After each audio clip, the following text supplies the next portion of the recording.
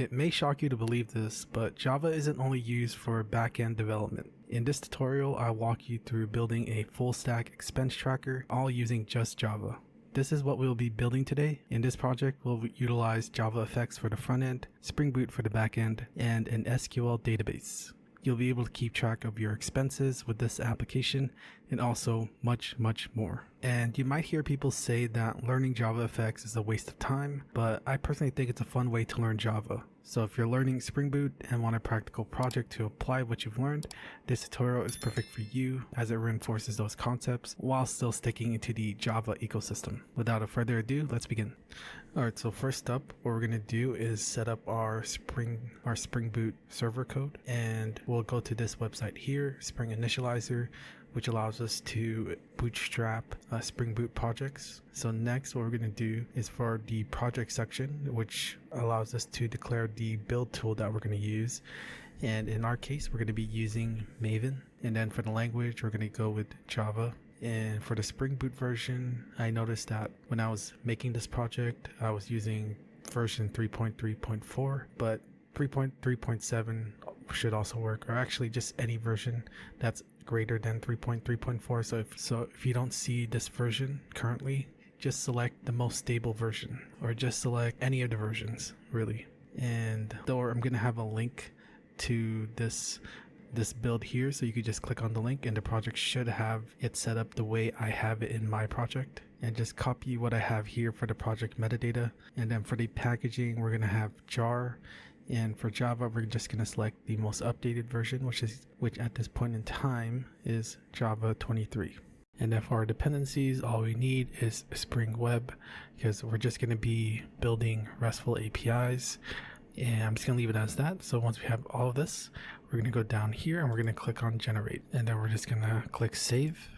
So what I'm going to do here is I'm going to create two separate projects into one folder. So we're going to create a new folder and we'll call it full stack expense tracker. And then we're going to click on it. So now we're going to locate that zip file that we downloaded from the Spring Initializer, and we're going to copy it, and then we're going to paste it at this folder. We can actually change this. We're going to change the name. We're going to call it expense tracker Spring Boot server. And so now we could use our IDE to open up our project. In this case, we're going to be using IntelliJ. So we're going to click on open here, and then we're going to locate our project that we just imported or exported. It's going to be in the full stack expense tracker. It's going to be called expense tracker Spring Boot server. So we're going to highlight that folder and then click on OK. And we're just going to trust the project. And yeah, so let's just wait for the project to set up fully first. Alright, so now the project has been fully set up. So what I want to do first is I want to try running the server real quick, just so that we can get our hands a bit dirty and see what is going to be happening. So we're going to load up this expense tracker application Java file, and notice that has a main method here, and this is going to be our access point to running our Spring Boot application. So let's go ahead and run this right now, and this might take a while, so just give it a few seconds. And there you go. So right now our Spring Boot server is currently running, and something to note is that in this line here it says that it's initialized with port 8080. What that means is that when we run our server, to access it, we're going to be going to our local host port 8080, and I'll show it up in the screen on how that look. But for the time being, you don't need to worry about it now. But we will be using this link in our client when we're going to be communicating the client with our backend server. So now let's set up our JavaFX project. Alright, so now what we're going to do next is we're going to create our JavaFX project. And if you're using IntelliJ, they do have a somewhat template that you could just, or generators actually it's called, that you can just click and then it'll set up the JavaFX project for you. But for this video, I'm going to go and create a empty Java project that uses Maven, and I'm also going to be using version 23, which is the most updated version. And yeah, so all right, so now what we're going to do is we're going to create a new folder under our full stack expense tracker folder. So we're going to name it expense tracker client. So we're just going to hit create. So just give it a few seconds again to like set up. All right, good. All right, so this is just a normal Java project right now. We still need to add some things to make it into a JavaFX project. So if we go to this link here, which is the official JavaFX document, we're gonna have to follow a few steps. Actually, maybe even one step. So here, actually, before I go over this, if we go back to our project, one of the useful things about Maven is how we're able to handle dependencies so easily. So before, if we wanted to use an external library that's not built in within the JDK, we would need to download the jar file from a website and then put that into the project folder somewhere. And then we have to configure the project such that we let our project know where this jar file is so that we could use it in our project. But with Maven, take a note of this pom.xml file. With this pom.xml file, we can easily add external libraries to our project. So let's get back to this website here and notice how it says we need to add these Maven dependencies. Well, what we're going to do is we're going to highlight all of this lines of code. We're going to right click and then we're going to hit copy. Then we're going to go back to our project and then we're just going to make some space here and we're going to paste that dependency. And then just before that, anytime we make updates to the pom.xml file, we always have to update our project. So as you can see in this little icon here, it's going to load the Maven changes. So we're just going to click on that and then we're going to wait a few seconds for it to update. And I think it finished. And all right, so that's good, but we're not done just yet. All right, so now we're going to go back to our main.java file and we're going to have to edit the class a bit. So we're going to remove this main method. Instead, we're going to have this main class extend another class called application. And it's going to give us an error here because we need to implement some methods, specifically the start method. And to demonstrate our JavaFX project, we're just going to paste these lines of code and we're going to first import these classes. Don't worry about them for now. We're going to go over them later on. And when we try to run our application, let's see what happens. So we get this error here.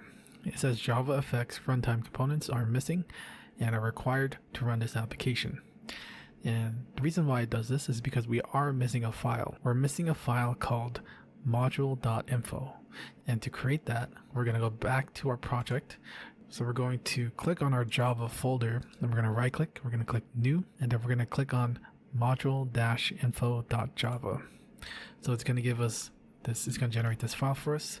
And what we're going to do is we're going to paste these lines of code. Once we copy those values, let's go back to our main class and then let's try running the project again.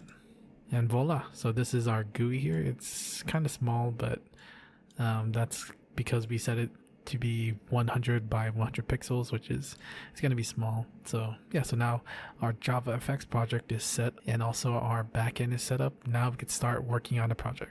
All right, so the first thing we're going to be working on is we're going to be setting up our login and sign up pages. So here is the design that I made for the login. And then here is the sign up page. So first we're going to create this design here. But first, actually, what we're going to do is you're going to go to my Google Drive and then we're going to download this style.css. And if you don't know what CSS is, it's basically a way to style our GUI, and I'll show you guys a bit more on how we're going to do it. The way I do it this time around is a bit different. If you're familiar with Tailwind CSS, I was trying to go with that same format, but if you don't know what I'm talking about, it's alright. So right now what you want to do is you're just going to download this file. So we're going to click on the download button and we're going to locate our client folder. So we're going to go to source, main, Java, oh, not Java. We're going to go to resources, and this is where we want to save our style sheet. So we're going to, remember, it has to be in the resources folder. So we're in the resources folder, and we're going to click on save. And once that's downloaded, we can close this tab here. And then we can go back to our client project. And as we can see here, there's this resources folder, and then underneath it, it's going to be our style.css. If we double click on it, we can see our style sheet here. And yeah, so just don't worry about it now. We're going to go over the CSS that we're going to be using, and we're going to learn as we go. So we're going to go back to the main Java file. All right, so how we're going to design our project here is we're going to follow one of the most popular design patterns when it involves front end, and it's called MVC. It stands for Model, View, and Controller. And the gist of it is we have the model, which represents the data that we're going to be using throughout our project. Then we have the view, which is the front end, and then we have the controller, which is the back end. And for this project, we're going to be creating multiple packages. So the first package we're going to create is views. So we're going to create a login view class. So before we want to continue, we're going to actually create another class. And what this class is going to do is going to help switch between our views. So for that, we're going to actually create another folder. We're going to right click this, and we're going to go to package, and we're going to name this new package util or utils, because we're going to have more utility classes later on. But for now, the one that we're going to create is going to be called View Navigator. So for more context, for more information, this is what our View Navigator is. It's a utility class responsible for managing the navigation between different scenes within the same primary stage, or our window, of our JavaFX application. It provides the methods that we're going to use to set the main stage and switch between the different views or scenes in this case. So first we're going to create our main stage variable, and it's going to be static. So it's going to be stage class, and we're going to call this main stage. And now you might be wondering why it's private and static. Well, the way that we're going to design this View Navigator is that we're going to be only updating this main stage within this class. We're going to create a public static void set main stage stage. And then we're going to say main stage equals stage. So now we're going to create the meat of this class. Is we're going to create a method called switch views, and we're going to pass in a scene parameter, our scene object. And what this class does, we're going to import that class from our JavaFX scene library. If the main stage is not null, then we're going to set the scene of that stage to be this past scene here. And then after that, we're going to call on the show method, which will display that new scene to the stage. So you might be wondering what's with all this stages and scenes. So for the stage, you can think of it as the window. So if we're familiar with Swing, it's like creating a JFrame basically, and the scenes on there are the views that we're going to create, which is going to be the login view, the sign up view, and the dashboard view that we're going to be creating in the future. So for now, let's actually look back into our design here, and let's kind of analyze what we're going to need for this login view. So here it seems like we're going to use a label for this expense tracker text, and then we have two input fields where the user can enter in their email and then their password. Next we have a login button, and then after that we're going to need another label. Alright, so first let's create those variables now. So we're going to need a label for the expense tracker label, and we're going to initialize it to be like this, expense tracker. We're going to need to import the label class from the JavaFX scene control library. And then the next one will be a input field, so it's going to be a text field. We also need to import it. We're going to call this username field, and we're going to create a new text field object. And then we're going to create a password field.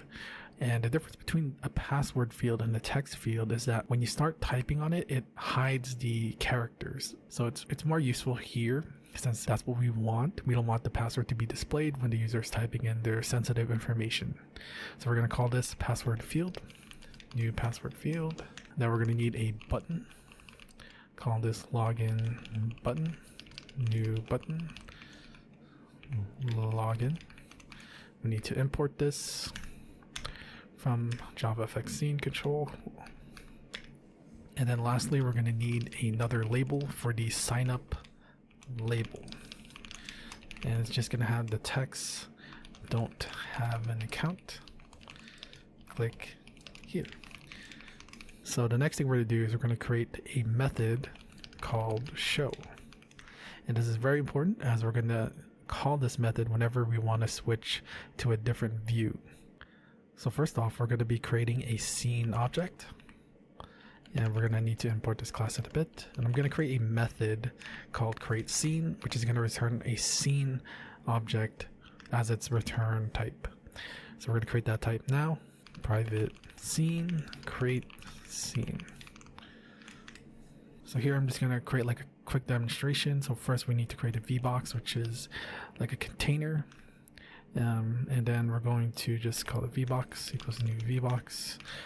And then we're just going to create, or we're going to return a new scene with VBox and a width and height value. So I'm just going to say 100 and 100 for now. And then, so that's good for now. And then what we're going to do next is now we're going to call in that switch views method that we created in our view navigator class. So we're going to switch views and we're going to switch to this scene that we just created.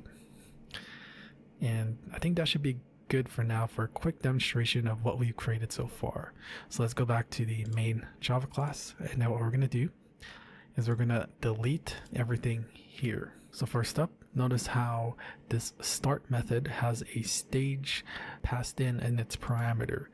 And this same stage is going to be the main stage that we're going to be displaying our views on. So what that means is that we're going to call on view navigator and call on the set main stage method and set the passing stage to be the main stage. Once we've done that, we're going to now display the login view. So we need to first instantiate a login view object, and now we're going to call in the show method. So now let's try this out. And there you go. So this is what it looks like with 100 by 100 pixels in width and height. And we can also see the VBox. The VBox is there, it's just we don't have anything stored on there just yet.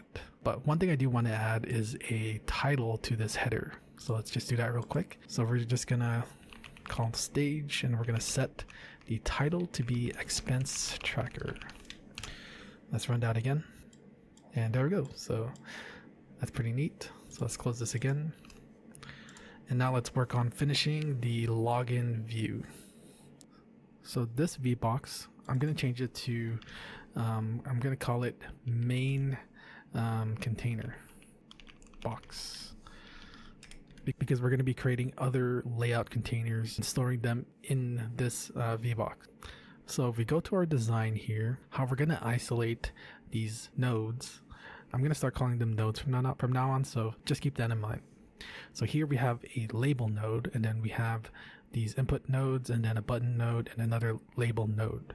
And how I want to categorize these nodes is I want the expense tracker to be by itself, but for this part of the view, I'm going to group them into a separate layout. All right, so now we have the plan. Let's go back to our code. And first, what we're going to do is we're going to create another VBox. And we're going to call this login form box. We're going to say new VBox. And then, so in this login form, we are going to add the username field, the password field, the login button, and the sign up label.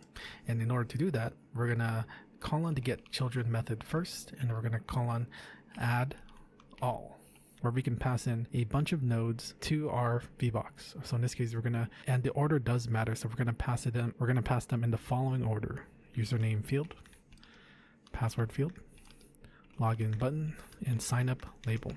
So now we've added all of these nodes to the login form box. Let's add in this login form box container to the main container. So main container, we can do the same thing: get children, add all. And then we're going to add the expense tracker first, the label, since we've decided to isolate it from the rest of the nodes. and then login form box. So let's run that again. Actually, before we do that, let's try to increase these values. I'm gonna make it 1614 and 900. Don't worry about the numbers. That's just the numbers I chose because it matches the design. So now we have our new GUI, and as you can tell, the size has changed because we changed it, and we see our nodes in our scene. So we have the expense tracker label, our two input fields, and this is the password field so our characters don't show, and then we have our login button and then another label. But it doesn't look quite right yet. So that's where our CSS is going to be useful. So with our CSS, we can style our login view to match that of our design. But before we continue, I actually want to create another utility class. We're going to call this utility. And what this class will contain is just the basic utilities that we're going to use throughout our project. And what that's going to include is going to be our default app width, which is going to be that number I just said, 1614. And then, oops, I forgot the type. We're going to make it an int. And then the other one is going to be our height, which is going to be 900. And because of that, we're going to update these two. It's going to take in utility dot app width and utility dot app height. So if we run this again, it should be the same. Yep, it's still the same. So to utilize our style sheet, we're going to need to set that style sheet into our scene. To do that, we're going to say scene dot get style sheets dot add get class dot get resource, and then we're going to pass in the path relative, or the relative path to our style sheet in terms of our resources folder. So in this case, if we look at here, it's going to be directly underneath it. So all we need to do is just pass in a dash style.css, and then we're going to do a dot to external form. So now we've added the style sheet into our scene, which now gets affected by all of our style sheets or our styles in our style sheet. For example, since we've used a box, let's try to uncomment this. So for explanation, this is going to be used for debugging. It basically helps us visualize how our containers look like, which is going to be helpful since most of the time our containers are going to look pretty empty. So we need to know their actual like width and height. So for example, let's just have this one out, take this out of the comments, and notice how we're using VBox, and that's the same layout container that we just used for our main container box and login form box. And we're going to run that again, run that back. And as you can see here, we have this red line, which represents the main container box. And then our login, you can kind of tell there's another red border around here. So that's going to be the login form box. So, but another thing to point out is that now our styles are affecting our scene here, because if we didn't have the style sheet code right here, then these styles wouldn't have loaded up. So that's good. So if we look back into our design here, we notice that the background is this grayish color. So let's change that next. So we're going to go back to our style sheet, and I want to pay attention to the custom classes section. And notice here we have our main background with the hex color of that light grayish color I was talking about. So now what we need to do is just add this class into our main container box, and to do that we're going to be container box dot get style class, and then we're going to add all, and then we're going to, in here we're going to pass in a string, because unlike before, if we look back in our style sheet where we didn't have that dot in the beginning, as you can see here, that means that we don't need to specifically add that style into the node. This one automatically applies to any VBox that we have on our view. So in our case, main background has a dot. So we need to add it like this. So we're going to call it, so we're going to type in main background. And let's see how that looks. And voila. So now our background is that light grayish color. So the next thing we're going to do is we're going to create, we're going to update the username field, password field, and login button, and the sign up label. And what I like to do is I like to create separate methods just because it just feels more organized that way. So we're going to create a new method actually. It's going to return a VBox, and it's going to be called create login form box. We're going to say VBox login form VBox equals new VBox. And then what we're going to do is just take this out and then paste it here, replace that, and then return login form VBox. And then for here, we're going to call on that create login form box, and it should still give us the same view that we just created. All right, good.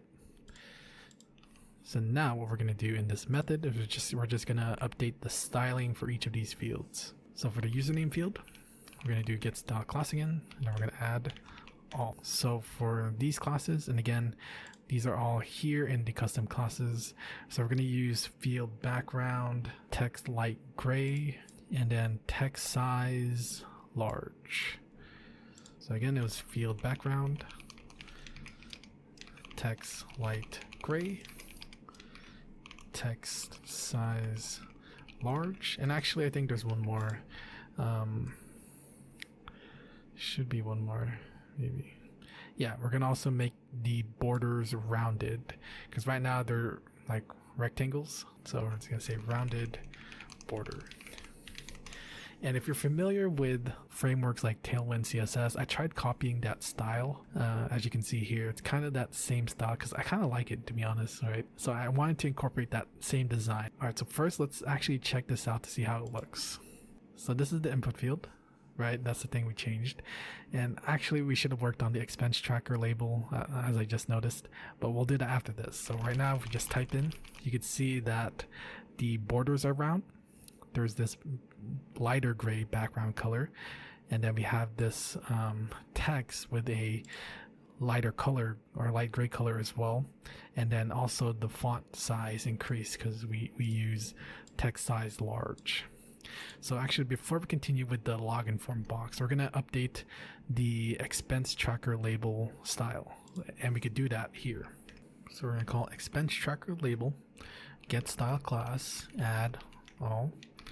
And the styles we're going to add is we're going to call in header and text white. So we're going to type in header and text white. So header basically just makes the text bigger, and I think bolder too, right? Yeah.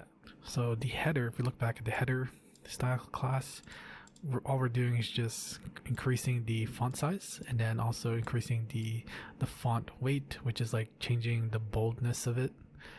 And then for the text white, we're just making the color, the font color of it, the color of white. So let's just check that out. And voila, yeah, that looks really good. All right, so now let's continue updating the styles for our login form box. So for the password field, it's basically going to be the same. So we're just going to copy this, paste it, and then just replace this with password field. And then for the login button, we're going to add text size large, which increases the text size, BG light blue, which makes the background color of the button to be a light bluish color. Text white, which changes the font color to be white. Text weight 700, which makes the text more bold. And then we're going to give it a rounded border. And then for the sign up label, we're going to give it text size mid, which is slightly smaller than large. And then we're going to give it a light gray color. and then we're going to give it a text underline and a link text. So text underline adds an underline to the text, and then link text makes the label look like a link. So if we look at that real quick, we go all the way down, link text. So what link text basically does is that it makes the cursor, when it gets hovered, become a hand over it. So let's actually check all of these updates and see how that looks. So as we can see here, this is the username field, and then this is the password field, and then our login button has changed, the blue background, the bolded text, the white text too as well. And then as you can see here, we also have our link text. When highlighted, our cursor changes from a pointer mouse to a hand mouse, and then also there's this hover effect where we hover over the label, it turns blue. And I forgot to mention that, I guess. So let's go take a look into it. And yeah, so it's over here. So for anyone who has the link text style class and it gets hovered, then their text will become this bluish color, which is what we just saw. So nice, but I do think it still needs more improvement. So first of all, let's center everything. So we're going to do that. We're going to do a login from VBox, set alignment pos.center, and then go here and then center the main container box as well. So alignment pos center. Let's see how that looks. Oh, I mean center top, or top center. My bad. Not center. There you go. So that looks good, but this still looks a bit off. So we're gonna actually add some spacing between each of our fields here. So right now they're like super tight and next to each other. So one of the parameters we could pass into our VBox object is the space value that we want to apply for each node in this VBox, and that number will be 74. So now each node in our VBox will have a spacing of 74 pixels, and it still doesn't look right, so we're gonna adjust those changes right now. So for the username field, we're going to set the max width to be 473 pixels, and the same thing goes for the password field. This is just limiting the width to be this value, so that way it doesn't try to fit the whole width as you saw in the screen. And yeah, and then for the login button, it's also going to be 473 pixels with 473, and that should be good. So let's check it out. Oh wait, that doesn't look right. Let me check. Oh, so I made a mistake here. This is supposed to be login button, my bad. And actually this is supposed to be 51, not 74. So let's go change that now, and let's go take a look into how that looks. And yep, that looks way better. But now we're actually missing the prompt text. So let's add that real quick. So for username, set prompt text, enter username, and then password field, set prompt text, enter password. So there we go. So as you can see here, we can see the enter password prompt text, and if we switch over to the password field, we can see the enter username password field, or password prompt text, my bad. And yeah, that looks pretty good so far. So the next thing we're gonna do is we're gonna head over to the backend and start working on the backend sided code. Actually, one thing I forgot to do is add spacing for the main container box, because the login form box seems to be too close to the expense tracker label, and this kind of spaces things out more, and it just looks overall better. So yeah, so that pretty much ends the front end for the login page. Let's now work on the back end. So let's first discuss what backend logic our login view contains. So first, what we're gonna need to figure out is we're going to enter a username and a password combination, and then when we hit the login button, it's gonna interact with our backend Spring Boot server to validate that pair and make sure that that username and password combo is valid and is stored into our database. And then the other thing we got to do is add logic to this link here, which will change the view to the sign up view. But since we don't have the sign up view just yet, we could worry about that later. So right now, what we're going to do is we're going to implement the backend logic to validate if the user's entered credentials is valid. And if so, then we're going to display a message on the screen that validates it. All right, without further ado, let's head over to the backend code. So before we go to the backend code, I kind of want to go over our database schema. And if you've been following my channel, I posted a lot of iterations of the database schema thanks to the community. And this is the final schema design for the database. So as we can see here, we have a user table, transaction category, and transactions table. Let's go over user first. So user has, just a heads up, this is optional. You don't need to fully understand the table to get the program to work, but it does help if you want to learn how to make the project or understand what you're building. So first we're going to have the primary key, which will represent the unique record that's going to be stored into our database, and that's going to be the user ID.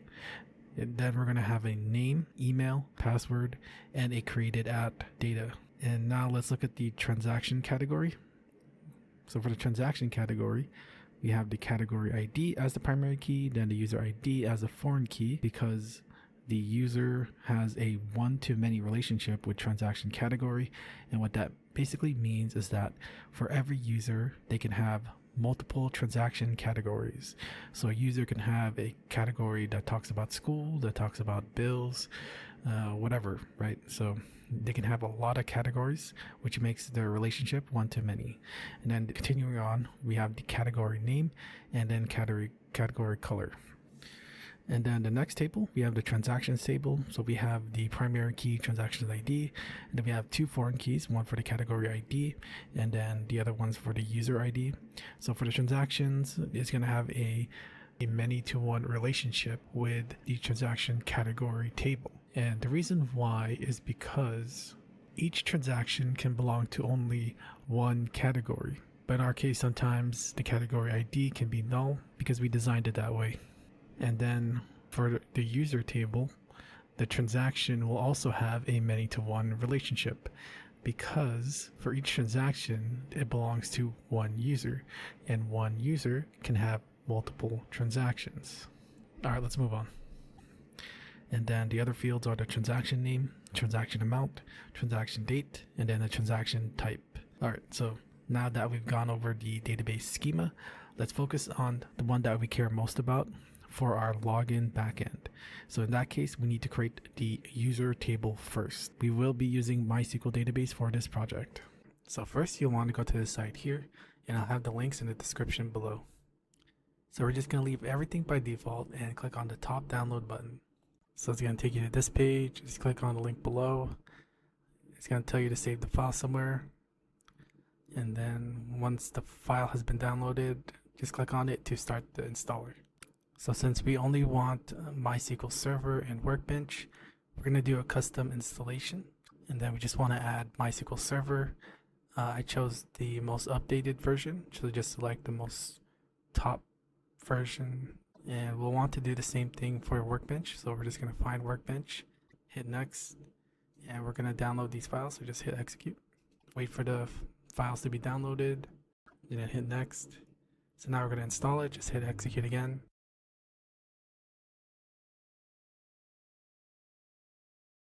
And once it's complete, just hit next, then hit next.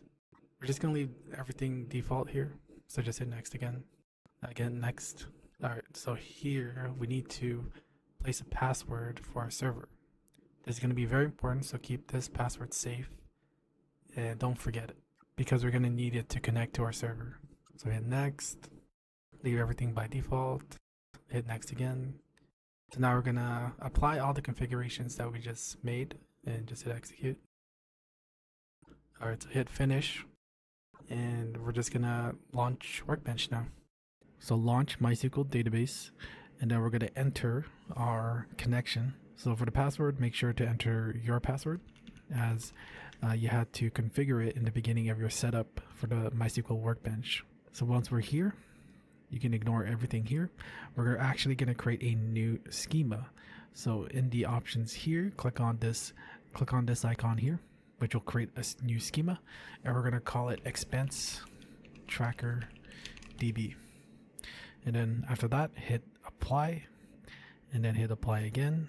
And then once it's done, we notice that the database exists in our schemas section. So we're going to double click on it, and it's going to be bolded. And now we're going to create our user table. So highlight tables, right click it, and then select create table. So let's start off with the name. We're going to call it user. Then we're going to start entering the column data. So the first one's going to be a primary key, and we're going to change this to just ID. And it's going to be non-nullable, which means this value can't have null stored into this column. And then we're also going to select AI, which isn't what you think it is. It's not artificial intelligence. It actually means auto increment. So we're basically giving our database this rule where every new data that gets stored into our database, it's going to automatically increment this number by 1. It's not the most safest way to handle this, but for the most part, it's pretty simple to integrate. So that's why I'm doing it. Next, we're going to create another non-nullable field, and that'll be the name. And then here, notice it's a varchar, and there's this number here, which allows us to control the length of the data, in this case, the string, right? Of how much of that string to be stored. In this case, we can allow it 90 characters, just in case the user has like a really long name. So we're just gonna hit enter. And then we're gonna have another non-nullable. That's gonna be the email. And also it could be pretty lengthy, so I'm gonna give it a limit of 90 characters. And then another non-nullable, which is gonna be the password. And also gonna be 90 as well. And then lastly, we're going to have the created at, oops, let me delete that.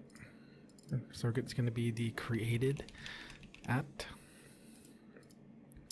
and this is going to be a date time. And it's also going to be non-nullable. So with the created at, we don't actually want the user to store that value in our database. We want it to be generated as soon as they create their account. So in this column here with default / expression, we can actually provide it a default value. In this case, we're going to provide it the current timestamp. So what that does is that it gets the current time when the data is stored into our database, and then stores that time in this created at column. And that's pretty much it. So let's hit apply and hit apply again, then click on finish, and there we go. So we have our user table right here with all of its columns: ID, name, email, password, created at. All right, so now let's head over to our backend Spring Boot server code. So to have our backend server connect to our MySQL database, we're going to need to access the resources folder in our project structure over here. And then you're going to see this application.properties file.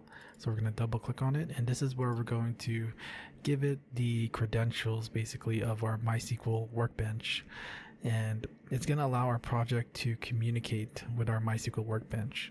So there's 3 things that I pasted in: the URL, the username, and the password. So to get the URL, I'm going to have to edit this because the schema is different. But basically, it's going to be jdbc : MySQL : -- localhost. And then to get this, go back to your MySQL Workbench and go back to this opening page here. And if you don't know how to get it back, you could just close the tab that you just opened. So, or actually you don't have to close it. You can just click on this home icon here, and it takes you back to this screen here.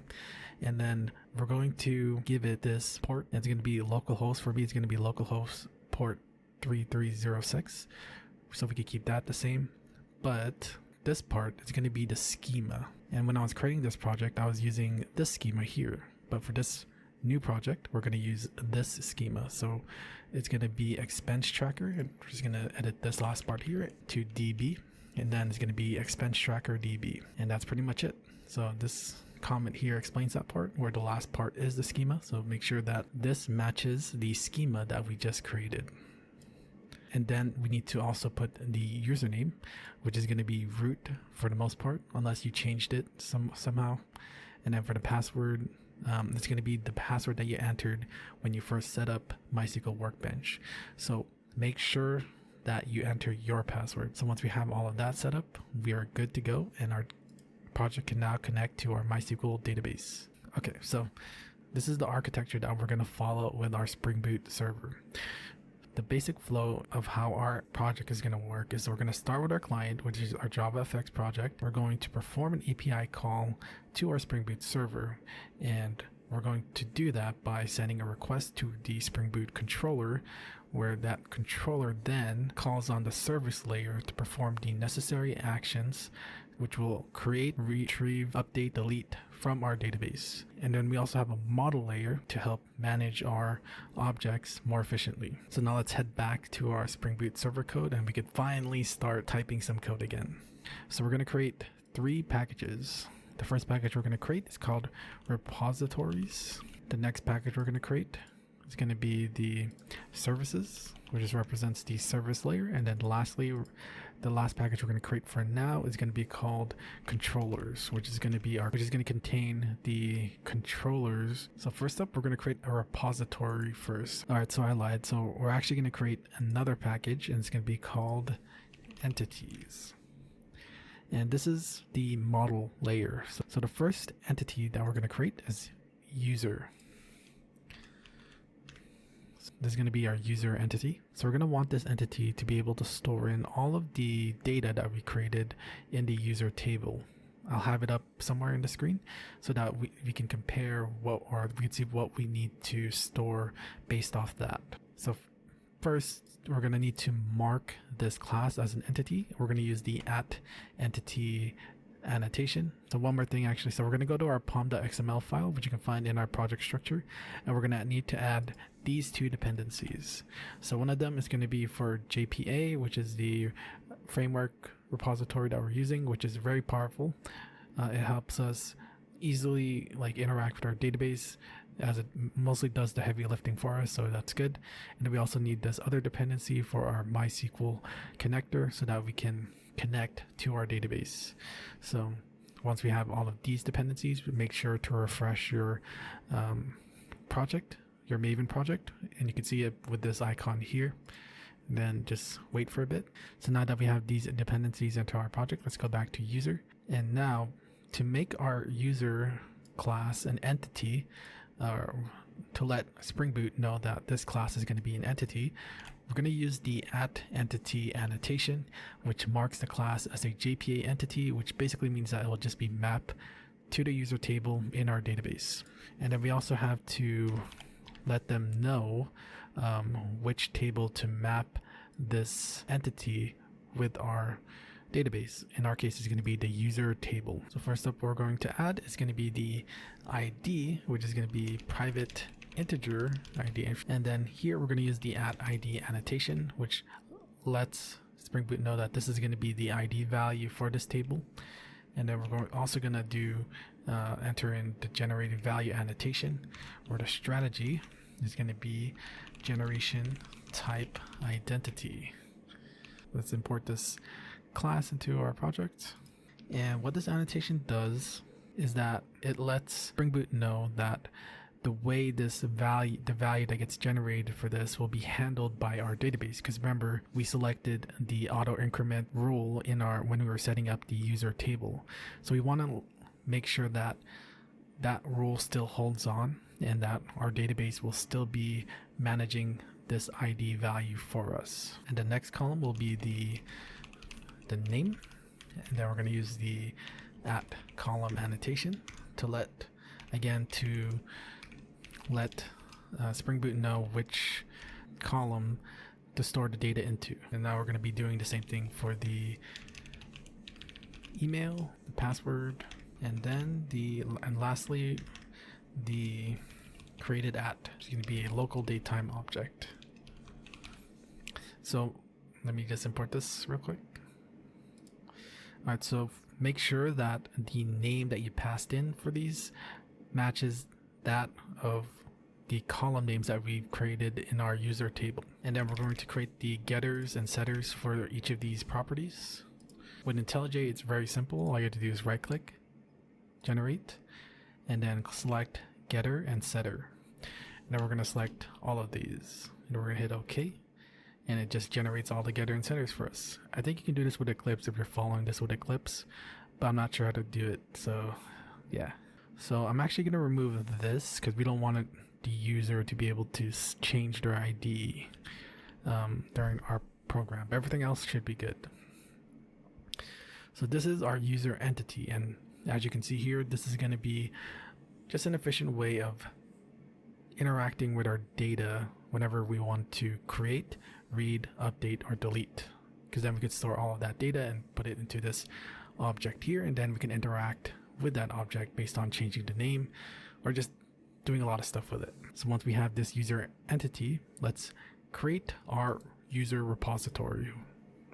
So we're going to create a Java class, and then we're going to select interface. So it's going to be called user repository. We're going to hit enter. So we're good then. So we're going to extend to JPA repository. And we're going to pass in the entity that we're going to manage within this user repository, which is going to be the user, and then the type of their primary key, which in our case is going to be an integer. And then let's import this class, and then import this class, and remove these parentheses, my bad. And that's pretty much all we have to do for now. Like I said, JPA repository is like really powerful. It does most of the heavy lifting for us. Because we extended this repository, we're able to access all of the methods of this class, such as being able to create, read, update, delete. Like, it has all of the CRUD operations built in that you could just easily perform those actions without needing to write any extra lines of code, because it's already part of the JPA repository class. And you'll probably understand, and you'll understand more about it once we start using it in our services, which is what we're going to do next. So we're going to go to the services package, and we're going to create new Java class, and we're going to call it user service. So before we continue, we're going to have to annotate this class with the service annotation so that Spring Boot knows that this is a service class. And the first thing we're going to want to reference here is we're going to want to reference to that repository, because if we look back into that Spring Boot flow architecture, you can see that the service is connected to the repository. So we're going to need to connect to that repository. So we're going to create this property of user repository in this service class, and then we're going to give this property an @AutoWired annotation. So this @AutoWired annotation basically tells Spring to please use the copy of the class that you're managing for us. This way we don't have to create the class ourselves, and Spring does it for us, and it makes sure that we're always using the same copy in our application. Because one of the design patterns that Spring uses is a thing called singleton, and can be described as a single object in the lifespan or a single instance throughout the lifespan of the project. So whenever we call this @AutoWired, it checks within, like, you can imagine like a toy box, right? Spring Boot toy box, where it checks to see if that toy already exists in the toy box. If it doesn't, then what Spring is going to do is he's going to look for that toy outside of that container, and then it's going to grab one or create a new one and then put it inside that toy box. And now, since that toy now exists in that toy box, so whenever our project wants to access or use that toy again, it's going to only reference that single toy in the toy box. So that's what basically a singleton is or does. Alright, so to test what we've done so far, we're just going to create a simple method to just get the user based off an ID. So the method's going to be public. We're going to use the optional class, and what we expect to do is, or expect to retrieve, is going to be a user object. And then the method, we're also going to import it, the optional class, and we're going to call this method get user by ID, where it takes in an integer and then ID, or I guess user ID.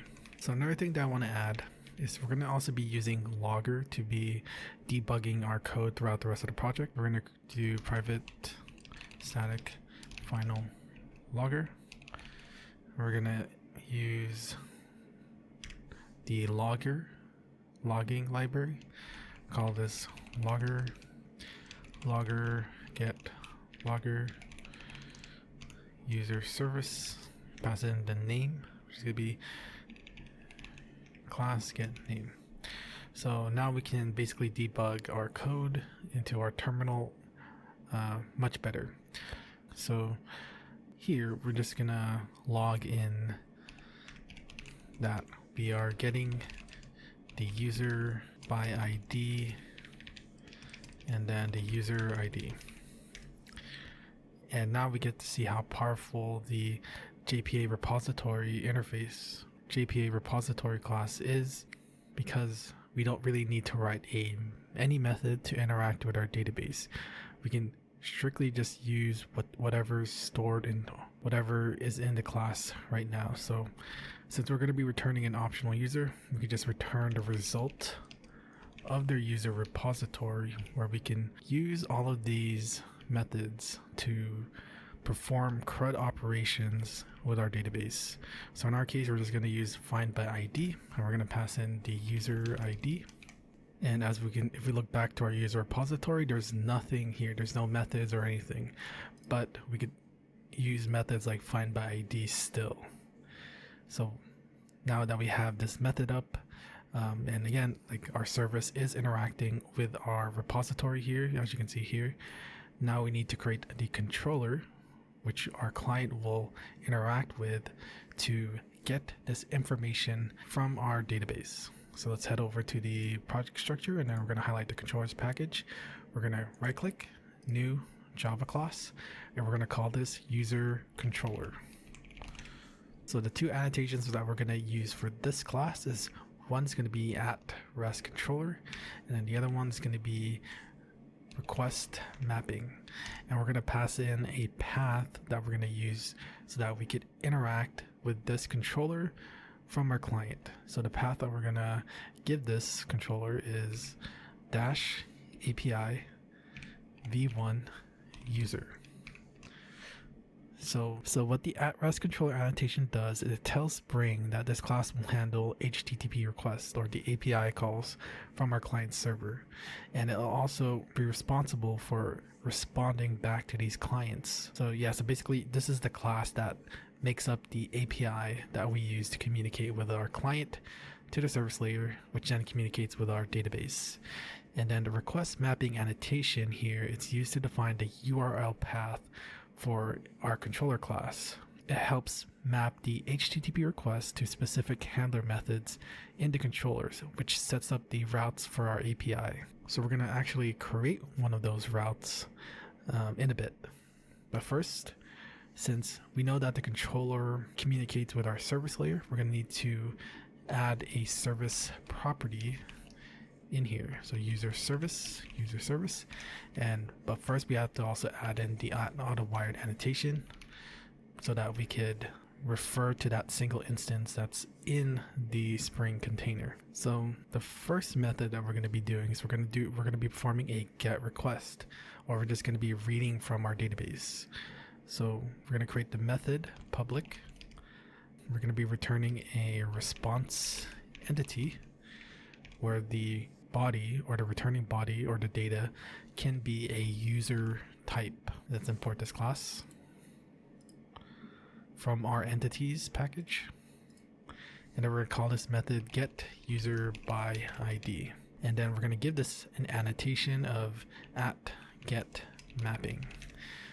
And if we just leave it as is, this means we don't have, like, whenever we call on this API, we could just perform a GET request. You'll understand more when I have more examples, but for now, this is just for an example, and I might delete this later on because it is conflicting with another path that I'm going to be making in the future. But again, this is just for testing purposes. So we'll also be creating a logger here, and I'm going to add some spacing so we can see it better. So with this, we're going to log in, getting user by ID. User ID. I forgot the parameter, which is going to be a user ID. So now, how are we going to get this user? So since we have access to the user service, and we go back to the user service class, we have this method here, get user by ID, where we just pass in that user ID integer. But as we can see here, it returns us an optional object. So that's what we're going to use to store in the response from our service. So user, import these classes, and then user optional equals user service dot get user by ID, and pass in that user ID parameter. And with the optional class, we can check to see if the user exists in our service, because if it's empty, it means that our service layer couldn't find, or our repository couldn't find that user with that ID, so it returns an empty optional. So if it's empty, then we're gonna want to return a response entity with the status of HTTP status not found, and then build. But if the user was found, then we're gonna do the same thing, response entity dot status HTTP status. Okay, and then for the body, we're going to be returning a body, which is going to be the user optional dot get. So this method retrieves the actual user object that it stores in this optional. So it's returning that user object. All right, so now we could finally test this user API that we built. And a quick way to test it is by using a program called Postman. So first you're going to go to this site here, and I'll leave a link down in the description. So once you're here, we're going to select this button here if you're using Windows. So we're going to just click on it. And here we're just going to save the exe file to a place that you'll remember. So we'll hit save. And now we're just going to wait for the download to finish. All right, so now the download's finished. We're going to open the file location, and we're going to double click on the executable file. So you're going to see this small little screen showing that it's installing Postman to your computer. And once that's done, we should see this GUI here. We'll give it some time to load. All right, so now it's fully loaded, and we can actually stop right here. You don't need to make an account, but if you want to, these are the benefits of having an account with Postman. So yeah, so do it as you will if you want to make an account or not. But for this example, we don't need to. So let's close this. Once you get to this screen here, we're going to select the get request from these choices. We're going to select get, and then for the URL, if we remember, so I'm actually going to add a configuration so we don't have to keep going to this specific file to run our Spring Boot server. So I'm just going to do that real quick.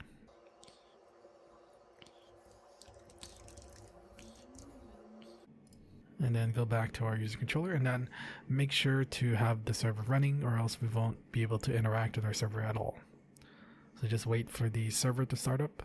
Alright, so actually I ran into an issue when I was starting the server, and yes, but basically just remove all of these comments because they do not help at all. And make sure there's no space at all after the values, because that also causes an error. So now let's run it again, and hopefully it works. So now let's run it again. Alright, so now that it's running, I want to point out that our server is going to be hosted in our localhost port 8080. This is important to bring up because in order to perform our GET request, we're going to need a URL. And so here, what we're going to type here is we're going to type in http :/localhost 8080. And now what we're going to add here is we go back to our controller. The path that we entered here is what we're going to add or include in our URL. So if we go back to Postman, we're going to add the dash API v1 dash user. And since we're performing a GET request, it's going to look for the method with the GET mapping. In this case, this is what our method that's assigned to that GET mapping annotation is. So when we're going to perform that GET request, it's going to call in this method here. So actually, before we begin, I actually forgot this one crucial step, is that we also need to be able to figure out a way to pass the user ID from Postman. And to do that, we need to also include another annotation. And we're going to use the @request param annotation. Oops. We're going to import this as well. So now we could pass it a parameter and our method knows what to do with it. So if we go to back to our Postman, we can go to the params tab, and then we could pass in that user ID parameter. And you got to make sure that the key name matches the name that we have over here. So it's going to be user ID. So the key will be, as you guessed it, user ID. And then the value, I'll just have 1. So now once we have all that set up, we're going to click on the send button. Actually, we need to restart the server because we've updated our code. And yeah, so let's rerun this again. All right, so now once that's done, let's go back to our Postman. And then we're going to select send. So yeah, so this is the expected results because currently we have no users in our database. So when we try to look for a user with an ID value of 1 in our database, it can't find it and it returns us 404 not found. And you can also see if we look into our terminal here, you can see our loggers outputting the text that we gave it. So it's going to be, we said getting user by ID 1, and that's in the user controller class, and then getting the user by ID 1 from the user service class. So that's why it's useful, because then you can tell like where your output is coming from. Because if you do it like a normal system.out, it doesn't tell you exactly where you're doing it, and by using logging you can tell where you system.out from, and it's just more efficient that way. All right, so now let's actually create a user in our database. So we're going to use this command where we're going to enter in the name, email, and password. So for the name, I'm going to have tap. And then for the email, I'll just say email.@email.com, and then password. So let's execute this query. So select this lightning bolt icon. Make sure it's the second one so that you don't execute any other query. And success. And just to make sure, let's run this query here, which selects all the records from our expense tracker database schema. And as we can see here, we have one record and the data that we just inserted. And notice how we only inserted the name, email, password, and our database gave us a number for the ID and also a data for the created at column. So now that we have our single record with the ID of 1, let's go back to our Postman. So now we're back here again. Let's try running this API request. And voila, so we get the OK status, and then we also get this JSON object with the ID, name, email, password, and created at. So yeah, so that's good. All right, so let's head back to our server code. And just as a reminder, we're currently trying to create the logic so that our backend can authenticate our users' login credentials. So the way that we're going to do it is we're going to create a method similar like this, where we're going to use an annotation for the HTTP request. In this case, we're going to be using @post mapping. Let me just adjust this so that we can see it better. So let's first instantiate this method. It's going to be public. It's going to be response entity user. We're going to be returning a user type, and we're going to call this method login user.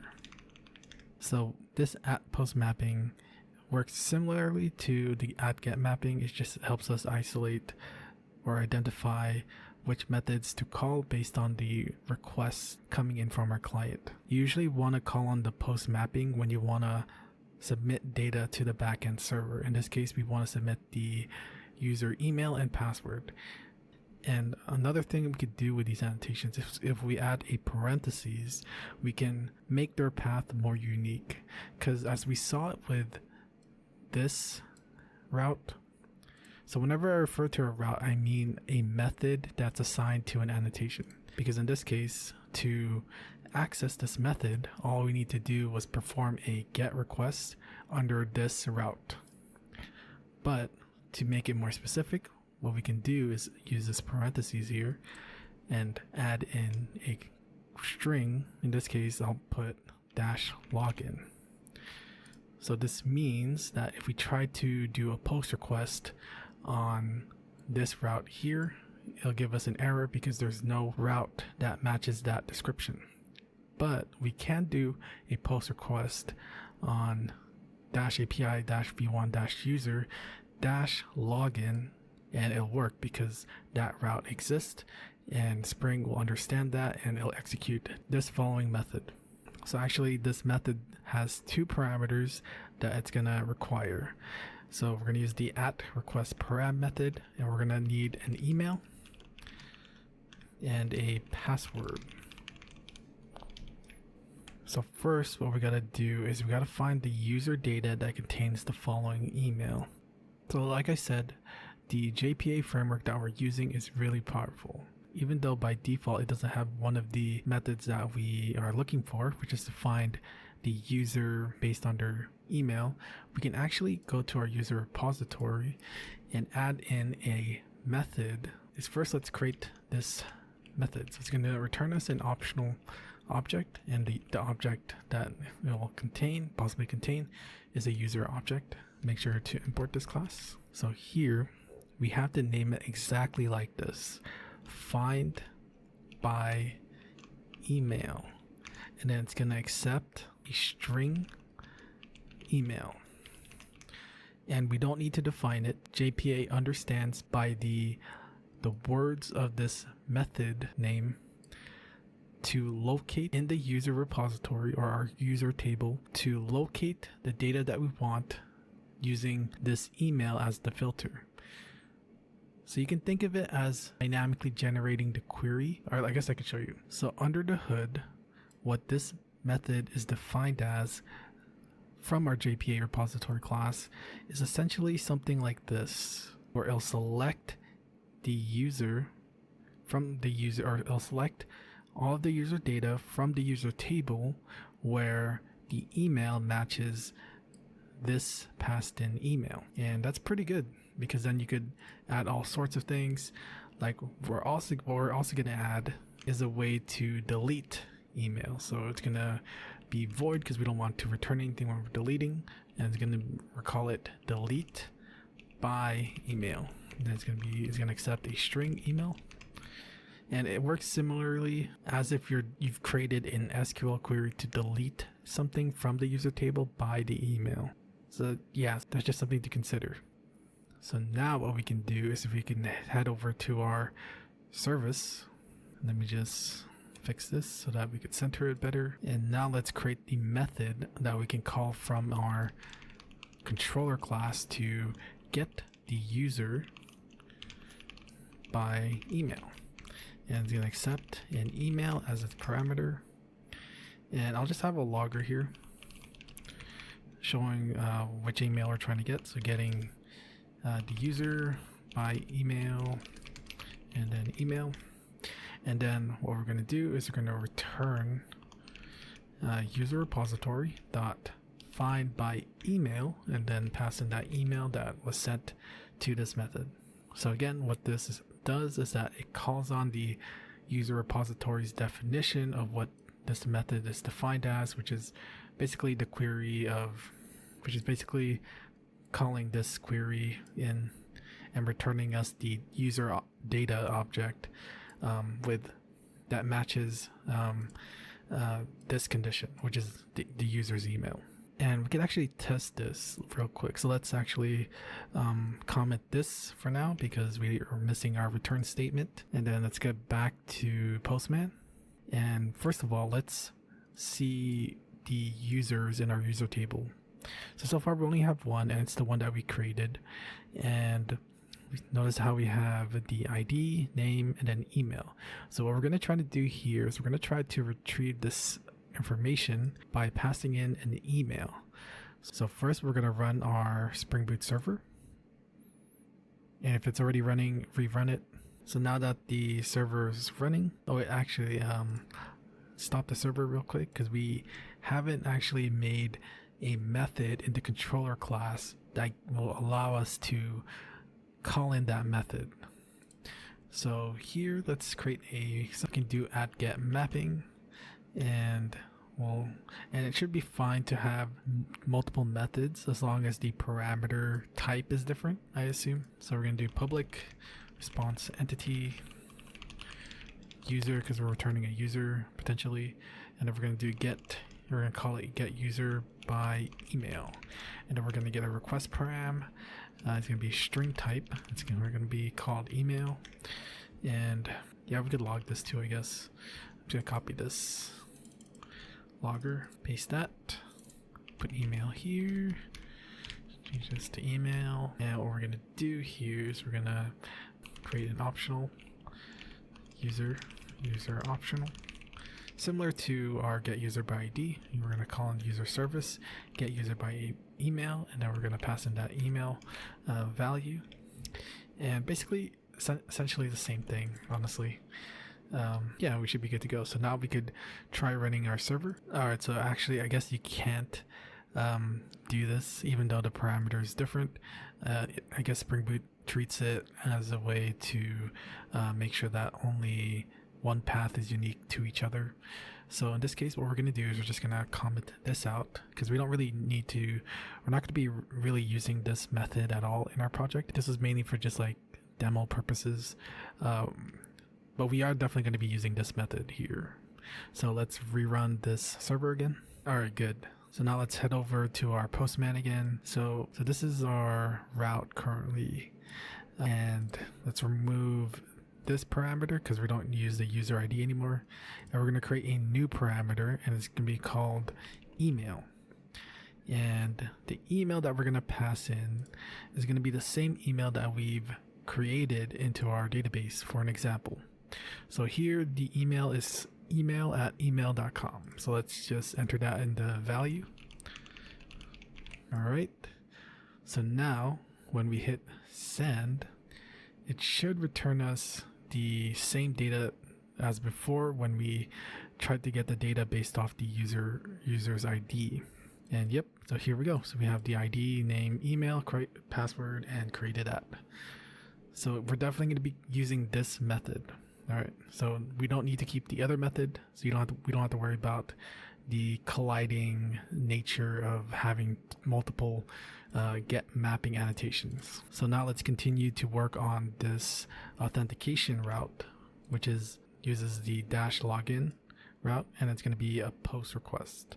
So here the first step was to find the user data that contains the following email. So what we're going to do, we're going to create an optional, and we're going to expect a user object. We're going to call it user optional, and we're going to use user service, get user by email, and then pass in that email. So after we get that user data, because we see that we get the email and password, we can start authenticating the user's credentials. So here we're going to do a check to make sure that the user's email exists into our database. So if user optional dot is empty, which means that the user was not found, so this means that they don't have an account with us. So then what we're going to do is we're going to return response entity status HTTP status not found, and we're going to call build. So that was just one check. That was just to see if the user's email is in our database. Now we can work on authenticating the user by pairing the passwords from the sent in password and the password in our database. So now what we want to do is we want to check if the passwords match. So if the incoming password is equal to the one that's in our database, or actually for this we'll make it a not. So this means that if the passwords don't match. So if the passwords don't match, what we're going to do is we're going to return response entity dot status http status unauthorized dot build. So then if it passes both of these checks, then it means that the user's login credentials are true and have been authenticated. So we're going to return response entity dot status http status okay dot build. So again, we can go back to Postman and see how Postman is like really useful for testing your APIs. It allows us to test the backend code before we work on the front end code or the client code that can interact with our backend. So we make sure that the backend is fully working before we work on our client code. So let's see what we need to change. So here we're not doing a GET request, we're doing a POST request. So we got to change that. And next thing, we got to change this route here. So let's delete this, actually uncheck this. And now we actually have to add -login. So here we need two parameters. We need the email and then the password. So first up, let's enter that email, and then let's enter in another parameter, which is going to be the password. And I'm going to call it password. Actually, let's get this wrong first. So I'm going to enter in an incorrect password. And we need to restart the server. I just realized. So let's restart our server. All right, so once that's done, let's go back to our Postman. And now let's hit send. And as we see here, we get a 401, which means unauthorized. So that means that we passed this check, but we failed in this check because we got the unauthorized response code. So that's cool. And you know what? Let's also test for this too. We're not going to do that for all the APIs that we'll be building in this video, but it's just good to like visualize it. So here, what we're going to do is we're going to enter an invalid email. So I'm just gonna add a 1, I guess. Yeah. So let's hit send, and there you go. So we got a 404 for not found because the email doesn't exist in our database. So now lastly, let's check to see what happens if we've entered a valid email password combination. So let's hit send, and good. So we have the 200. Okay. So let's close this. So now we know this works. So all we need to do is go back to our client and then communicate with this backend to authenticate the user's credentials. So let's go back here. So this is the client. So we're now back into our client code. So remember how I mentioned that we'll be following the MVC design pattern? And we are. So that means that we also need to create the controller class for our login view to handle the logic side of the MVC. So here we're going to create another package. So highlight org.example, and then select new package, and we're going to call it controllers. And we're going to create another class called login controller. So here we're going to have a property of login view. Call it login view, and then we're going to create a constructor that accepts a login view object, and we're going to be storing that into our local variable or our class variable. So let's head back to our view, and then before we switch views, what we're going to do is we're going to instantiate the login controller and then pass it this instance of the login view. So now we have reference to our login view. We can access these fields directly via our getters and actually I haven't made them yet. So now let's create the getters and setter methods so that we could access these nodes from our controller class. So for IntelliJ, let's go at the bottom here. And I'm going to right click, generate getter and setter, and then I'm just going to select all of them and then hit OK. So now we have the getter and setters for each of our nodes. And then we could access them via here now.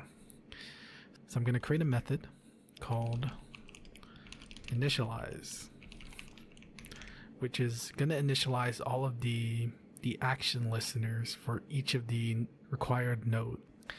Note that not all of the nodes will be functional, just a few. It was just a lot easier to select all of them. So yeah. Alright, so for initialize, what we're going to add an action listener to first is this login button. Alright, to test this, let's add an action listener to our login button. So we're going to get the login button and we're going to call set on mouse clicked. We're going to pass it a new event handler. So this method gets called whenever the button gets clicked. For example, I'm just going to output click. And let's just run this project. Actually, wait, I forgot to initialize it or call in the initialize function or method. Now let's run it. So pay attention to the console. So when we click on it, it's outputting click, which is a good sign. So that means our button now has a mouse click listener. So first what we're gonna do is we gotta make sure if we do click on the login button, we need to validate the user's input. I'll leave it up to you what that is. But for example, we could have an if statement, if not validate user, then we're just gonna call on return. So I'm gonna leave it up to you to figure out how to call in this or what is in this method. A good way to start is to think what happens when the user does not have, or when the user hasn't entered in an email or a password or both. So I'll leave it up to you to define that method. And if you're curious on how I did it, I'll leave it in my GitHub so you can check it out. Alright, so now that we validated that the user's input is good, we are going to extract the email and password from our login view. So in this case, we're gonna call login view .get username field .get text, and then the password login view .get password field get text. So we've extracted the email and password. Now the next thing we gotta do is we're gonna have to authenticate. So authenticate email and password. So before we continue, we're actually gonna create some utility methods or utility class, and one class is gonna be called API util. So this utility class will handle anything related to sending and retrieving API responses. So here we have our springboot.url, and it's going to be that http://localhost:8080, which is where our Spring Boot is currently hosted at. And then I created an enum here, which will contain 4 constants: post, get, put, and delete. So this allows us to basically generalize our API calls so that we could just call a specific method by passing in. We could call a method and pass in the corresponding parameters that we want. So in this case, we could send in a get request, a post request, or a delete request, and just have one method that can handle all of it. So one of the methods that we're going to be using in this class, in this API utility class, is we need to be able to send our API requests to our Spring Boot server. So we're going to create a method. So we're going to create a public static, and this method is going to return us an HTTP URL connection. And then we're going to call this fetch API. So this method is going to have a couple of parameters. First parameter will be a string and we'll call it API path. So for the example that we're going to do dash API dash v1 dash user dash login. And then the next parameter is going to be the request type. So in this case, it's going to be a request method and request method. So depending on the request type we pass in, it's going to perform that request. So in our login, we're going to send it a post request method type. And lastly, we're going to be sending it a JSON object, which is the JSON data that we're going to send to our API. Because if you go back to our Spring Boot server, remember we need to send them an email and a password data. But we're getting this error here because it doesn't exist. And for this project, we're actually going to be using a third-party library to create and read JSON data. So for that, we're going to go to our pom.xml file, and then we're going to look at our dependencies, and we're going to paste in this dependency. It's Google's JSON library. Don't worry, I'm going to leave this in the description, so just copy and paste it directly. And then what we're going to do is we have to refresh our Maven build. So we're going to go over here and select this little icon here, and then give it a while for the project to update. So now that the project has been updated, we have to go to our module-info, and then we're going to type in requires com.google.json. And then after that, we should be able to import this class. And there we go. So now we're able to use this class that we just imported from the JSON library. All right, so now let's first create a try catch, because we will need to be catching IO exception errors, which means that we might need to look out for input-output exceptions, especially when there's a network issue and the data that we're trying to receive or send gets interrupted abruptly, and we need to catch those types of exceptions. So that's why we catch any IO exceptions that happen. So here we're just going to do eve.print stack trace. So first we're going to attempt to create a connection with that with our Spring Boot URL plus the API path. And to do that, we're going to create a URL object. And the URL that we're going to access will be our Spring Boot URL plus the API path. Then next, we're going to create an HTTP URL connection, call it con, and then we're going to open up that connection from our URL. It returns us a URL connection object, so we need to cast it to an HTTP URL connection to make sure this works. And we use an HTTP URL connection over a URL connection because this supports HTTP requests right off the box. So we could easily just perform the get, put, post, and delete request. So then we need to set the request type that we are going to perform. And in this case, all we need to do is call in con.setRequest method, and it'll be the passed in request method that we've set, but we need to make it into a string, so we'll just call in toString method. And then let me just fix this up. Let's enter it a bit. And then here we could just return the connection itself, or we could just return null if there was an error performing this API request. So as it is right now, it's only able to perform get request because there's no way to send data to our API right now. So to send data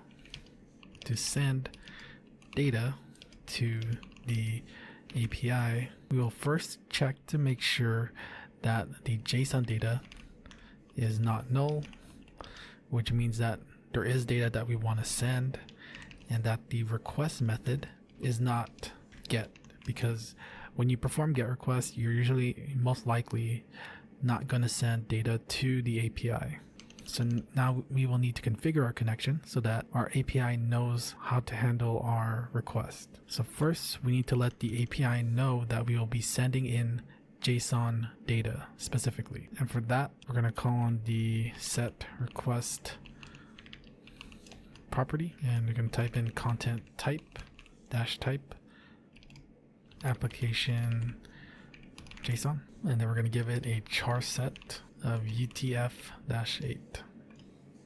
So the next property we need to add is we need to also let our API know, or our connection know, what type of data to expect when our API is returning data back to us.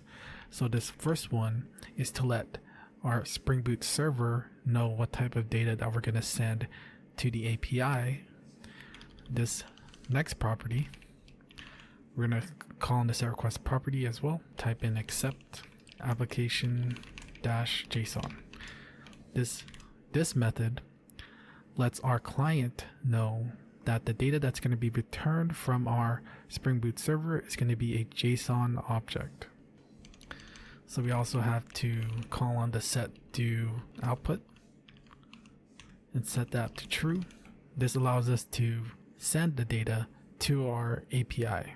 So now once we've configured our connection, we can start sending in the JSON data that we want to our API. So we're going to create another try, but in this try we're going to create an output stream. Call it os equals con.getOutputStream. And well, first let's import this class. So the reason why we do it like this is because once the code in here finishes, it'll automatically close this connection for us instead of us having to do it ourselves. So now what's an output stream? As we can see here, it's an abstract class that represents an output stream of bytes. An output stream accepts output bytes and it sends them to some sink.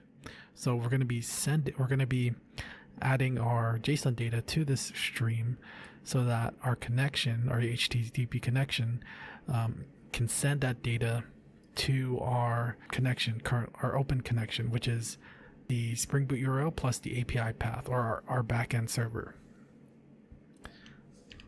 So again, this sends the JSON data to our server by writing it to this output stream. And then again, once the lines of code in here are finished executing, it will close the stream automatically. So to send data, we're going to convert our JSON data into bytes. So we're going to create an array of bytes, call it input, convert our JSON data to a string. Then we want to retrieve them and convert the string into bytes using the getBytes method. And we need to pass it the encoder protocol so that they know how to interpret these bytes once we send them properly to the server. So in this case, we're going to send them a standard char sets UTF_8. Then we're going to write this data to our output stream. So os.write. We're going to write our input starting from 0, which is the index, to the input.length. So this is basically writing all of our JSON data to this output stream where our connection is sending that data to our backend server. And that's pretty much it. So this is the method that we're going to use to perform an API request to our from our client to our Spring Boot server. Let's go test this method out. Let's go back to our login controller, and we need to authenticate the email and password. So first we're going to create an HTTP URL connection, and we're going to just say no because we're going to need to create a try catch block IO exception just in case something happens while we're trying to send in or fetch our API. So now what we're going to do is we're going to type in con, and then This is where we call on our API util and call on the fetch API method. So it's going to accept 3 parameters. It's going to accept the path, and if we go back to our Spring Boot server, the path is going to be this plus this. So it's going to be dash API v1 dash user dash login. Actually, remember when I said about our JSON data? We're not actually sending JSON data for this particular method, but we are in the future. So it is still good to have, but for this example, we're not sending them JSON. We're not sending a JSON data for this request.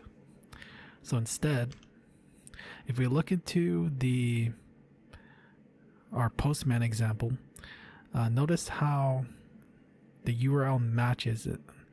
Notice that the parameters exist in the URL themselves. So what we're going to do is basically going to do the same here. We're going to add in the email and password parameters in the URL path that we're going to send to our API request. So we go here. So after the login, you're going to enter a question mark, and then we're going to type in email first, then equals, and we're going to do plus. We're going to do concatenation of the email that we just extracted, plus again, and then another quote. Then we're going to do an ampersand and type in password equals plus password. So that this path here is similar to how we have it here, as you can see. So now the second parameter is going to be the request type. So we're going to type in API util dot request method, and it's going to be post. And then lastly, the JSON data. In this case, we don't have any JSON data to send, so we're just going to send it null. And that should be it. Oh wait, we also need to catch this exception.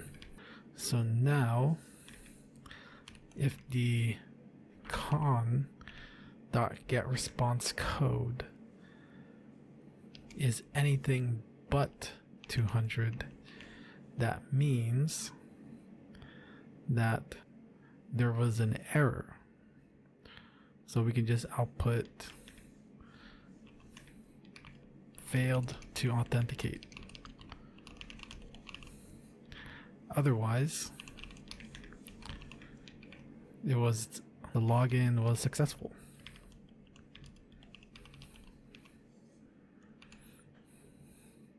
So now let's go ahead and run this app. Alright, so let's enter in an invalid account. So let's just do blah blah blah at email.com and then the random password and hit login. Oh wait, yeah, there you go. So it says failed to authenticate. So now instead, let's enter in an email that we do know. So for this one, I'm going to do email at email.com and then password is password. And let's hit login. There we go. So it said login successful. And if we go to our Spring Boot server, you can see here that we were trying to get the user by email at email.com. So we were able to successfully communicate the client with our backend server, which is good. What we're going to do next. So I was thinking that we should start working on the sign up view, but let's show a dialog when the user is able to sign in and log in successful or not. So we're going to go to our utility class, and we're going to create a method, a public static void method called show alert dialog. It's going to take in an alert type, call it alert type, and then the message that we want to show on the dialog. So here we're going to create an alert object with the alert type. Oops. And then we're going to set the content text to be that message that we've sent, where we've passed in the parameter. And then what we're going to do is we're going to display it by calling the show and wait method. So going back to our login controller, when we get a response code that isn't 200, then what we're going to do is we're going to call in our utilities class, and then we're going to call in the show alert dialog, and then the alert type will be an error, and the message would be, we just pass in failed to authenticate. We just copy this message here and then pass that message as the message parameter. And we're going to remove that. We can actually just copy this and put this here, but instead of an error, if the response code is 200, then it's gonna be an information. And the main difference between these two is just the icon that's shown. If it's an error, it's like this red little icon displaying an error. If it's information, it's just like this light bluish, I think, icon. So yeah, so instead we're going to use this message. Instead of fail to authenticate, it's login successful. So I'm just going to delete this. And now let's run the app, or let's rerun the app. Alright, so let's try to get this wrong. So it has, that red icon showing that it's an error. It says failed to authenticate. And then we hit OK. So now let's enter in a valid user. And click on login, and so it says login successful. So that's good. So we'll hit OK, and then we're going to close our GUI. So there is one more functionality that we want to add to the login, but we need to create the sign up view first to be able to visualize it better. So for the next thing we're going to be working on is we're going to start working on the sign up view. So in our views package, we're going to right click, select new Java class, and we're going to call this sign up view. So just like the login view, it's going to have a show method and create scene method. So first let's create that show method.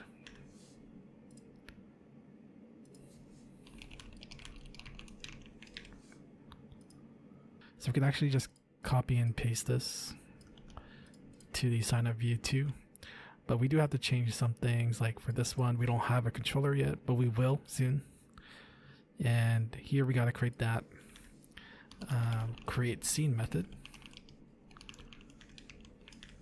So if we look back into our design here, this is what our sign up page, sign up view is supposed to look like. So it looks similar to our login page view, except it has more fields. It has two more fields, which is the name and the re-enter password. So here, these are going to be all of our nodes. We have the expense tracker label, the name field, the username field, the password field, the re-password field, the register button, and the login label.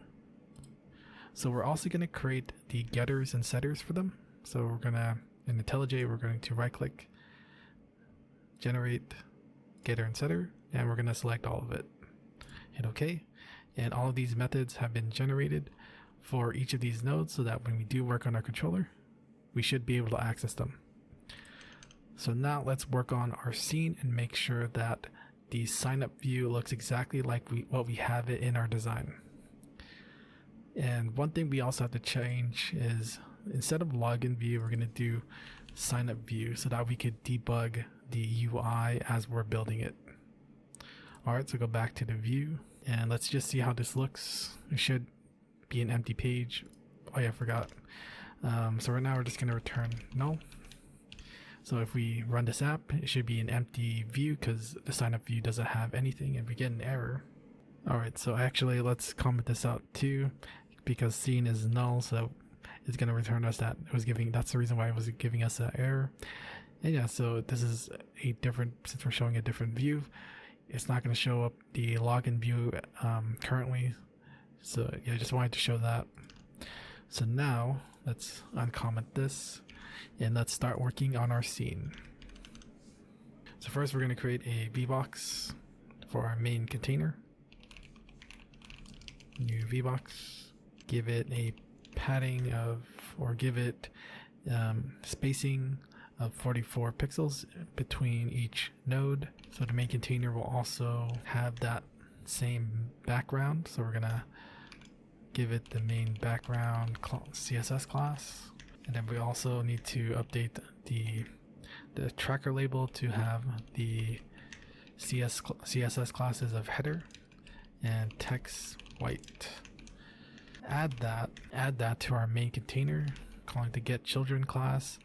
Add all the expense tracker label, and then what we're going to do is we're going to return a new scene with our main container, and then the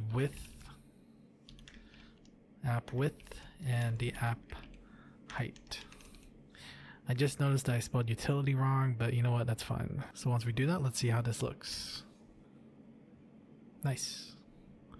So we also have to center it, so let's do that real quick. Main container dot set alignment pos top center. Let's run that again. Good. So that's good.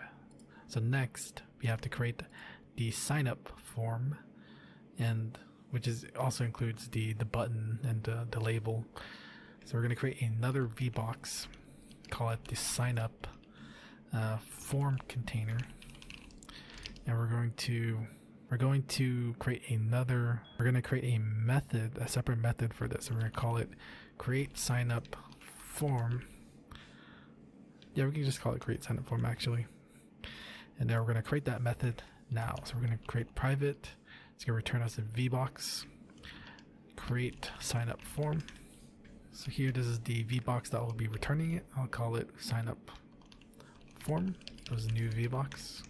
So the first thing is we're going to set up is the name field.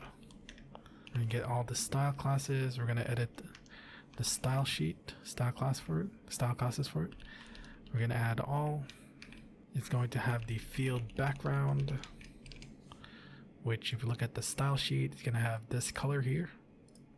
We're going to give it a text light gray, text size large, and rounded border. We're going to give it a prompt to enter name, and then give it a max width of 473. So let's just see how that looks so far. So we're gonna call in sign up form, get children, add all, and add the name field, and then return the sign up form. And then over here, when we're creating the scene, we're gonna add the expense tracker label, and then we're also gonna add in that sign up form container. So now let's see how that looks. Nice. So this is the input field where we enter the name. It doesn't show the prompt text because we're currently focused on it, and it seems like it does this by default. It focuses on the first input field possible. So yeah, that's why it's not showing the prompt text. But this is the large font, and then the light color text, and then also this grayish background for our field background style class. All right. So now we can start working on the other fields. So we can actually just copy and paste these 3 lines of code, and then paste that 2 times actually 3 times in total, so that we could also update the username field. And we're going to update this to enter email. And then for this one, it's going to be the password field. And then update the prompt to enter password. And then for this last one, we're going to make it the repassword field. So we're going to copy and paste that. And then here we're going to set the prompt to re-enter password. And now we got to add all of these nodes into this VBox. So we're going to add them in the right order. So the order does matter. So it's going to be the username field after the name field, and then the password field, and then the repassword field. So now let's take a look into that.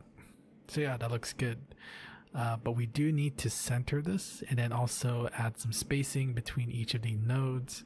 So to add the spacing between the nodes, we have to enter a number in here when we're initializing our VBox. I found 30 to be a good number. And then also what we're going to do is we're going to set the alignment to be center.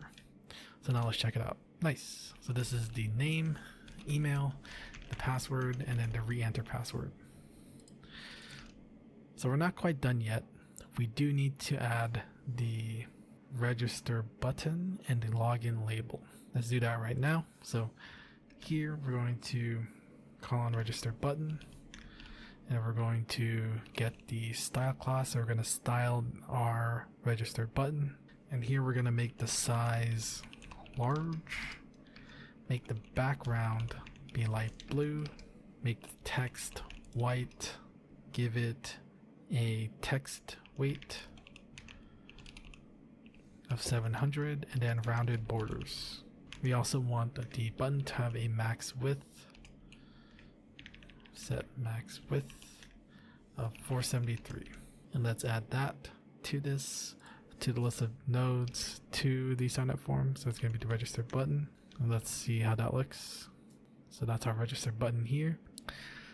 So lastly, we're going to add the label, the login label, and we can just copy the one that we have in our login view because it's going to be the same. So it's going to be the sign up label. We're going to copy this line and then go to our sign up view, paste that, and just enter login label here. Now let's see how this all looks together.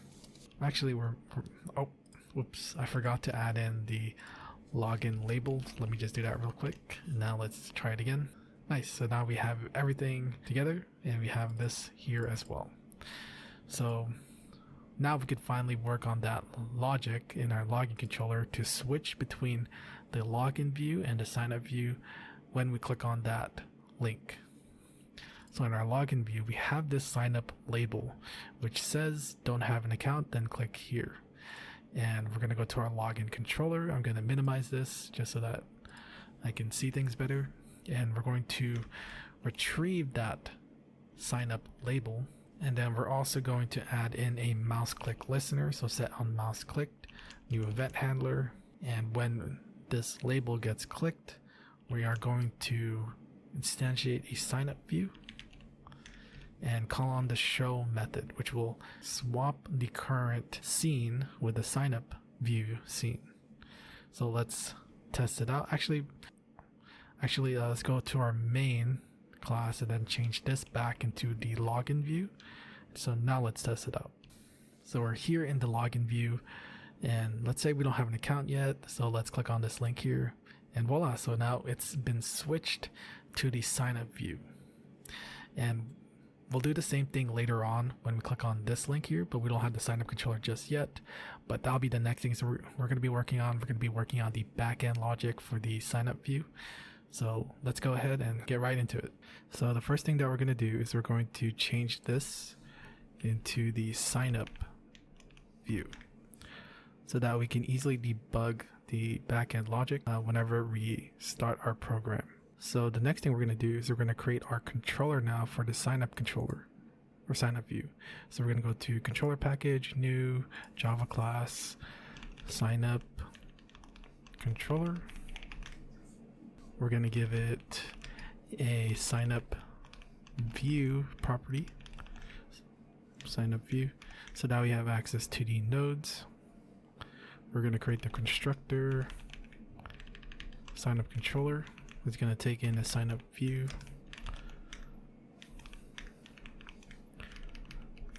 And then I'm just going to set up that sign up view to the sign up view property. And we're also going to create a method called initialize, which we will call in the constructor, which will initialize setting the listeners for each of the actionable nodes of the sign up view. So let's actually take a look at the sign up view again. Alright, so based off this, what things do we want to happen in our sign up view?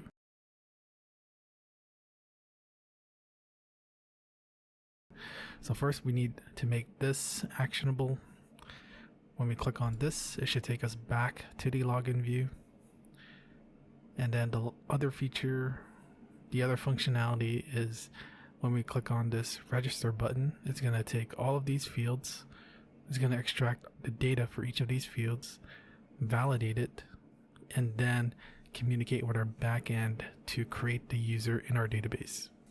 So let's cross off the most simple thing, which is to add an action when this link gets clicked, and it just takes the user back to the login view.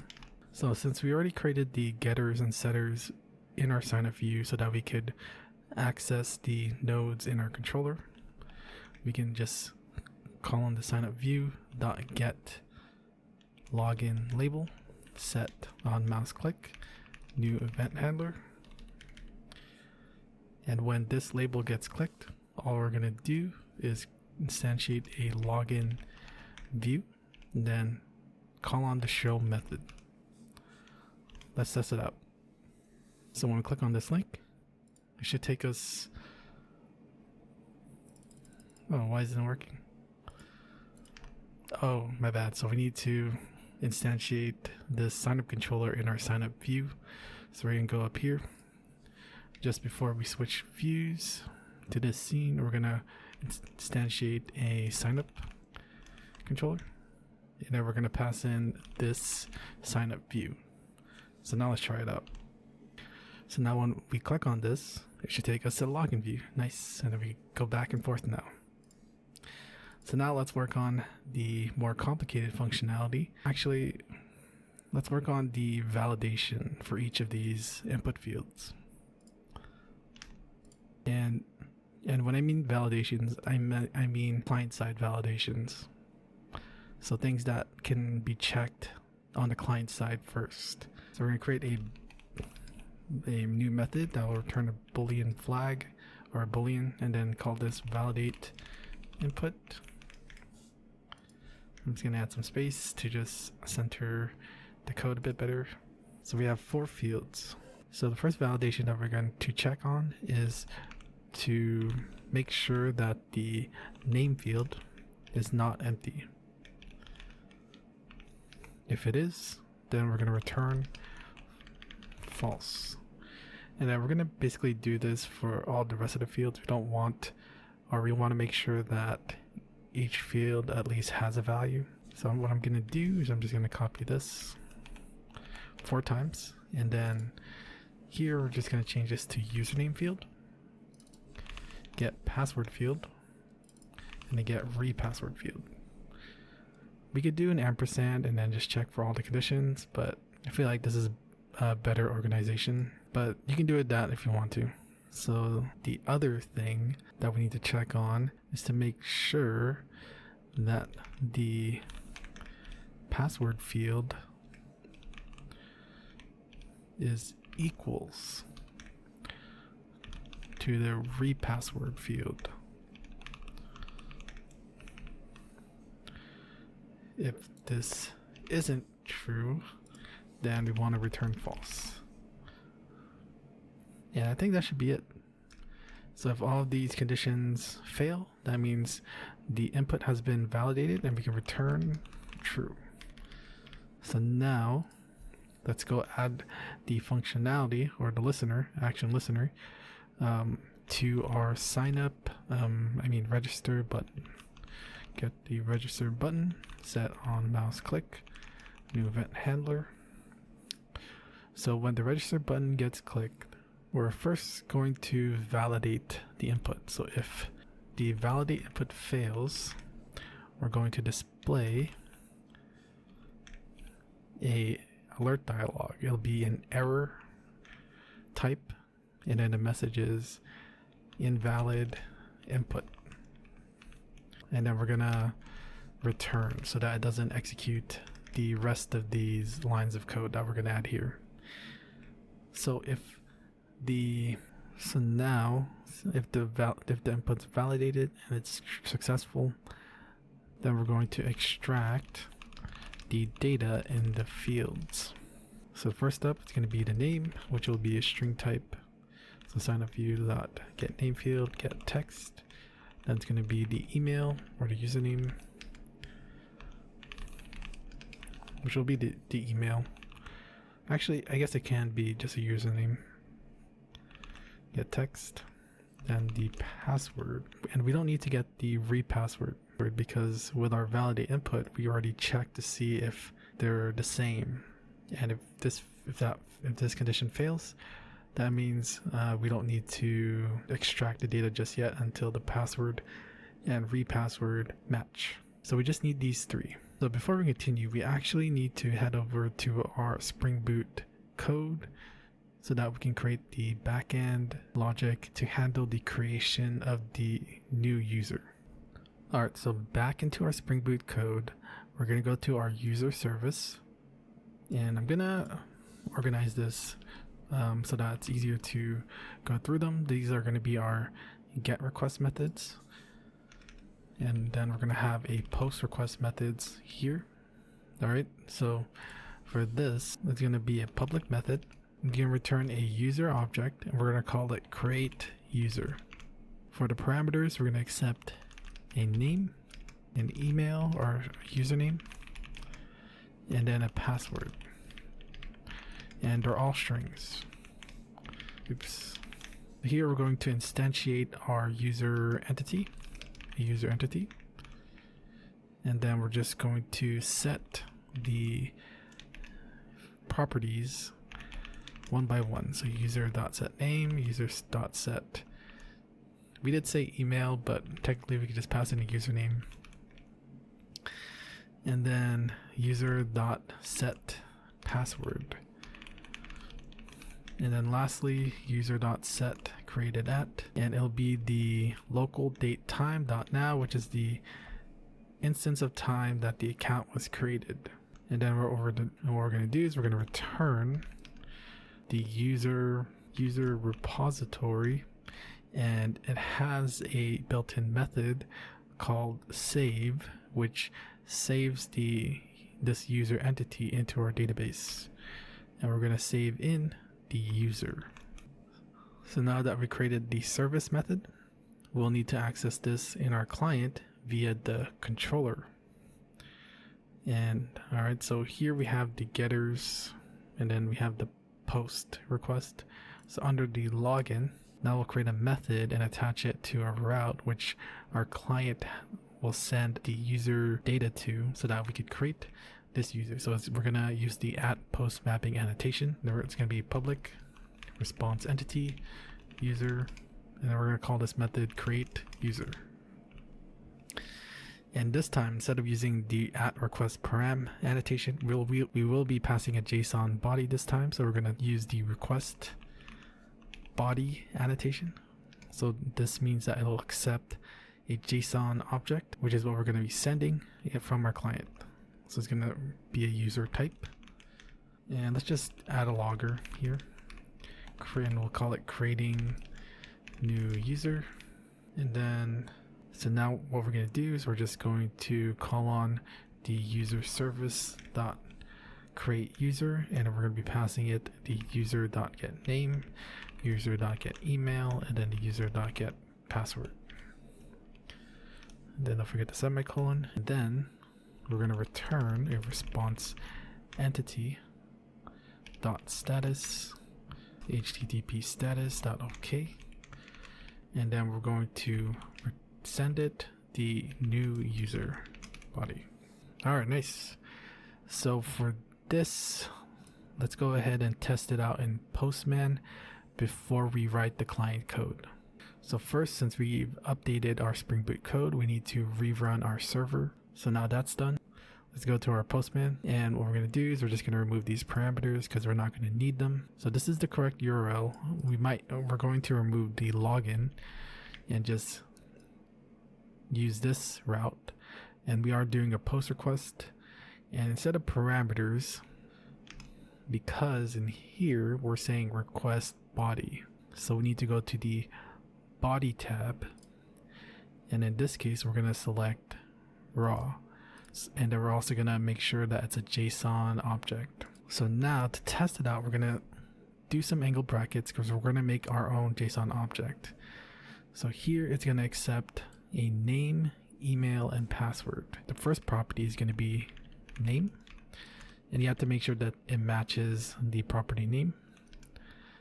So for name, I'm going to just say tap tap. And then for the email, I'm going to give it, just say tap tap at email.com. And then lastly, for the password, we're going to just enter a password. Now let's try running this request. So hit send. And nice. So we have, it shows us that the status is 200 okay, and it returns us the body of our newly created account. And as we can see here, there's an ID of 2, and then the created at also gets a value 2, which is the current time that we've created this account, or the current time when this account was created. Now if we take a look into our database, so remember we only had one user, which was with the email at email.com, but now we have this new email or new user with that new email that I've added, which is the tap at email.com. So yeah, so now our API is working. Now we are good to go to work on the client side. So back into our signup controller, since we're going to be sending JSON data, we can finally utilize the JSON class that we've added just a moment ago. So we're going to create a JSON object, call this our JSON data, and then initialize this JSON object. And then we're going to add these as properties. So JSON data that add property. This will be the name, and we're going to give it the name value. And then we're going to give, we're going to do another property and then give it an email as the property name, and then we're going to give it the username. And then lastly, the last property we're going to add is the password. And this is similar to the object that we sent in Postman, as we can see right here. So it's basically we're creating this in here. So this is that's what this represents. So now that we've extracted the fields, created the JSON data to send to our post request, now it's time to send in our post request to create the user. And if we look back into our login controller and see the logic here, what I'm going to do now is kind of organize the code again. And so we're going to go to our utils package, and we're going to right click new Java class, and we're going to call this SQL util. And what this class is going to be in charge of, it's going to have all of the methods which will then interact with our database. For this first method that we're going to add, we're going to create the method which will send in the post request to create the user. So let's go back to the SQL util, and then this is going to be public static, and it's going to return us a boolean, which is going to be the status of whether or not the user's account has been created or not. And this one will be called post create user.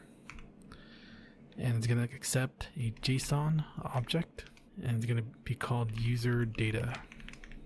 So first we're going to instantiate an HTTP URL connection, call it con. We're going to set it to null. We're going to do a try catch again. Try catch exception, IO exception, e.print stack trace. So the first thing we're going to do here is we're going to initialize our connection by calling our API util class and then fetching the API. So the first parameter again is going to be the route, which is going to be -API -v1-user. And then the request type is going to be post. And then lastly, it's going to be our JSON object, which is going to be the user data. So if we check on the response code, and if that number isn't 200, then we're going to return false, which means it failed to create an account. Otherwise, we return true, which means that the account was successfully created and stored into our database. And then also we're gonna add a finally at the end, where if our connection isn't null, then we need to also make sure that we disconnect properly, successfully. Oh, sorry. We need to remove that extra equal sign. And yeah, so this is good to go. Actually, we can move this outside. Yeah, and then I think we should be good to go. So now if we go back to our signup controller, and under here, we're going to create a Boolean value variable and call it post create account status. And then it's going to equal to the SQL util.post create user and the JSON data that we just created. So depending on the result, we will display the corresponding alert message. If the post create account status is true, that means the account was successful, and then we're going to show an information and a message saying that the account was successfully created. Otherwise, we will show an error message that says failed to create new account. And then also here, if the account was successfully created, we're going to take the user back to the login view. Alright, nice. So let's go ahead and take a look into this. Let's run the program.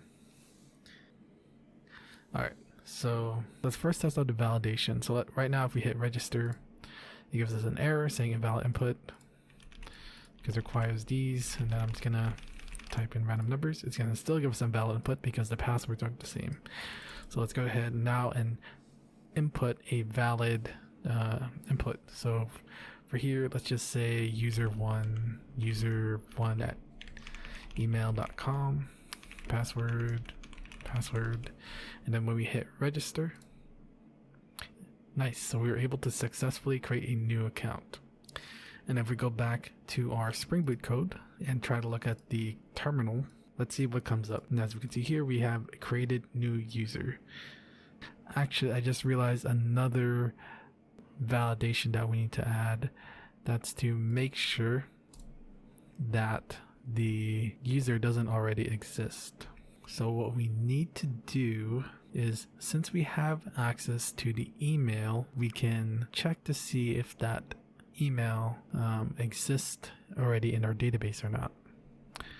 So in our SQL util, we're going to actually, since we've created this utility class, let's move these lines of code to the utility class.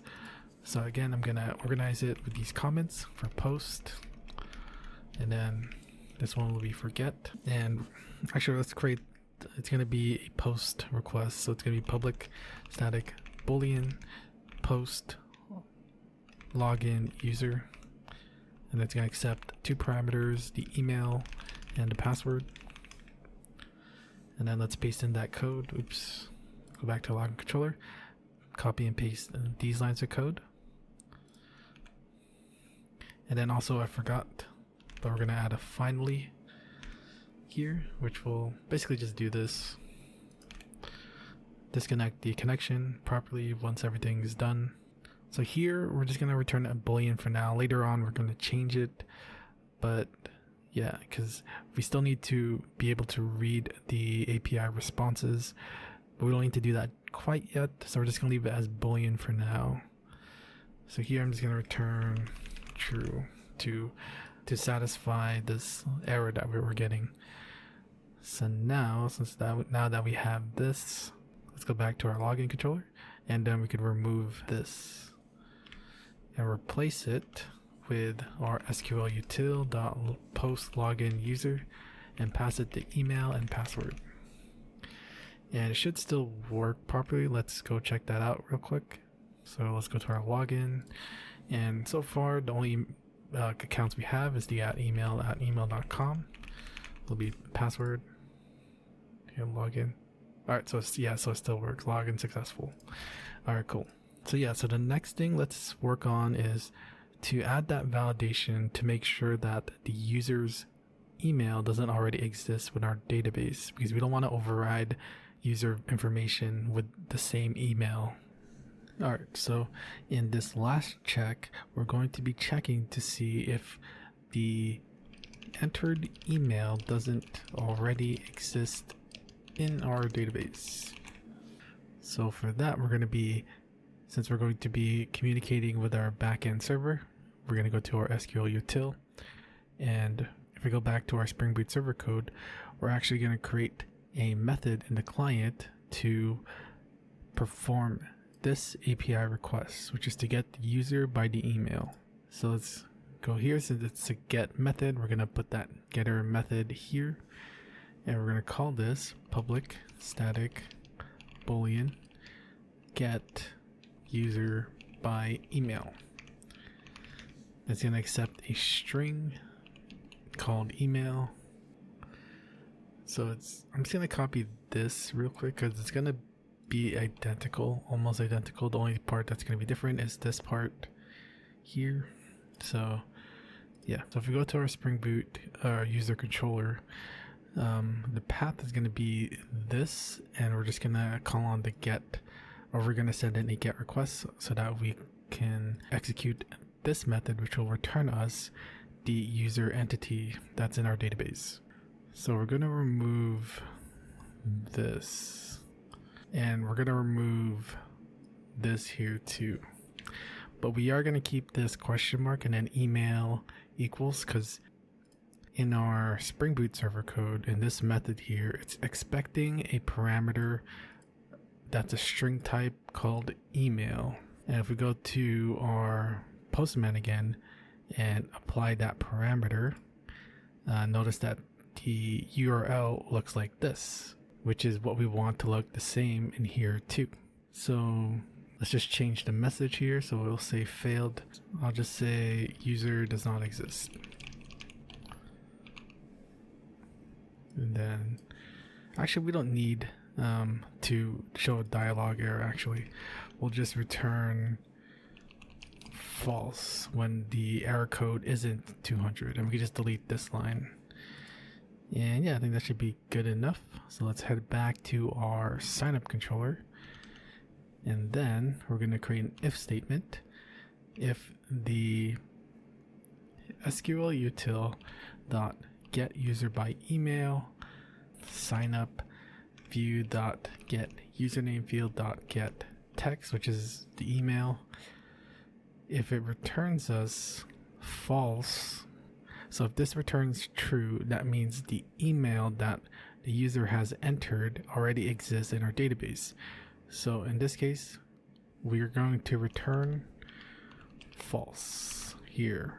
And yeah, so let's go ahead and give that a try. Let's run our application.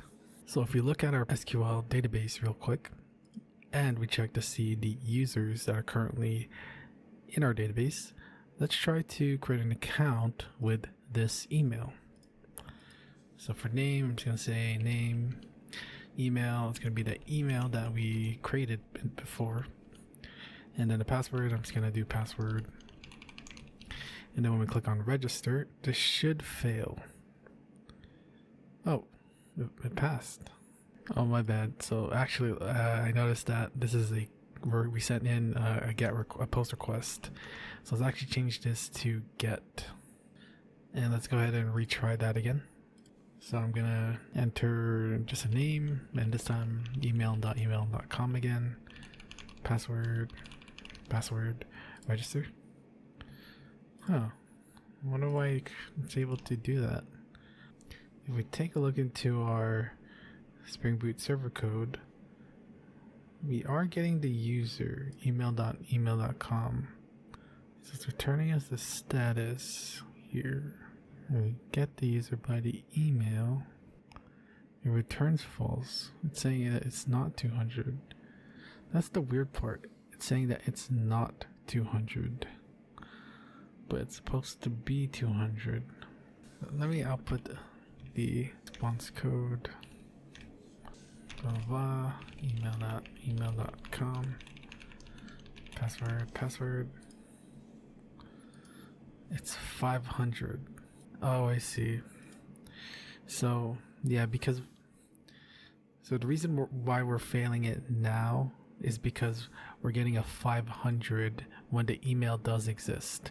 So it should be returning 200, but in reality it's returning 500 because of an issue that we have. And if we go back to our Spring Boot server, you can tell like there's this error here that's happening, and the reason why this error happens is because we were trying to create a new record in our database where the email has to be unique, but what we're trying to do is create duplicate records, which isn't allowed. So that's why our database is broken. So to fix this, we might have to truncate our table because duplicates aren't allowed. So let's do that now. So what we're gonna do is go to your MySQL workbench, and we're gonna do the following command: SQL command query truncate table user, and then we just want to execute only this line. So just click on this, and that should do it. So when we select from the user table again, we should get nothing. All right, so now let's try to create an account again, and then try to create the same account with the same email. So here I'm just gonna say name, email@email.com, password, and we hit register. So yeah, so it looks like it is working, because if we look at our terminal, it returns us 404, which is the status code for not found, and that's one of the logic we check in our server. So that's good. So now that we have our new user in our database, when we execute this query, we have this record now with email@email.com. So now let's try creating that account with that same email again. So I'm just going to say name to email@email.com, which is the same email that's already in our database, and then password. Then we hit register. What we expect to happen is an error. All right, so now it works. All right, so that was just a little bit of confusion, and hopefully you kind of enjoyed that thought process I was having on how I like debug the problem. But yes, so now we get the error. We're getting an invalid input because this email already exists in our database. So now let's actually try this out. Let's try logging in with our new email. So email@email.com, and then password. Nice. So now, and then the next step, start working on the main functionality of our project, which is the expense tracker. So we're going to be recording the user's income and expense data, and then we're going to display it all conveniently on our GUI. So this is the rough design of how our expense tracker is going to look. As we can see here, it'll show us the current balance, which is just the difference between the total income and the total expense. And these two will be calculated by the values that are going to be in our table. So this table will represent the income.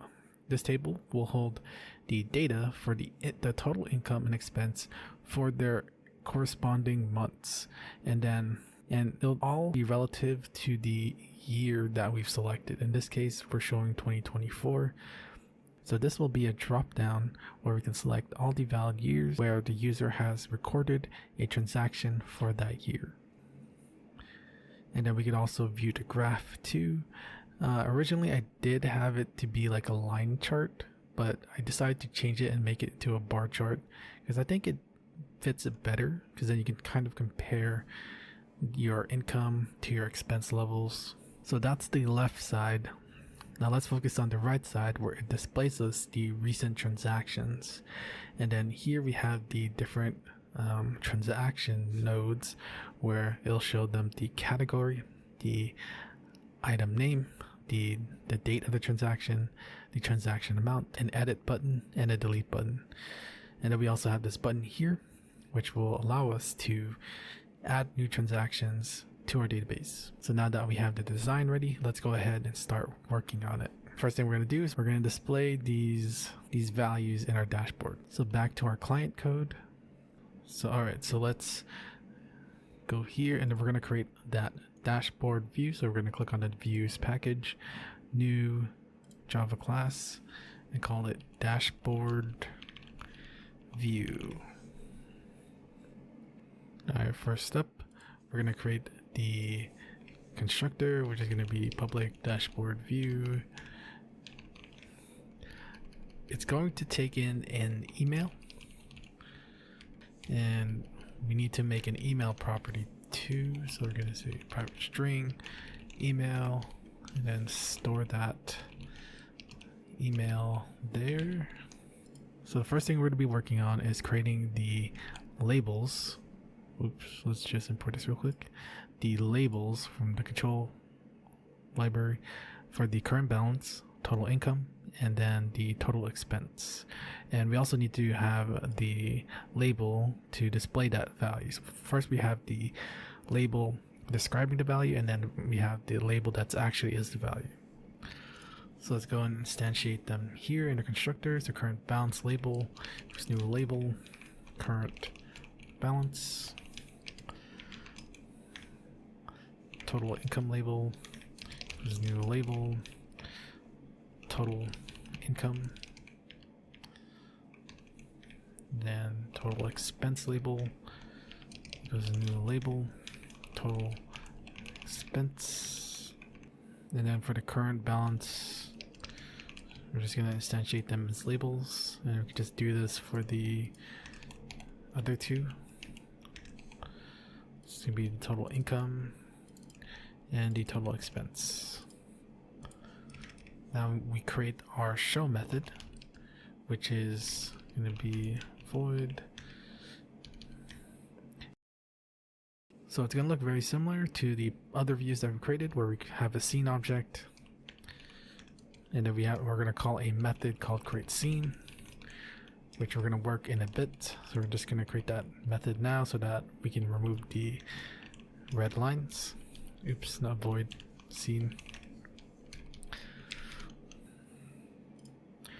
And then we're actually gonna, to clean things up, I'm just gonna close the sign up controller, sign up view, utility, view navigator, this module, and the POM XML file. And I'm just gonna move it here. And we're going to look into the login view, or just any of the views really, and then we're just going to copy and paste this line of code here, which allows us to set the style of our dashboard to use the classes in our style sheet. After that, we'll just call in the view navigator to switch views to this scene. Alright, cool. So in our login controller, what we're going to do now is that when we click on the login button and then we log in the user, that should return us a Boolean value, right? Yeah, it does. Okay. So go to login controller. We can add an if statement here.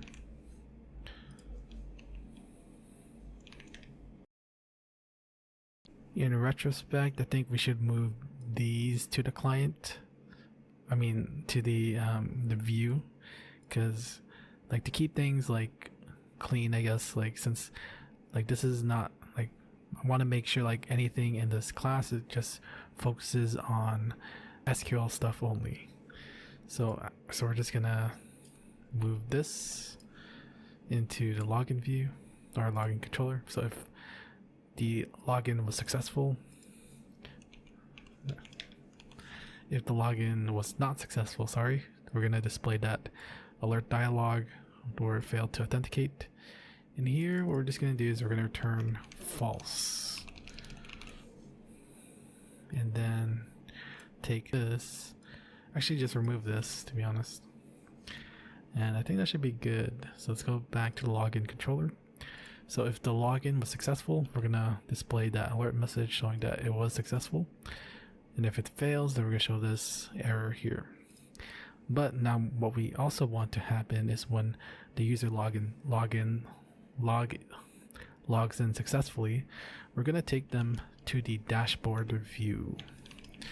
We need to pass them the email also, which we can extract from our username field. Alright, so let's go ahead and test this out. Oh, whoops. Alright, so we can't leave it null, so we're just going to, for the time being, we're just going to return new scene. We have to give it a component. I'll just say vbox, and then here I'll just say utility app width, and then utility app height. Let's go run the program again. Alright. We have to also update that, but alright, so when we go to login view and try to sign in, oops, email.com, password, we hit login. It says that it's successful. We hit OK. It takes us to the dashboard view, which is nothing at the moment. So yeah, that's good. So to make debugging easier, we're going to switch this now to the dashboard view. We're just going to enter the email that we created, so that's easier to debug. So when we run this, it should just take us directly to the dashboard view. Alright, let's go back to the dashboard view. Alright, so now let's start building the scene. So yes, let's go create this, and we're going to add it to our dashboard view. So we're going to be using vbox again. Yeah, we'll call it main container as well. And then new vbox. Alright, so let's add the background color. So it's going to be get style class, add all, and we're going to give it the main background style class. And then we're just going to replace this with our main container. Alright, so for the, what I like to call the balance summary, or this, we're going to be using a layout container called hbox. So just like vbox, where the layout container makes it so that it stacks on top of each other, hbox is the complete opposite. Instead of, it does stack, but instead of on top of each other, they stacked next to each other. So in our case, these, every time we add a node to this hbox layout, it's going to put it to the right of the previous node, which is what we want, since we want the current balance, total income, and total expense to be next to each other.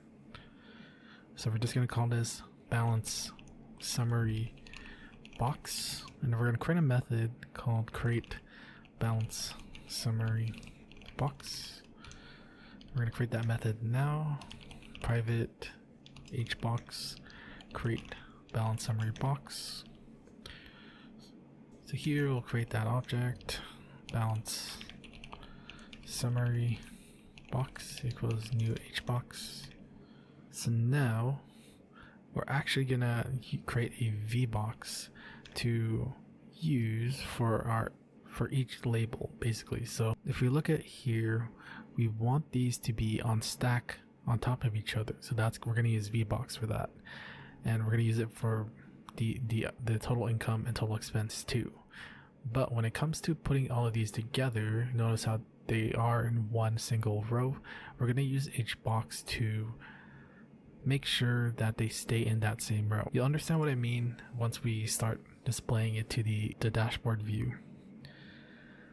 So here we're going to call it current balance box equals new vbox, and then this is where we're going to style the current balance label, get style class, add all. And here we're just going to apply the text size large, and then text light gray. And then for the current balance, we're also going to apply the style classes to them and give it text size large and text white. And now what we're going to do is we're going to add these labels, balance labels, to this vbox. We're going to call them to get children, add all, current balance label, and then current balance. And the order does matter.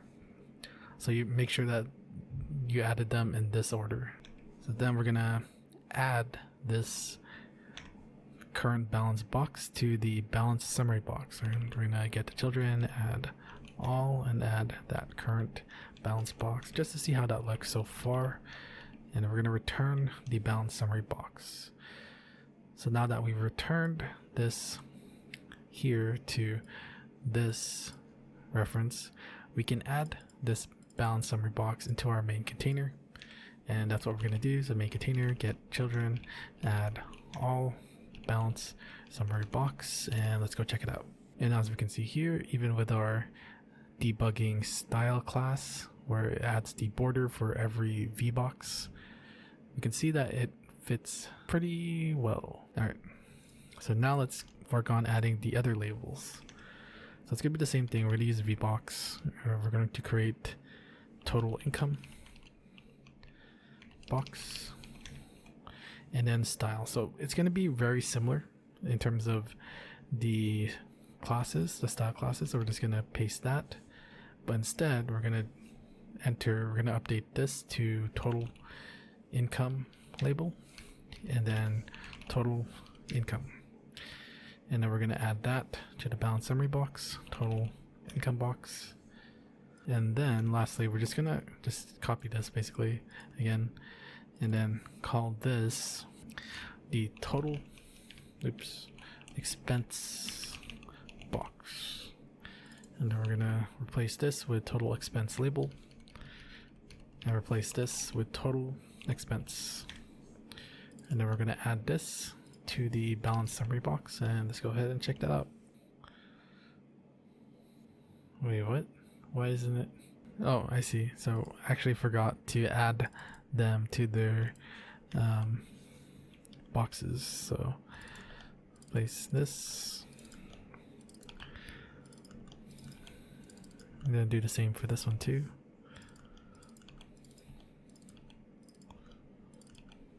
Alright, so now that should work. Nice. So now they're all like side by side, as you can see here, and it's kind of hard to see the label for the balance income and expense. So let's just put like a default value to them. In this case, I'm just gonna put 0, 0. Oops, you know what? Copy paste that. Or rather, actually, there's a cool feature with IntelliJ where you can highlight multiple, and we could just type in multiple lines like that. And let's go ahead and take a look.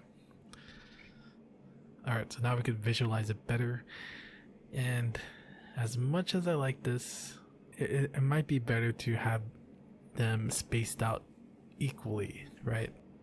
And to do that, what we're going to do is use the region class to create regions between these nodes. So we're going to call on the region. We'll call this region 1 equals new region, and the next thing we gotta do is we're going to call on the hbox class itself, and then call on this static method set hgrow, where we pass in the region and then set the priority to always. So what this is gonna do is that it's gonna calculate the layout and see how much space there's left, and if it sees that there's space, it's going to increase the width to the max such that it creates enough space between the current balance box and total income box based on the leftover space. And we're going to do this twice so that we can have proper spacing between the current balance box with the total income box and the total income box with the total expense box. If this sounds a bit confusing, don't worry, once I demonstrate it, you'll understand. So we're gonna add region 1 between the current balance box and total income box. So this order does matter, like I said. And we're gonna add region 2 between the total income box and the total expense box. So now when we run this program, we will see the difference. And as you can see, they're all spread out. So these empty borders that you see here, these are regions, and they're used to add like this empty space, as you can see. And now if we try to change the width of the GUI, as you can tell, the regions adjust to that empty space or whatever's left, and will adjust accordingly. So yeah, it makes it a little bit more responsive, so, and it looks nice too. Alright, so the next thing we're going to do is we're going to add the ability to start creating our category. And for that, let's go back to our design to see how that's going to look. So if we take a look into our design, it's not going to look like this, but the idea remains the same, in that we're going to create a dialog to kind of create like this form that the user can go through to create their category. So for our sake, so this is the complete version, so don't worry if this is what again, this is a reminder of what we're building, but I wanted to show you how our create category is going to look like. It's pretty simple.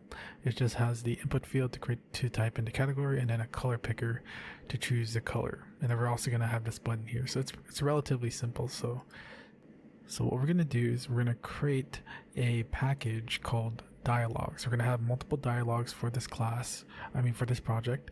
So we're going to create a dialogues package to keep things more organized. So first what I'm going to do is I'm going to create a parent class, which all of the dialogues that we're going to create later on will extend to. So we're going to call this custom dialog. And then we're going to extend to the dialog class. First up, we're going to be creating a constructor. And the first thing we're going to do is we're going to add the style sheet to this dialog. So to do that, we're going to call get dialog pane dot get style sheets dot add get class get resource, pass in the style sheet name, which is going to be dash style dot css dot to external form. And all of our dialogues will have that same background. So we're going to apply that background by calling get dialog pane dot get style class, add all, and then add in main background. So this will give it that same color that we have in our dashboard view and all the other views. Alright, so I think that's good for now. So let's now create another dialog, which will be the create new category dialog. And then we're going to extend to that custom dialog that we just created. So for the nodes, what we're going to have is an input field. So we're going to create a text field, call this new category text field. And the next node we're going to have is called color picker. So we're just going to call it color picker. And then the last one will just be a button. Create category button. So we're going to create our constructor for this dialog. And we're going to call in the super method so that instantiates the parent's constructor, and it initializes the corresponding lines of code, which is going to, just for now, just going to be declaring the style sheet and then setting the background. So we're going to set a title for it, call it create new category. So now what we're going to do is we're going to create a method that will return us the VBox and call this create dialog content box. And then what we're going to do is we're going to call get dialog pane here, set content, and then we're just going to call in that create content box. So this returns a VBox, and it sets this VBox, whatever VBox that we're returning, is going to set that as the content for this dialog. First, we're going to create a VBox. I'll call it dialog content box equals new VBox. And so first, let's just instantiate our nodes. So the first one's going to be the text field. So new category text field equals new text field. We're going to give it a prompt text of enter or enter category name, and let me just quickly center this a bit. So for this category text field, we're going to add the following style classes. We're going to make the text size to be medium sized. We're going to give it a background color for the field background. And then we're also going to make the text color light gray. Let's go ahead and just quickly demonstrate this. So we're going to call dialog content box. We're going to call get children, and then we're going to call in the add all method, and then we're going to add this category text field.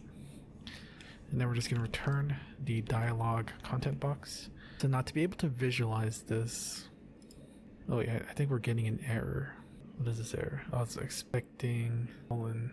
Oh, I see. So that was right there. So yeah, don't forget to add that parentheses there.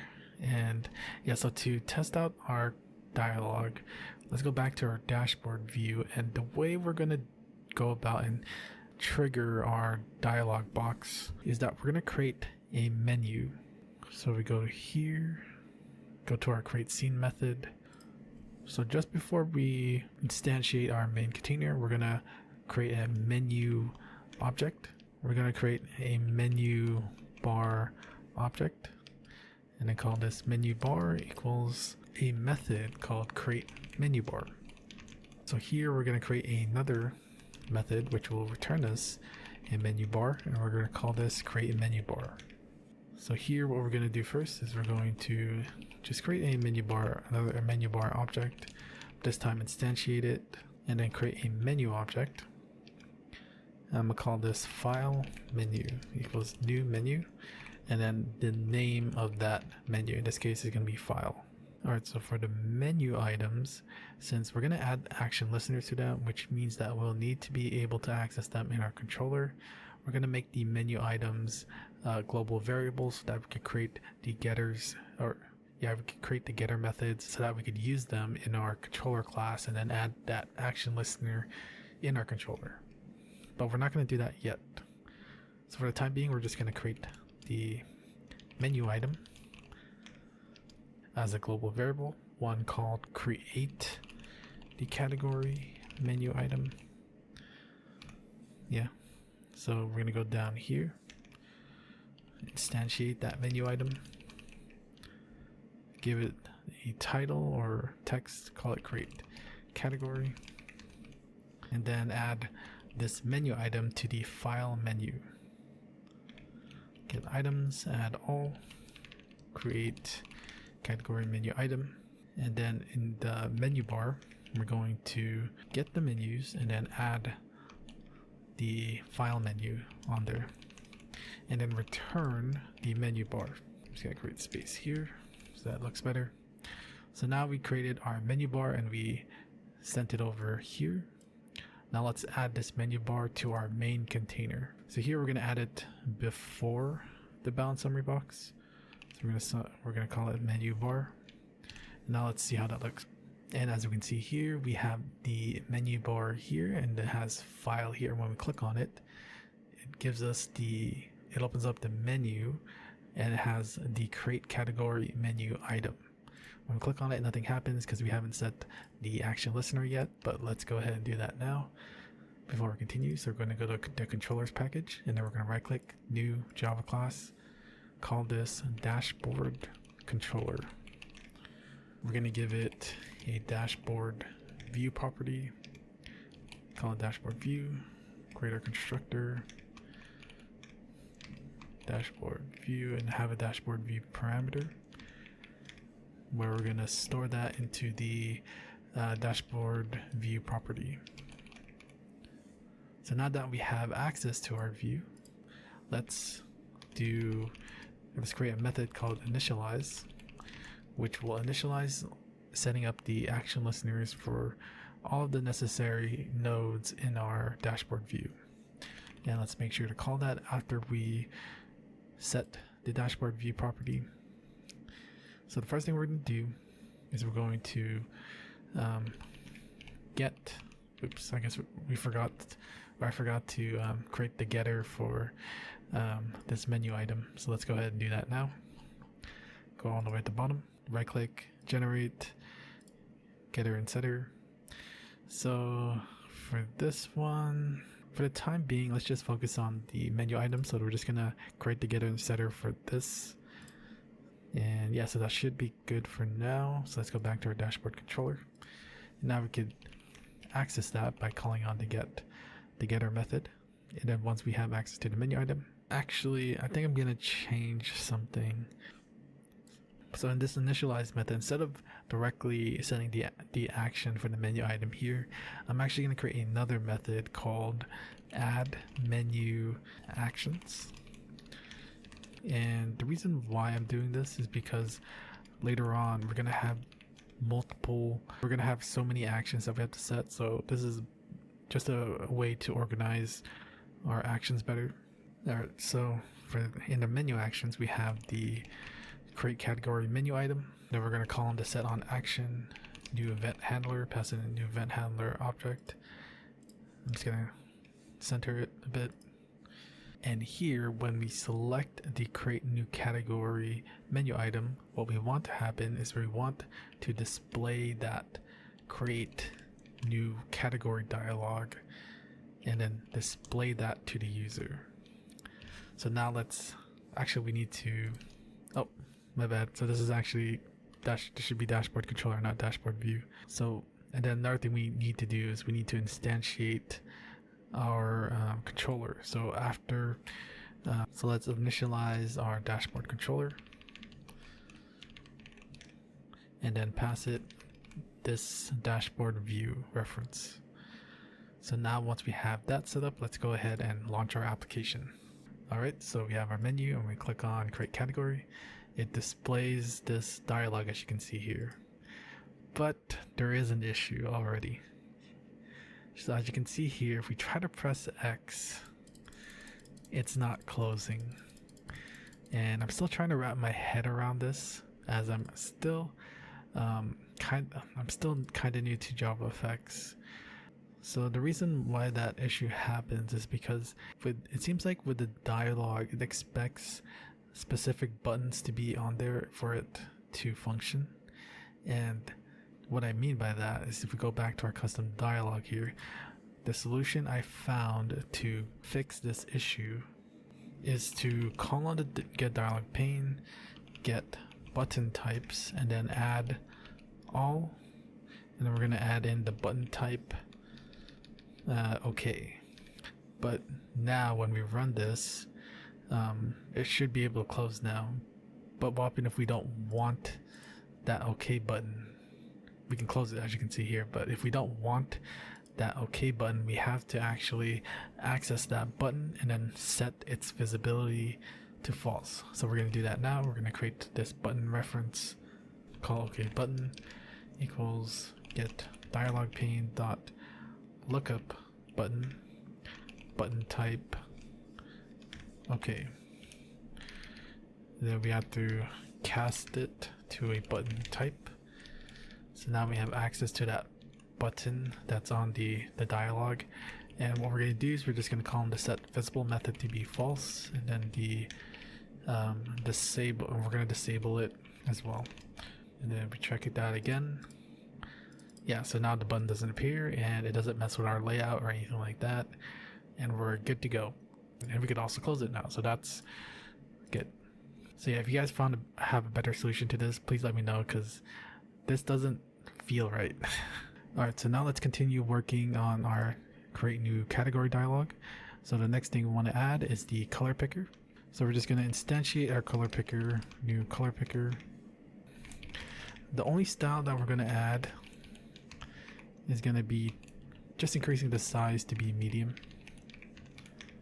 And then we're also going to set the max width to be the max value. So it's just going to fill up the whole width that I can fill up. Then let's go ahead and add that before we forget. And the last node that we're going to add is the button. So let's instantiate it first. Equals new button. Call this create, or give it a title of create. And now let's add the style. So get style class, add all, and the ones that we're going to add is we're going to make the background light blue. We're going to make the text size mid, and then we're going to make the text color white. And then we're also going to set the max width to be the max value that we can think of so that it can fill up the whole width again. And then we're just going to add it to the children of the dialog container box. And now let's go ahead and try this out. So let's just create a category, and nice. So all the nodes are here, but it is a bit too packed, too tight together. So let's go ahead and add some spacing here. And I'm going to add a spacing of 20 between each node. And let's go ahead and check that out again. We hit create category. Nice, so that looks pretty good. So we can enter some text here. We can choose our color, even choose a custom color, and then click on the create button. So now that we have the front end, right, let's start working on our back end. So let's look back at our database schema. And as we can see here, this is what our transaction category is going to be, or is how it's going to look like in our database. It's going to have an ID, a user ID that's connected to it, so that we could assign that category to the user. And then it's just going to have two other properties, which is going to be the name and the color, which is pretty simple. So back to our MySQL workbench, we're going to create a new table. So under the schema that we've been working on, click on the tables, right click, and then create table. We're going to call this transaction category. So now we're going to create our columns. So this first one's going to be the primary key, and it's going to be the ID. And we're going to select the primary key checkbox, non-nullable, and then also AI for auto increment. And the next thing we're going to create, the next property we're going to add is user ID. And the type will be of int as well. And it's also going to be non-nullable. And then we're going to create another property called category name. It's going to be a varchar. And we'll also make this have 90 characters too, just in case you have like a large category name that you want to add. And we're also going to make it non-nullable. And then lastly, the last property is going to be the color. And we're also going to make it 90, which might be overkill because we could just, a hex code's only like 7 characters long, but whatever, you know. You can play with the values if you want, but 90, or we'll just go with 90. So it's also going to be non-nullable. So before we hit apply, notice that the user ID is supposed to be the foreign key, which means we want to store the value from our user table. So we need to set this property as a foreign key. And to do that in MySQL Workbench, we're going to go down here where it says foreign keys, click on it. So for the foreign key name, what we're going to do is we're going to call it fk underscore transaction category underscore user underscore user underscore ID. And then for the reference table, we're going to select user.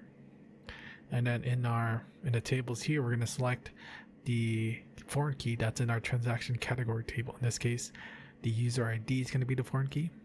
And then the value that it's going to reference in the user table is going to be the ID from the user table. So when we go back to columns, we should see this red fill in the little diamond icon that's next to the user ID property. So that means that this is going to be a foreign key. So once we have that, let's go ahead and select apply. And then we're going to hit apply again. Nice. So hit finish. And if we go to our tables, we can see that the transaction category table was successfully created. So now that we have our transaction category table, now it's time to work in a backend server again. Create the API that will manage the creation of category objects into our database. So back into our Spring Boot server code, the first thing we're going to do is we're going to create our transaction category entity. So in our entities package, we're going to create this transaction category class. And then we're gonna give it the @entity annotation and also the table annotation, or the name of the table that we're referring to for this entity is going to be transaction underscore category. So first up, we're going to have our ID, which is going to be an integer. Call it ID. And since this is the ID, we're going to give it the @ID annotation, and then also the @generated value strategy equals generation type to be identity. So that's one property. Let's create the other properties too. So I'm going to skip user ID for now because it's a bit more complicated than the rest. So the next property we're going to add is going to be the category name, which is going to be a string type. So category name, we'll give it the @column annotation, where the name is going to be the category underscore name. And then the next property we're going to add is going to be the category color. And we're also going to use the column annotation, give it a name, which is going to be category underscore color. So now let's add in that user ID. If your first thought was to do private integer user ID, that would be incorrect. How we're going to do it using JPA rather is we're going to store a user object instead and call that user, and then we're going to give it the annotation @many-to-1, because in this case there's going to be a lot of transaction category entities that are going to be assigned to a single user. And then we're going to give it another annotation called @join_column, and the property that we're going to join this entity with the user entity will be the user ID. So with this way, we can access the user's information based off the user ID that's the same in the transaction category table and the user table. So next, we're going to create the getters and setters for this class. So we're just going to right click, generate getter and setter, and then just select all of them. But for this one, I'm going to remove the ID again because we don't want to change the ID at all. And yeah, so that should be good. So this is the transaction category entity. And now let's create the transaction category repository. So right click the repositories package, click on new Java class, call this transaction category repository. And here it's going to also extend the JPA repository, and then the entity that it's going to manage is going to be transaction category, and then the ID type of our transaction category will be an integer, so we give it an integer. Oh, my bad. This is supposed to be an interface, not a class. So let's change that to an interface, and yeah. So now we have our repository set up. Let's create our service. So go to our service package, right click new Java class, call this transaction category service. So now we could start building the methods that will interact with our database. So the method that we're going to create first is going to be a post method, and it's to create a transaction category in our database. So here it's going to be public, and then we're going to return a transaction category object. So we're going to call this create transaction category, and then it's going to accept 3 parameters, which is going to be the user ID, the category name, and then the category color. Here I'm just going to do a logger. Actually, we need to create the logger. So I'm just going to copy the one in our user service. So I'm just going to copy this and then post that at the top, and then just change this to be the transaction category service class. And then we're going to create this logger to debug. I'm going to say creating transaction category. Then just put the user ID. Let's make it more descriptive with user ID. All right. So the first step we're going to do is we're going to find the user with the user ID. So it's going to be an optional, and the type will be a user. We're going to call it user. We need access to the user repository first. So actually, let's go ahead and do that first. So we're going to create a property for the user repository, and we're going to pass it the @out-of-wired annotation. And just as a reminder, since it follows the singleton property, we use the same user repository that's also being used for this service too. And then we also need to do the same for the transaction category repository. So we're gonna create a property for that, and then also use the @out-of-wired annotation. And then I'm just gonna create some space so we can center it better. So here we're gonna say equals, and then we're gonna access that user repository, and then call by find by ID, and then we're gonna pass in that user ID. So here, if we're gonna check to see if it's empty or not, which means that the user doesn't exist. If the user doesn't exist, then we're just gonna return null, because then we don't want to create a transaction category if the user isn't in our database. So now if the user does exist, we're going to execute these lines of code. So we're going to instantiate or create a transaction category object, and then we're just going to set the user to be that user that we just retrieved from our database, calling the get method, and then set the category name to be that category name parameter that was passed in, and then do the same thing for the color. And then we're just going to return the transaction category repository dot save, and then pass in that transaction category. So now that we have that, let's go ahead and create our transaction category controller. So go to our controllers package, highlight it, right click it, select new Java class, call this transaction category controller. So in our controller, we're going to add the REST controller annotation, and then call in the request mapping annotation, where we're going to pass in the route for this controller.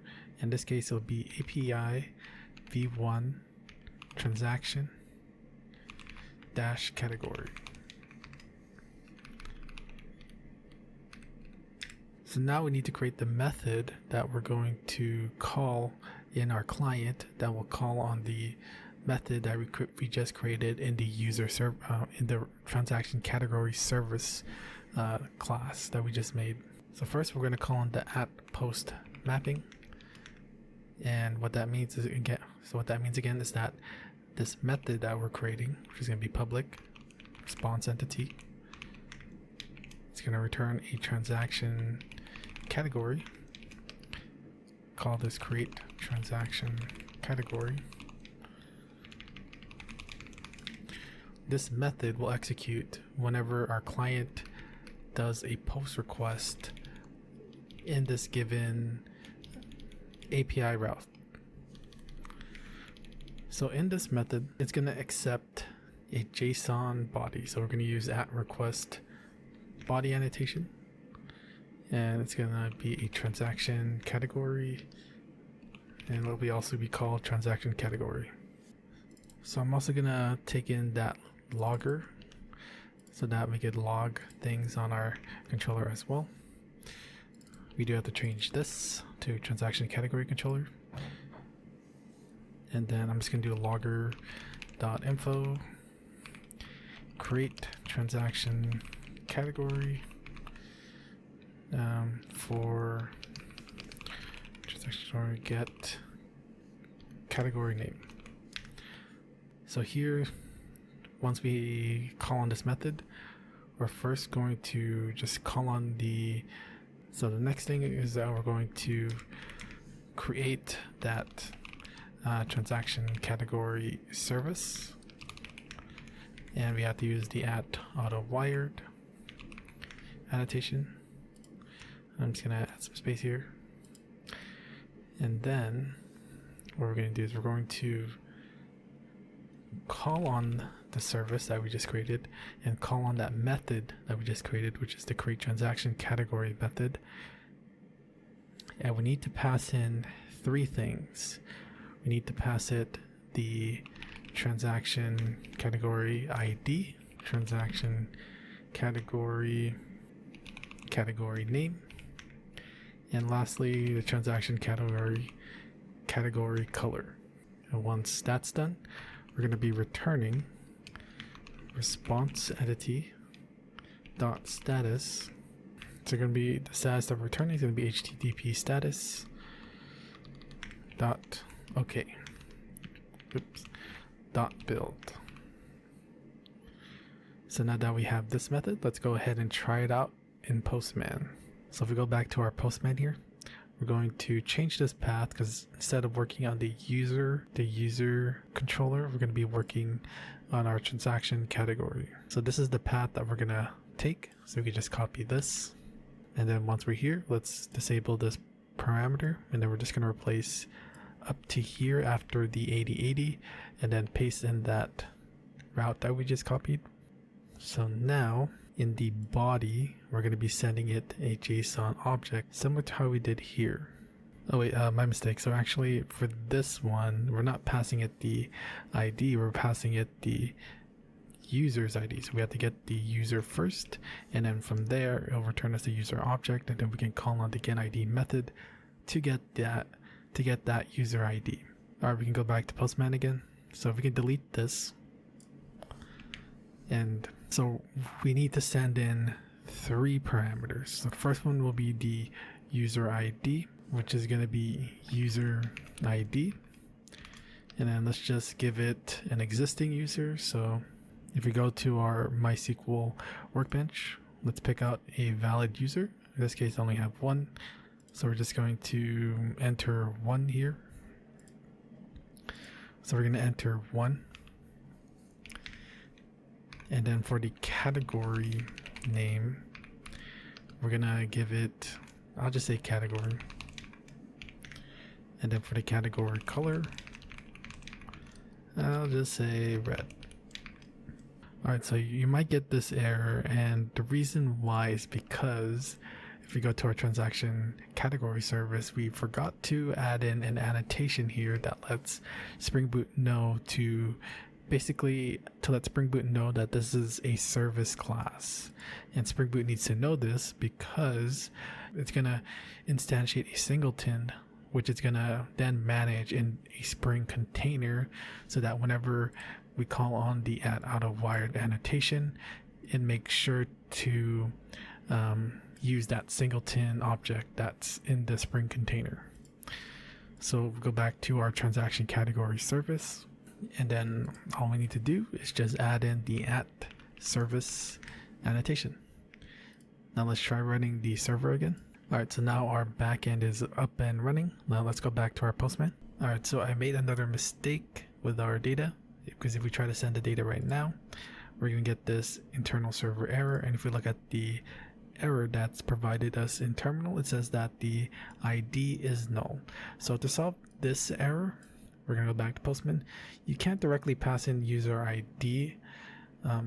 You actually have to create a user object. So it's going to be user first, so to describe a user object, and it's going to contain another JSON object in it. In there, we're going to define an ID property. So this ID property represents the user ID.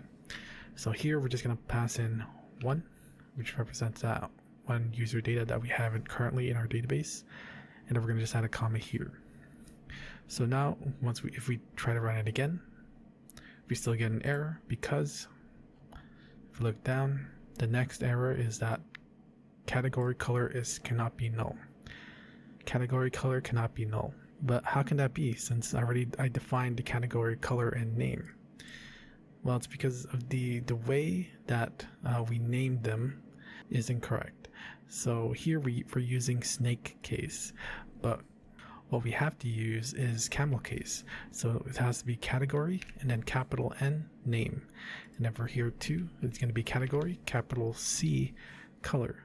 So now when we try to run this, we hit send and boom. So we have the OK status, which is a good sign. It means that we were able to successfully create a transaction category in our MySQL database. So if we go to our MySQL workbench, as you see, currently we have no data in our database for the transaction category table. But if we execute this query, so do a select asterisk from transaction category, and we run this query, we get that one new record that we just created. So now that we know the backend is working, so now let's integrate this with our client code. So now we're back into our client project. We're gonna go to our create new category dialog class, and then underneath or in the create category button, we're going to set an action or a mouse clicked, and it's going to be a new event handler. So when the create category button gets clicked, we need to extract the data from each of the fields. In this case, we only have the category text field and the color picker. But now, since remember, in our Spring Boot server, we need to accept 3 parameters. We need to get a user ID, a category name, and a category color. But so far, all I can see is that we're able to extract the category name and a category color. Currently we don't have a way to get the user. So now actually, remember how we said we were going to follow the MVC design pattern for this project? Well, we have the view and we have the controller. Now let's add the M part of the MVC, which is models. So a model is responsible for managing the application's data and business logic. So it's similar to an entity where we're able to kind of map the user's information, and we can efficiently utilize that data as an object. So first we're going to create a new package. So highlight org.example, right click, new package, and we're going to create a new package called models. And then we're going to right click that package, and we're going to create a new Java class, and we're going to call this user. So this user class is just going to be a POJO, which is a plain old Java object. It's going to have an integer property, which is going to be the ID, a string for the name, a string for the email, a string for the password, and local date time for the created at. So we're going to import that. So as we can see here, it matches the data that we currently have in our database. And now what we're doing is we're going to create a constructor, and we could easily do that with IntelliJ's features. We're just going to select all of these properties, and we're going to hit OK. It's going to generate this constructor for us, where we can pass it the ID, name, email, password, and the created at. And now we're going to create the getter and setters for this method, and we're going to do it for all of these. But again, we don't want to change the user's ID or the created at, so we're going to delete those. Everything else is fine. Alright, so that pretty much ends this user model. So now let's go back to the create new category dialog, and so we're going to update the constructor to take in a user object. And actually, let's go to the custom dialog, and we're going to create a user property. Import it. And then in this, we're going to accept the user.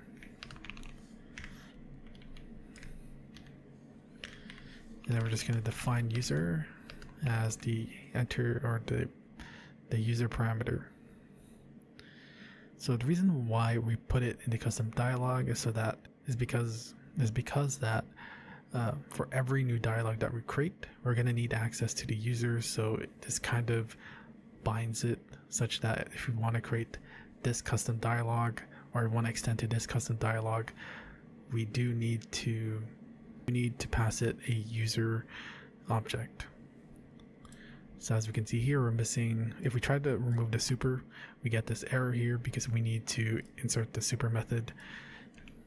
And this time we need to pass in that user parameter that we added. So because we updated the constructor, let's go to the dashboard controller where we instantiated this dialog, and then now we need to pass in that user object. In our dashboard controller, we're gonna create a user property. Then we're gonna import that class, and in our constructor, just before we initialize all of the actions, we're going to create a method called fetch user data. So this method is going to be a public method, and it's going to return nothing. So we're going to use void, and then we're going to call it fetch user data. So for the time being, we're just going to initialize the user property by calling on the SQL util, and then get the user by the email. And now we need to pass in the email, and luckily in our dashboard view, we have that email property. So let's create a method, a getter method for said email property. So we're going to create a getter for that email. And let's go back to our controller, and then we're just going to call in dashboard view.get email. Alright, so we're going to actually have to go to the SQL util, and then we're going to have to change this method here. Instead of a boolean, we're going to be returning a user object. Since now we've created the user model, we can update this method so that it returns us the user method or the user object. So we can delete these lines of code. So now since we're expecting a user, we need to be able to, I think we also need to change the server code. So if we go to Spring Boot server, we go to the user controller, and we get the user by email. Oh no, so here if we look at the this method here, it already it shows us that it does return the user object. So that means we're good to go for the backend. So now in our client side, if we go to our API util, since right now we only have a method to send a request, but now we need to create another method to read the results from a request. So I'm just gonna minimize this, and we're gonna create another method. So this method is gonna be a public static string, because it's gonna be returning us the JSON data, and we're going to be converting that to a string, and then we'll later be able to convert that string back into a JSON object that we could use as an object and and parse through the data. So we're going to call this read API response, and that's going to accept a HTTP URL connection. So we're going to do a try catch, where we're going to catch for an IO exception, and then we're just going to print the stack trace. So first we're going to create a string builder, call it result JSON equals new string builder. So this string builder is going to store in the incoming JSON data. So next we need a way to read the incoming bytes of data. So we're going to create a scanner class. We call it scanner, new scanner, and then we're going to pass it the input stream from the HTTP URL connection. So we can get the input stream like this. So now we could read the incoming bytes of data coming from our HTTP URL connection. And then what we're going to do next is we're going to loop through each line in the response and append it to the string builder. So we're going to use a while loop, and while the scanner has things to read, we're going to append that to the result JSON string builder.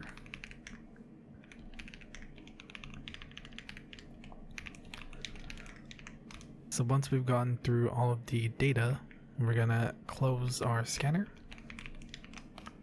so that it releases some of the resources. And then we're going to return the JSON string. So we get the string builder. Now we have to convert that string builder to a string. So we're going to call the toString method. So if there was an issue reading the response, we're just going to return null. And that's pretty much it. So now we're able to read the incoming data from our API request. So we go back to our SQL util. Since we made this request here, and if we go back to our Spring Boot server, this method does return data. In this case, it's going to be the user object, and that user object will be converted to a JSON object that we're going to convert to a string, and then basically return that string and parse it back into a JSON object in our client side. So here, if we're going to first check if the request or the response code is not 200. If it isn't, then we're just gonna return null, and we'll just do a system.out for debugging purposes, saying that there was an error, or let's say, to be more specific, I'm gonna put parentheses get user by email, and then add in that response code, which should not be 200. So if it was successful, that means we do get a 200 response code. Then we're gonna get that user data as a string JSON. So we're gonna call on the API util class, and we're going to read the API response and pass in the connection that we just created here. And just to visualize this, let's just see how this looks real quick. So I'm just gonna return null. So here we're just gonna output the user data JSON value. So now let's call this method. So I think we also need to update the login controller if I'm not mistaken. Or was it the signup controller? Yeah. So here in the signup controller, as we can see, during the validate input, we don't return a Boolean value anymore. So instead, we could check to see if this value equals null or does not equal null. Because if this value doesn't equal to null, because it returns us a string, right? Wait, actually, yeah. So I think it should still work. So if it doesn't return us a string, then it's going to be null. But in this case, if it isn't null, it means that a user was found in our database, and we're going to convert that to a JSON object from our Spring Boot server and send that into bytes of data to our client, which will then read as a string, and then later on we're going to convert that back into a JSON object. So yeah, so I think this should work. So to test this, let's run our app again, or let's run our client. Alright, so we need to pass in the user. So in this case, we're just gonna pass in user for now, even though I think this should be null, right? Because yeah, it's gonna just return null to us since we're not returning it here, which shouldn't be an issue, I think. If we go to this category, we're not really utilizing the user class yet, or user object yet. Yeah, so I think it should be fine. So let's go run this again. Alright, and let's go to SQL util just to see this. So we're outputting a string of JSON of that user object that we retrieved. So when we retrieve that user by passing an email, this is the data that gets sent to us. Right now it looks like a JSON object, but right now it's only a string. So the next thing we gotta do is convert this back into a JSON object so that we could extract the data more efficiently. So I'm just gonna close our client real quick. I'm gonna delete this. So now that we know that we get a JSON string value, let's go ahead and parse this into a JSON object.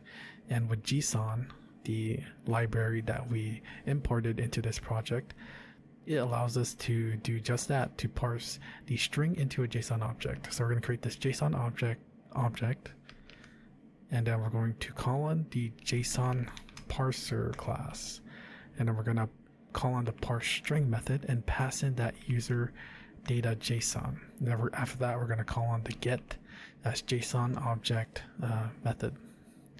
So now we can interact with this JSON object more efficiently. And what I mean by that is that if we didn't do it this way normally, we'd have to probably find like a very complex way of retrieving each of these values. But because we parsed it as a JSON object, this is how it'll look when we extract the data. So now we're just going to extract the JSON data. So we're going to get the int ID, which is going to be an integer.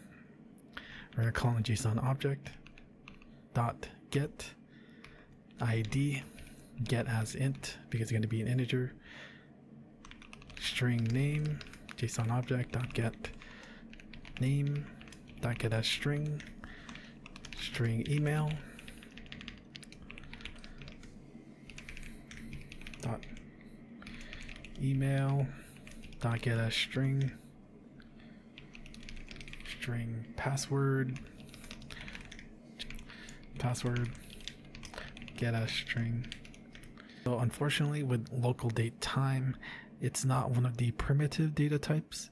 So a workaround this is instead we're going to create a local date time object created at equals new JSON dot from JSON, and then JSON object dot get created at, and then the type that we expected, which is going to be a local date time class. So as we can see here, it's very efficient. We can utilize object-oriented programming here to retrieve and extract the data from our string JSON data. So now we extracted all of these data. Let's go ahead and return a user now. So we're going to return a new user, and we're going to pass it the ID, name, email, password, and created at. I just noticed that we are getting an email error here, and I think it's because we are using the same one for the parameter. So we're going to change this real quick to instead user email, and then we're just going to replace this path here as well. And yeah, so I think that looks good. So actually, one thing I want to make sure, because we did update the validate input for the user sign up by making sure that the user doesn't exist. So let's go back into the main just to test that out. So I'm just going to comment this and then uncomment that, and let's go ahead and create a new account. So I'm just going to say tap again, email to at email.com, password. So actually we're going to check if we're able to create a duplicate account or not. So we hit register. Nice. So it means that that validation still works, and it still returns false if this email exists already, and it does, and this is the only account that we have in our database. So now let's just see the scenario when it does work. All right, good. So it still works. Nice. I just wanted to make sure that still works. So good. So we're just gonna go back and uncomment the dashboard view, and now since we're able to get the user, this user object or this user data that we fetched with the get user by email data has proper data that we could use for our create new category dialog. I know this is taking quite a bit to just create a new category in the client, but we're almost there. So in our create new category dialog class, since now we have access to that user, we can finally create that transaction category in our database from our client. So here, it's good to validate your input to you guys to add some validation here. I'm going to skip it for now for time, but I challenge you to create a validate input method to make sure that like the category text field isn't empty. Same goes for the color picker.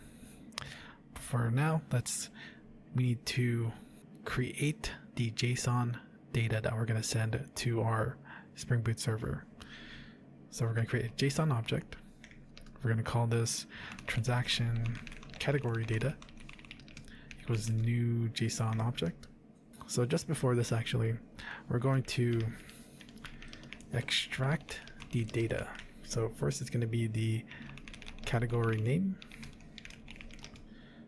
which is going to be the new category text field dot get text, and then the color. So for the color, we're actually going to do something as well, because we're going to store in the hex number of the color, as opposed to like because there's going to be some specific colors and hex numbers are easier to read through. And we do create another utility method for that. So let's head over to the utility class real quick and let's create this new method. So we're going to create a method, a public static string get hex color value, and here we're going to accept the color picker, call it color picker,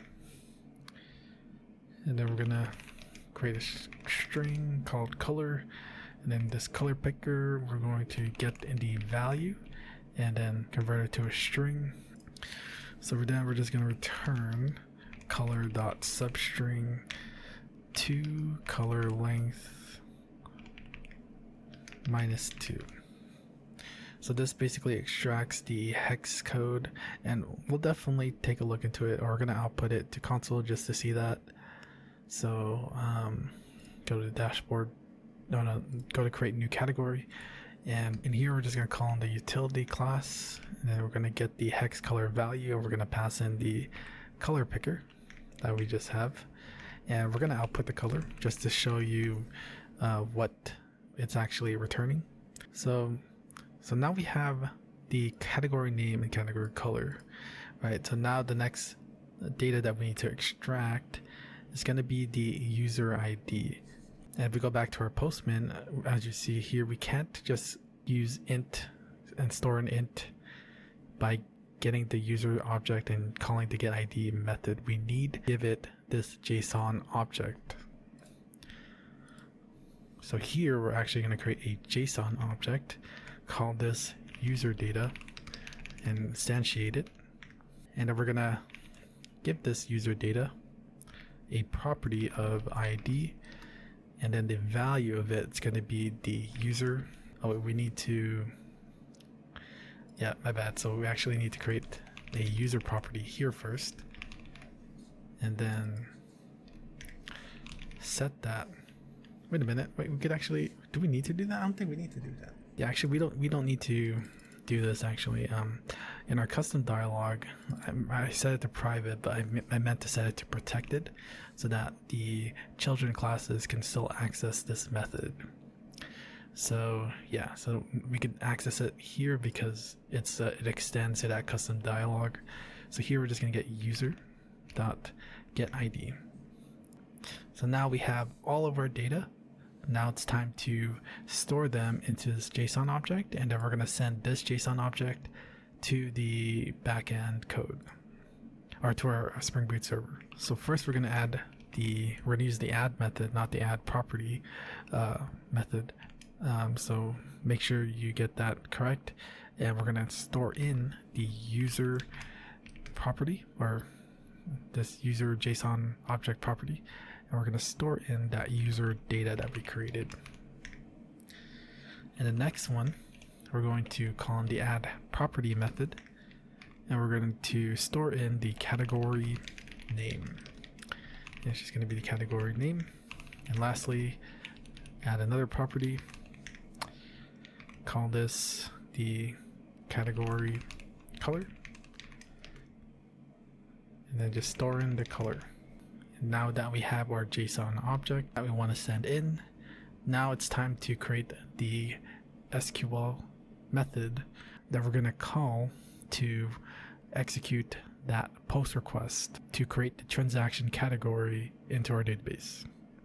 So let's go to our SQL util class, and I'm just going to minimize this. And under the post category, just to keep things organized and clean, I'm going to go here at the bottom.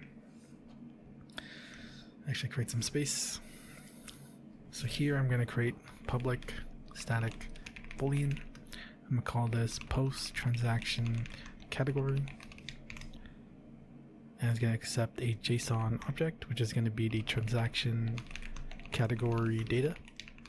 Here we're going to create an HTTP raw connection, do a try catch, IO exception, print stack trace, and then do a finally if con does not equal to null, then con dot disconnect. Alright, so now that we have all of that done, let's go ahead and call in our API. So we're going to do con equals API util dot fetch API, and it's going to accept the route. So it's going to be dash API dash v1 dash transaction category. If we go back to our Spring Boot server, it's category. So it's category. Now we have to tell it the post request or the type of request, which is going to be a post request. And then now we're going to pass in that transaction category data. So I'm going to scroll down. So here we're going to check if the response .get response code is going to be, if it doesn't equal to 200, that means it failed. So we're going to return false.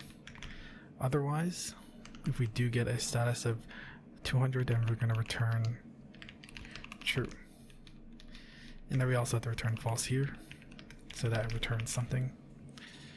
And yeah, so I think that's pretty much it. So now we could finally see if we could finally make it so that we create a category from our client. So here I'm going to create a Boolean variable. Call this create or post transaction category status equals SQL util dot post transaction category, and we're gonna pass in that transaction category data that we just created, and then we're going to check if post transaction category status is true. That means we'll want to display an alert dialog that of information type that we were able to successfully create a transaction. Otherwise, we'll display an error dialog and display it a message calling error, failed to create transaction category. My bad. So this actually has to say transaction category. Alright, so now let's actually give this a shot. Let's go try it out. So let's go run our program. Might not been initialized. Oh yeah, so yeah, we need to set it to null. And now let's go ahead and run it. Alright, so first let's go ahead and launch our dialog. And here I'm just going to create, I'll just say new category. And then I'm going to give it, let's say green, or this hex number. So when we hit the create button, nice. So we got this message saying that success created transaction category. And if we look at the bottom, as you can see here, that when we call in that get hex color value, we only get the number that's after the hex code. So I just wanted to show that out just so you guys can visualize that better. But now the moment of truth, did it actually save into our database? So if we go back to our MySQL workbench, and this is the only category that we have so far. So if we execute this query again, nice. So as you can see here, we have the new category and that category color hex number. But yeah, so now we're able to create a transaction category. So back to the completed app, the next thing we're going to build is this view categories functionality. So when we click on it, we get this dialog here that displays each of the category that we have created so far. And then each of these will have the category name, the category color, and the ability to edit and then delete the category. We'll worry about these functionalities later, but for the most part, we're just going to be building this next. All right, let's go ahead and go back to our code. So first up, we're going to create a new dialog for this. So we're going to highlight the dialogs package, right click it, new package, new Java class, and enter, and I'm going to call it view or edit transaction category dialog. So this is also going to extend to the custom dialog. And this does mean that we need to call in that super method in the constructor and pass in a user object. So we're going to create the constructor, view or edit transaction category dialog. It's going to accept the user. And then we're going to call the super method and pass in that user. Let's import this class. And also this is going to accept a dashboard controller as well. And we're going to create a property for that. So private dashboard controller. And then we're just going to instantiate it here. So here we're going to configure the dialog. We're going to give it a title. And we're going to call it view categories. And then we're going to give it a set width of 815 pixels. And a set height of 500 pixels. So before we continue, let's try to see if we could visualize this as we're building it. So we're going to go back to the dashboard view, and then in our create menu bar method, we're going to add in a new menu item. So right now we only have the create category menu item, but this time we're going to create a new item it's going to be called view categories menu item. All right, so let's go back down to the create menu bar method again, and we're going to create that or instantiate that new menu item. So it's going to be view categories menu item equals new menu item, and and the title will be view categories. Now we're going to add this to the file menu. So first, let's go ahead and check this out if it was successfully added. So we go to file here. Yep. As you can see here, there's a new menu item here that we can click on, but it doesn't do anything. So now let's head over to our dashboard controller to add an action to that menu item. But actually, first we have to create the getter method for it. So let's go ahead and do that right now. So right click, generate getter. I'm just going to create a getter for it. We don't need to set it. So it's going to be, we're going to select the view categories menu item. So we go back to the dashboard controller, and then we're going to set the on action listener. So we're going to call on the dashboard view, call on the get view categories menu item, and then we're going to call on the set on action and then pass in an event handler, and we override the handle method. So now whenever we click on the view categories menu item, whatever lines of code that we enter here will be executed. And in this case, what we want to execute is to display that dialog, that view or edit transaction category dialog. And it accepts two parameters, the user and the controller, which we can just pass this, or you have to say dashboard controller.this. So that once that's done, we're going to call on the show and wait method, which will display the dialog when we click on the view or edit transaction or view categories menu item. So now let's go ahead and launch our GUI, and then let's go to file, and then when we select this view categories, this dialog appears now. So now we could debug as we build it. So yeah, all right, we'll just close that for now, and let's go back to the viewer edit transaction category dialog class. So actually, before we continue, let's first work in the backend to be able to retrieve all of the transaction categories from the database. All right, so back into our Spring Boot code. So we're going to go to the transaction category repository, and we're going to add a new method.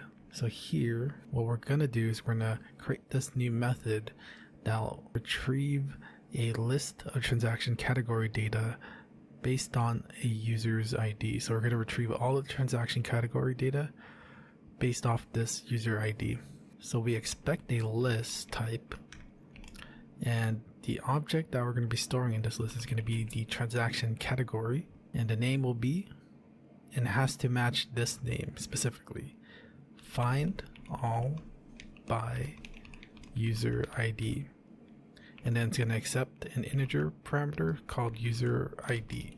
Alright, so now that we created this new method, let's get over to the transaction category service, and now we'll need to create a method to call on that method that we just created. So it's going to be a get request, and it's going to be a public, and it's going to return a list of transaction category, import the list class, and then we're going to call this get all transaction categories by user ID, and that's going to accept an integer named user ID.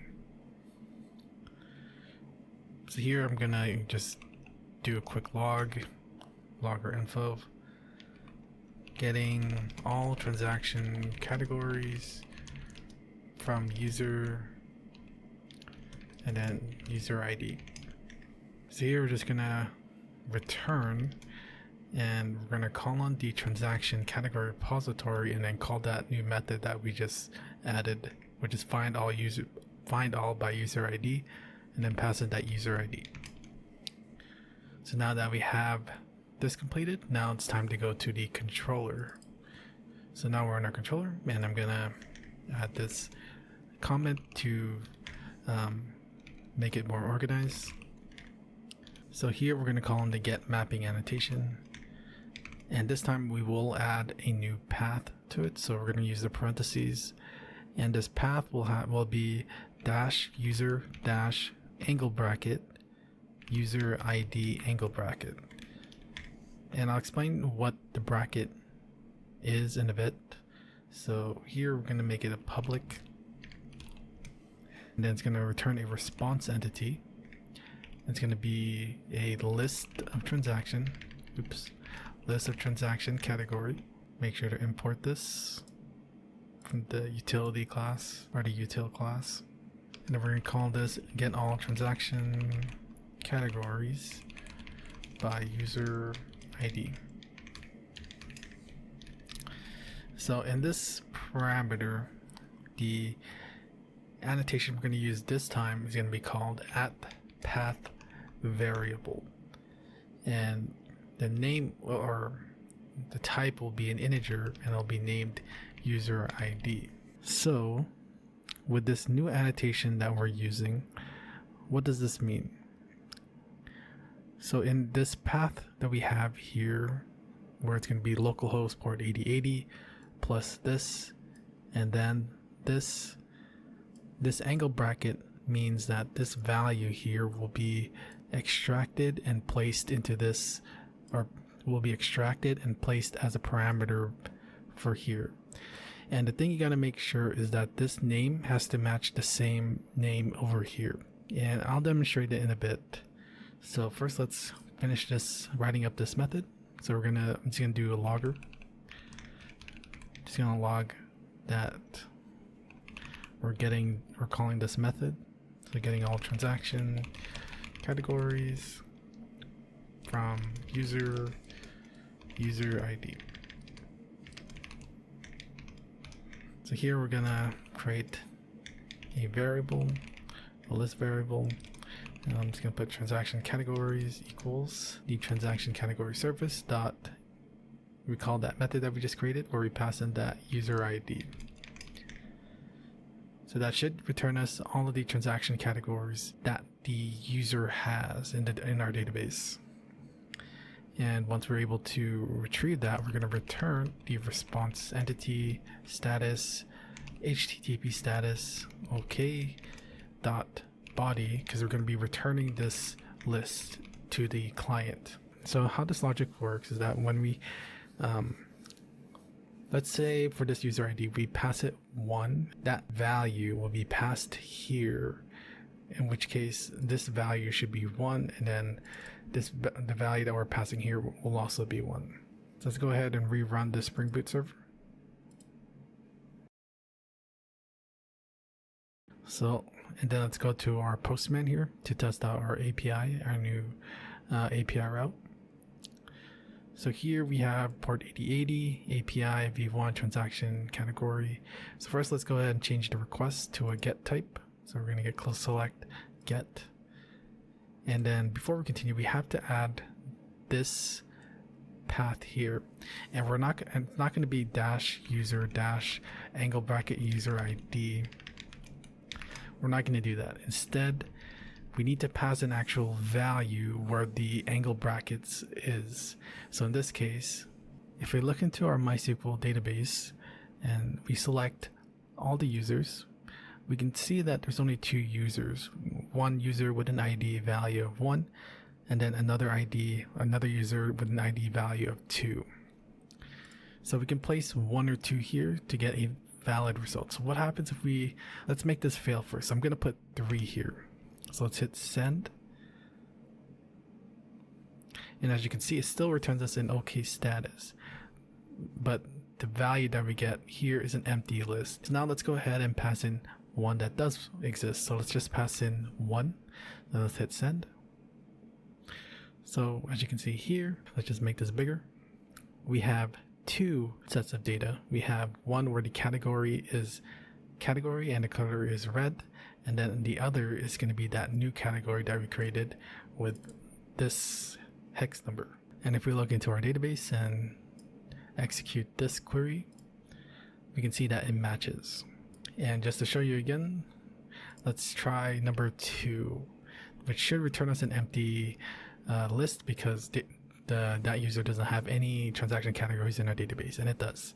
So that's good. So now we know that the API is working in the backend. Now let's go ahead and go back to the client so that we could request from this API and display it to the user. So back into client, we're going to continue building the dialog. So here, the container that we're going to be using here is going to be a scroll pane. And this is so that we could utilize the scrolling mechanic in our dialog, so that we can, if we ever reach, or if there are a lot of transaction categories and they exceed the height of the dialog, we want to be able to scroll to be able to view the rest of the dialog, or the rest of the transaction categories. So that's why we use scroll pane. So here I'm just going to call it the main container, and then we're going to create a method called create main container content. So we're going to create a method that returns a scroll pane and call it create main container content.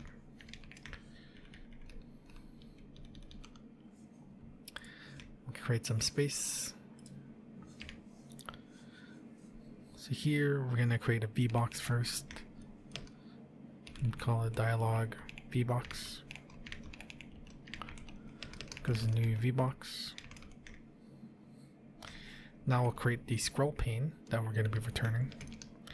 Goes new scroll pane, and then we're going to pass in that VBox as the parameter. So next, what we're going to do is we're going to now create the SQL function to retrieve all of, or to call in that new API route that we just created. So under the get categories, we're going to create a new method. All right, so here we're just going to do public static list transaction category. We don't have transaction category.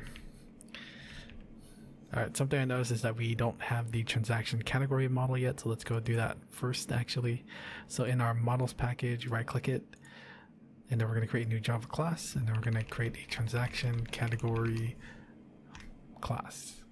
So here it's going to have an int field for the ID, a string for the category name, and then another string for the category color. And then we're going to generate the constructor. It's going to accept all of these three parameters, and then we're going to create the getter and setters. So generate getter and setter, and then we're going to do for all three. I'm going to remove the set ID because we don't want to change the ID value. And yeah, so that should be good. So let's head back to the SQL util and let's create this method. So we're going to do public static list transaction category. Call this get all transaction categories by user ID. Actually just by user, and then we're gonna accept a user as the parameter. And here we're going to instantiate a list transaction category list, and I'm just gonna call it categories equals new array list. Now we're gonna do I'm just gonna copy this because it's more or less the same. So now let's go ahead and change some of these. So in our fetch API, we're gonna remove this path here, and instead we're gonna do dash API dash v1 dash transaction category dash user dash, and then for here we're going to add in that user dot get ID. Next we're gonna update the request method to be get, and so yeah, that should do it. And here, if the response code isn't 200, then we're just going to output an error, and then it'll be the get all transaction categories by user, and then the error code, which is the con.get response code. So this is if it gets an error. Now if it's successful, now we want to read that data and then return it, and then be able to access that information from the client.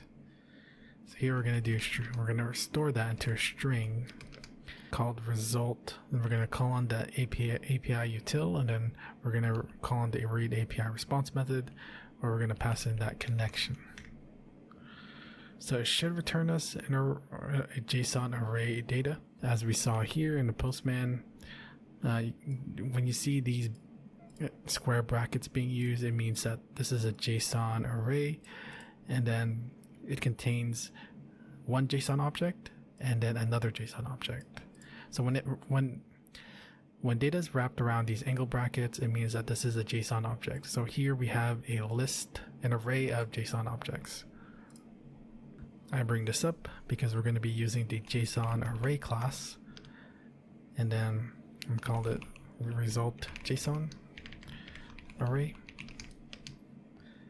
and then we're going to do a new JSON parser dot parse the string, and then get that as a JSON array. Now that we have access to this JSON array, we're going to create the transaction category objects, and we're going to store them into this list that we created here. So here we're going to do a for each loop. So we're going to do for, then we're going to do JSON element in our result JSON array. And for each of these JSON element, we're going to store in a category ID. So JSON element dot get as JSON object dot get ID dot get as int, because as we can see here, so when we store the JSON array, we're storing this whole thing, but JSON element refers to a single object, as you can see here, and we just convert it to a JSON object to be able to extract the information here. So in this case, we only want the ID, the category name, and the category color. So far we only got the category ID, so let's go ahead and extract the category name and then the category color.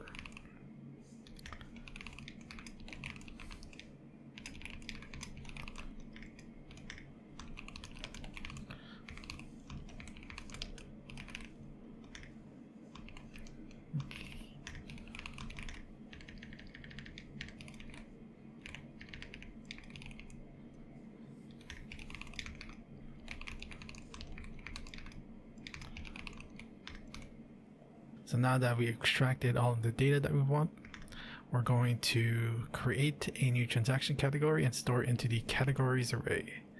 So calling the categories dot add new transaction category, and then we're going to pass in the category ID, category name, and then the category color. And then we're going to return that categories list. Otherwise we just return null, which means that there's no transaction to return. So now that we have this method, let's go ahead and go back to the view transaction category or view or edit transaction category dialog. So here we're going to create a list transaction category, and we're going to perform that method that we just created, which is to get all the transaction categories by user. And since we have access to the user, we're just going to pass in that user. So now we should have all the transaction categories by this user. And for time being, let's just check it out. So I'm going to create a for each loop. Then I'm just going to display the name for each one, and here I'm just going to return null just to see what values are actually being returned to us. So yeah, so let's go ahead and run the app. Alright, so once it's loaded, go to file, view categories, and yep, as we can see in the terminal, we have the category and new category. So we're able to successfully retrieve each category from our client, or from the database from our client. And now we have to display them to the user. And the way I have it set up is that we create our own custom components. And it's similar to React, where we create, it's also called components. It doesn't function the same way, but in a sense, like in the fundamental sense, it kind of behaves like it. So here we're going to create a components package, and we're going to right click this new package, and we're going to create a new Java class, and I'll call it category component. And then we're going to extend to a HBox container. So back to the completed product. Let's go ahead and see what this component looks like. So a category component is one instance of these categories, as you can see here, and we have multiple parts to this. We have a label, a color picker, and then two buttons, and then we also have some space here between the component. So yeah, we're going to be creating this next. Alright, so let's go ahead and back into our code. So here we're going to create the constructor category component, and it's actually going to accept two parameters. It's going to accept a dashboard controller and a transaction category. So then we're going to create the two fields so that we can access these throughout the class, or a global variable basically. And then for transaction category, then we're going to instantiate these by setting it to the parameters. So first we're going to have a text field, and I said label, but yeah, I meant to say text field, because then we could edit the, like when we want to edit the category name, we could disable, enable the text field, and we could edit it directly into this component. So we're going to call this category text field. Then we need a color picker. Let's call it color picker. And then we're going to have three buttons. We're going to have an edit button, a save button, and then a delete button. So I'm going to create some space here. So first up, we're going to add these nodes to this component. So get children dot add all. So we have to do it in the following order: the category text field, color picker, edit button, save button, and then lastly the delete button. So let's go ahead and see how this looks so far. So go back to the view or edit transaction category dialog class, and then we're going to remove this system.out and replace it with instantiation of our new category component. So it's going to accept two parameters, which is going to be the dashboard controller and then the transaction category. Now we're going to add this category component to the dialog bbox. So get children, add category component. And then here we're just going to return that scroll pane. So now that it's stored here, let's go ahead and add this to the dialog. So we're going to call the get dialog pane, then do set content, and then we're going to give it the main container. Alright, let's go ahead and run this program. Alright, so actually we have to instantiate these, so let's go ahead and do that now. So category text field equals new text field, and then we're just going to make it have a max width, so of max value, so that we take up the whole width. Now for the color picker, we're going to initialize it, and we're going to disable it at first, so that way, because we're only viewing it, we're not editing it, so we don't want it to change that. We don't want the user to be able to change the color unless they're in edit mode. And then we have to give it a default value of based on our transaction categories. We're gonna do color picker dot set value color dot value of transaction category dot get category color, and then we also should do that for the text field. So we're gonna give it a set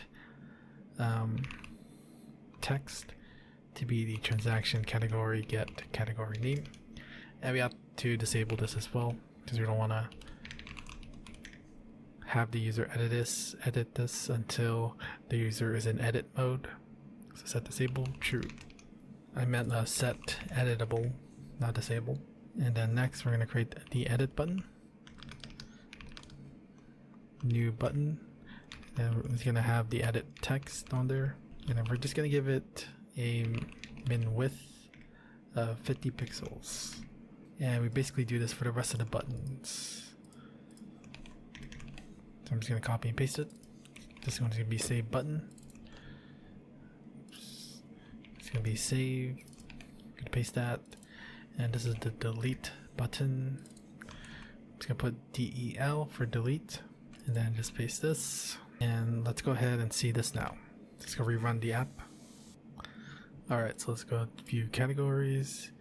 And nice, so we can see the two categories from our database, and as you see we have the category name and then that color, which is red, and then these three buttons.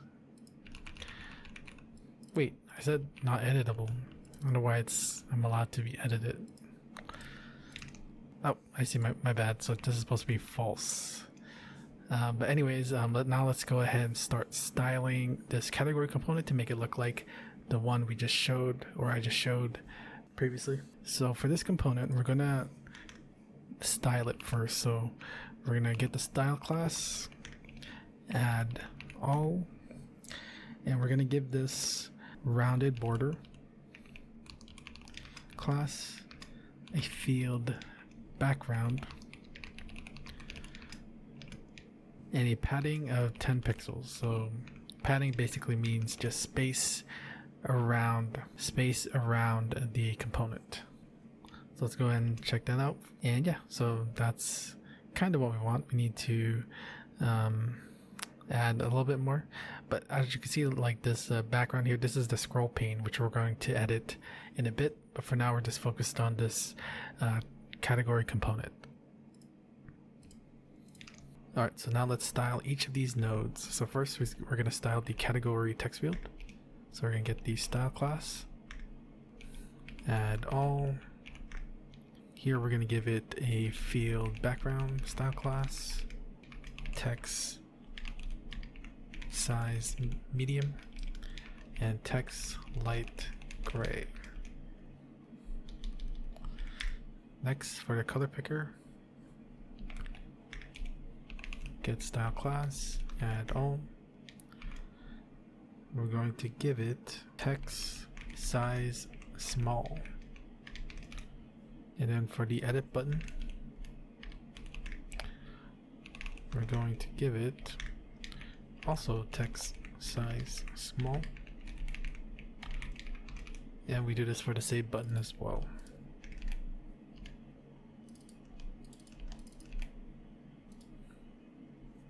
And also for the delete button actually. So let's just paste that there. Delete button, but we're gonna add more. So here, we're gonna give it a background color of light red and text white. Alright, so now let's see how this looks. That's a bit better, but it's still a bit off. And it isn't exactly what we want just yet. So next what we're going to do is we're going to set the spacing for this HBox to be 10.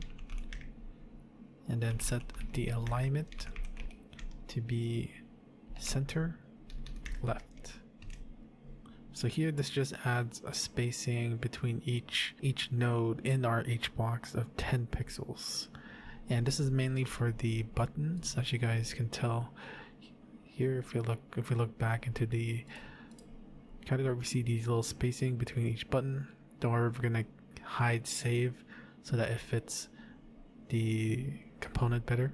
So now let's make this fit the whole width, as we can see here. And to do that, we're gonna go back to our view or edit transaction category dialog, and under the initialization of our scroll pane, we're going to call on the set fit to width to be true. And then we're going to run our program. And when we view categories, we can see that it now takes up the whole spot.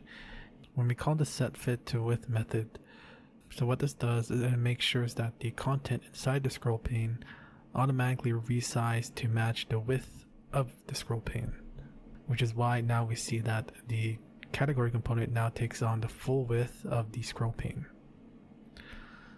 So next we're going to add some spacing between each transaction category.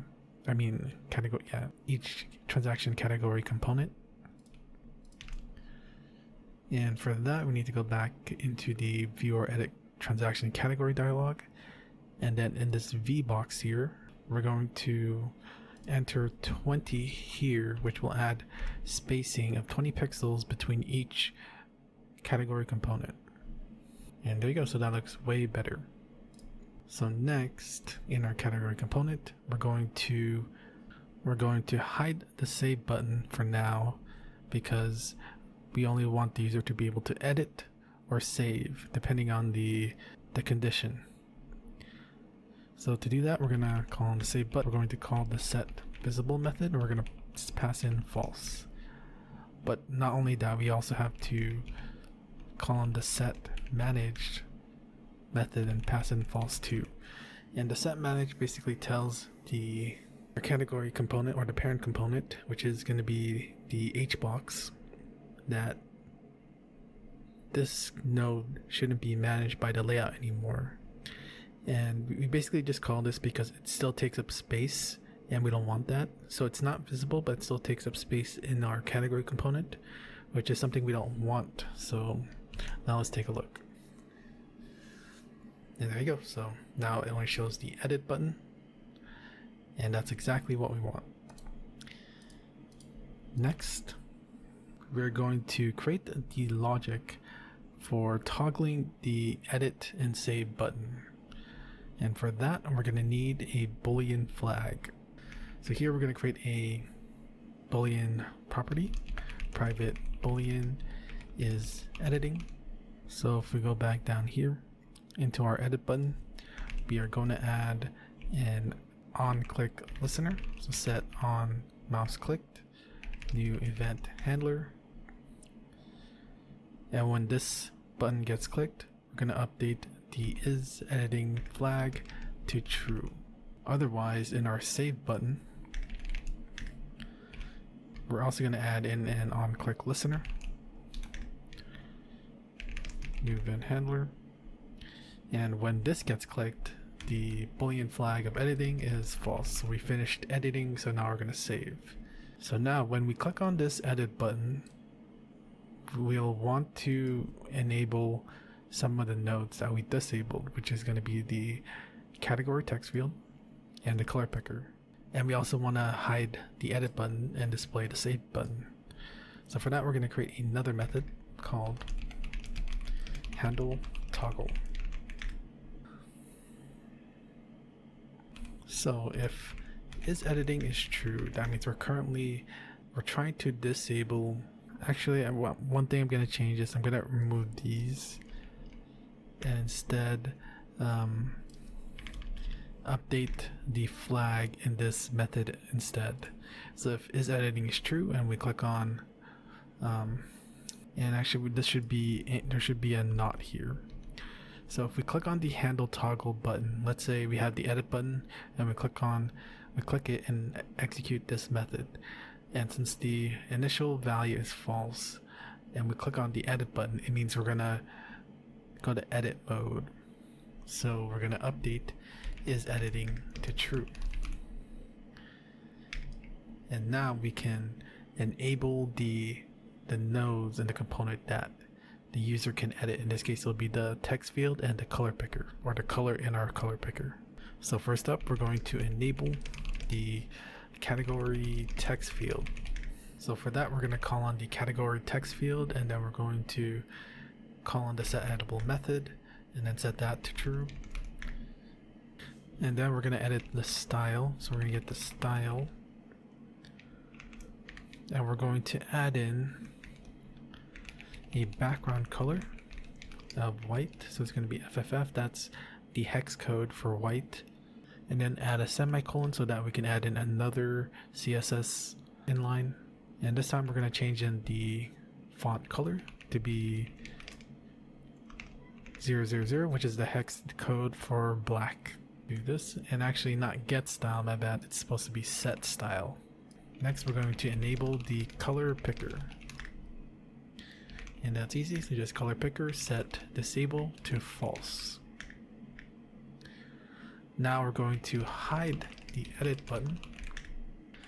So it's going to be edit button, set visible to false. Edit button, set manage to false as well. And then next we're going to display the save button.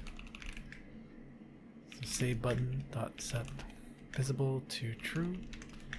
Save button dot set manage to true. So now let's go ahead and try this out. So in our edit button, and when the edit button gets clicked, we're going to call on the handle toggle method. And we're going to run the program. View our category. So when we click on this button here, we can see that the category field is enabled. We have the white background, black text, and also the color picker is enabled again. And then that our edit button also disappears, but our save button now appears. So now let's go ahead and add the logic. So when we click on the save button, it basically cancels whatever we just enabled. Alright, so let's just close this for now. Alright, so next, so here we check the condition if the editing is false and we're trying to handle the toggle.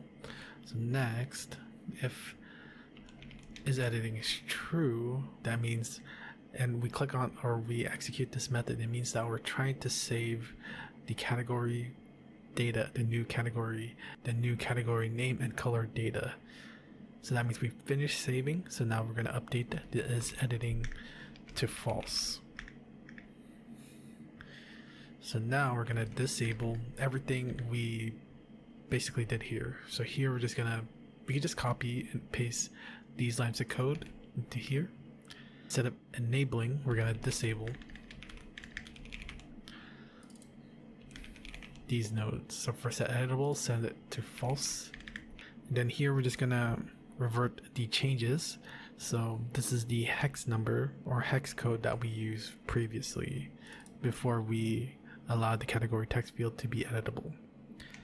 So for the text color is going to be BEB989. And then we want to disable the color pick again, so we pass in true here. But now we want to display the edit button and then hide the save button. So here we're just going to flip these values. Alright, so now let's go ahead and try this out. Actually, wait, we need to call this method whenever we click on the save button. So in the save button, when it gets clicked, we'll execute the handle toggle method too. So we're gonna go file, view categories, and now when we hit edit, it enables the node. So now we hit save. Nice. Wait, that's not supposed to happen. I think we got that wrong. So let's go back. So the text field is supposed to be, so this is actually supposed to be a B. Now let's go ahead and take a look into that. Yep, there you go. Okay, so that fixes it. So now what we're gonna do is we're gonna need to be able to update these new values in our database. So we're gonna need to add the functionality into our save button. So when we click on the save button, it's going to perform a request to our backend, which will update this specific transaction category in our database. All right, so let's go ahead and work on that next. And for that, we're going to need to create a new API route in our backend code. So we'll need to go back to our Spring Boot project, and we're going to go to the transaction category service. So updating is part of the acronym CRUD. We have create, which is post, read, which is get, update, which is update, and then delete for delete. So right now we only have get and post. So now we're going to create a new category called updates, or you can call them put too as well.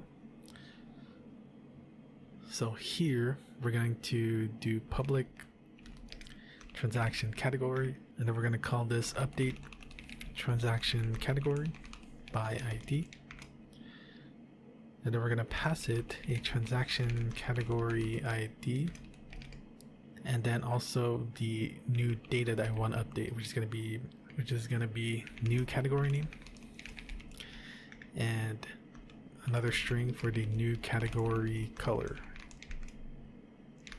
So here I'm just going to log again, call in the logger info, and then I'm just going to output updating transaction category with ID transaction category ID. So first, what we're going to do is we're going to need to find that transaction category in our database. We don't have a method for that yet, so we need to create it. Right now, the only get method that we have is getting all the transaction categories by the user ID. Now we need to get the transaction category by the transaction category ID. So here we're going to actually create a new method. I'm actually going to comment this for now to prevent any errors. So it's going to be public optional transaction category get transaction category by ID, and then int ID.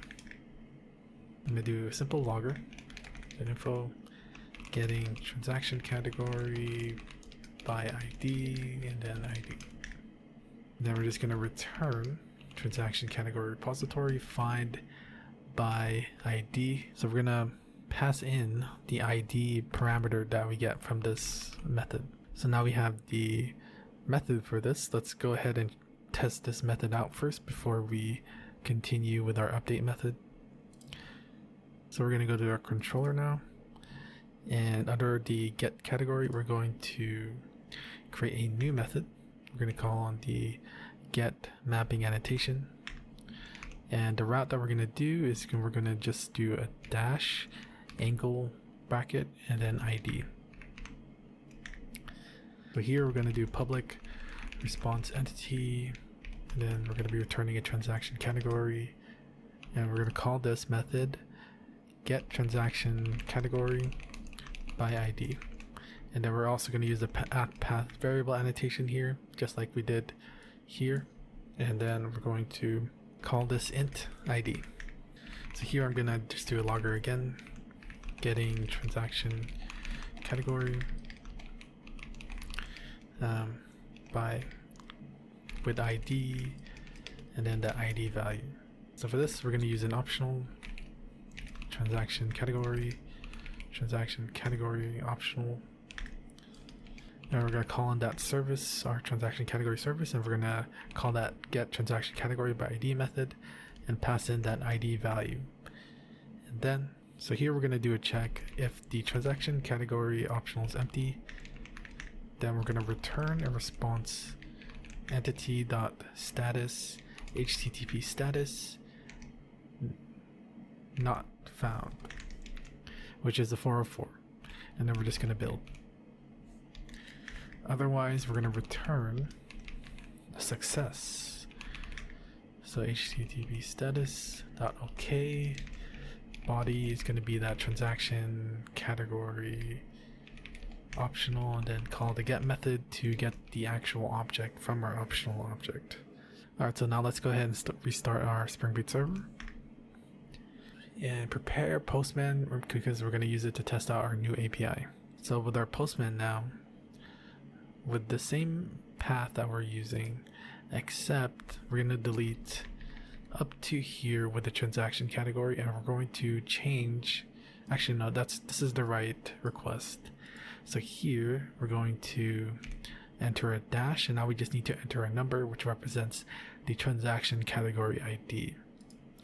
So here, let's look at our current transaction categories, and as we can see, we only have 2, and the ID value that we're interested in is going to be in this column here. So we only have 1 and 2. So first, let's go ahead and try to do 3, which shouldn't exist, and should give us a 404 not found, because that transaction category does not exist in our database. So now let's pass in a valid ID like 1, and let's hit send. And nice, we have the 200 OK status, and here we have that transaction category object that gets returned to us. And as we can see, we have the ID, the user that it's assigned to, and then also the category name and the category color. Alright, nice. So now we know it works in the backend. We don't need to add this to the client just yet, because remember we're working on updating the transaction category, which we needed this method for, so that we could get the instance in our database and then update that same instance back into our database. So let's go back to the service and let's continue with this method here. So first what we're going to do is we're going to create an optional, going to be a transaction category, and then call it transaction category optional. And we're going to look for this transaction category with this transaction category ID. So we're going to get our transaction category repository, and we're going to call on find by ID and pass in that transaction category ID.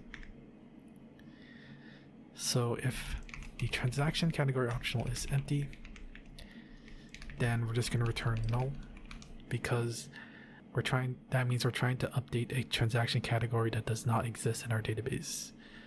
Otherwise, if it does exist, we're going to create a transaction category object, call this updated transaction category, and then we're going to just instantiate it, and then we're just gonna store the optional object, and now we're going to update this category, transaction category that's in our database. So updated transaction category dot set category name, and then we're going to pass in that new category name, and then the last property that we're going to update is going to be the color.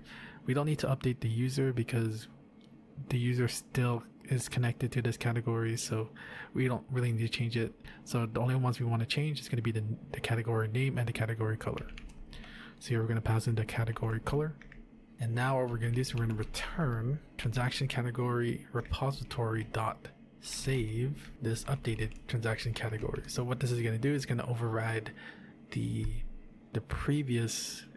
So it's going to override the previous transaction category that we retrieved here when we tried searching it in our repository. So now our service method is done. Now we have to create a controller method so that our client can perform an API request to update the transaction category in our database. So here we have the get request, the post request. Now here we're going to have the update request. So here we're going to use the @put mapping annotation, and for the path we're just going to be the ID. So we're going to do public response entity transaction category. And we're going to call this update transaction category by ID. And then the first one's going to be the @path variable, which is going to be the int ID. And then I'm just going to move this all the way here so that we have more space to write on. And then here we're going to accept two parameters. So we're going to call on the request param annotation, and we're going to expect a string of the new category name, and then another parameter, string new category color. So here I'm just going to do a logger again, and we're going to say updating transaction category with ID. And now what we're going to do is we're going to do transaction category, updated transaction category equals. So we're going to call in our service and then call in that update transaction category by ID method, where we're going to pass in the path variable ID. And then here, if updated transaction category is null, then we're going to return response entity dot status http status dot forbidden, and then we're going to build. Otherwise, we're going to return response status dot status http status okay, and then we're going to return the updated transaction category back to the user. We don't really need to, but it's fine. Alright, so now that we have this new API route, let's go ahead and go to Postman and test this API route. So here it's going to be the same thing. We can leave it just the same, except for this time we're going to change the request type to put, which means to update basically. But remember, we need two parameters. We need the new category name and the new category color. So in our params tab, we're going to create two more keys. So here we're not going to, don't worry about these. These are from the previous examples. So we're just going to create a new parameter called new category name. And we're going to use camel casing. And in here, we're just going to call this category changed category or something. And then we also need another parameter called new category color. And I'm just going to say green. So for demonstration purposes, when we hit the send button here, it's going to call on this method here, where it will call the transaction category service and call on this update transaction category method, where we pass in the ID. Oh, my bad. Actually, yeah, I just noticed this, but we need to also pass in the new category name and then new category color. And then we also need to restart our Spring Boot server. So let's go ahead and do that real quick. Alright, so now once that's done, let's go back here. So when we call on this method, update transaction category by ID, and pass in these parameters, we're first gonna find the transaction category in our database. And if it doesn't exist in our database, then we're just going to return null. That means we failed to update this transaction category. But otherwise, the transaction category does exist in our database, and we're going to update that with the new category name and color. So let's go back here, and then as you can see here, we're going to update this same category. Right now, the category name is category, and then the category color is red. So now let's hit send.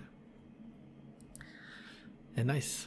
So now it returns us the updated transaction category, where we updated the category name and the category color. And if we look into our MySQL workbench and we execute this query, we can see that the values have changed in our database too. Sweet. So now that we have our backend set up, let's go ahead and go back to the client to perform this update. So we're going to go to our SQL util, and we're going to create that new method to update the transaction category. So I'm just going to minimize these for now. All right. I'm going to create a comment here to isolate the request type for the update. So we're going to do public static boolean, and we're going to call this put transaction category. Here we're going to accept the category ID, the string new category name, then a string new category color. So again, I'm just going to copy one of these. I think it's going to be pretty similar. And we're just going to update some of these values. Specifically, we're going to change the link here such that we do a slash plus the category ID, and then the two parameters, which is going to be, so we have to enter a question mark first to let as a sign that we're going to start adding in parameters. And the first parameter we're going to add is going to be new category name, and then we have to say set equal, and then pass in that new category name. And then to add a new, let's move this line. To add a new parameter, we're going to need to add the ampersand after, and then add in the next parameter, which is going to be the new category color, and then the equal sign, and then add in the new category color. Next, we're going to change the request method to put, and then we're just gonna set this to null for the JSON data. And then here, if the response code isn't 200, we're just gonna output error put transaction category, and then display the response code, and then we'll return false. Otherwise, if we do get a 200, we're going to return true. And yeah, so that should be it. So let's go ahead and go back to the category component, and then we're going to start working on the functionality for the save button. So here we're gonna, after we hit save, we're gonna toggle the edit and save button. So here we're gonna extract the data. Alright, so first we're gonna extract the data. So first we're gonna extract the category, the new category name. And that'll be the category text field dot get text. Next we're gonna extract the new category color by getting the hex number. So as you remember, in our utility class, we have a getHexColor method, which extracts the hex number or the hex code from our color picker. Alright, so now we have the data. Let's go ahead and update the database. So we're going to call in the SQL util class, and we're going to call in the put transaction category method, where we're going to pass it the ID. So we're going to call in transaction category dot get ID, and then pass in the new category name and the new category color, and that should be it. So let's go ahead and run our app to test this up. Alright, so first we're going to view the categories, and this time we're going to change this category. So we're going to hit the edit button here, and we're going to change this to, let's say, school. And then for the color, I'm just going to click on yellow, and then we're going to hit save. All right, so now let's close this, and then let's try opening the view categories again. And as you can see, it says school and the color has changed to yellow. We can also go to our MySQL workbench to validate this or to verify it. So we're going to execute this query. And then as we can see here, the previous category has been changed to school, and the color, the previous hex code color, now represents yellow, as we can see here. So nice. So now that completes the updating of our transaction category. So the next thing that we want to add is the ability to delete components. So we're going to add functionality to this delete button. All right, so we're going to close this, and then we're going to go back into our Spring Boot code. And then we're going to go to the transaction category service, already there. And then as part of the CRUD acronym, we already have create, read, update. Now it's time to add delete.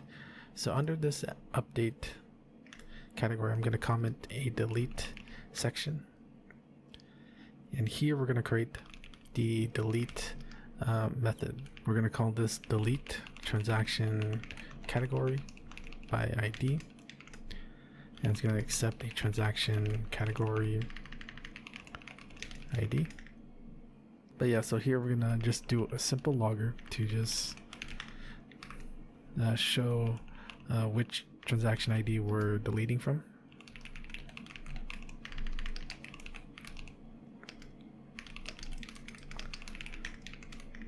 So next we're going to find the transaction category with this transaction category ID. And we're going to do it by calling on the repository and calling the find by ID method, where we're going to pass in that transaction category ID. And actually we're going to return a boolean here instead of a void. So if the transaction category optional is empty, we're going to return false, so that we weren't able to delete it because it doesn't exist in our database. So the act of trying to delete this transaction category fails. Otherwise, if the transaction category does exist in our database, let's go ahead and delete it by calling our repository and then calling on the delete method and passing in the transaction category optional and then the object that's stored in the optional. All right, so once we have that, let's go ahead. Oh wait, we need to also, wait, does this return? Doesn't. So then we need to return true. So this means that our service layer was able to successfully delete the transaction category in our database. So now once we have this method, let's go ahead and go to our transaction category controller. And now we're going to create that new method or new route. So here we're gonna use the delete mapping annotation. And for the path, it's going to be similar to the update, where we're just going to accept an ID. For the method, we're going to do public response entity transaction category, and then call this delete transaction category by ID. And then here we're going to use the app path variable annotation again, where we're going to accept an ID, which represents the transaction category ID. And now we're just going to do simple logger, deleting transaction category with ID. Oops. So here we're going to do if transaction category service dot delete transaction category by ID, and we pass in that ID parameter. So if it fails, then we're going to return response entity dot status http status. Let's do forbidden, and we're going to do build. Otherwise, if it was successful, we're going to do response entity dot status http status. Okay, and we're going to do build. So now that we have this, let's go ahead and try it out in Postman. But first, we're going to have to reset our server or restart our server. So let's go ahead and do that right now. All right, so boot up Postman, and then we're now going to update this URL here. We're still going to be interacting with our transaction category path, as we can see here, but we're going to remove these parameters. So now it's just this value. Now we got to change the request type to delete. And first, what I'd like to do is to see this fail. So we're going to enter in an ID that doesn't exist, as we have known from our update example. And then we're going to click on send. And as we can see here, we get the 403 forbidden status because we're trying to delete a category that doesn't exist in our database. Nice. All right, so now let's go ahead and delete transaction category with the ID of 1. Hit send. Nice. So we have the 200 OK status, which means that the category was deleted. And as we can see, even in the terminal, we can see our loggers working here, where it says deleting transaction category with 3. But it doesn't actually do it because it fails. But with this one, it shows us that it tried to delete a category with ID 1 and it did pass. So then let's go to our MySQL workbench to verify this. And yeah, so the other category was deleted, the one with changed category as its category name. So yeah, it works. So now let's go ahead and add this code to our client. So first, let's go ahead and create that SQL method. And here we're going to do it after the update method. So we're going to create a method, public static boolean, delete transaction category by ID, where we're going to pass it the category ID. So here it's going to be kind of similar. So we're just going to take one of these copies and we're just going to copy it. And I'm just going to paste it. So here we just got to change a few things. First, we got to remove the parameters. And then that should be good. And then also change the request method to delete. And then I'm just going to update this. And that should be it. So now let's go back into our category component. And we're going to add a functionality to this delete button. So here we're going to set on mouse clicked, new event handler. So here we're going to do an if statement, if condition, and we're going to call on that method that we created to delete the transaction category by the ID. Then we just pass in the transaction category ID. And then here we're going to check if it fails. So we're going to put a not before it. So if the deletion fails, we're just going to return so that we don't execute the rest of the lines of code that comes after. So if the deletion was successful, now it's time to remove this component from the dialog. So here we're going to call on the set visible method, set that to false, and also set manage to false. So now that it's hidden, now it's time to actually remove it from the dialog. So first we're going to check to see, do a little bit of type safety by calling an if condition and calling the get parent, which gets the container that this category component is currently in. And we're going to check if that instance is VBox. And the reason why let's import this first. So the reason why we're checking for VBox is that if we go to the view or edit transaction category dialog, we can see that this is the container that they're going to be in. And the type is VBox. So we're trying to get this object, or we're trying to reference this VBox in our category component. And the reason we want to do that is because we're going to remove this component from that parent container. In order to do that, we're going to call get parent, but we need to cast this into a VBox. So we have to put it into a parentheses and then cast this parent object to a VBox. And now we're going to call on the get children method, and then we're going to call on the remove method and pass this category component instance. And that should do it. So let's go ahead and run the program.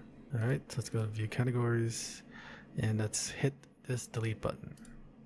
Nice. So as you can see that our category was successfully deleted, as in it was removed from the container and now it's not showing anymore. Now let's go ahead and validate that by opening up the view categories again, and yep, our category does not show up anymore. And if we go to our MySQL workbench to verify this, let's go ahead and run this query again.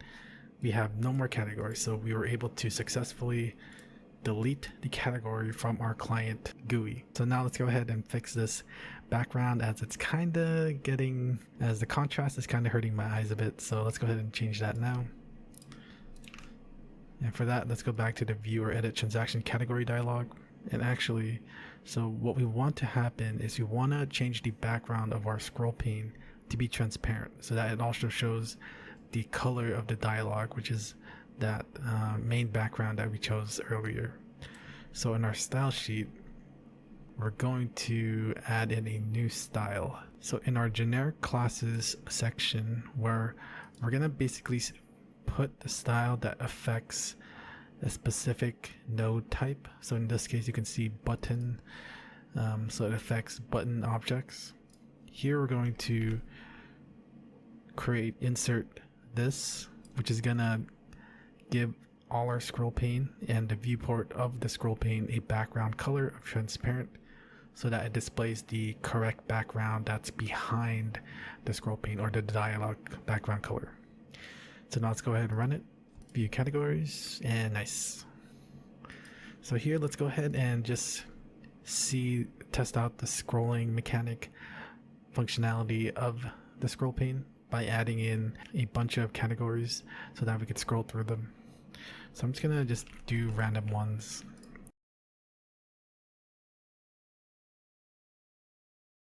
Alright, so that should be good enough. So let's go ahead and view categories. And yeah, so it looks like it's able to scroll pretty well, but there is this issue here that's not taking up the full height. So now let's go ahead and change that too by going to the view or edit transaction category dialog. And then the next thing we're going to add is under the scroll pane. We are going to call on the set min width, and we're going to call on the height method, which gets the height of this dialog that we have. In this case, it should be this number here, 500. And then we're just going to subtract that by 40, which just gives us a little bit more space. Oh, whoops, I meant to say set min height. Let's go ahead and check it out. Nice, so that looks really good. And we could edit all of these if we wanted to, or delete them all.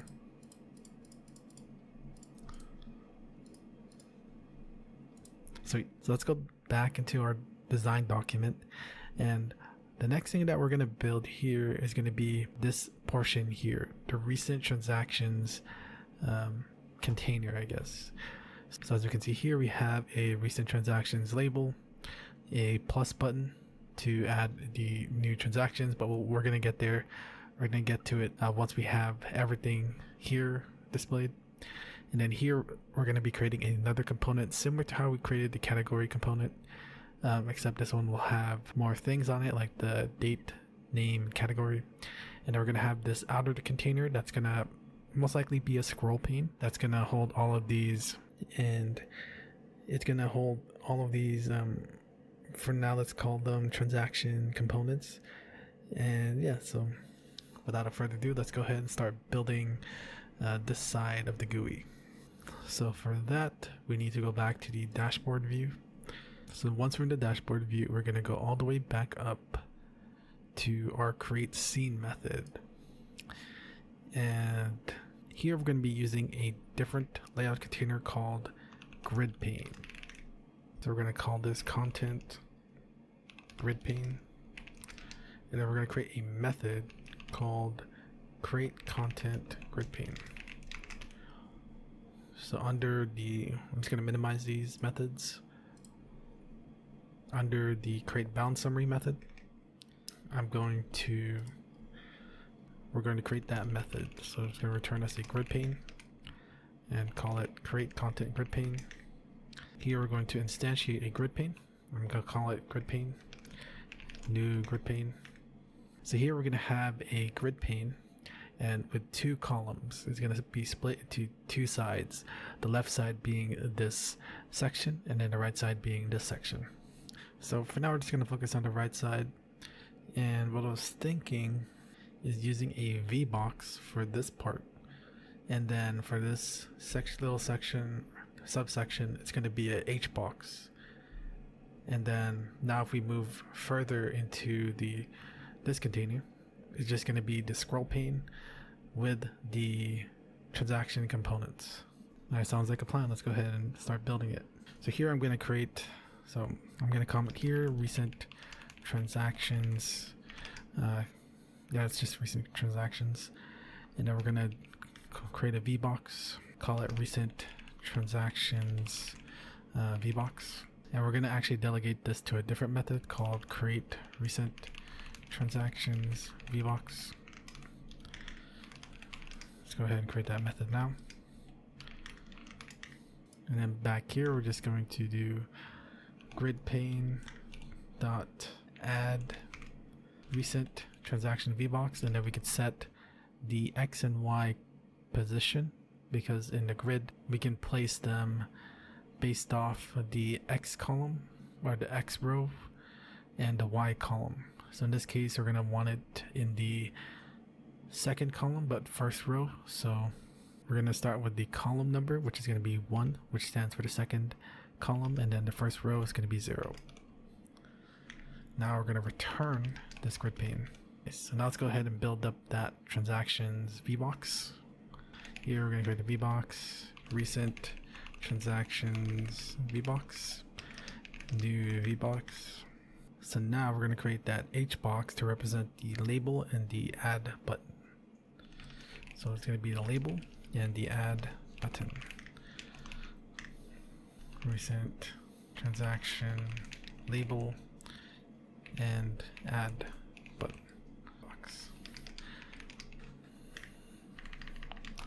HBox. So we're first going to create the label transaction recent transactions label equals new label, and it's just going to say recent transactions. And then we're also going to create the button for the add transaction. Actually, for the button, we're going to have to create it as a global variable. Alright, so over here we're going to create the button as a global variable so that we could add functionality to it in the controller. So it's going to be called the add transaction button. And here we're going, in the constructor, we're going to instantiate that button. So we're going to call add transaction button equals new button. And then we're just gonna do plus for the symbol. Alright, so now that we have our symbol, let's go back down to that method. I'm actually going to create the space in between them so that they're not next to each other. And for that to happen, I'm going to create a region object. I'm going to say label and button space region. New region. And then we're going to call HBox class. We're going to call on the static method set hgrow. And we're going to make the space region have a priority of always. So it's always going to take up the rest of the space as much as possible. And now what we're going to do is we're going to add this to the HBox that we created. So get children, add all. It's going to be in this order: the recent transactions label, the label and button space region, and then the add transaction button. I'm just going to move this to the next line.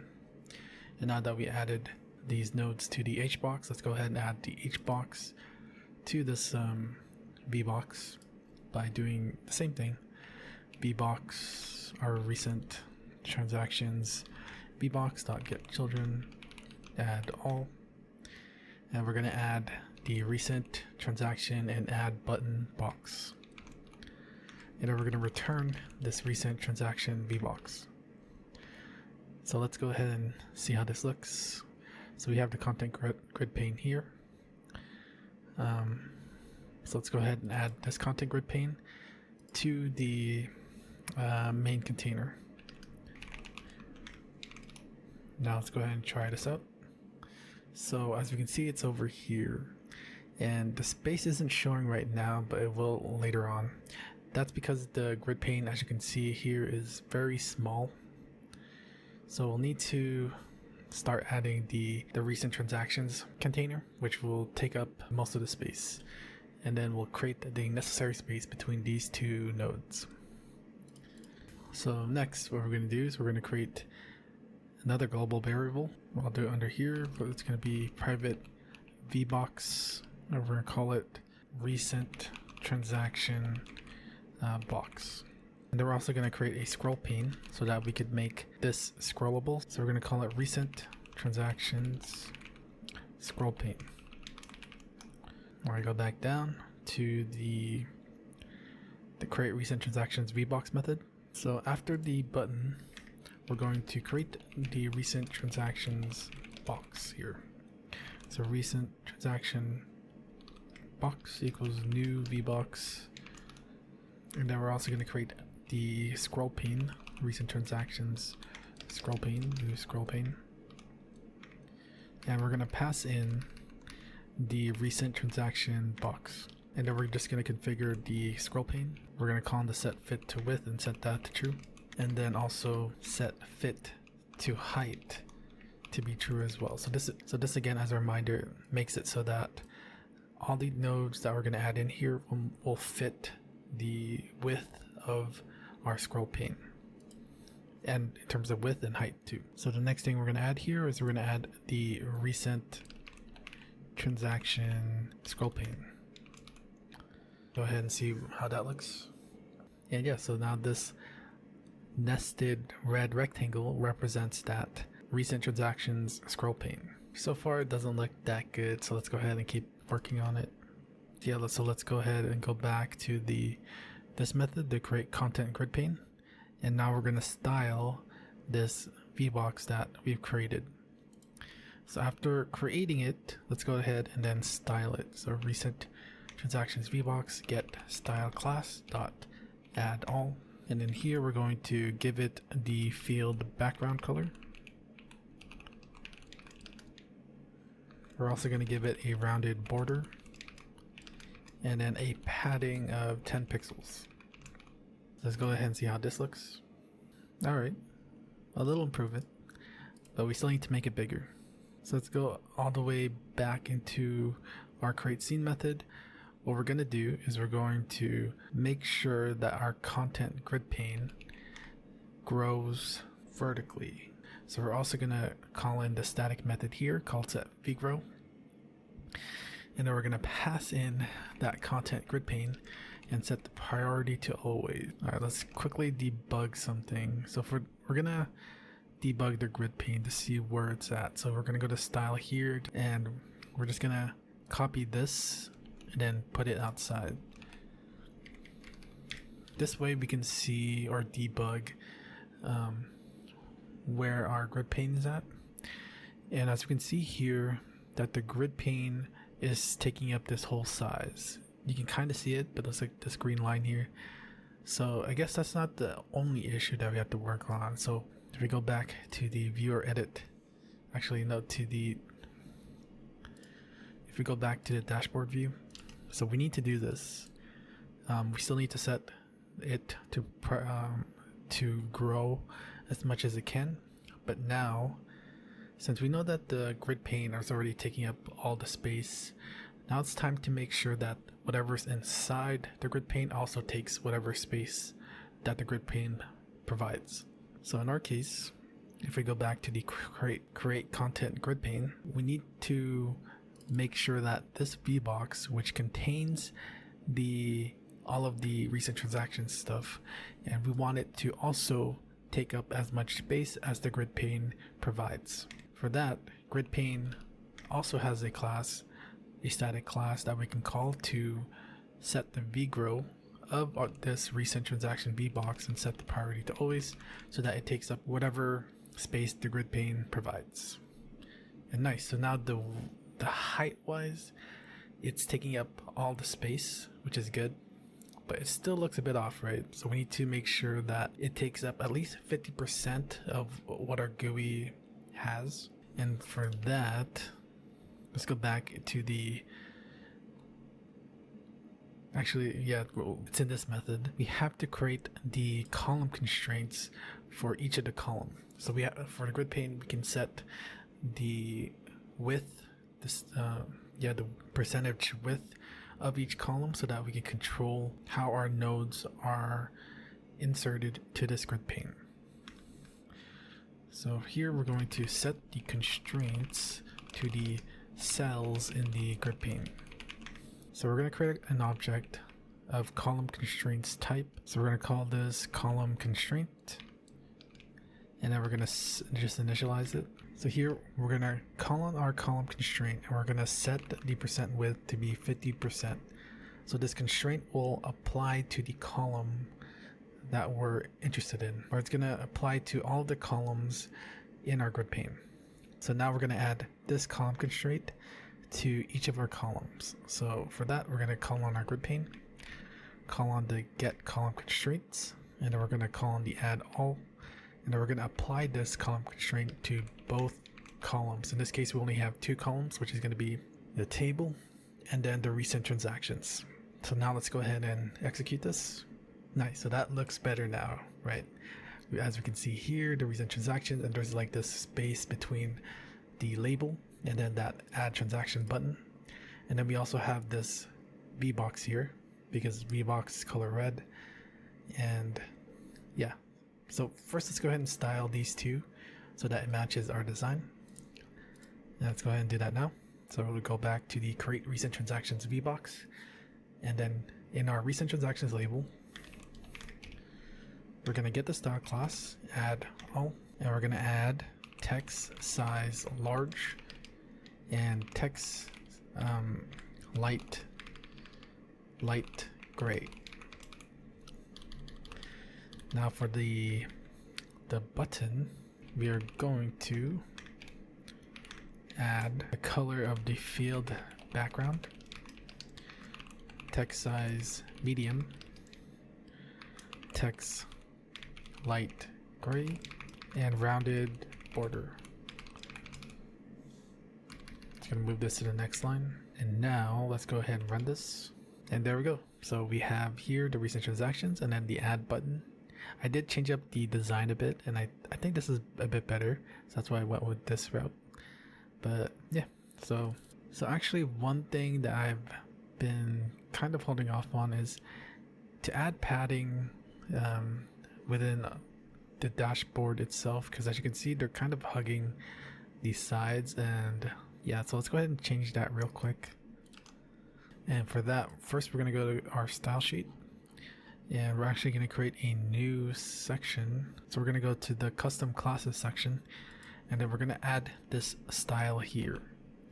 So it's dashboard padding, and it adds a padding of 33 pixels in the top and bottom side, and then 43 pixels to the left and right sides. Now we're going to go back to the dashboard view, and then where we create the scene, we're going to apply that to the main container. Let's do dashboard padding. And now let's go ahead and see how this looks. That's a bit better, but notice how the menu doesn't look that good.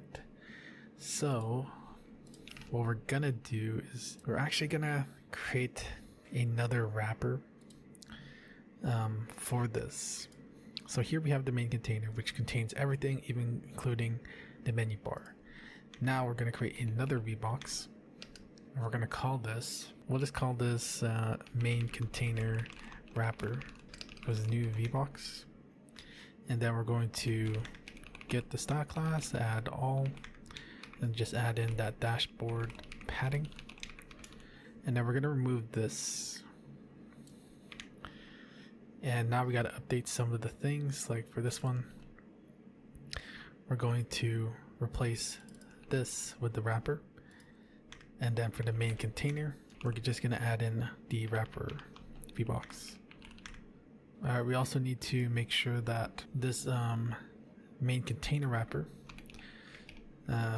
is growing, takes up as much of the space of the main container.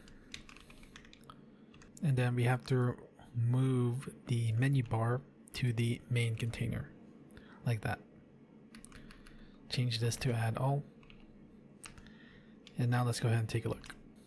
Nice. So yeah, I think this looks better. The padding really centers everything together and just overall makes it feel user-friendly, I guess. So let's review what we made so far in terms of the dashboard view. So here we have the income, or the labels that display the current balance, total income, and the total expense. And then we also made this grid pane with 2 columns that are both 50% width, so they take up 50% of the grid pane. So the left side is going to be the table, which we're going to make later on in the video. The right side right now contains the recent transactions, which will display all of the most recent transactions that our user recorded in our database. And then we also have the ability to create a category, and then also be able to view the category and also be able to edit or delete the category. Alright, so now let's go ahead and start adding the ability to create a transaction in our database. And for that to happen, we need to communicate with our backend. But before we do that, we need to create the transactions table in our database. So let's go ahead and look back into our schema to see how this will look. So if we look closer to the transactions table, we see that we have the primary key transaction ID, and then we have a foreign key for the category ID, and then another foreign key for the user ID, and then we have basically a string for the transaction name, a decimal for the transaction amount, the transaction date, and then the transaction type. So for the transaction type, it can only be one of two things. It could be an income transaction, as in the user is earning money, or an expense, so the user is spending money. And if we look into the relation in terms of the other two tables, we see that the transactions has a many to one relationship, meaning that a user can have multiple transactions, but one transaction can only belong to one user. And then for the transaction category, it's also a many to one relationship, where the transaction category can belong to multiple transactions, but one transaction can only have one transaction category. So now that we have this covered, let's go ahead and create the transactions table in our MySQL workbench. So going back to the MySQL workbench, we're going to create the last table that we're going to create for this video. So we're going to highlight tables here. Make sure you create it under the database that we're currently working in. So we're going to highlight tables, right click, create table. And then for this, we're going to call it transaction. And again, it's going to have the primary key, which is going to be the ID. It's going to be non-nullable. And it's also going to have auto increment. The next will be the category ID, which will be an int, and it'll be non-nullable. And then the next one is going to be the user ID, which is also an int, and it's also going to be non-nullable. And then here is going to be our first proprietary column, which is going to be called transaction name. It's going to be varchar, and then for the length, we're going to make it 90 characters. Actually, wait a minute. So the category ID will make it nullable. And the reason why is that sometimes a transaction doesn't need a category. You can have 0, as we saw in our table design schema. You can have 0 to many. So going back to this, we're going to make it the transaction name 90 characters, and we're also going to make this non-nullable. And then the next one we're going to do is transaction amount, and here it's going to be a decimal type, and it's going to be non-nullable.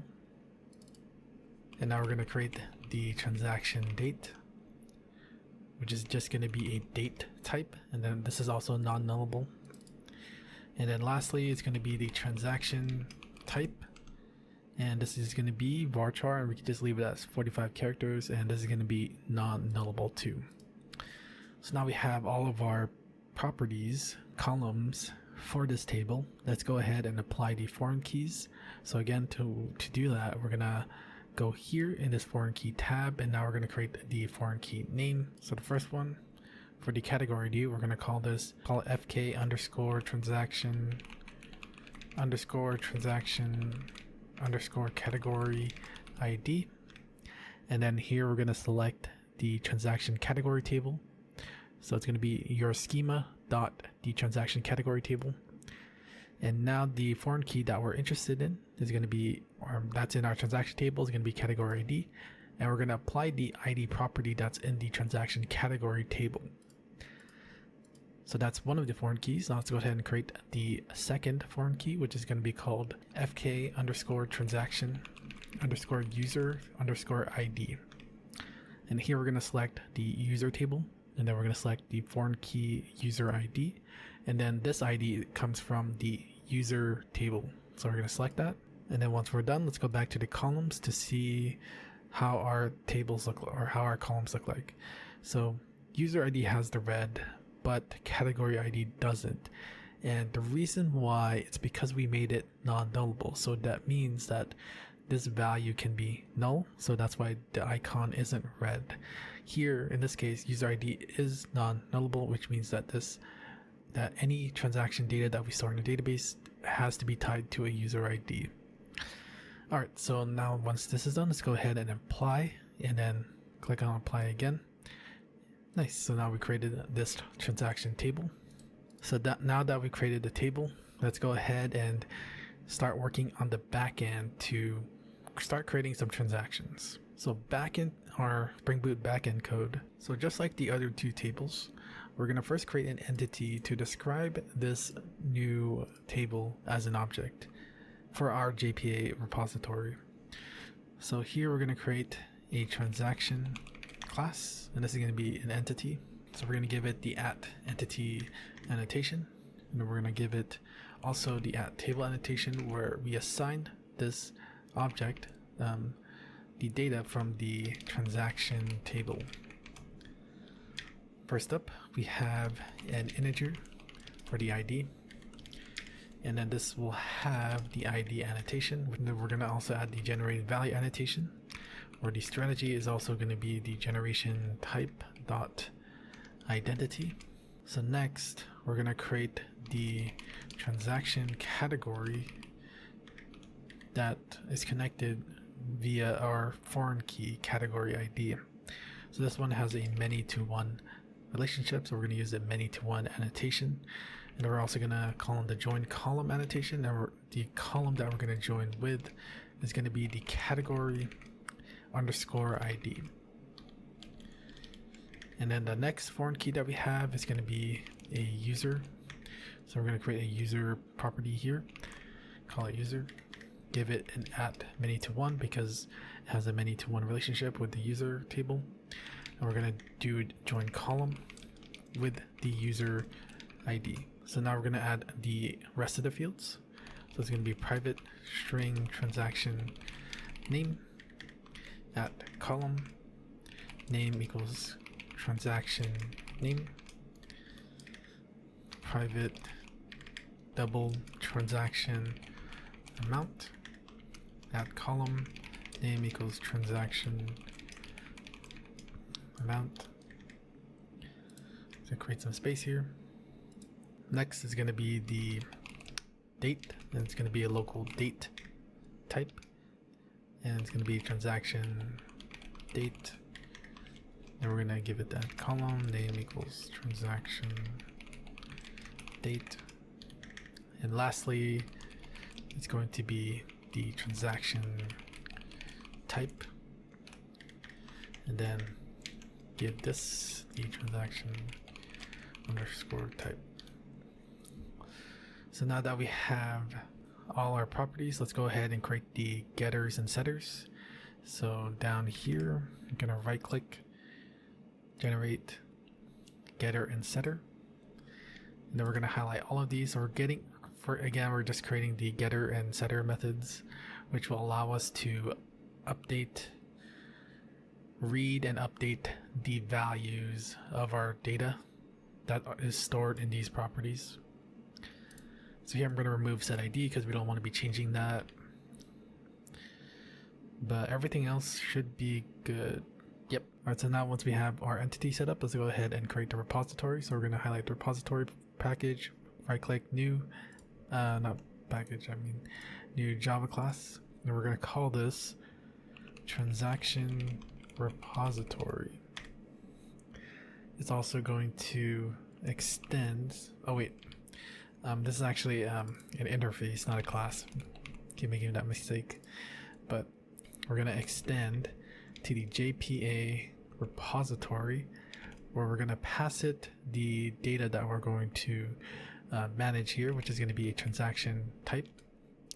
And then the ID for this transaction is an integer, which represents the ID.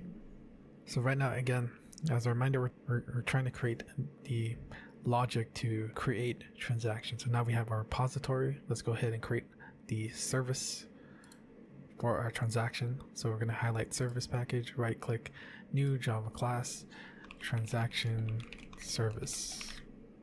Here I'm going to add the logger first. So let's just copy one of those in one of the other services and just change the class to the transaction service. And then we're going to add the @service annotation. And we're going to need access to the 3 of our repositories. So first we're going to access the transaction category or transaction repository. Call this transaction repository. Don't forget the @out-of-wired annotation. And we're also going to do this for the transaction category repository. Out-of-wired. And then lastly, the user repository.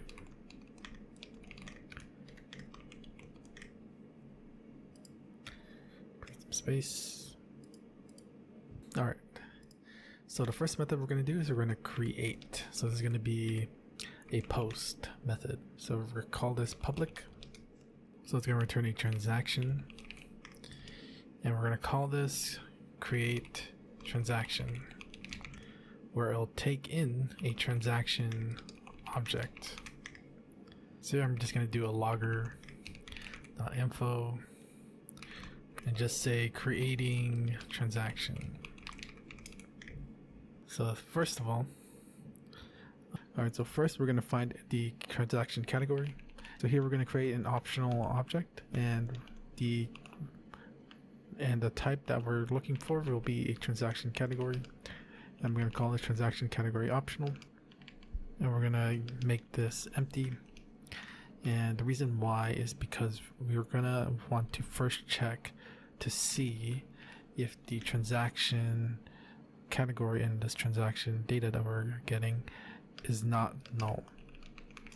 And if it isn't null, then what we're going to do is we're going to call on the transaction category repository and call in the find by ID method and pass in the category ID from our transaction data.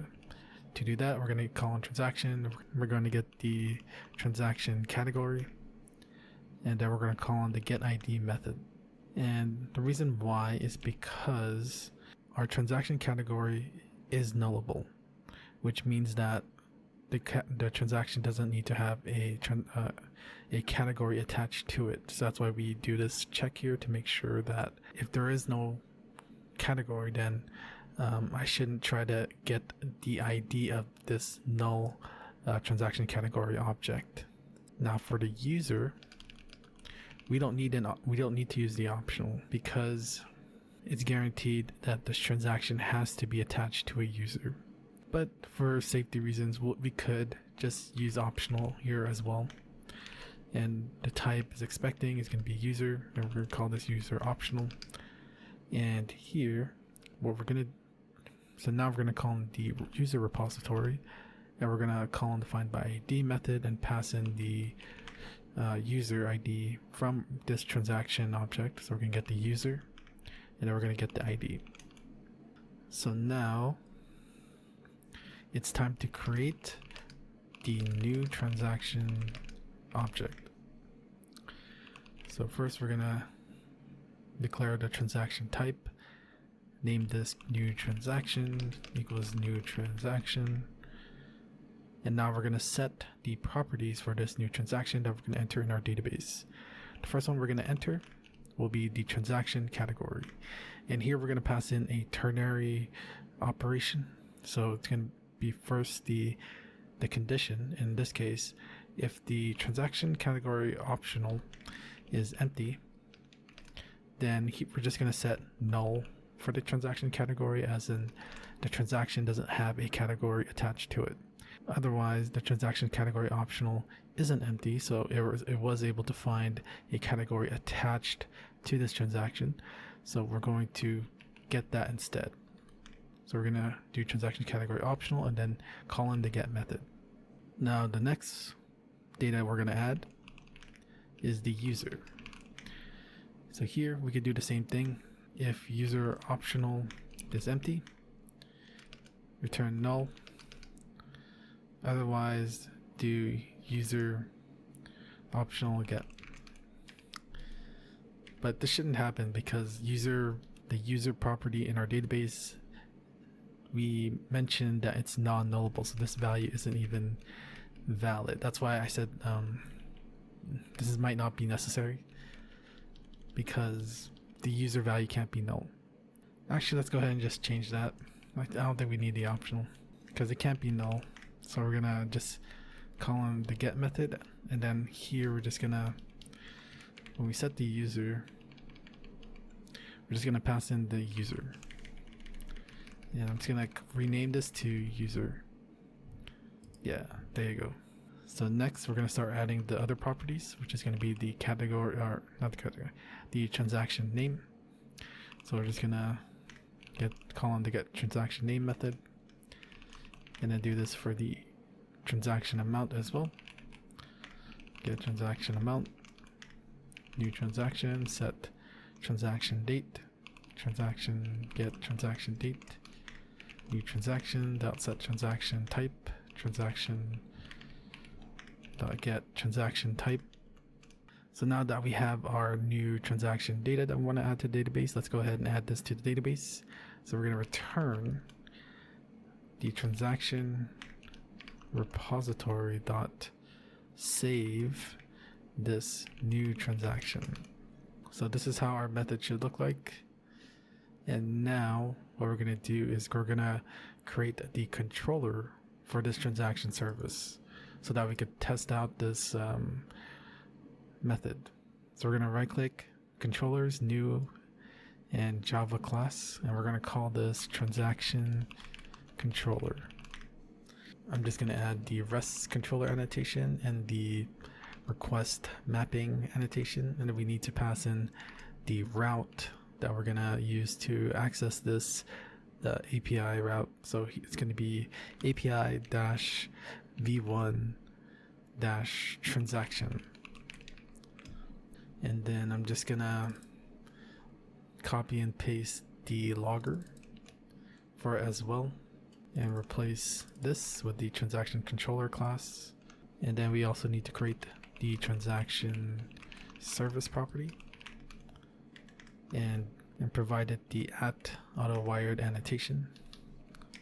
Just gonna create some space. So now, since we want to create a transaction, it'll be a post method.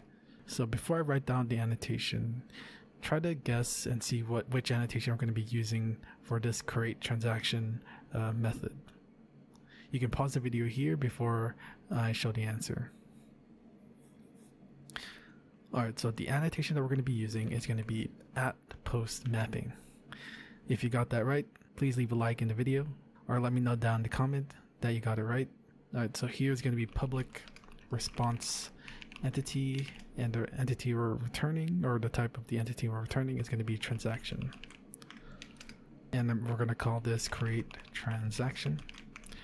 It's going to accept the JSON object, so we're going to use the request body annotation, and it's going to be a transaction type, and we're just going to say transaction for the name.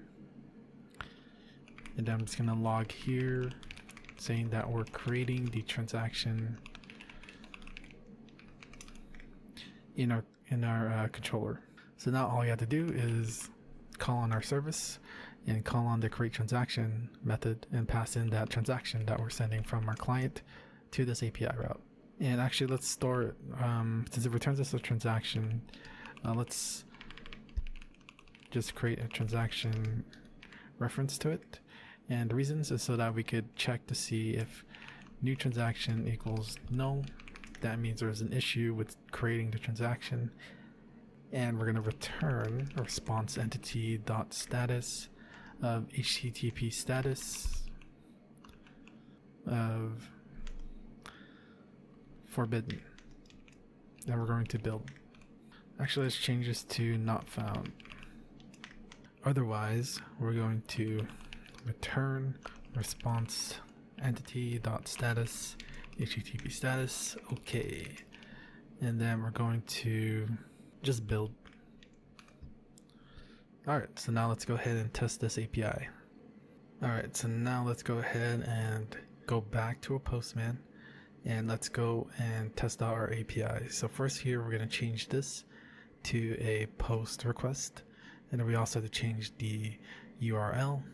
We all need to change the last one. Actually, we could just delete this part and that should be the correct path that we're going to interact with. So our method is expecting a JSON body. So we have to go to the body tab or category. And then we're going to create a JSON object that we're going to send to this route. Make sure you're in raw and have this set to JSON. So now what data is it expecting? It's expecting the transaction category ID.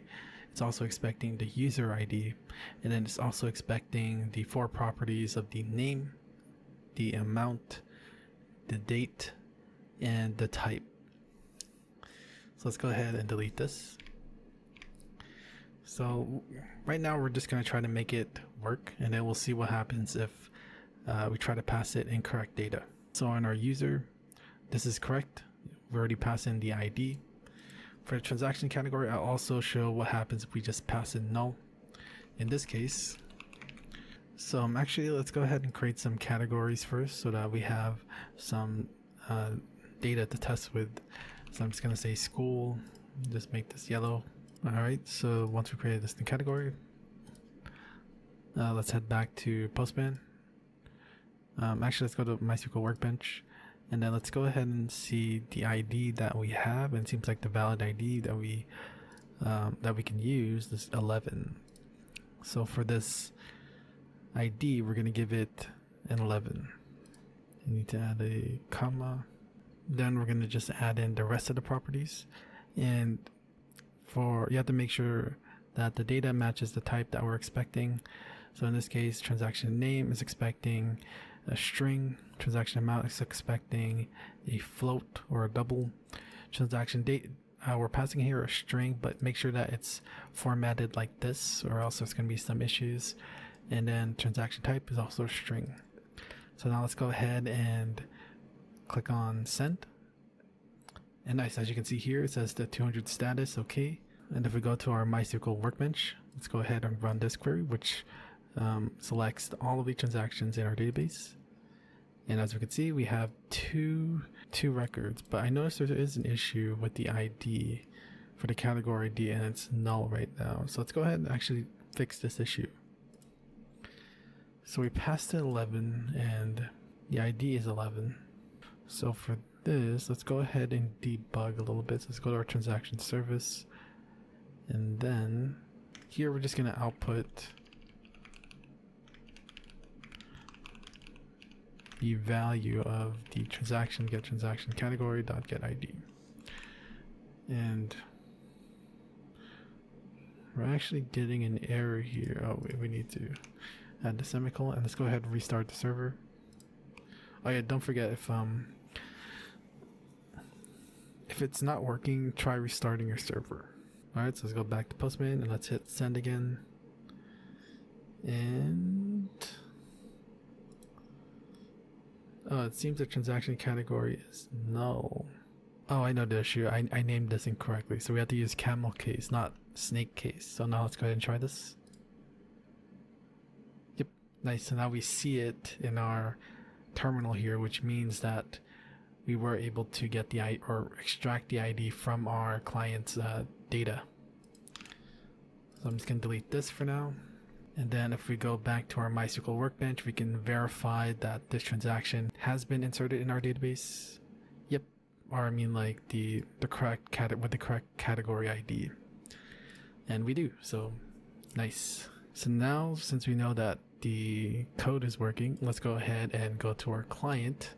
And what we're gonna do now is we're gonna set up the dialog to create the transaction from our client and then pass that data to our backend server so that that transaction can be recorded into our database. Right now, we don't have any access or any way to create a transaction. We're supposed to click on this button here, then a dialog will appear, and then we have to enter in the information. And then once we hit save or whatever, then that should send post requests to our backend server to store that transaction data into our database. So let's first go ahead and add the functionality of this button so that when we click on it, a dialog will appear.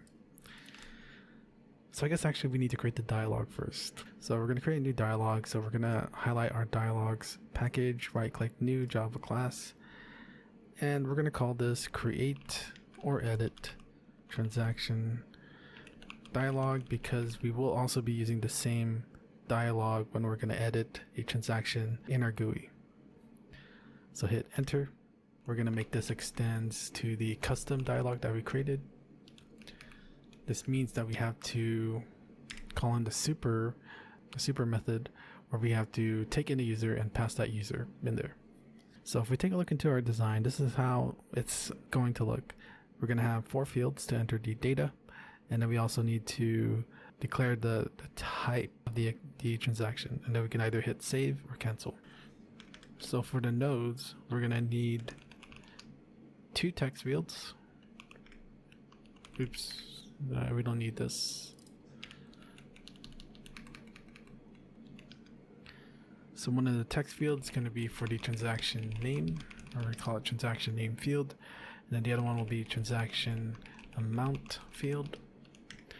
The next node we're going to need is a date picker, which will allow us to choose the date, or it's going to show to the user a calendar, and then they have to choose the date that way, so that we can have the data formatted properly to send to our backend. We're going to call this transaction date picker.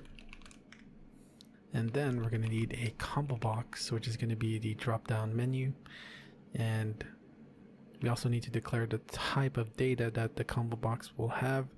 In this case, it'll just be string for the category names. We're going to call this transaction category box. And then lastly, the last node we're going to do is we're going to use a toggle group, which will contain the radio buttons to declare whether the transaction type is an expense or an income. And we're going to call this transaction type toggle group. So we're actually going to create a Boolean flag where we're going to check to see if we are editing. If we aren't editing, that means we're creating. So that's how we're going to differentiate between either creating a dialog or editing the dialog. And for that, we're going to need to create another property here where it's going to be a Boolean is editing. And we're going to set is editing to that value. So next we're going to configure our dialog.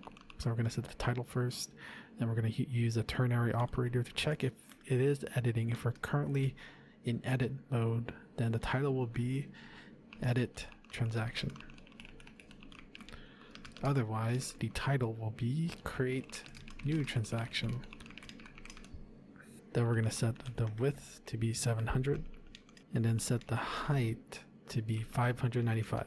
So here, the layout that we're going to be using will be VBox. And we're just going to call this main content box. And we're going to create a method called create main content box, which will be a method that will return a VBox with all of the nodes styled and added into this returning VBox. Create main content box. And then here, once we return it, we're just gonna get the dialog pane, and then we're gonna set the content to be the VBox, the main content VBox. So first we're gonna create the VBox. I'm gonna call this main content box as well. And then instantiate the VBox. And then we're just gonna give each node that we're gonna add to this VBox 30 pixels. So you're just gonna create 30 pixels between each node that we're gonna add here, and it's only a single column, so it's just gonna be spaced in between those nodes. And then we also want to set the alignment to be center, just center, which will align the nodes to be in the center, both in the X and Y axes of our dialog. Alright, so first up, it's going to be the transaction name field. And we're just going to initialize it. We're going to set the prompt text to be enter transaction name. And then we're going to style it by getting the style class and then calling the add all method. And we're going to give this the field background, text light gray, text size medium, and then rounded border. So let's just quickly add this by calling the main content box get children, add all, and it's going to be the transaction name field. Now we're going to return the main content box. And let's just debug this first. So let's figure out a way to display this to the user. So if we go back to our dashboard view and we locate the add transaction button, which is right here. Actually, we need to do this in the controller, but have we created a getter for it? We have not. All right, so let's go ahead and create the getter method. So I'm just going to right click, generate getter. So then we're going to click on the add transaction button and we're going to hit OK. So now once we have this getter method, let's go to our dashboard controller, and then in the initialize, what we're going to do here is we're going to create a method called, we're going to call it add recent transaction actions. We're just going to minimize this, and then we're going to create a method underneath it. I'm just going to scroll down a bit, and then we're going to create this new method. So private void add recent transactions actions, and we're gonna add an action for the add transaction button. So we're gonna call in our dashboard view and then call in that getter method that we just created, which is to get the transaction button, and we're gonna set on mouse click new event handler. And when this button gets clicked, what we're gonna do is we're going to display our create or edit transaction dialog, and then we have to pass in, we just pass in user, and then for the second parameter we have to pass in a boolean flag is editing, and in this case we're not editing, we want to create, so we're going to set this to false. And then after that we're going to call on the show and wait method. Alright, cool, so that should do it. So now when we press that plus button in our dashboard view, it's going to display the create or edit transaction dialog. So now once we have our GUI set up, let's go ahead and click this plus button. And nice, as you can see here, what we have so far is the input field for the enter transaction name. And as you can see, the node is centered in the x-axis and also in the y-axis. And don't worry, it looks funny now, but once we start adding more nodes, it's gonna look better. So alright, so let's go ahead and continue editing or creating our create or edit transaction dialog. So the next one's going to be the transaction amount field, and we could just basically copy this, but instead call this the transaction amount field, and we're just going to copy that to these names, and we're going to update this to enter transaction amount and leave everything else the same. And the next one is going to be the date picker. So the transaction date picker equals new date picker. And actually we could copy the same thing in a way. Just do this, just update this to transaction date.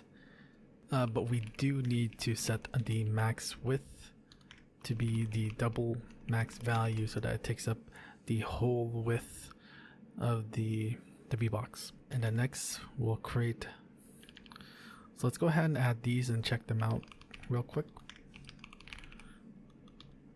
Picker, and now let's go ahead and launch the app. Alright, as you can see here, we added the 3 fields and even the date picker. So here, if we click on this button, it'll allow us to click on the date that we want. In this case, let's click on this, and it formats it in a way where we can store in our database more properly. So, but there is an issue. As you can see here, that the background of this field is white as opposed to this color. So for that, we actually have to edit the specific class itself and edit the styling for it. So we need to head over to the style.css. So for here, what we're going to do is we're going to add this style class. Just going to edit that. And what it's going to do is basically edit the text field that's within the date picker. So how I assume what's working here is that the date picker contains more nodes to it than what it appears to be. For the text field, you can just assume that it's just a text field, but for the date picker, I feel like there's multiple fields in it. So what we have to do is we have to update the actual text field that's in the date picker and style that specifically. So here we're just changing the text fill and the background color. So now let's go ahead and run it. Hit plus button, and yeah, so that looks way better. And nice. And let's just go ahead and continue. So the next one we're gonna do is we're gonna create the combo box, so we're gonna create the transaction category box, which is a combo box or a drop-down menu. So we're just gonna instantiate it. So then we're gonna add a prompt text. So set prompt text, and then we're gonna say choose category, and then we're gonna apply it the same styling as the other nodes. So we're just gonna update this, and then we also have to set the max width to double dot max value. And then let's go ahead and add this to the list of children in the main container. And let's go see how that looks. So we hit plus. So yeah, so here it does look good, but we also need to change the text fill.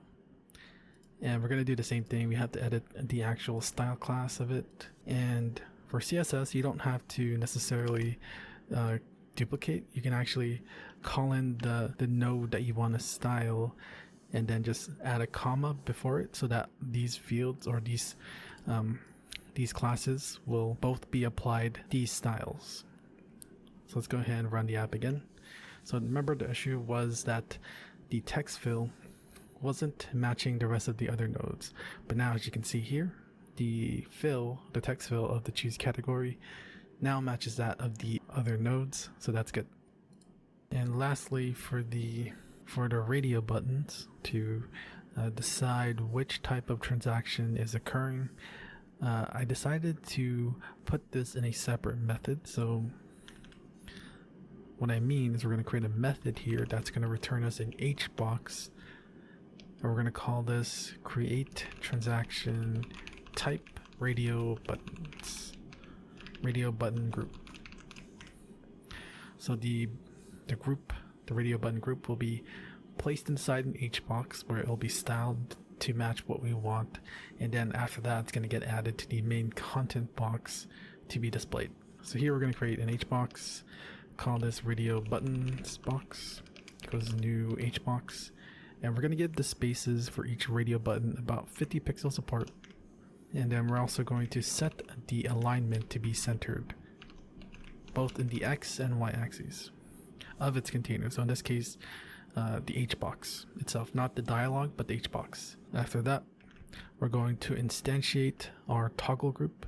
So the transactions type toggle group equals new toggle group. And the reason why we create a toggle group is so that the radio buttons are placed in a group, and the toggle group will manage, because for radio buttons we only want to select one option, and putting them in the same group allows us to manage that better and figure out if the user is already selected one of the radio buttons. If so, then we unselect the previous selection and then add a fill to the next one. So here we're going to create two radio buttons.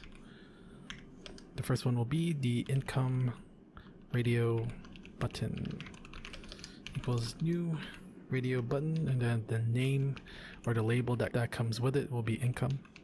And then here we need to say the toggle group. We need to set the toggle group, and we're going to select the transaction type toggle group. I'm just going to scroll down a bit. Now it's time to style this by getting the style class and then adding all. For here we just want to make the size to be medium, and then also make the text to be light gray. So it's time to create the next radio button, which will be the expense radio button. We're just going to instantiate it, and then for the label we're going to give it expense, and it's basically the same. So I'm just going to copy and paste this and then just change this. And then after that, we're going to return the radio buttons box, and that should do it. So here we don't actually really need to instantiate it, and we can actually just call the radio button method and then append it. So then after the transaction category box, we're just going to call in the create transaction type radio button group, which will return the h box, and that specific h box will then be added to the main content box. So let's go ahead and check this out. Oh wait, I think I forgot to add it to the h box. So let's go ahead and do that now. So for the radio buttons box, get children dot add all, and then we're gonna add in the income radio button and the expense radio button. All right, so let's go ahead and try it now. Select plus, and there we go. See, when we select one of these options, a dot appears in the button. These are what are called radio buttons, and for radio buttons usually you only want one selected at all times, and since these are in the same group, we can know when one of the buttons are already selected. And as you can see here, we can only have one choice to select. All right, so the next thing we're going to add are the confirm or cancel buttons. Let's close this, and here we're also going to create a separate method for it, because there are going to be a lot of things that we're going to add for the confirm and cancel buttons, and there's just for better organization. So it's private, and it's also going to be an h box, and we're going to call this create confirm and cancel buttons box. And for the h box, we're going to call this confirm and cancel box equals new h box, and we're also going to give them 50 spacings in between, 50 pixels of space in between each other. And we're also gonna set the alignment to be centered. The first one we're gonna have is the button, and this is gonna be the save button, and we're just gonna initialize it with the following label, save. And then we're going to edit the preferred width to be 200, and then we're gonna give this a style of background light blue, text white, and then text size medium, and also rounded border. And the next button will be the cancel button, and we will give this button a label of cancel. So for the cancel button, it's almost the same actually, so we're just going to copy this, then just update this, but we don't want this to be background light blue, so we're just going to remove that, and actually the text white too. And then now we're just going to add these to the confirm and cancel box. So get children, add all, save button. It has to be in the same order, cancel button, and then we're going to return the confirm cancel box. And then if we go back to the create main content box, we're just going to add it just after we created the radio buttons. So we're just going to call in the create confirm and cancel button box. And now let's go ahead and check it out. Alright, so then we hit plus, and there we go. So we have the two buttons where if we hit save, cancel, well, they don't have any functionality just yet, but they will. But right now we have the name, the transaction amount, the date, and then the category. And then we also have to choose the type, which is going to be an income or an expense, and then we could save or cancel. But now I do want to update this so that the categories get loaded up here as well. So let's go ahead and do that next. Let's close this.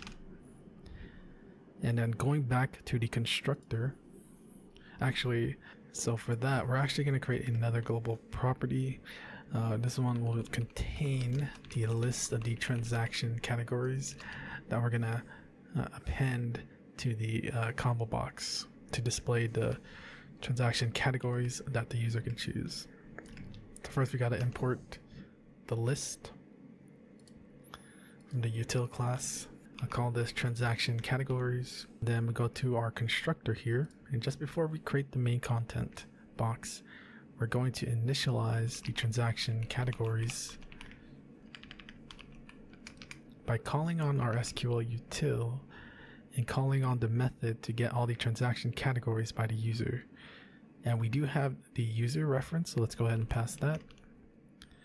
And that should return us all the transaction categories that were made by the current user. So now let's go down to the create main content box, and where we created the drop down menu or the combo box, we're going to now instantiate it with the values that are in the transaction categories list. And here we're going to do it iteratively with a for each loop. So it's going to be a transaction category type.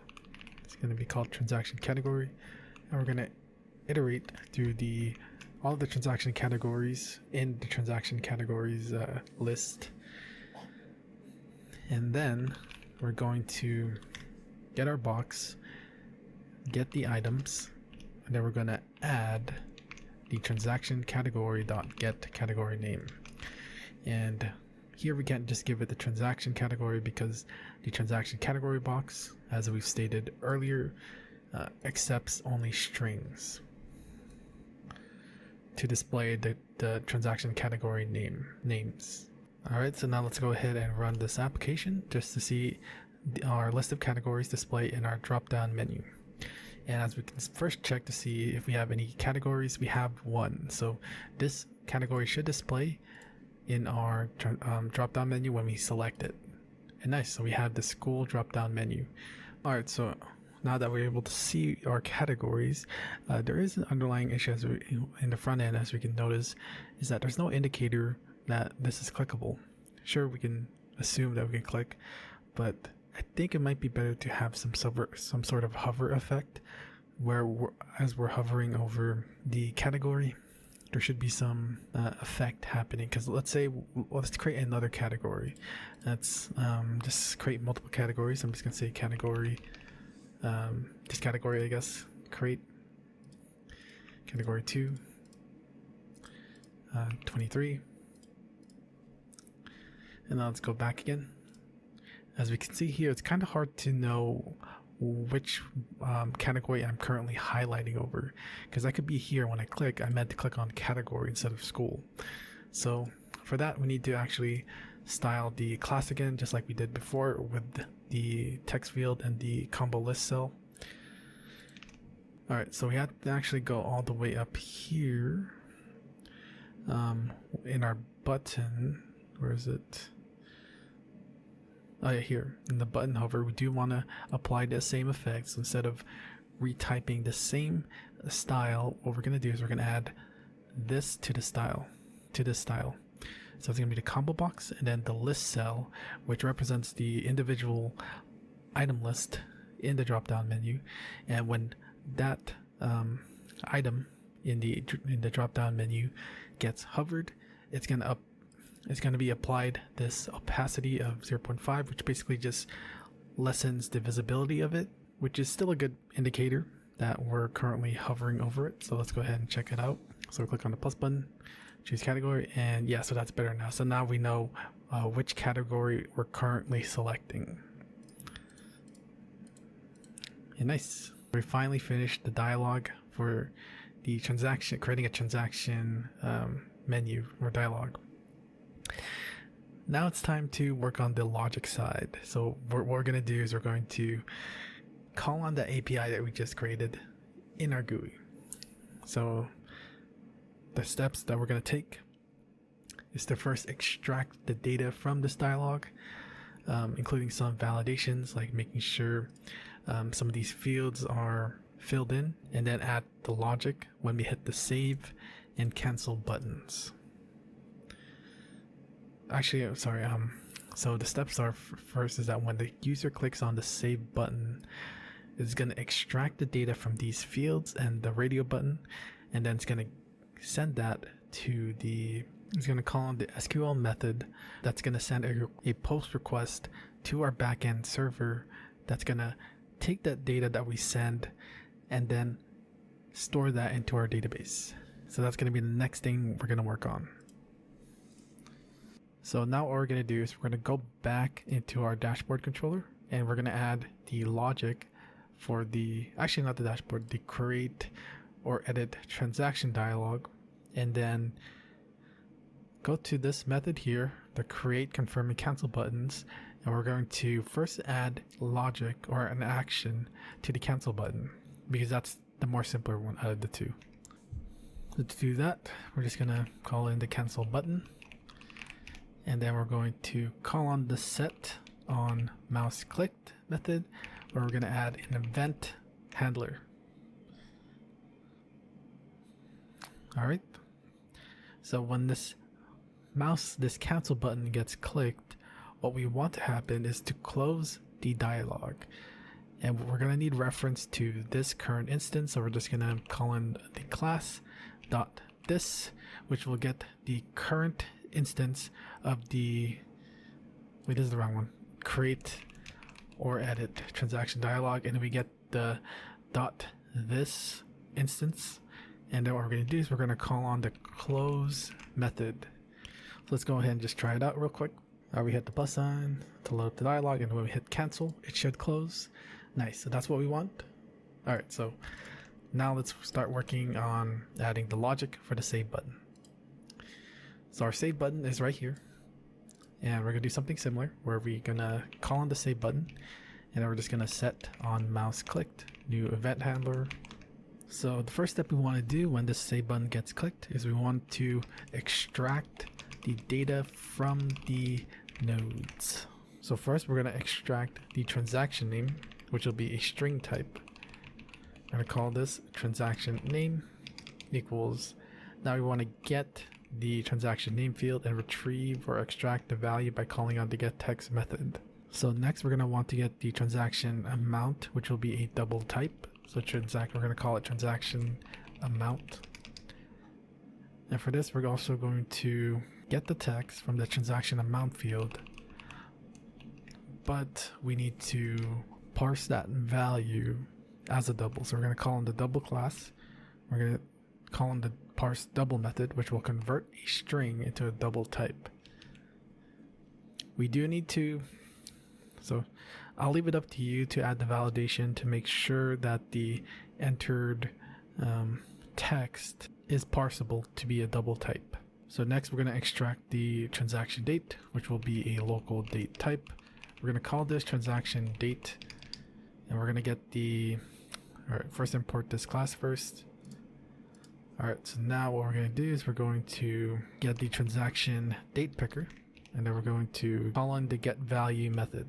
So for the category, if we go back to our Postman, this is going to be the data that we need to send to our backend server so that it can process that data and store it properly in our database. So far we have all of these, but now we need to be able to store the user ID and also the transaction category ID.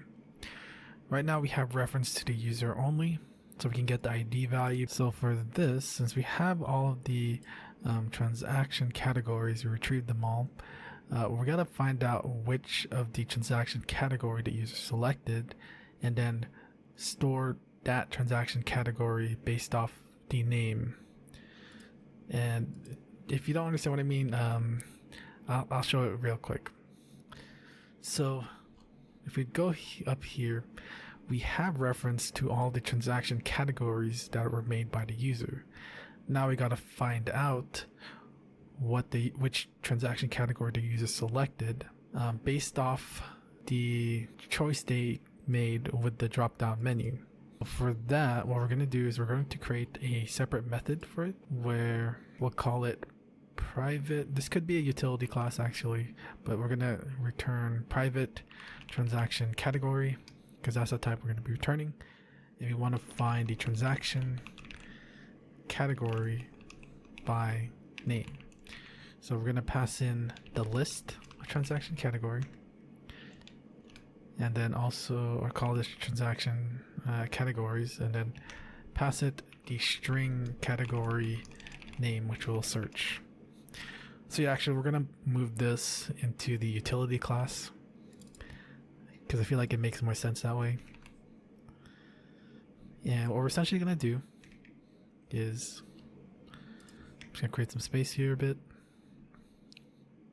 Alright, so what we're gonna do is going to iterate through the transaction categories list, and I'm going to use a for each loop.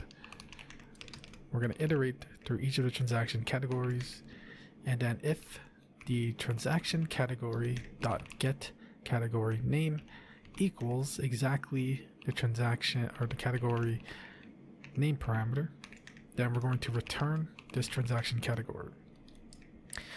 Otherwise, we just return null, which means it doesn't exist in the transaction categories, which shouldn't be possible because we can only select valid categories anyways, but it's fine. So now let's go back. So yeah, we have all of the we don't have the radio buttons yet. We'll get back to that since I just already discussed about the user categories. So first let's store in the category. So first we got to extract the transaction category name, which will be transaction category box dot get value. So now we have that. We're going to create a transaction category object, and then we're going to call in that method from the utility class. And I think I made a mistake. It's supposed to be public static.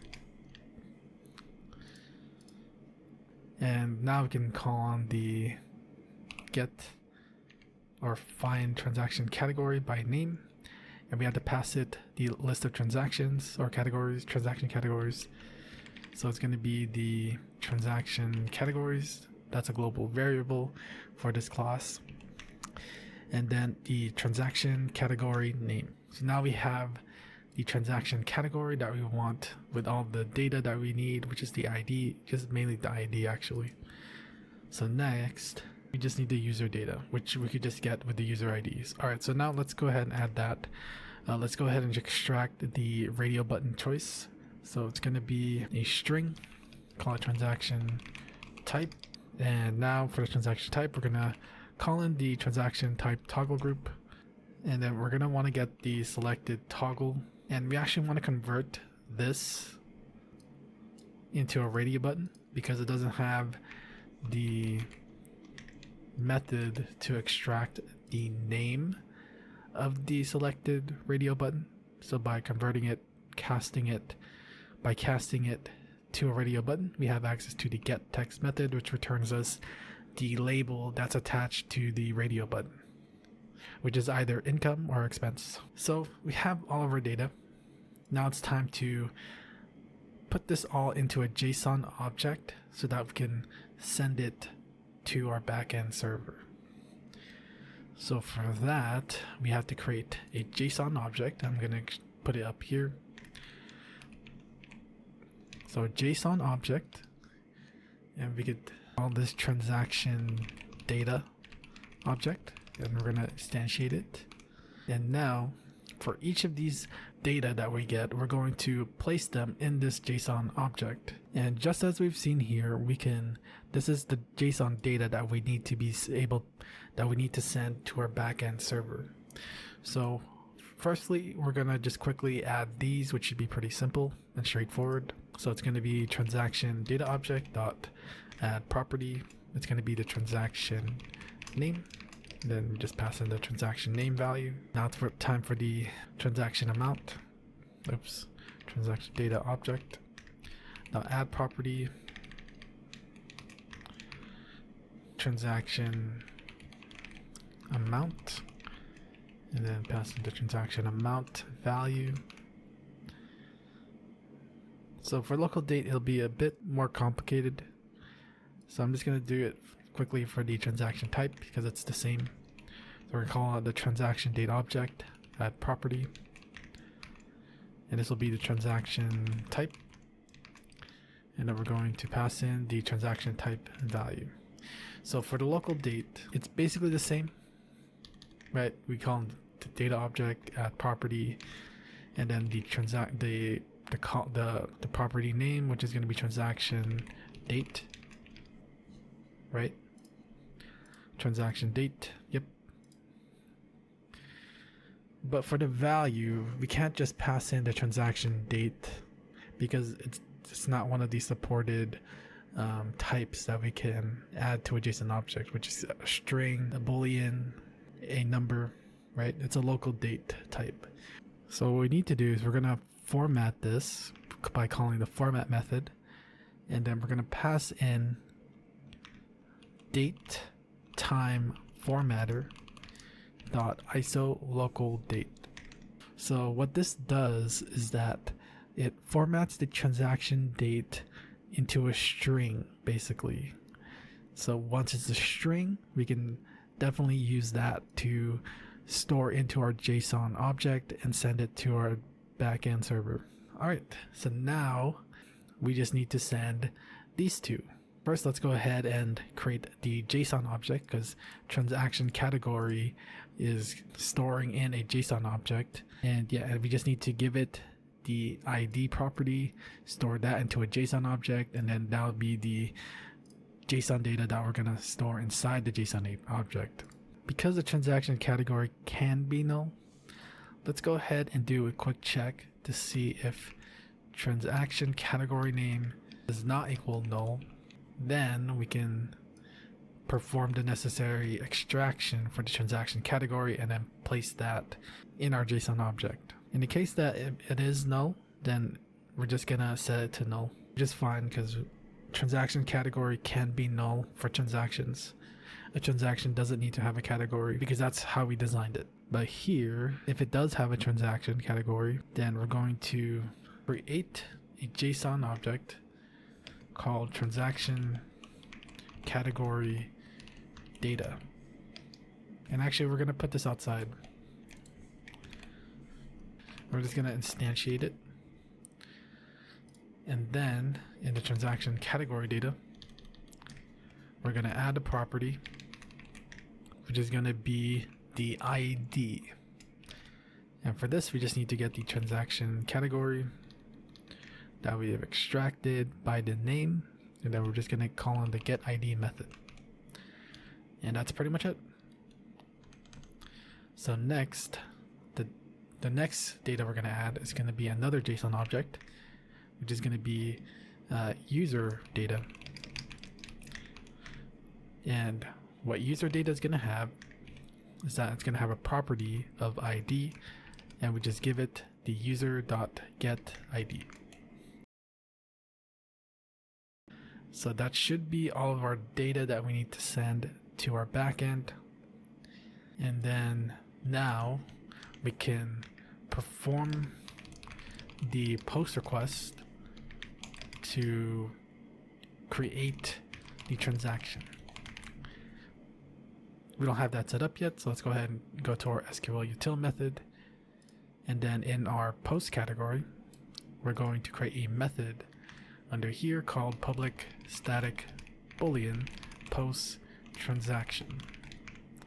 It's going to accept a JSON object for the transaction data. And then I'm just going to copy this basically. Then paste that. And the things we're going to change is we're going to change the API path. Instead of transaction, it should be our transaction category. It should just be transaction. And it should be a post request. So we'll leave that as it is. But for the data that we're going to send, it's going to be the transaction data. We have to look at our backend server code. Let's go to the transaction controller. And here we're returning either a 404 or a 200. So this is correct too. It means that if we got a 404, it means we failed to create a transaction. Otherwise, we just return true. So yeah, I think that should be it actually. So now let's go back into the create or edit transaction dialog. And here we're going to create an if condition. So for this, we're going to say if the SQL util dot post transaction and then transaction data object, then we're going to display alert message. So here we're gonna call that utility show alert dialog and then pass it an alert type of information, and then the message will just be successfully created transaction. Else we do the same, or we show alert dialog, but this time it'll be an error type, and we'll say error failed to create transaction ... So I just actually noticed one thing is that we actually haven't given the transaction data object these two data. So let's go ahead and do that now. So after we set the property for the user data, we're going to get the data object, the transaction data object, and we're going to add property, call this user, and then we're going to just give it the user data. Oh wait, I have to call add.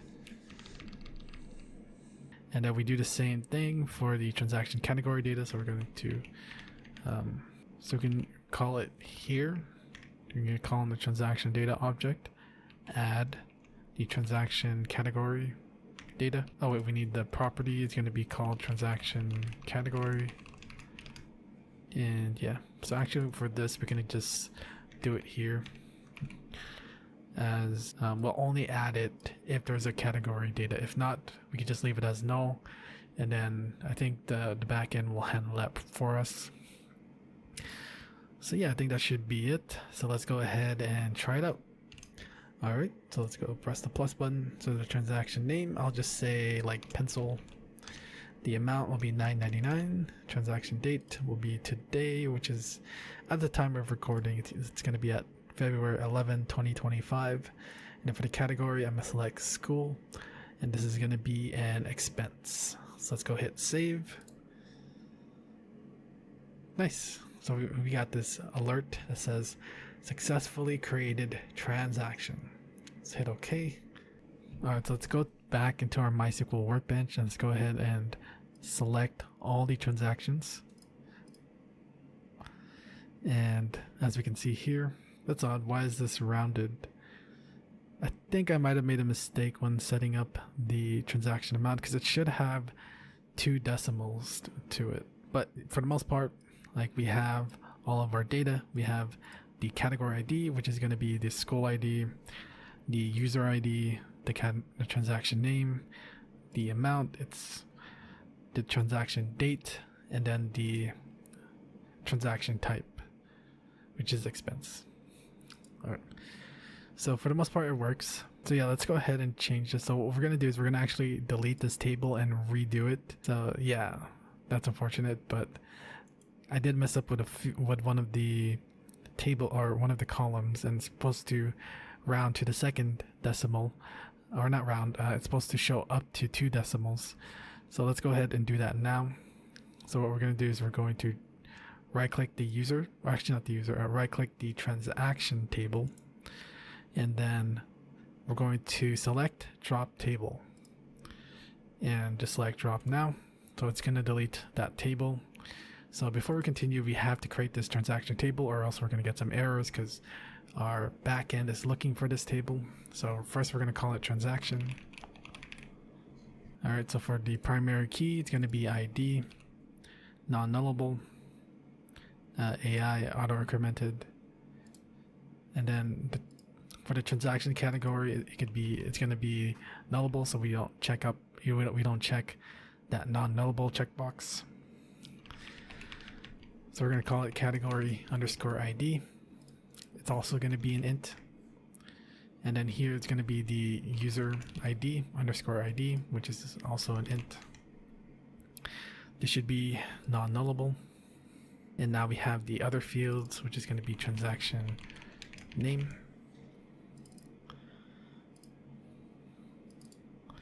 And it's going to be 90 characters. It's going to be non-nullable. So here, this is where I made a mistake in the transaction amount. So I think I just left it as decimal.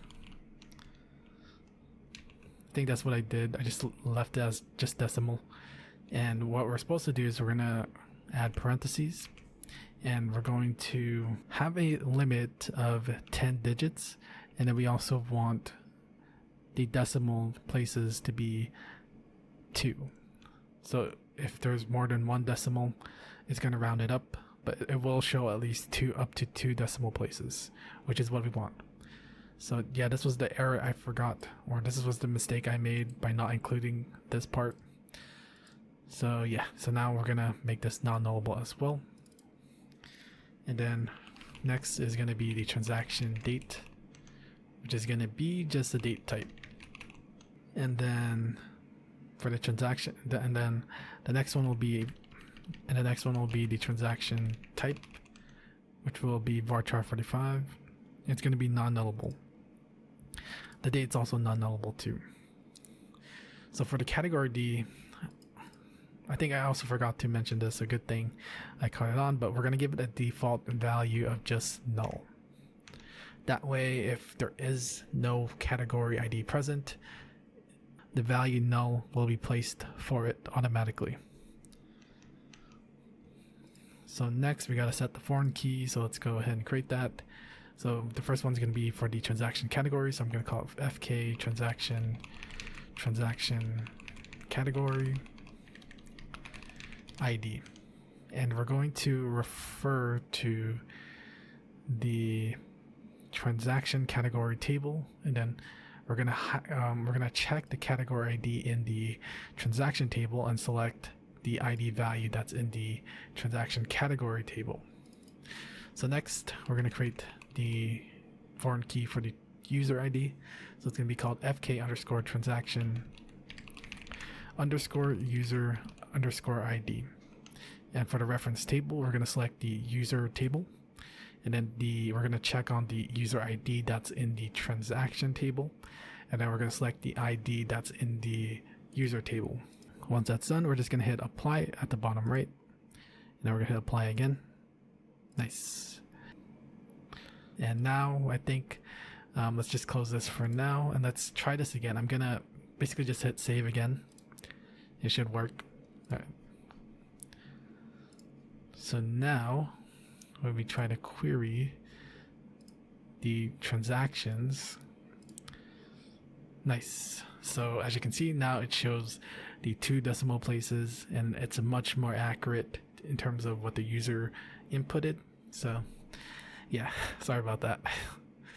All right, so now that we know that we can save to the database from our client, let's go ahead and start displaying them onto the GUI. So we're gonna display the transaction components. So we're gonna create the transaction components and we're gonna display them into the recent transactions portion or section. All right, so let's go ahead and close this. All right, so for that, what we're gonna need to do first is we're gonna need to be able to retrieve the transaction data from the database. But what I want to do, I want to include pagination. And what pagination is it allows us to query for a set number of data at a given time. The reason you want to do this is that you don't want to retrieve all of the data that's in the database, because what happens if you have thousands of data to retrieve, that's going to take a lot of time to get, and that's not going to be a good user interface. So we do this process of pagination so that we get only a set amount of data each time, and whenever we do an action, like we could go to the next page, or in our case, if we scroll all the way down, we can retrieve the next set of data. And this is much more efficient because you're not going to be trying to request so much data, which also costs money too. So yeah, so the first part we're going to do is we're going to head over to our backend code. All right, so now once we're in our backend code again, we're going to go to our service, transaction service, so that we can create this pagination request code. So since it's going to be get, I'm going to categorize this by adding a comment for get. So the method is going to start off with public. We're going to return a list of transactions. Let's import the list class. And we're going to call this get recent transactions by user ID. And for the parameters, we're going to accept a user ID, the start page, and then the end page. And we also want the size too. So now we're going to do logger.info, and then I'm just going to say getting the most recent transactions for user ID. Next, we're going to create the list of transaction. We're going to call this combined results, and here we're just going to instantiate it as an array list. So here we're going to create a for loop where we're going to iterate by setting the page variable to be the start page, and then we're going to iterate all the way to the end page, and then we're just going to increase the page one by one for each increment. And I realized I used a comma, my bad. Alright, so now to implement pagination, we're going to use the pageable class, and we're going to call it pageable. And then we're going to call in the page request class, and then do of page and size. Yeah, make sure you have the right import. So for the page pageable, it has to be coming from the Spring Framework.data.domain. So I'm just gonna do that manually here, and let's go back down. That should fix the issue. Yeah. So what this does is basically we're creating a pagination object to get the specific page results within a set number of items. Alright, so before we continue, we're going to go to our transaction repository and actually create a new method that we can use to get the transaction data by the page. So here it's gonna return to us a list of transaction. Make sure to import this class from the util class, and you have to make sure the name is the same. So it's going to be called find all by user ID, order by transaction date descending, so DESC. Now it's going to accept two parameters, the user ID, which is an integer, and a pageable object from the Spring Framework data domain class, and we're just going to call it pageable. So what this is going to return to us is going to find all transactions in our database by the user ID, and then we want to order that result by the transaction date, and we want the data to be in descending order so that the most recent transaction will be at the top. All right, so now let's go back to our service layer. So now what we're going to do is we're going to create a list of transaction. We're going to call this page results, and we're going to call on that method that we just created in our repository, which is going to be the find all by user ID by transaction date descending order. So it's going to take in two parameters. It's going to be the user ID and then the pageable object that we just created from the current page. So now that we created the result for this page, we're going to try to do that for all the pages till it reaches the end page, and we're going to append this page result to the combined results list. So we're going to add the page results. We're going to call on the add all and add all of the data from our page results, and then we're going to return the combined results. Alright, so now since this method is complete, let's go ahead and go to our controller class, and let's go ahead and create the method that we'll need to access it from our client. So here we're going to use the get mapping, and then the route that we're going to use is going to be dash recent dash, then we're going to add user, and here we're going to add the angle bracket and pass in the user ID, and then close that with another angle bracket. So now it's going to be a public method. It's going to return us a response entity, a list of transaction. Gotta import this. Oops. And we're going to call this get recent transactions by user ID. So now for the parameters, we're first going to use the path variable annotation, which is going to be the user ID. So whatever value that gets placed here will be inserted into this variable. Next, we're going to request a parameter. It's going to be an integer, and it's going to be for the start page. And then another parameter for the end page. And then for the size too. Alright, so here I'm just going to do logger info. Let's say getting transactions for user ID, and then \n, so we go to the new line. Actually, no.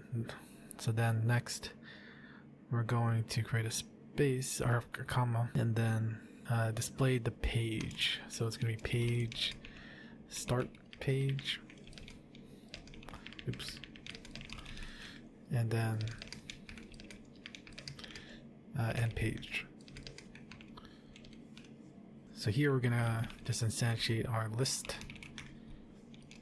Call this recent transaction list.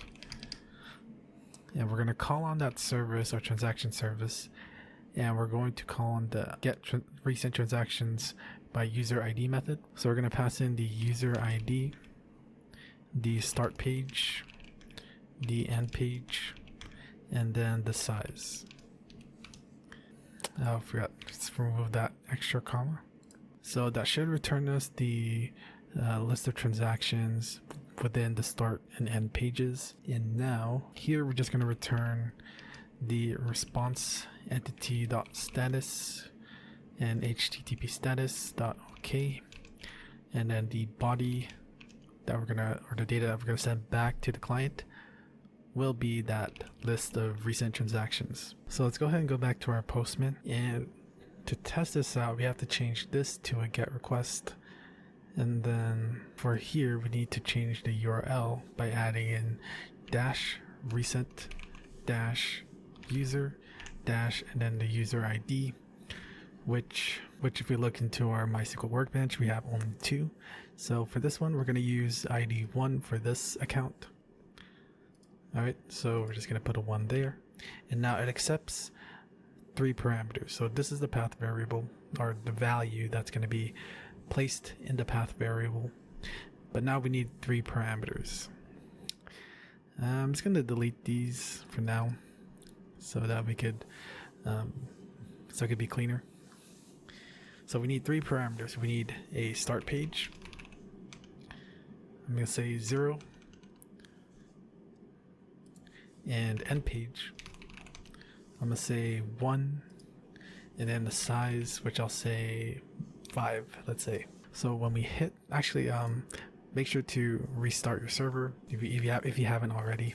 So now our server's reset. Let's go ahead and click on the send button. Nice. So right now it only shows us the transactions that we do have, and the transactions that we do have with this account is only 1. So let's actually create more transactions, and let's see how this will look. All right, so I just cleaned up a bit of the unused tabs that I was using. So here we're going to just create a separate tab just so that we can keep this here, just so that we could easily send this request because it's already made. So here we're just going to do is just create more transactions for the user, and we only need this URL here. So we're just going to paste that, change this to a post request, and then go to the body, which if you haven't deleted it already, we could still use the body from our that we created here. And that's what I'm going to do. So we're just going to go to the body tab. So we'll go to this new request that we're making, and then we're going to click on the body category, and then we're going to click on raw, and then we're going to make sure this is JSON. And I'm just going to paste that in. And yeah, I'm just going to hit send. Let's see if it works. Nice. So I'm going to just do this maybe 6 more times. So 1, 2, 3, 4, 5, and 6. All right. So now if we look into our database and see all the transactions, we can see that we have about 8 transactions total, and they're all made by the same user, so we don't have to worry about if it's made by another user or not. So we know that all of these transactions are from user 1. All right, good. So let's head back to the pagination request, and here notice how we only have a set of 5. So if we look back into our data is going to be split into 5. So it's going to show up to 5, and that'll be 1 page. And then there's going to be 2 pages where it'll show the rest of this data. And if we had 15, then that would be 3 pages.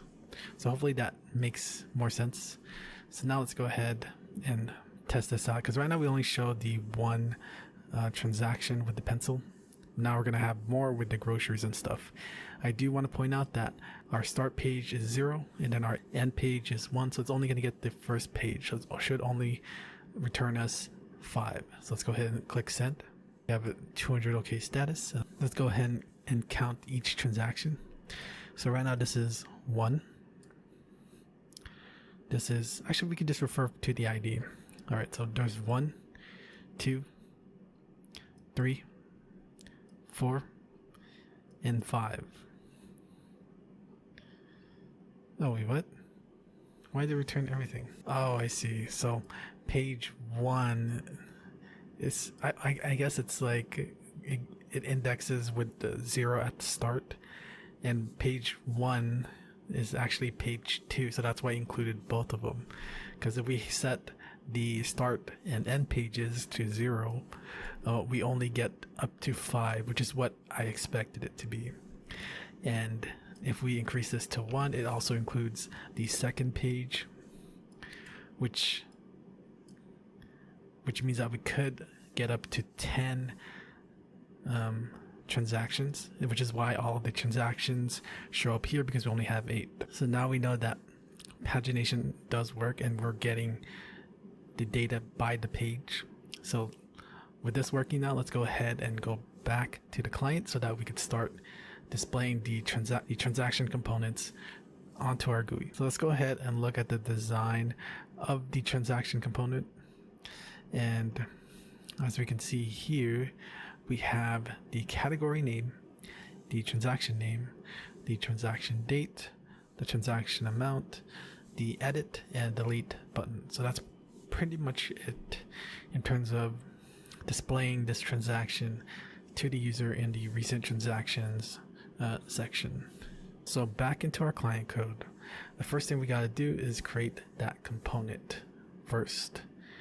So let's go ahead and do that. So in our components package, right click it, new Java class, and then we're going to call this transaction component. So for the transaction component, we're going to extend to hbox. And we're basically, so if we look into a single transaction, we're basically going to separate these into 3 different objects or 3 different sections. So here we have one section here where it includes the category, item name, and the date. And then we have the amount section, and then lastly we have the button section. So that's 3 different sections that are placed in a horizontal layout, so that way every time we add a new node to this component, it's going to be placed in the same row. Alright, so first what we're going to do is we're going to create the labels.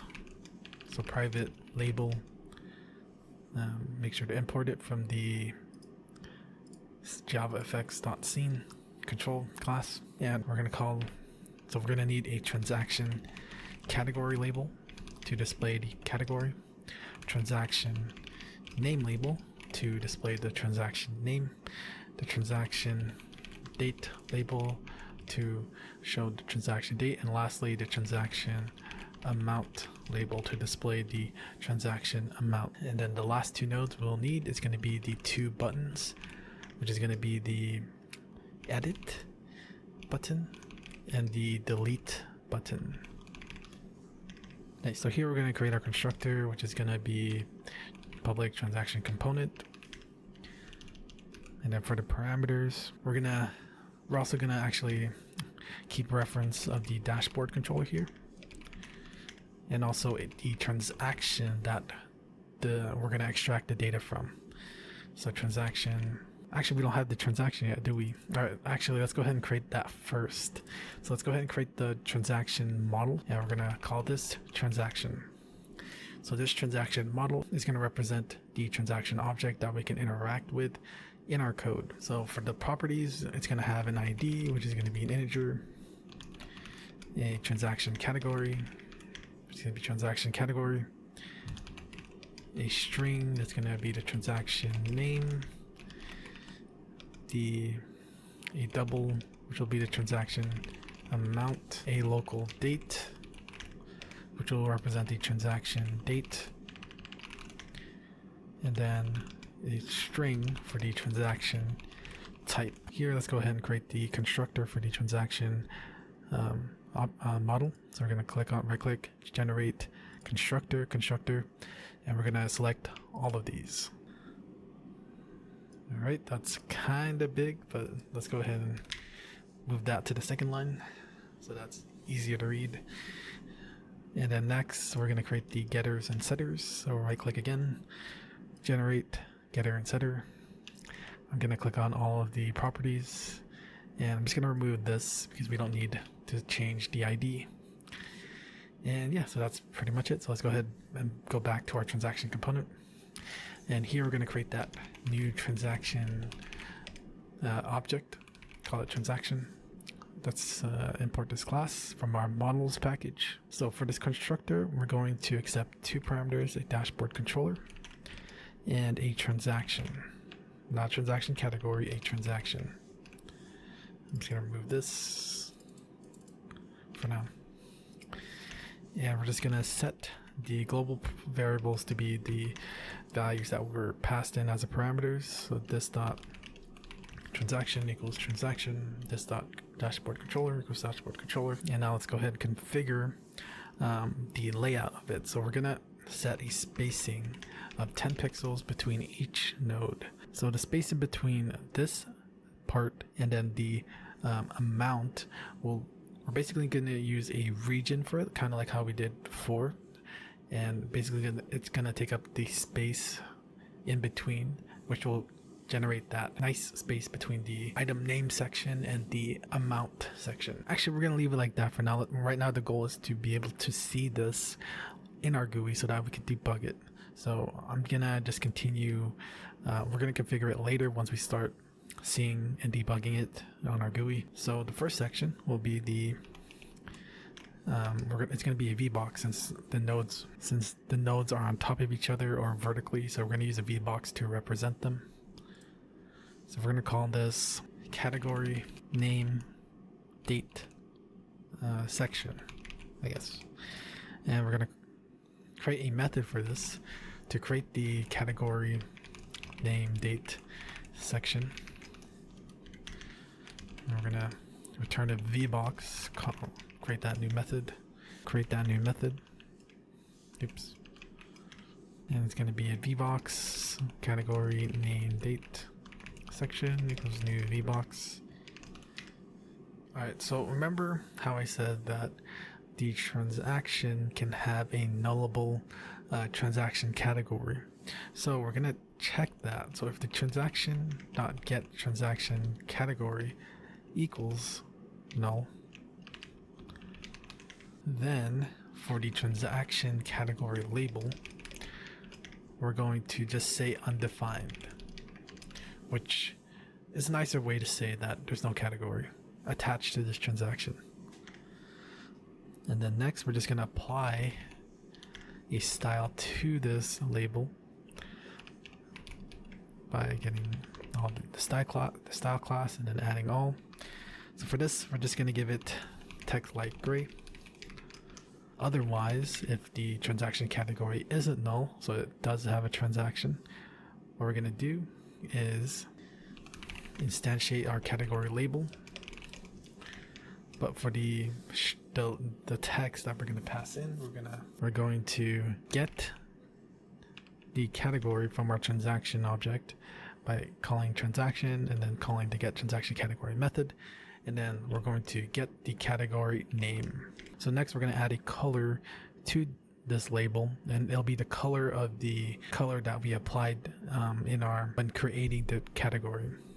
So for that, we're going to call in transaction category label, and then we're going to call in the set font set text fill, which accepts a paint.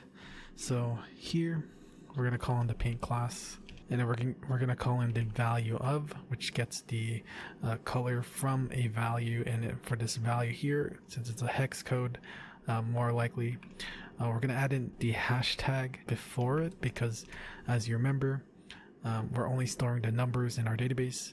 Adding the hash code lets the paint object know that we're working with a hex code for the color. So we're going to do a hashtag plus transaction.get transaction category, and then we're just going to get the category color, and that should be it. So next we're going to create the name label. I'm just going to initialize it as a label, and then for the text it's going to be the transaction dot get transaction name, and then transaction date label, it's going to be the transaction dot get transaction date dot to string. And actually for this we're going to style it, so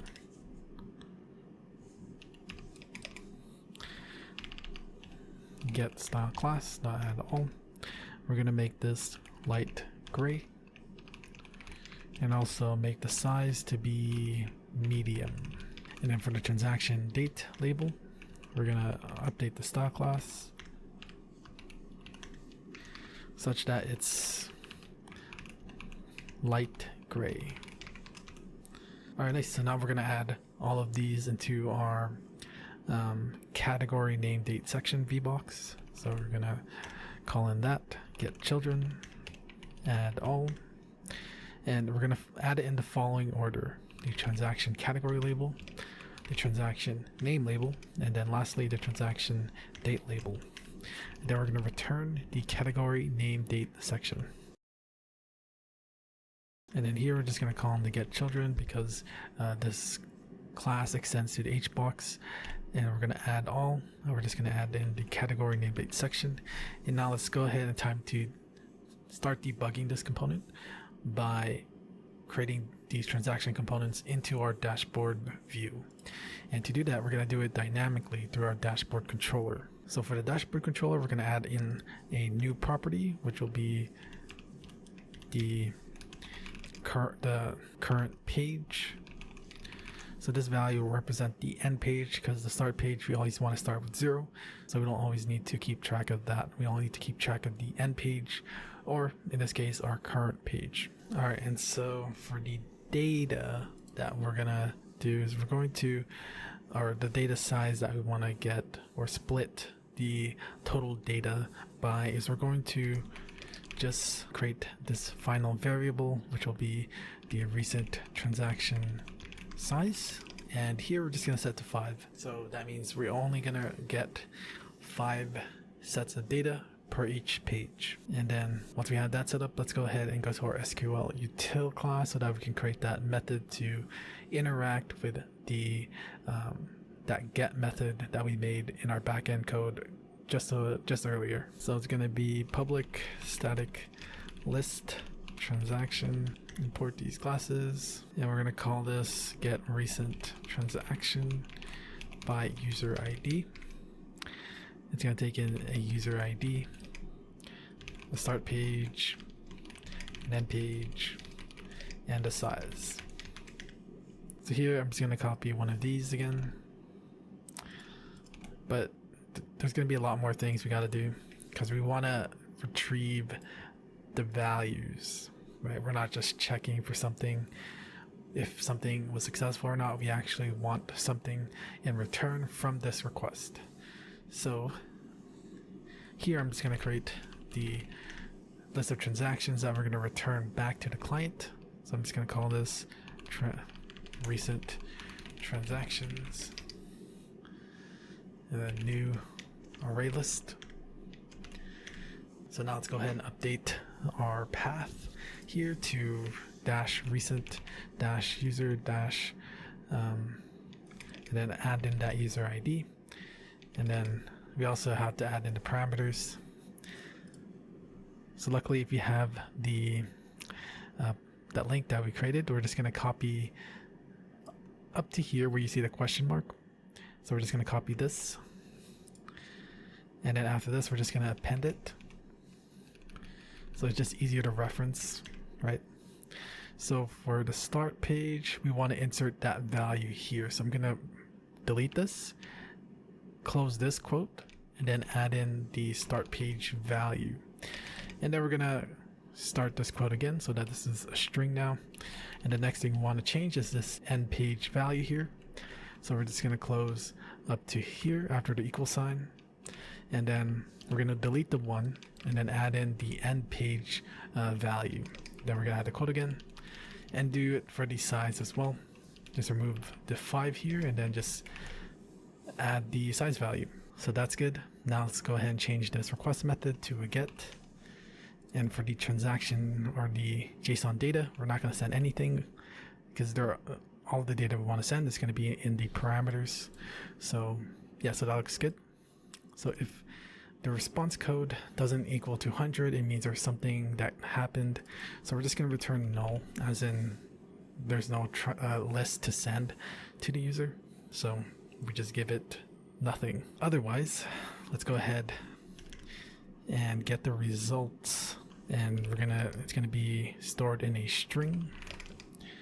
So call in our API util, and then we're going to call in this read API response and then pass in that connection. And if we go back to Postman and see what type of data is being returned to us, we can see that it returns to us a JSON array because it starts off with this angle or with this square bracket first.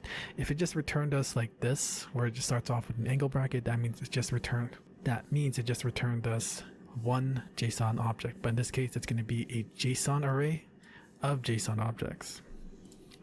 And I mentioned this, because we're going to be creating a JSON array, so that way we can store that response as a JSON array. So we're going to call on the JSON parser, and we're going to parse the results that we got, and then we're going to get this as a JSON array. So now we have the JSON array. We're going to iterate it using a for loop, and then we're going to go all the way to the end. So we're going to get the result JSON array dot size. We're going to iterate through each JSON object. So we're going to create a JSON object and store in the transaction JSON object. And we're going to get the JSON object as a JSON object. And then now we're going to start extracting the data that we want, because we're going to be appending these into a transaction array. So each JSON object represents a transaction.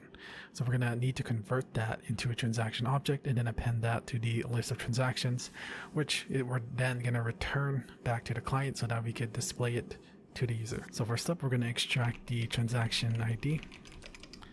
And for that, we're just going to call in the transaction JSON object, and we're going to call in the get method and pass in the value that we want.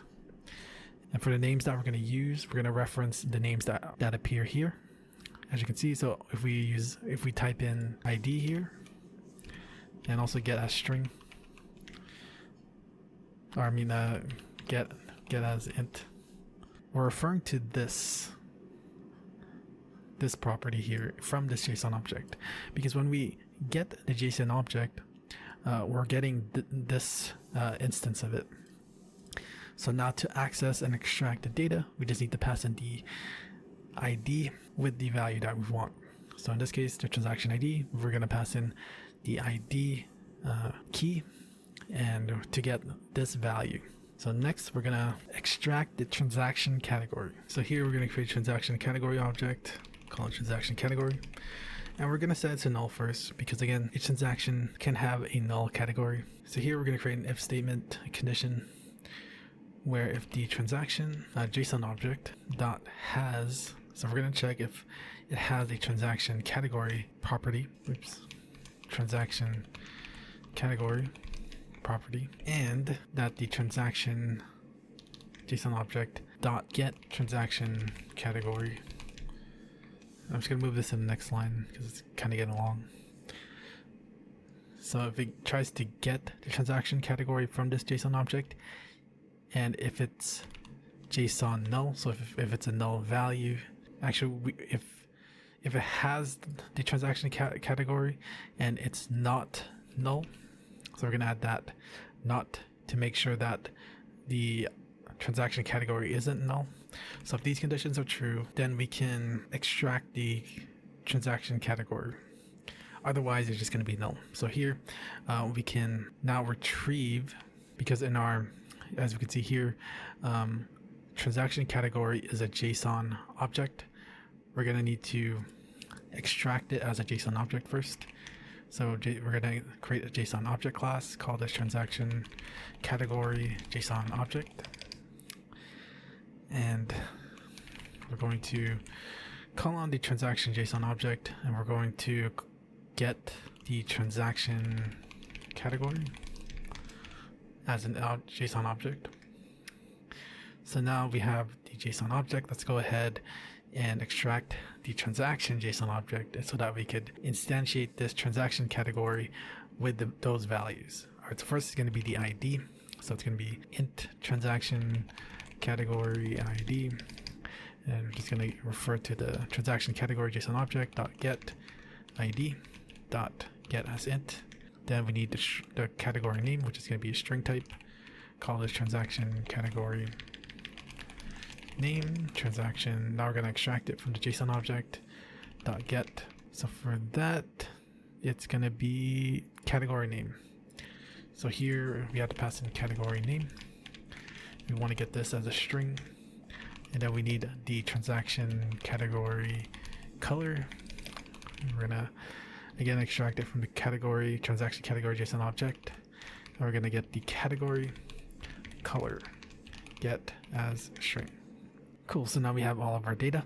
Let's go ahead and create this transaction category. So we're going to refer to this transaction category that we made up here, and we're now going to instantiate it properly by giving it a transaction, by calling new transaction category.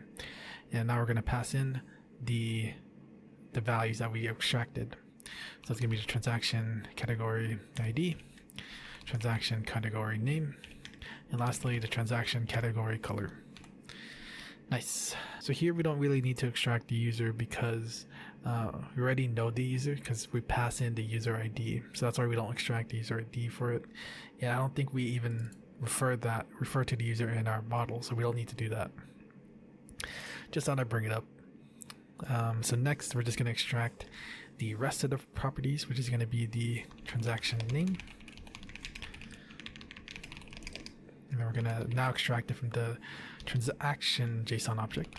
So we're just going to pass in transaction name, get as string, transaction, and then we also need the transaction amount, transaction object,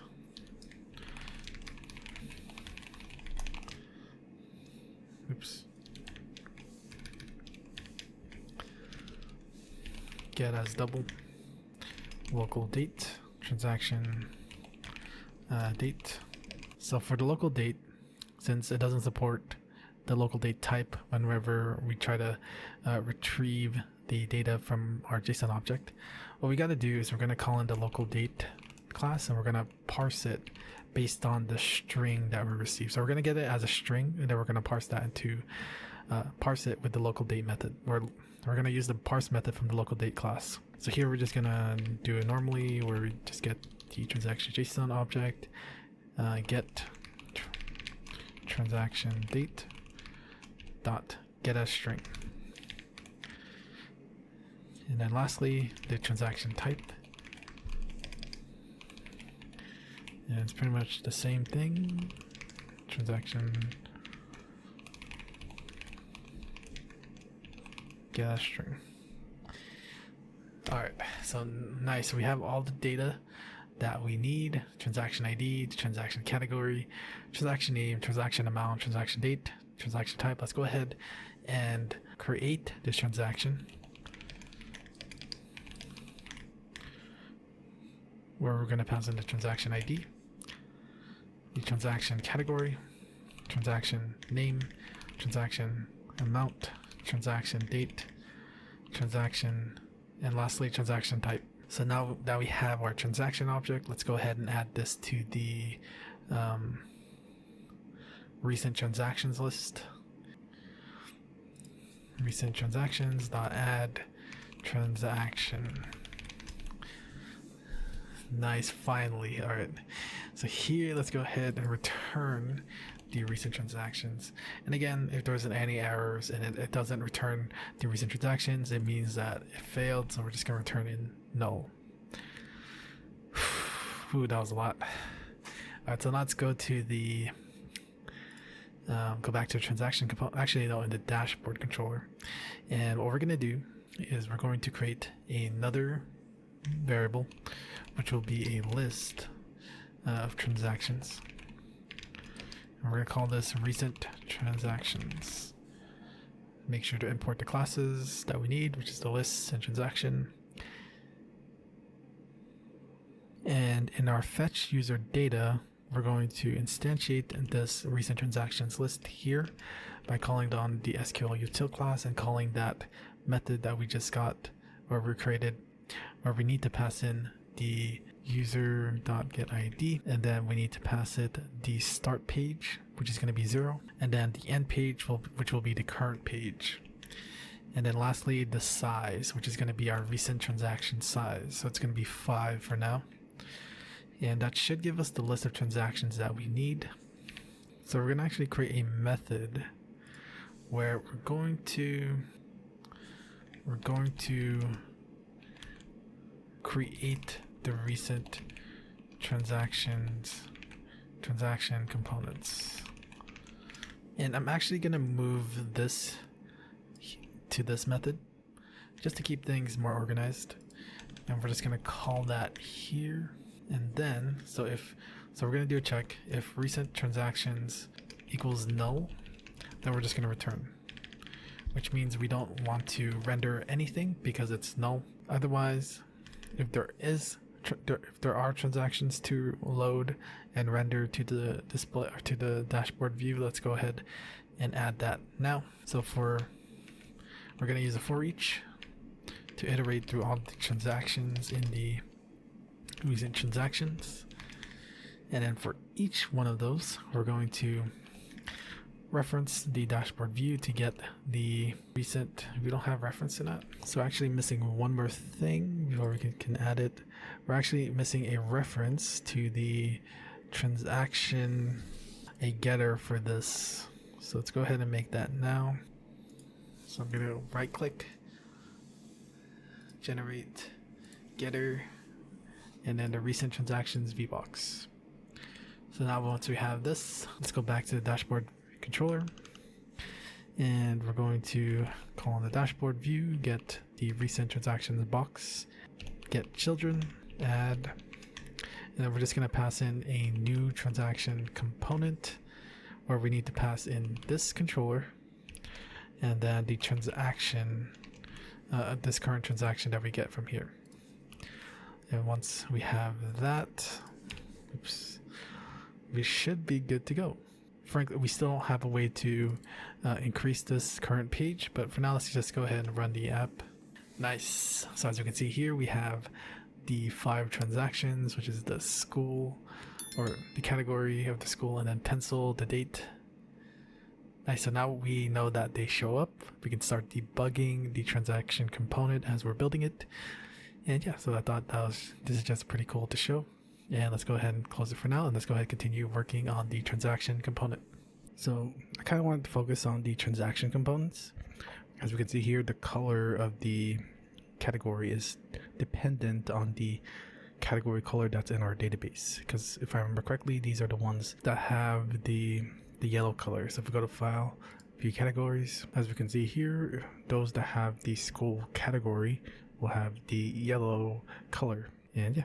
So if we try to add, like, let's say another transaction, let's just say, I'll just call it transaction, amount, whatever, date, also whatever, and select one of these, which should be a color white. I'm going to do expense, hit OK. Right now it doesn't refresh, so we have to reload the GUI. And yes, as you can see here, the color here is white. Just thought I'd mention it. Alright, so let's go ahead and continue to work on improving the transaction component. Now let's go ahead and add the rest of the sections. So after the category name date section, we are going to create a region object. Call this region equals new region.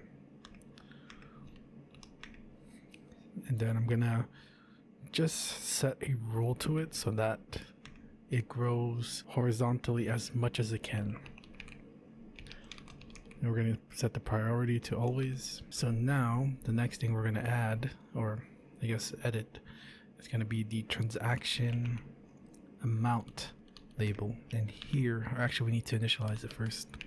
We are going to create a new label object and then add in a $sign, or you can change it to the currency that you want. We could use a $sign, and then we're going to append the transaction amount from our transaction object. Next, we're going to style this by making the text size to be the medium size. So here we're also gonna make it change color depending if it's an income or an expense. If it's an income, then we want the text color to be green, and if it's an expense, we want it to be red. Let's first check the style sheet if we have this class already set up. And yep, we do. So we're going to be using these 2 CSS classes. All right, so let's go back to the transaction component. So we're going to check if the transaction type by calling on the get transaction type is equal to ignore case expense. So if the transaction is an expense, what we're going to do is we're going to add that one class, which will make the color red. Otherwise, we could just copy this. It's going to be green. So here we're going to add the region first so that we can create the space between the category name date section and the transaction amount label. And then we're going to add the transaction amount label. Let's go ahead and run this. It's kind of hard to see, but you can see this like negative, or not negative, but like red number with the transaction amount. So actually, let's go ahead and before we continue adding the sections, let's go ahead and start dialing our component. So don't forget this set spacing, and again, that's like the space between the vertical space between each node. So here we're gonna call in the get style class, and we're gonna call add all, and the style classes we're gonna add is the main background, rounded border, and a padding of 10 pixels. Alright, so now let's take a look. Nice, that's pretty good. Now we can see the number better, but it is kind of a bit off-centered, right? So let's go ahead and center these. But before that, I do want to notify you guys that we will be adding spaces in between these because them being too close doesn't look good. Alright, so first we're going to call on the set alignment method, and we're going to center them. Center left. So let's go ahead and take a look. And yeah, so now it's centered. Alright, so the next thing we're going to do is first add the gap between them because it does not look good. So for that, we're going to the dashboard controller, and we have to, oh no, actually we're going to go to the dashboard view, and in our recent transactions VBox, where we have the recent transactions box, we're going to put a value of 10 here to create 10 pixels between each component that we create. And yeah, so yeah, I think that looks better. Cool. All right, so we're going to create the buttons now, or we're going to add the buttons now to the transaction component. So for that, we are also going to group them up into an HBox. We'll call it the action buttons section, action button section. And then we're going to create a method called create action buttons. Oops, I meant section. Alright, so I'm going to minimize this and create a new method that will return us an HBox. Call this create action buttons. So we're going to create the HBox that we're going to return.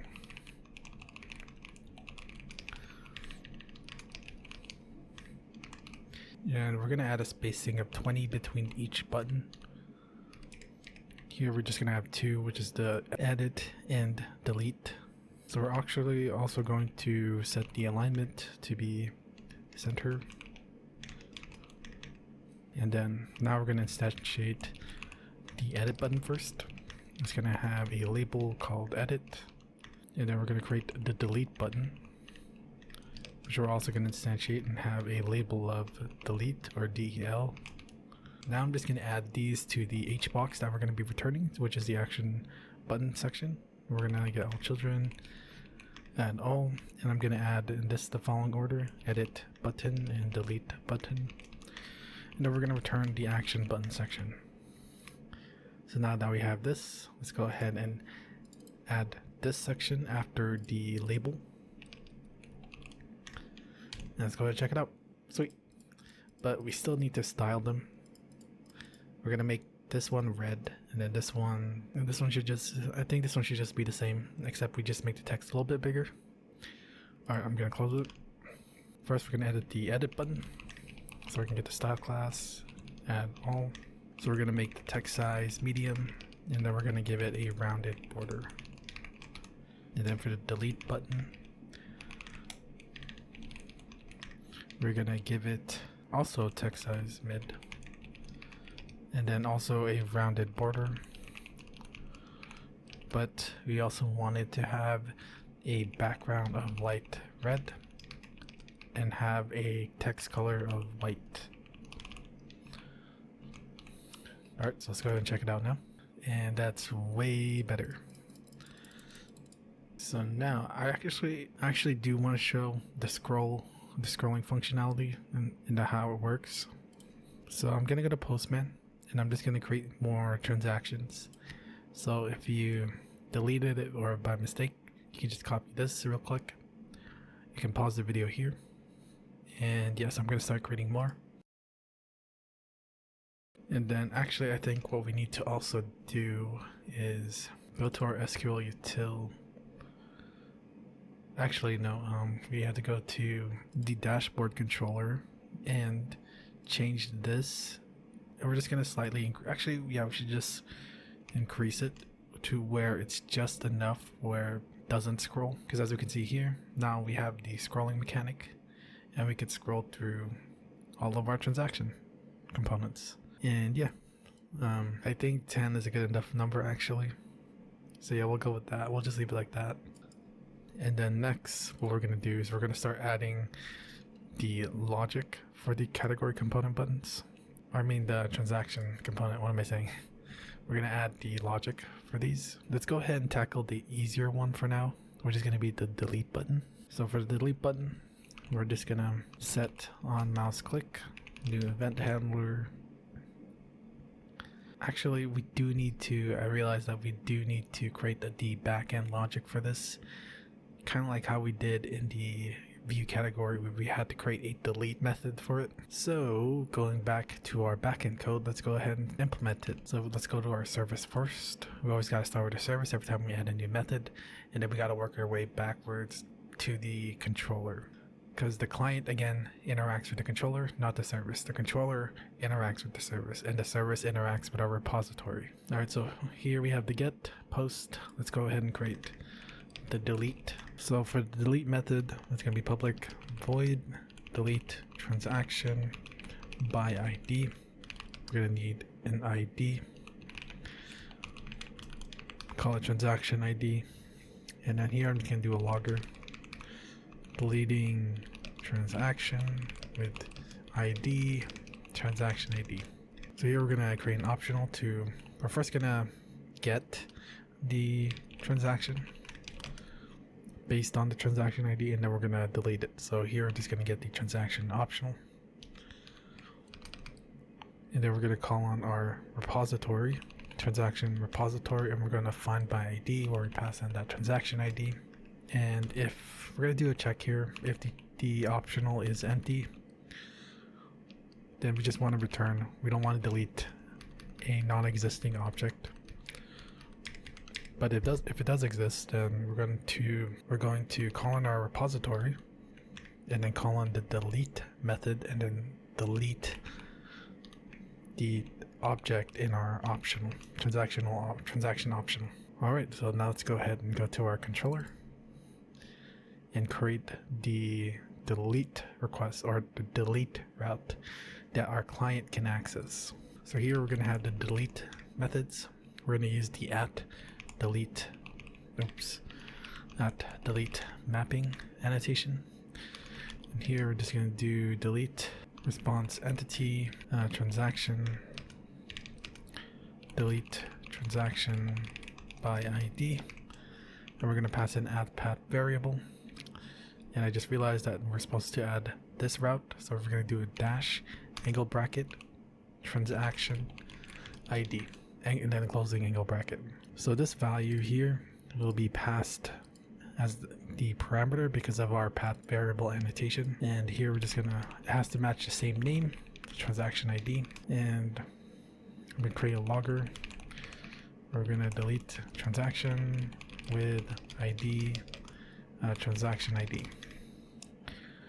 And then we're gonna call in our service to delete transaction by ID and then pass in that transaction ID value, and then we're going to return response entity dot status http status okay dot build. So if we select our transactions, I want to select the ID that we want to delete. Let's go ahead and delete. Let's delete number 9. So let's go edit. Let's go edit this one actually, because it's already set up kind of, because this is the right URL. We do need to change the request type to delete, but here we have to do a dash and then the transaction ID. In this case, the ID was 9. So let's go ahead and actually we need to restart our Spring Boot server. So if you haven't done so, do it now. Okay, so now back to our Postman. Let's go ahead and send this request. We get the 200 OK. And then as we can see in the terminal, in our transaction controller, we delete transaction ID 9 and then our service deleting transaction with ID 9. And then if we look at our database again and we try to query this result, we could see that 9 has been disappeared or has been deleted. It goes 6, 7, and then directly to 10. So now we know that it works. Let's go ahead and go back to our client and then go to our SQL util class where we need to create the method that we're going to call to delete the transaction in our database. So one, we already have this here, most likely going to be the same. So just go ahead and just copy this for now. Actually, we can just copy all of it and then just change the name and the parameter. So instead of saying delete transaction category, we're going to just say delete transaction by ID. And then we're going to change this to transaction ID. Replace this with transaction ID. And then also update our URL so that it only says transaction. Remove the dash category. The request method is good. We're not sending in any data. And here we're just checking if there's any issues. If there's any issues, we're just gonna print this out. And then also returns false. So now we have our method here. Let's go ahead and go to the transaction component. And then now in our handle method. So here we're gonna check to see if SQL util delete transaction by category ID, and to get our ID, since we have reference to the transaction, we just call in the get ID method. So here, this method is going to delete, or at least attempt to delete, the transaction in our database. If the result is false that we get, then we're just going to return, because we don't want to delete the component if the transaction wasn't successfully deleted in our database. Otherwise, we're going to remove the component from the dashboard. So for this, we're going to first set the visible to false, set manage to false, and then do kind of the same thing we did with the category, where we're going to check by getting the parent if it's an instance of a VBox. And the reason why we're checking this is if we go to our dashboard view, the container, now we're adding the components to, and it's a VBox type. So here we're just asserting that the parent is a VBox. And if it is a VBox, first we're gonna cast it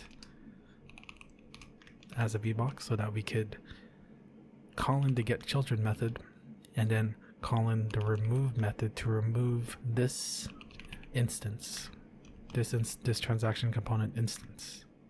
And yeah, let's go ahead and try it now. Alright, so now moment of truth. Let's go ahead and see what happens when we click on this delete button. That's odd. What happened? We get a 403 for forbidden. Let's go ahead and check in our Spring Boot to see if there's any issues. So we have deleting transaction category. Let's check our database. Oh, I know the issue. So actually we're calling the wrong ID, or we're calling on the wrong method. Here it says delete transaction category by ID, but what we want is to delete transaction by ID. Let's go ahead and rerun this. Now the moment of truth. Let's go ahead and delete this transaction component. Nice. So I don't know if you saw it or not, but we were able to delete the pencil category, as you can see here, the pencil doesn't show up anymore, and we could rerun it to show you that it's not gonna display anymore if we rerun the program. And yeah, so it's not the pencils doesn't show up anymore. That's a success. So let's go ahead and move on to the edit button. For the edit button, we're gonna have to work with the create or edit transaction dialog, and we do need to change some things, change some logic around. So we're going to update the parameters for this dialog. We're going to remove the user, instead replace it with the dashboard controller. And the main reason we're going to do this is because later on, when we want to refresh our dashboard view, we're going to need reference to the dashboard controller. And next, we're going to add a transaction component, call it transaction component. So just in case if we are editing, then we can extract the current transaction data from the transaction component in terms of the name, amount, date, category, and stuff like that. So here now we still need to pass a user reference, and we can do that because in our dashboard controller we have the private user. So all we need to do is just create a getter method, which will allow us to get that user value.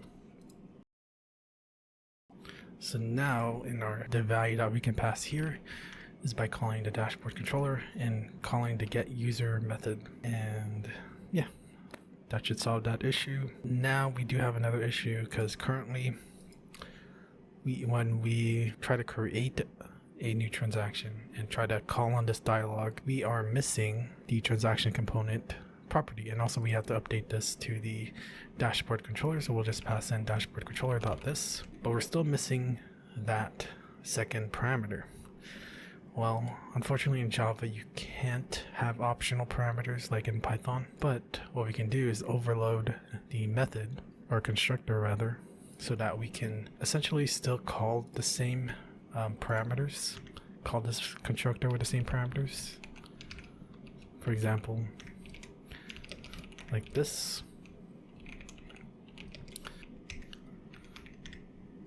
So what we can do here is we can actually call on our other constructor. In this case, I'm just going to call on this constructor and pass in the dashboard controller. But for the transaction component, we're just going to set it to null, because we don't really need the transaction component when we're creating the transaction dialog. Now we're just going to pass in is editing. So here I'm just going to comment use for creating transactions. And then for the editing, we can just use this directly. So here we could just use this constructor for the editing, and then we could just use this for the creating. So if we go back to our dashboard controller, our error disappears, so that's good. So now that we have that, let's go ahead and see if we can create this dialog from our edit button. So here we're just gonna call an edit button, set on mouse clicked, new event handler, and then instantiate a create or edit transaction dialog where we need to pass in the dashboard controller, the transaction component .this, and then is editing is true. Let me put that in a separate line so it's easier to see. And then after that, we gotta do show and wait. Let's go and test this out. Alright, so when we hit the edit button, it should display the dialog. But this time you can see that the edit transaction dialog, or the title I mean, changes. Because if we click on this plus button, it says create new transaction, and if we click on this button, it says edit transaction. So now the next thing is we got to do is, since we're editing the transaction dialog, we need to populate it with the data that's currently in the transaction component. Alright, back to the create or edit transaction dialog. So in our create main content box, And just after we instantiated the category box, we're going to create a conditional here where if we're currently editing by checking the is editing flag. So if it's true, it means we're currently editing. We're going to first get the transaction. First we need to import this. And then to get our transaction, we're going to get it from our transaction component. So if we go to our transaction component, we can see that we do have a transaction attached to it. So first let's go ahead and create that getter method for it so that we can access it in our dialog. So here we're just going to do public transaction, get transaction, and then return transaction. And then go back to our create or edit transaction dialog.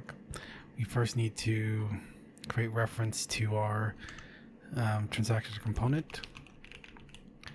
So we're going to create a global variable called transaction component, and then we're going to store this reference here, this dot transaction component equals transaction component. All right, nice. So now when we need to extract the transaction, so we're gonna just store in the transaction from our transaction component by calling the get transaction method. So we're gonna update the components that we have, or the nodes that we created here, with our data from our transaction. So first step, it's going to be the transaction name field, and we're going to set the text to be transaction.get transaction name. And then next, we're going to get the amount. So transaction amount field, set text, and then we're going to have to get the value, the string value of the transaction dot get transaction amount, which is a double. So we need to convert that to a string by calling the value of method.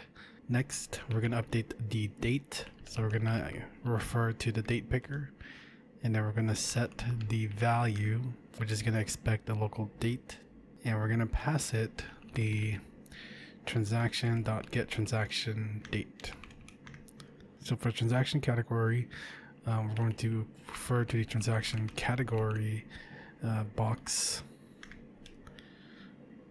and then we're going to call in the set value method where we need to pass in the category. But in this case, the transaction category can be null. So here what I'm going to do is I'm going to do a tertiary condition where we're going to check to see if the transaction category equals null, then we just want it to be an empty string.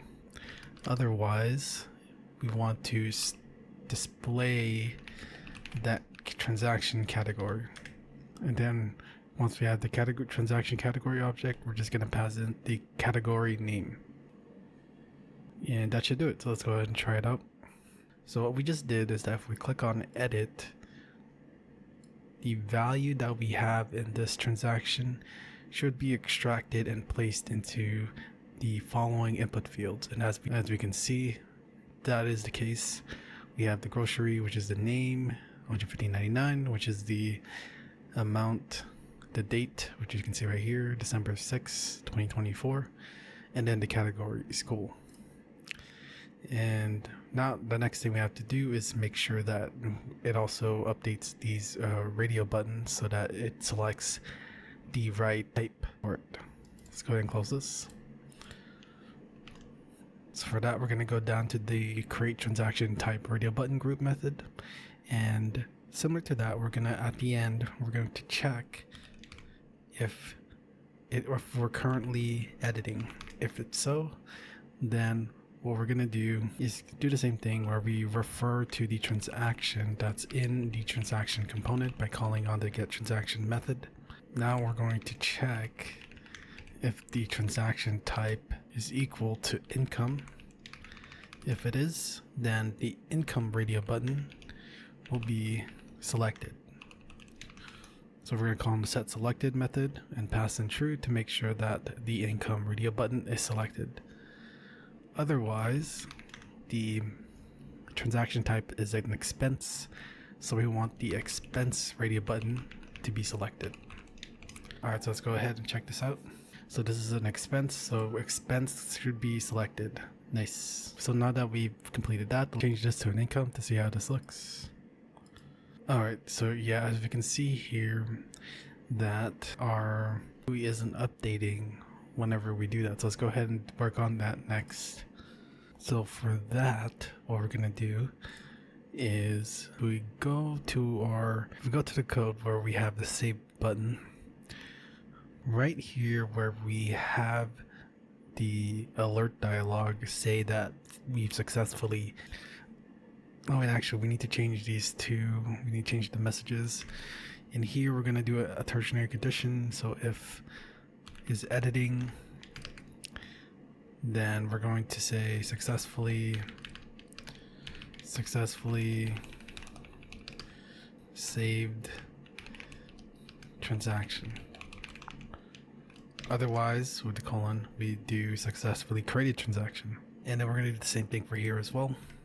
So currently editing, then we're going to say error, failed to save transaction. Otherwise, error, failed to create transaction. Alright, so after this, this is where we're going to want to refresh our dashboard. So if we go back to the dashboard view, dashboard controller, we do have a method that we can use to basically refresh everything. And that is this method here. But the issue right now is if we keep calling this method, it's going to add as opposed to replace, which is what we want. So before that, we're going to want to remove all children from the dashboard view. And to do that, we're going to refer to our dashboard view reference, and then we're going to get the recent transaction box, and then we're going to get the children, and then we're going to clear, which is going to reset everything from the dashboard view.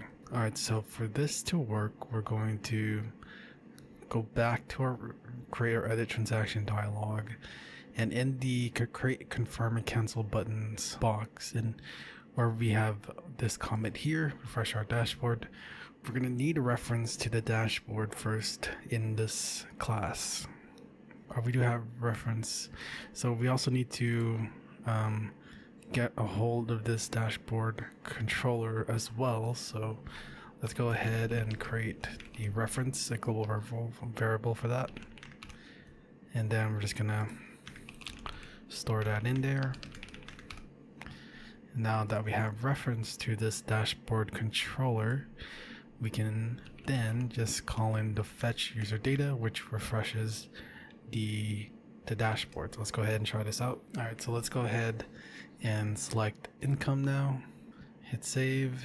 It says successfully saved transaction as opposed to create transaction because of that new condition we've entered. We hit OK. Oh, that's odd. Let me see if it actually did update or not. Maybe we didn't update the expense. Let's go ahead and change this to see if maybe this is the only issue. So let's go ahead and click on save. Hit OK. It's not saving. Alright, let's go debug and see what's wrong. So on our save button, we extract the data. So, and then we call on this post transaction. Wait a minute. Oh, I see the issue now. So we actually haven't created the method yet. So yeah, let's go ahead and do that next. So as we can see with this update method for the transaction category, we're going to do the same thing, but for transaction. So yeah, so if we take a look again on what we need to call, go to our transaction controller, which is where we're at. Yeah, okay. So yeah, so it looks like we didn't even create it. Alright, that's my bad. So let's go ahead and create it now. So let's go back to our Spring Boot server code, and we're going to create a put section where we're going to transaction, and then we're going to call it update transaction and then we're going to accept a transaction. So here we're just going to do a logger info transaction, updating transaction with ID, transaction.getID. So first we're going to get an optional, and it's going to be a transaction. Call this transaction optional, and then we're going to attempt to get the transaction from our repository. So we're going to refer to the transaction repository, and we're going to find by ID, and then we're going to pass in the ID that we have, and that'll get the transaction that is in our database that we want to update. So if the transaction optional is empty, then we're just going to return null. Otherwise, it's not empty, so that means our transaction does in fact exist in our database, and now we're going to update that transaction with this new transaction that we've saved. So for that, we're going to call the transaction repository.save, and we're just going to pass in transaction. Should replace the previous transaction in our database. Alright, so let's go to our controller. Now we're going to create that section for puts or updates. We're going to call on the @put mapping annotation, and then we're going to just create the method signature real quick. Transaction, and then we're going to say update transaction, and we're going to be accepting a JSON object for the transaction. Call this transaction. I'm going to do a logger here, updating transaction with ID, transaction.getID. So for this, we're just going to do transaction updated transaction equals transaction service dot update transaction, and just pass in the transaction. If updated transaction equals null, then we're going to return a response status.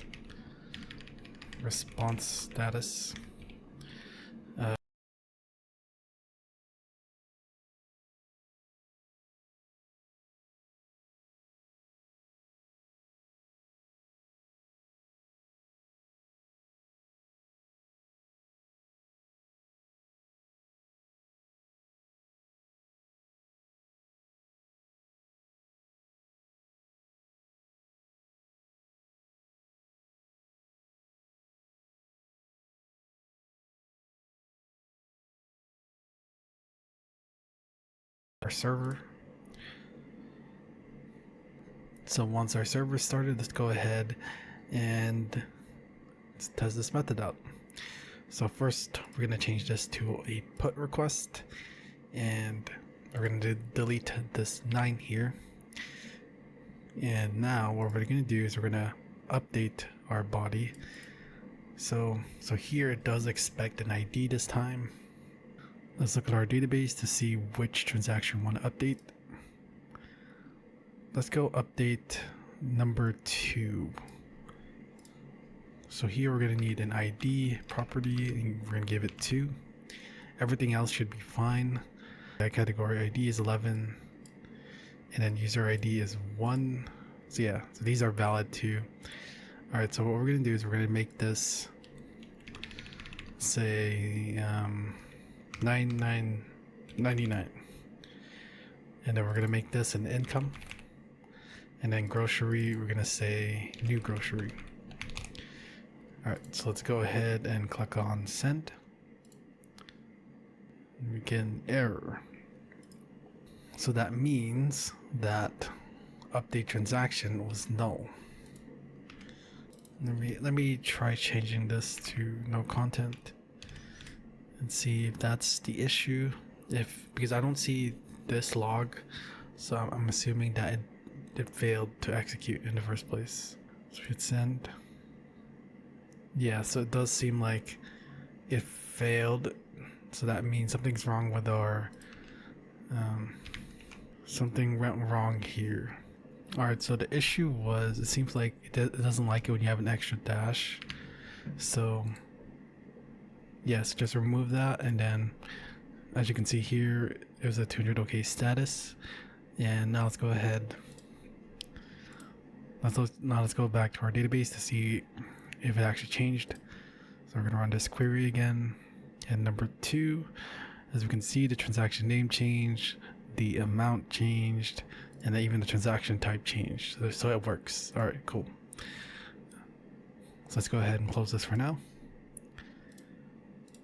And go back to our client, where we're now going to create that new method to save our new transaction. So we're going to call this put transaction, and then we're going to pass in a JSON object, call this new transaction data, and then we're basically, it's going to look like this. I'm just going to copy this.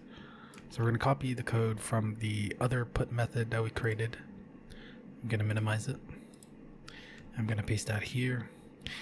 But we are going to change some things. Like for this, we're going to delete up to here, API v1 transaction.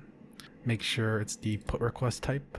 And then for the JSON data, we're going to pass it the new transaction data. That's in our method signature. And then I'm going to update this so we know that it's coming from this if there's any issues. That should be it. So let's go ahead and go back to the create or edit transaction dialog, and in our create, confirm, and cancel buttons, where we created the save button, we're going to be passing in this. Actually, wait, because we still need the ID property, right? So here I'm gonna check if it's editing, and if it is, if we're currently editing, then we're gonna add a new object to the transaction data object. Dot add property, and it's gonna be the ID, and we're gonna pass it the transaction, which we can get from the transaction component. Get transaction, and then get the ID. And actually, I think this one we should move. Actually, no, this is fine. This is fine. So this only adds the ID if we're editing. If we're not editing and we're creating, then it doesn't add the ID. All right. So if we go down here, we're going to update this to using a tertiary conditioning. Where if we're currently editing, then we're going to, if we're not editing, then we're going to do a post transaction. Otherwise, we're going to do a put transaction, where we pass in the transaction data object. Let me just clean this up. So again, if we're not editing, then we're gonna execute the post transaction request. So we're gonna be creating a transaction. Otherwise, if we are editing, then and we hit the save button, we're going to instead save that transaction instead of creating a new one. So let's go ahead and try this out. And I'm gonna change this one here below it. So we're gonna click on edit, and we're gonna make this income.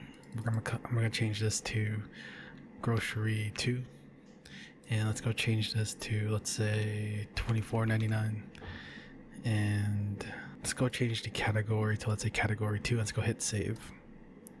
Nice. So we get this message. That's a good sign. So we hit OK.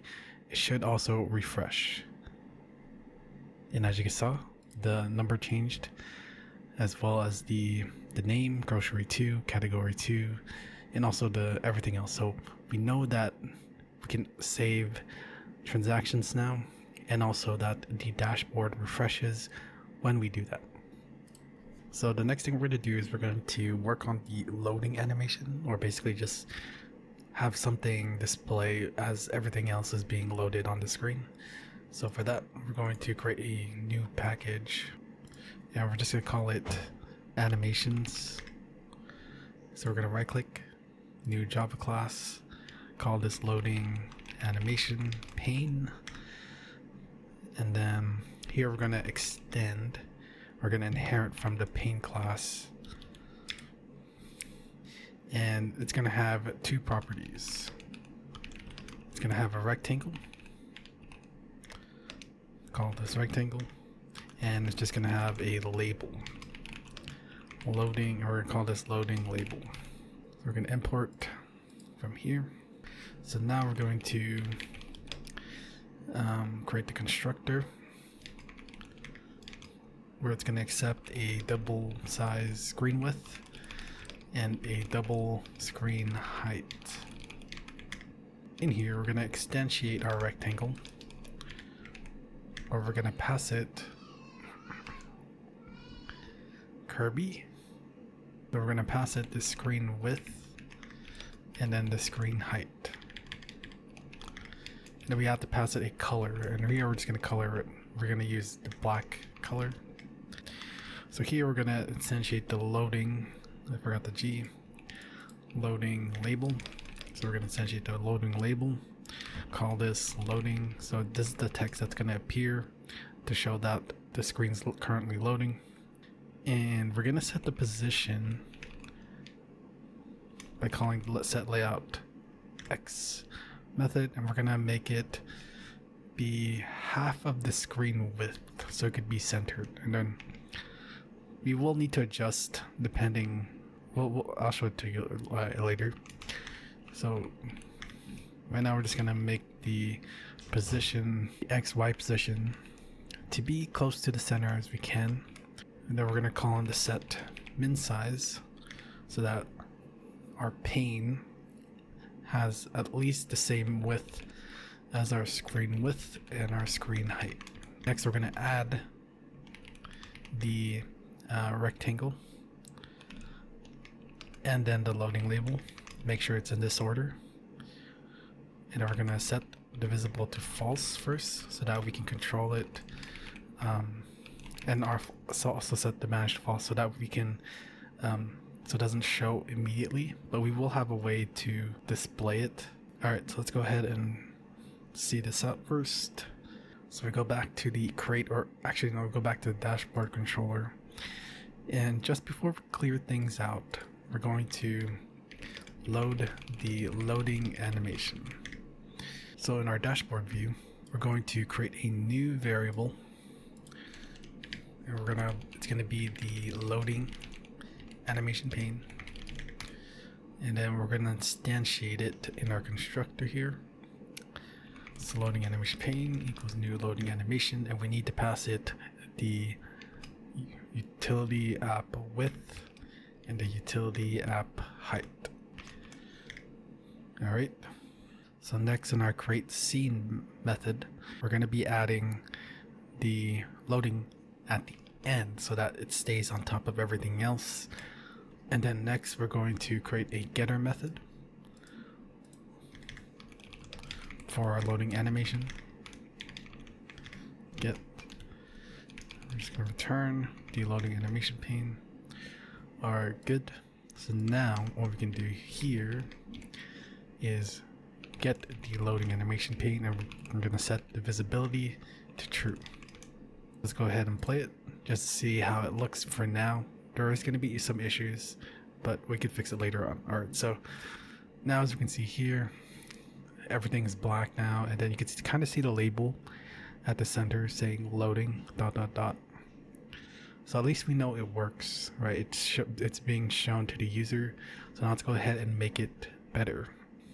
So we're gonna close this.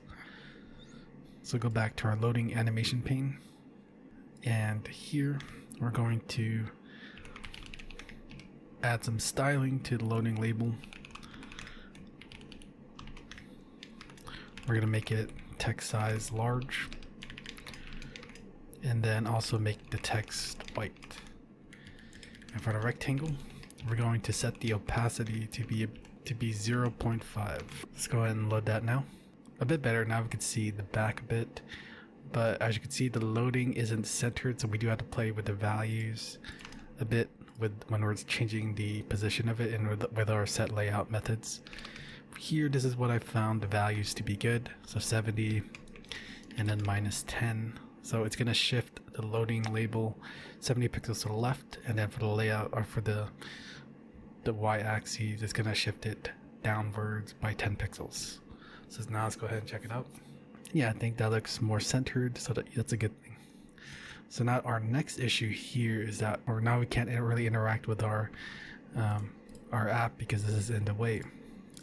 So let's go back to our dashboard controller, and here, just after we fetch the user data, we're going to use a thread, and this is for demo purposes because it happens so fast. But basically, we're going to use a separate thread where we're going to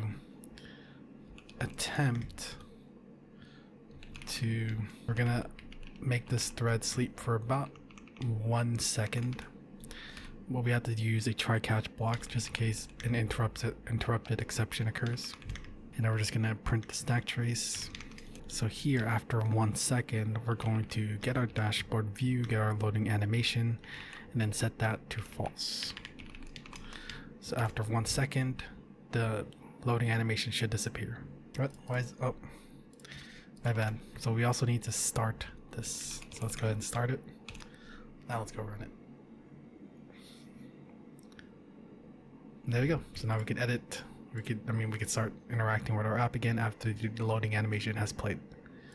I do want to show another error or issue that can happen, is that if you try changing the loading animation as it's still playing out, will happen so fast. Let's not do this. I just want to show you guys quick. So if we try to increase the size or change the size, it doesn't really responsive. It's not really that responsive. As you can see here, now we can interact with the app even though everything's still loading, which is what we don't want. So for that, that's what we're going to work on next. We're going to make this more responsive. I'm just going to add that back in. And if we go back to our loading animation pane, we're going to create 2 new methods. So I'm going to create some space here, create a method to resize the width. So for the parameter, it's going to accept a double, which is going to be the new width value. So here we're going to just call in the rectangle, and we're going to change the width of that rectangle, the background basically. And we're going to set it to the new width. And then also for the loading label, we're also going to change the X position by calling out the set layout X method, and then calculating the new position by considering the new width, and then we're just going to divide by 2. So we're going to basically do the same thing here, except apply the new width. So we're going to subtract by 70, and now we're also going to set the min width, which is going to be the pane, to be the new width as well. So that's resizing the width. Let's go ahead and also resize, or let's also create another method where we're going to resize the height. And it's going to be the same, except we're going to expect a new height value. So here, they're going to get the rectangle, and then we're going to call in the set height method and then pass in this new height value. And now we're going to update the Y positioning of the loading label by calling the set layout Y method and passing in the new height divided by 2 minus 10, which again is similar to this, except we just have a new height value. And then next we're just going to set the min height to be new height. So now we'll need to call these methods somewhere, and for that we're going to go back to the dashboard view. So in our dashboard view, we're going to go all the way to the show method. And just before we switch to views, what we're going to do is we're going to add listeners to the window, or listeners to the scene here. And we're basically going to check to see if the width or the height is being changed for the scene. So to do that, we're going to call scene. And then we're going to, for this first part, we're going to add a listener to the change in width. So we're going to call in the width property. And then we're going to add a listener. And the type of listener we're going to add is we're going to add a change listener. It's going to give us this changed method, and this method will be executed whenever the scene changes. And to show that, let's go ahead and just output changing width. And let's go ahead and just see this. So right now, if you look at the console, if we change the width, it's outputting this changing width text. So that's whenever we change the width of our scene here. And the scene is, again, this whole, it's not the window itself, but the scene that's contained in the window. Alright, so now we know that this gets called every time we change the width. This means that what we want to happen is we're going to want to resize the width. So we're going to call in that new method resize width from our loading animation pane. And to get the value of the width, we're going to refer to this parameter here, t1. We're just going to say t1.double value, and this will get the new width. And now, since we could also change the height value, we're going to add a listener to the height property, and we're going to give it a change listener. It's going to be the same thing. So this method will execute whenever we change the height of our scene, or whenever we change the height of our window. Well, but basically by changing the size of the window, you're basically changing the size of the scene, which executes these methods. So for here, we're going to call on the resize height method and pass in t1 double value. All right, so let's go ahead and run this app. All right, actually, to see this better, we're gonna go to the dashboard controller, and then we're just gonna remove this again so that it doesn't set the visible to false after 1 second. So as we can see here, it works as normal, but if we do it like full screen, it automatically adjusts to the window, so it's always centered. So for example, if I try to change the screen size like this, it's always going to be centered, and yeah, so it's just more responsive now, and it's just mainly for the user experience. Alright, so now we're just gonna return this start method. So the next thing I want to work on is to add the ability to log out, and we're gonna do this by adding a logout menu item. So when we click on this, it'll take us back to the login screen. Alright, so let's go ahead and do that now. So first, what we're going to do is we're going to go to the dashboard view, and where we create the menu bar, we're going to add in another menu item. We're going to also make it a global variable because we're going to add a listener to it in our controller, and we'll need to access it from our dashboard view. So here in our menu item, we're going to call it logout menu item, and then go back down to that create menu bar method, and then we're going to instantiate this logout menu item, and we're going to call it, it's going to have a label or text of logout, and then we're just going to add this to the file menu, and that should add it to the menu item. Oh yeah, we also need to create the getter method. So in our menu, so here I'm just going to place it public menu item, get logout menu item, return logout menu item. So now let's go to our dashboard controller, and where we initialize the menu item or menu actions in this here, we're going to add an action to the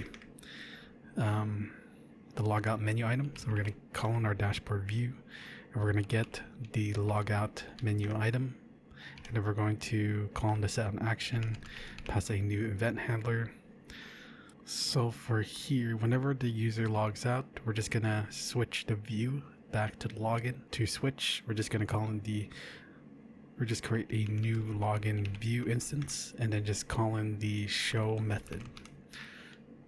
And that should, so whenever we click on the logout menu item, it's just gonna switch the view back into the login page or login view. So when we click on this, it takes us back to the login. So nice. And then we can just sign in normally, email@email.com, password, login, and there you go. Or we're now signed back up, or we're signed back in again. All right, so I guess the next thing we got to do is start working on the table. All right, so let's go ahead and do that now. So we're gonna go to our dashboard view again, and where we created our grid pane, that's where we're going to add the table code.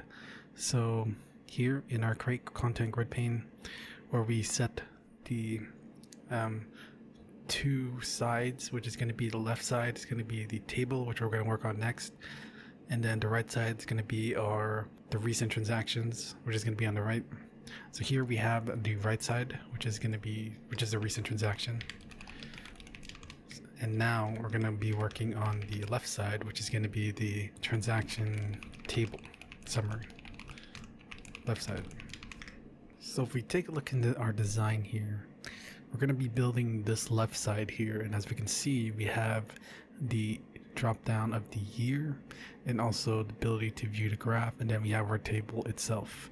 So here I was thinking if we could use a VBox for the layout for these two, and then use an HBox layout for these two buttons or two interactive components.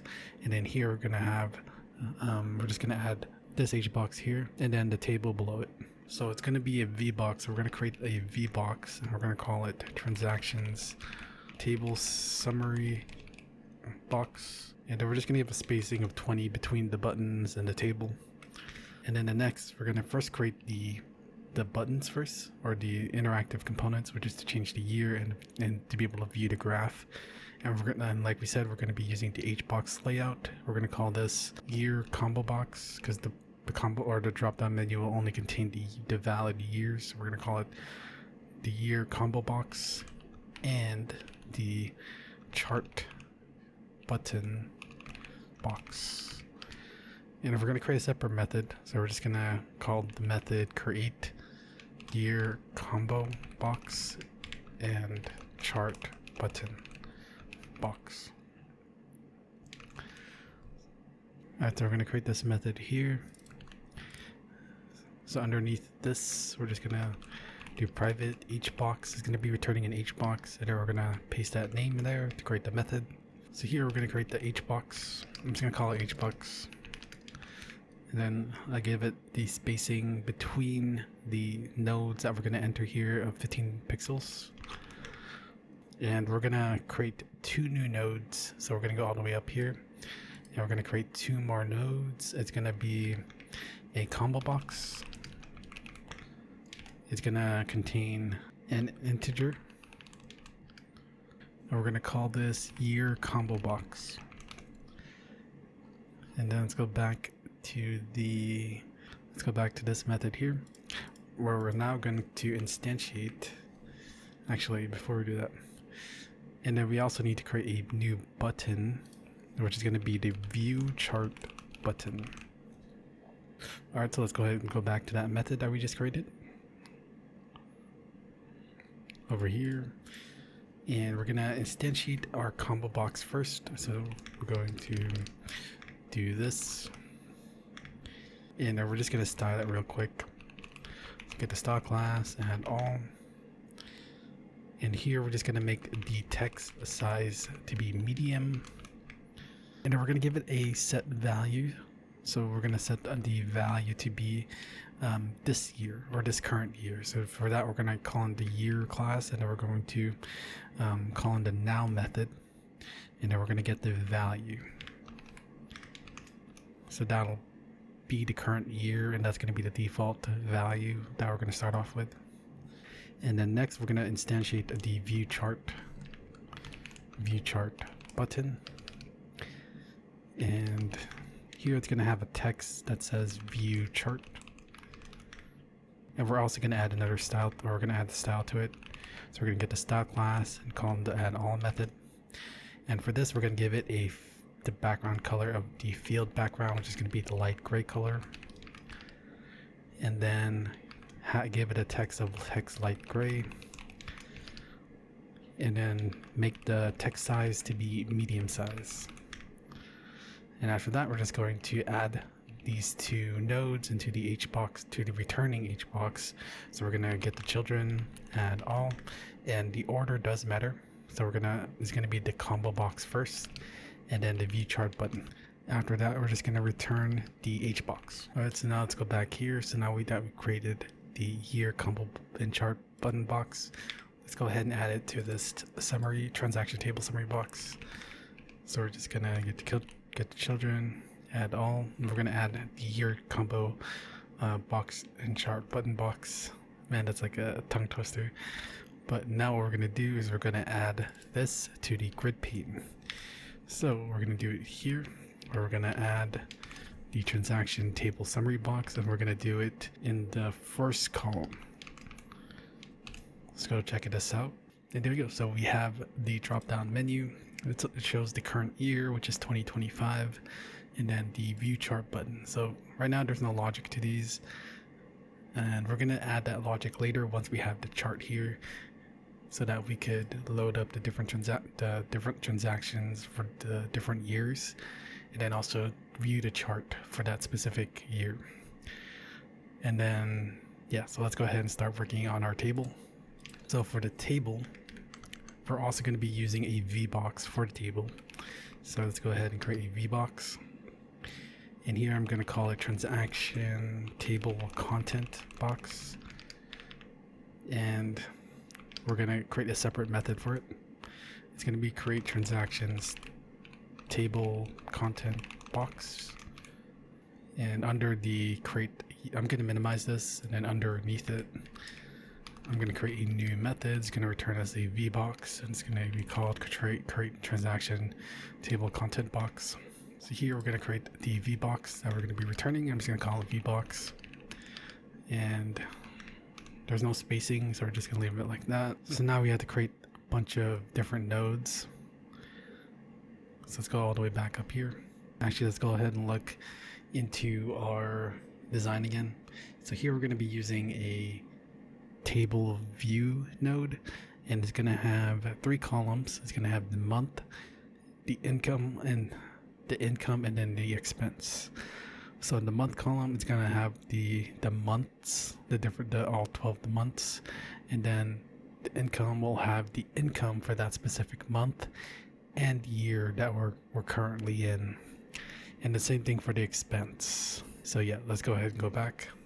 So underneath the menu item, we're going to create these nodes. But actually, before that, we actually need to create a new model, because the way the table view works is that it expects a certain model so that we can extract the data from. So for that, we're going to go to highlight models package, and we're going to click on new Java, and we're going to call this monthly finance.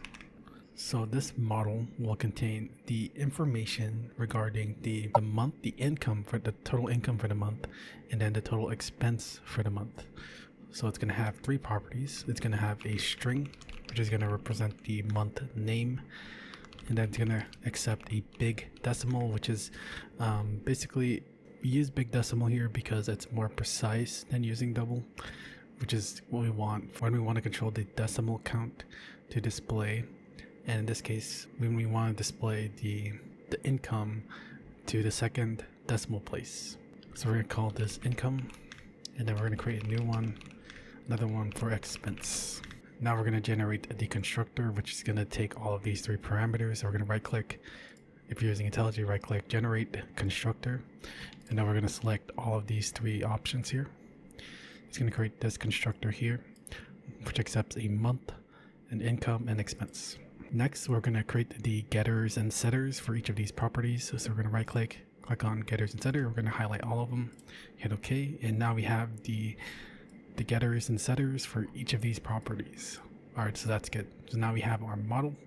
Let's go ahead and go back to our dashboard view.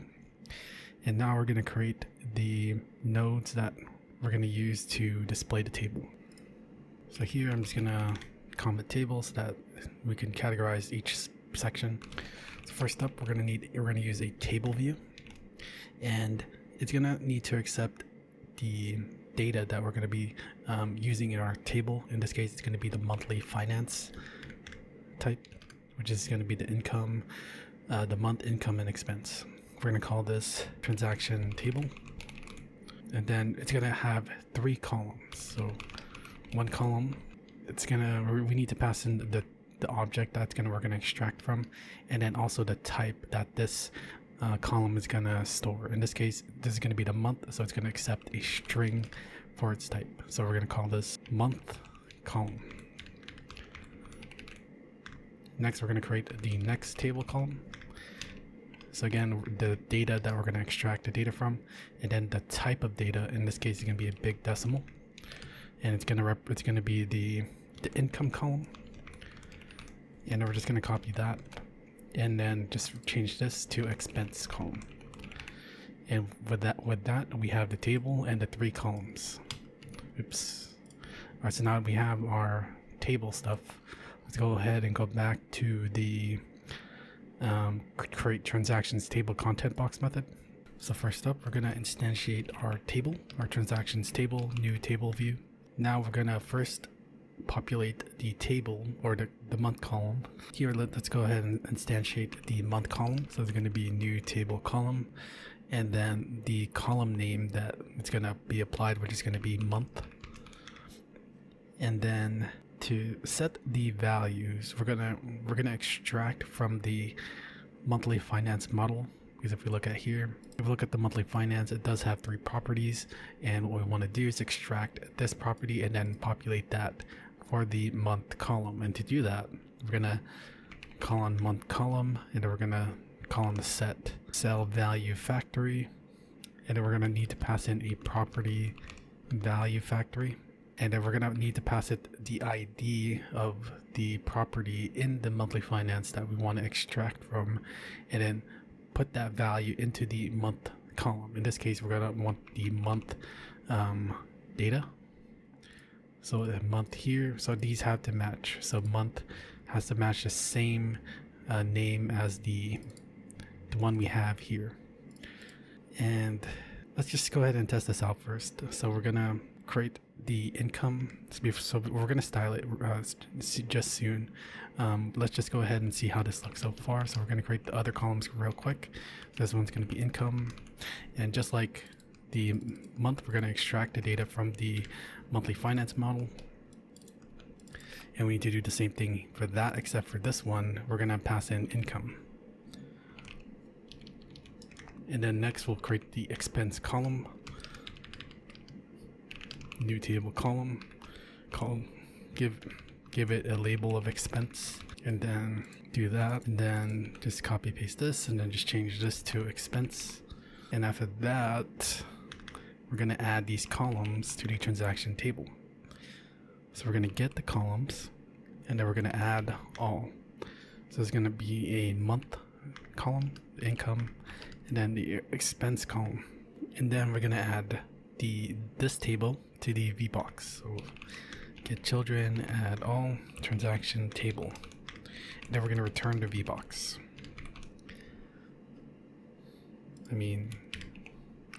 Yeah. Let's go back up here again. So that's what this gets returned to, and now we're going to add this to the transactions table summary box. So I'm just going to move this up here, and then for here we're going to add, after the year combo box and chart button box, we're going to add the transaction table content box. All right, let's go ahead and check this out. All right, as we can see here, this is the table, and it says no content in table, and then we have the 3 different columns here. We have the month, income, and then the expense. We don't have any data yet to populate the tables, but I just wanted to show you how the table looks so far. And yeah, so let's go ahead and continue. And let's go back to the create transactions table content box method. Let's start styling the table. So for the month column, we're going to get the style class and then add all. And here we're going to make it have the main background color, which is like the dark grayish. And then we're going to make the text size to be medium. And then also make the text light gray. So in the column that it's taking up, it's gonna make that color the dark gray color, and then the the data that's going to be presented in the table to be of text size mid and then light gray. And we're going to basically do the same for the other columns too. So let's just go ahead and copy and paste that. And then just copy and paste this name and then copy and paste for that. And yeah, that should do it. So let's go ahead and check it out. All right. Well, right now, as you can see here, there's no data, and that's why it's causing this, but we will be adding the data for the month. Actually, we actually need to change something in the style sheet. So let's go ahead and go to our style sheet, and we're gonna add some few stylings here. So in the custom, actually I think it should be in the generic classes here.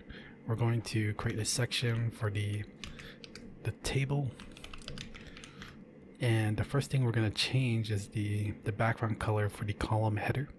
So for that, we're going to have to do .table-view and then .column header. And so for this one, we're just going to have the FX background color be hashtag 515050. And let's just see how this looks. Let's see if it affects the actual background color of the column header. And yes, as you can see, the background became a little bit more brighter, which is what we want. All right, so next we're gonna make the color, the text color here, white. We might actually not need the style, so we might remove that actually. So yeah, so now let's go ahead and change the color for the column header. So it's gonna be table view, dot column header, and then dot label. So this, we're gonna change the color of the label. We're gonna change the text color, so we're gonna do FX text fill, and we're gonna make it white. So the hashtag FFFF. Oh, this is supposed to be a semicolon, my bad. And there you go. So now we have the white text. So I think we still need to leave the styling as is, because once we have the data here, we need to change the background anyways. So yeah, we're mainly changing the styling that we changed in the view here. This is mainly for when we present the data, so when we show it to the user.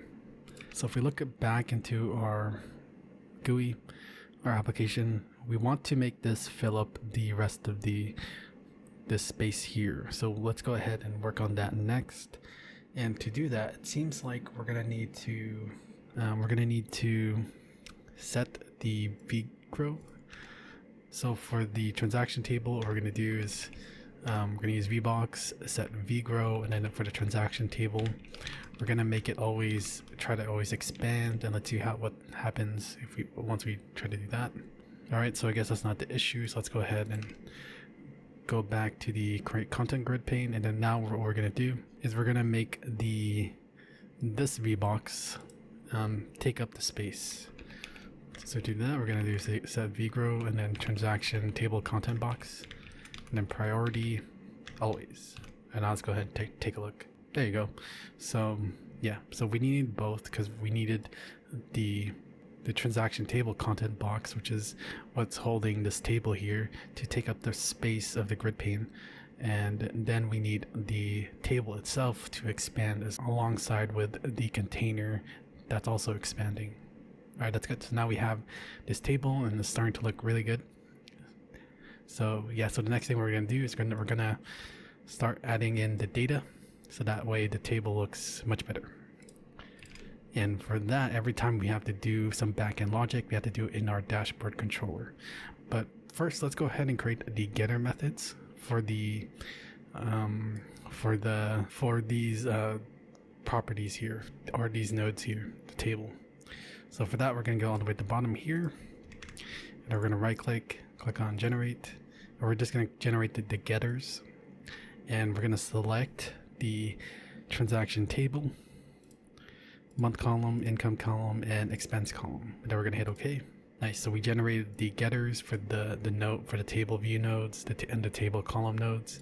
Now let's go ahead and go to our dashboard controller. So what we're going to do in the back end is we're going to create a list of monthly finance objects. Is each monthly finance is basically the month and the total income and expense for that month. And what we're going to do is we're going to create a list of them, specific, hopefully all 12 months, January, February, March, April, all the way to December.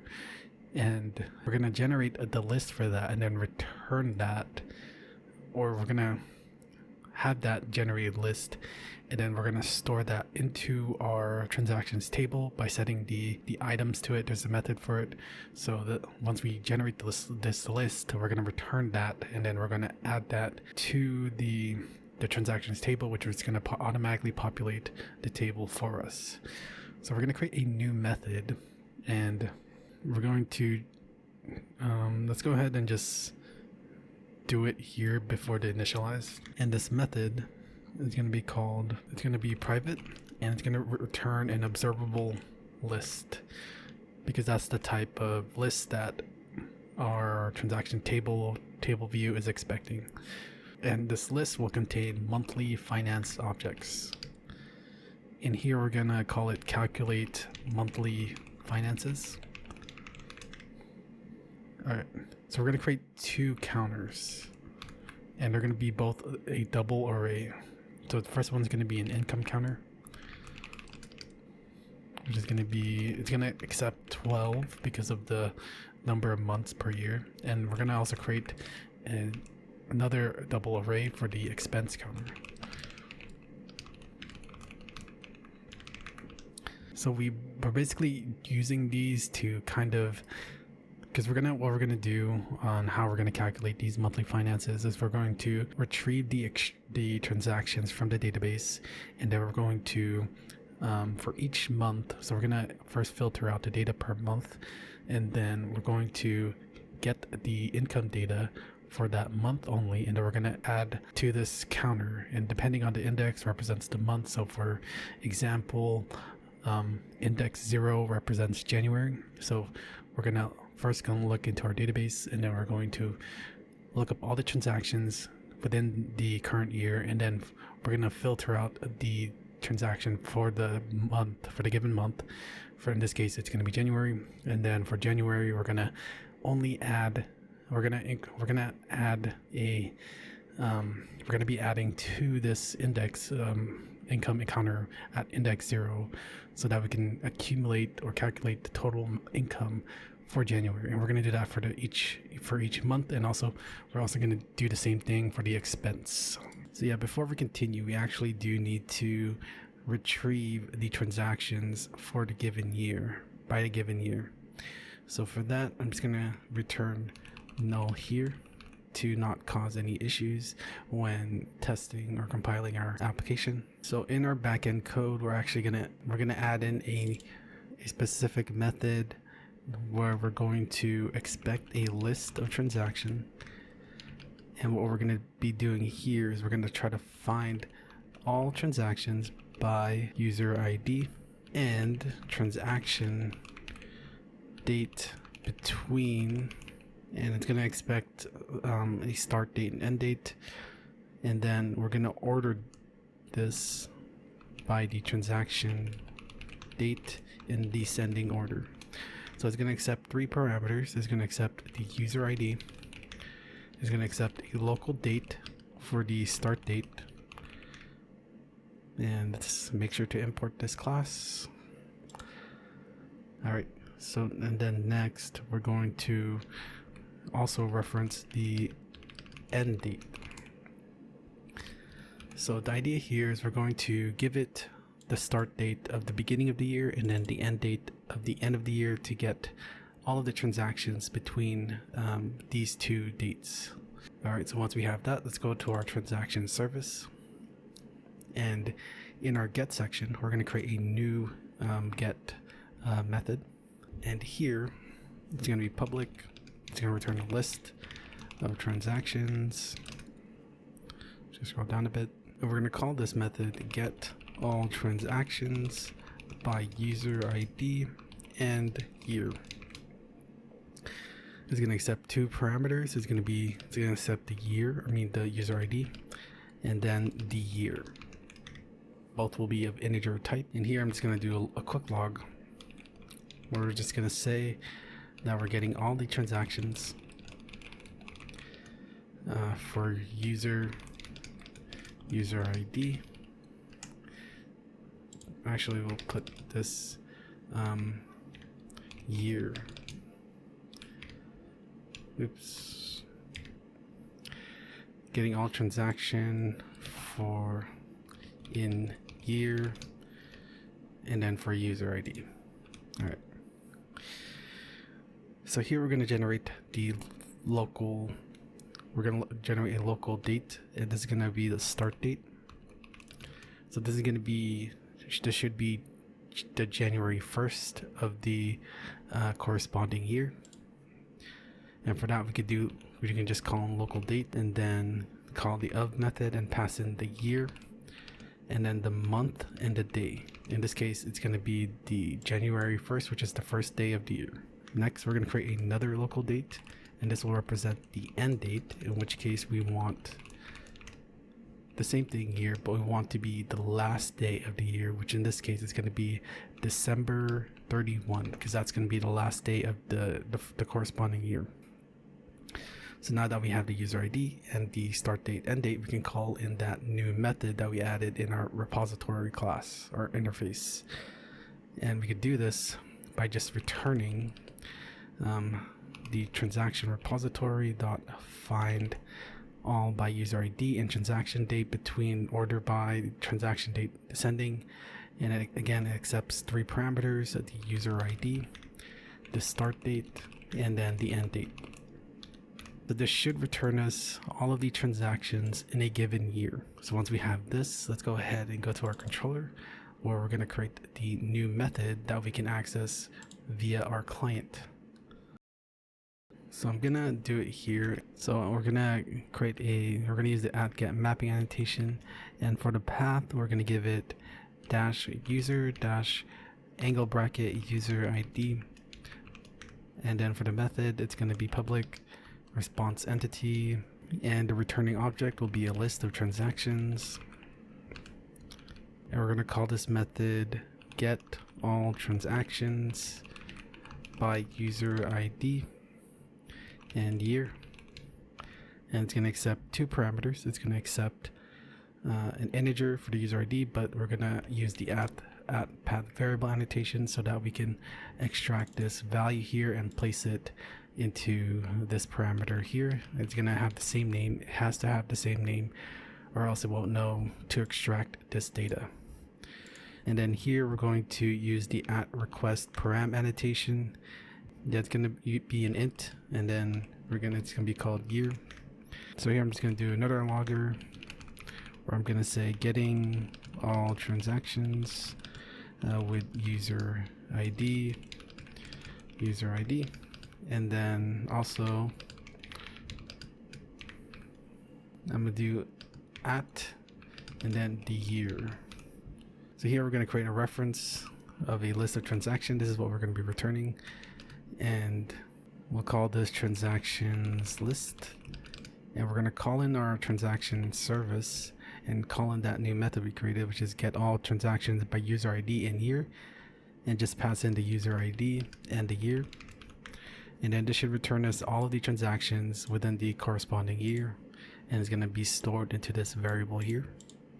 Then we're just going to return the response entity dot status, which is going to be an OK status, and it's going to return a body, which is going to be the transaction list, and that should do it. So with every new method that we create, let's go ahead and test it in our Postman. So for this, let's go to this one here, and we're going to have to change the URL path. In this case, this is correct: API v1 transaction dash, it's going to use user and then the user ID. And for the user ID, we only have 2 users, and I think the one that we're currently using, let me look at the transactions. Yeah, for the most part, it's going to be mainly for user ID 1, so we're going to be using number 1 here, and then it's going to accept a parameter. So in our params tab, we're going to enter a new key here, and it's going to be year, and it has to be exactly like this. And then for the value, let's look at here, and right now it seems like it's mainly 2024. So because if we try to do 2025, we should give us nothing, but again, I forgot. So let's go ahead and run our server first before that happens. All right, so when we submit this should give us nothing, but should still give us the OK status. Yeah, so right now there's nothing because there's no transactions in the year. We didn't do any transactions in the year 2025. So let's go ahead and change this to 2024, and let's go and see what happens next. All right, as you can see, all the transactions appear. We have a total of well, we have this many, and it shows you all of the transactions. But yeah, as you can see here, it's 2024. I got kind of confused with this one, but this is for the transaction category, or actually the user rather. So it's completely separated from the transaction creation. So yeah, so these are all of the transactions that occur in 2024. And nice, so now we know that it works. Let's go ahead and call it in our client. So let's go to SQL util, and then go to our get section. And then under here, so public static list of transaction. And then here we're just gonna say get all transactions by user ID. And then it's gonna accept two parameters. It's gonna accept an integer user ID and then an int year. So we're just gonna again copy. We can just copy from here because it's gonna be almost similar, except the way we extract the data, like we did here, it's gonna be different. So yeah, we're gonna delete all of this.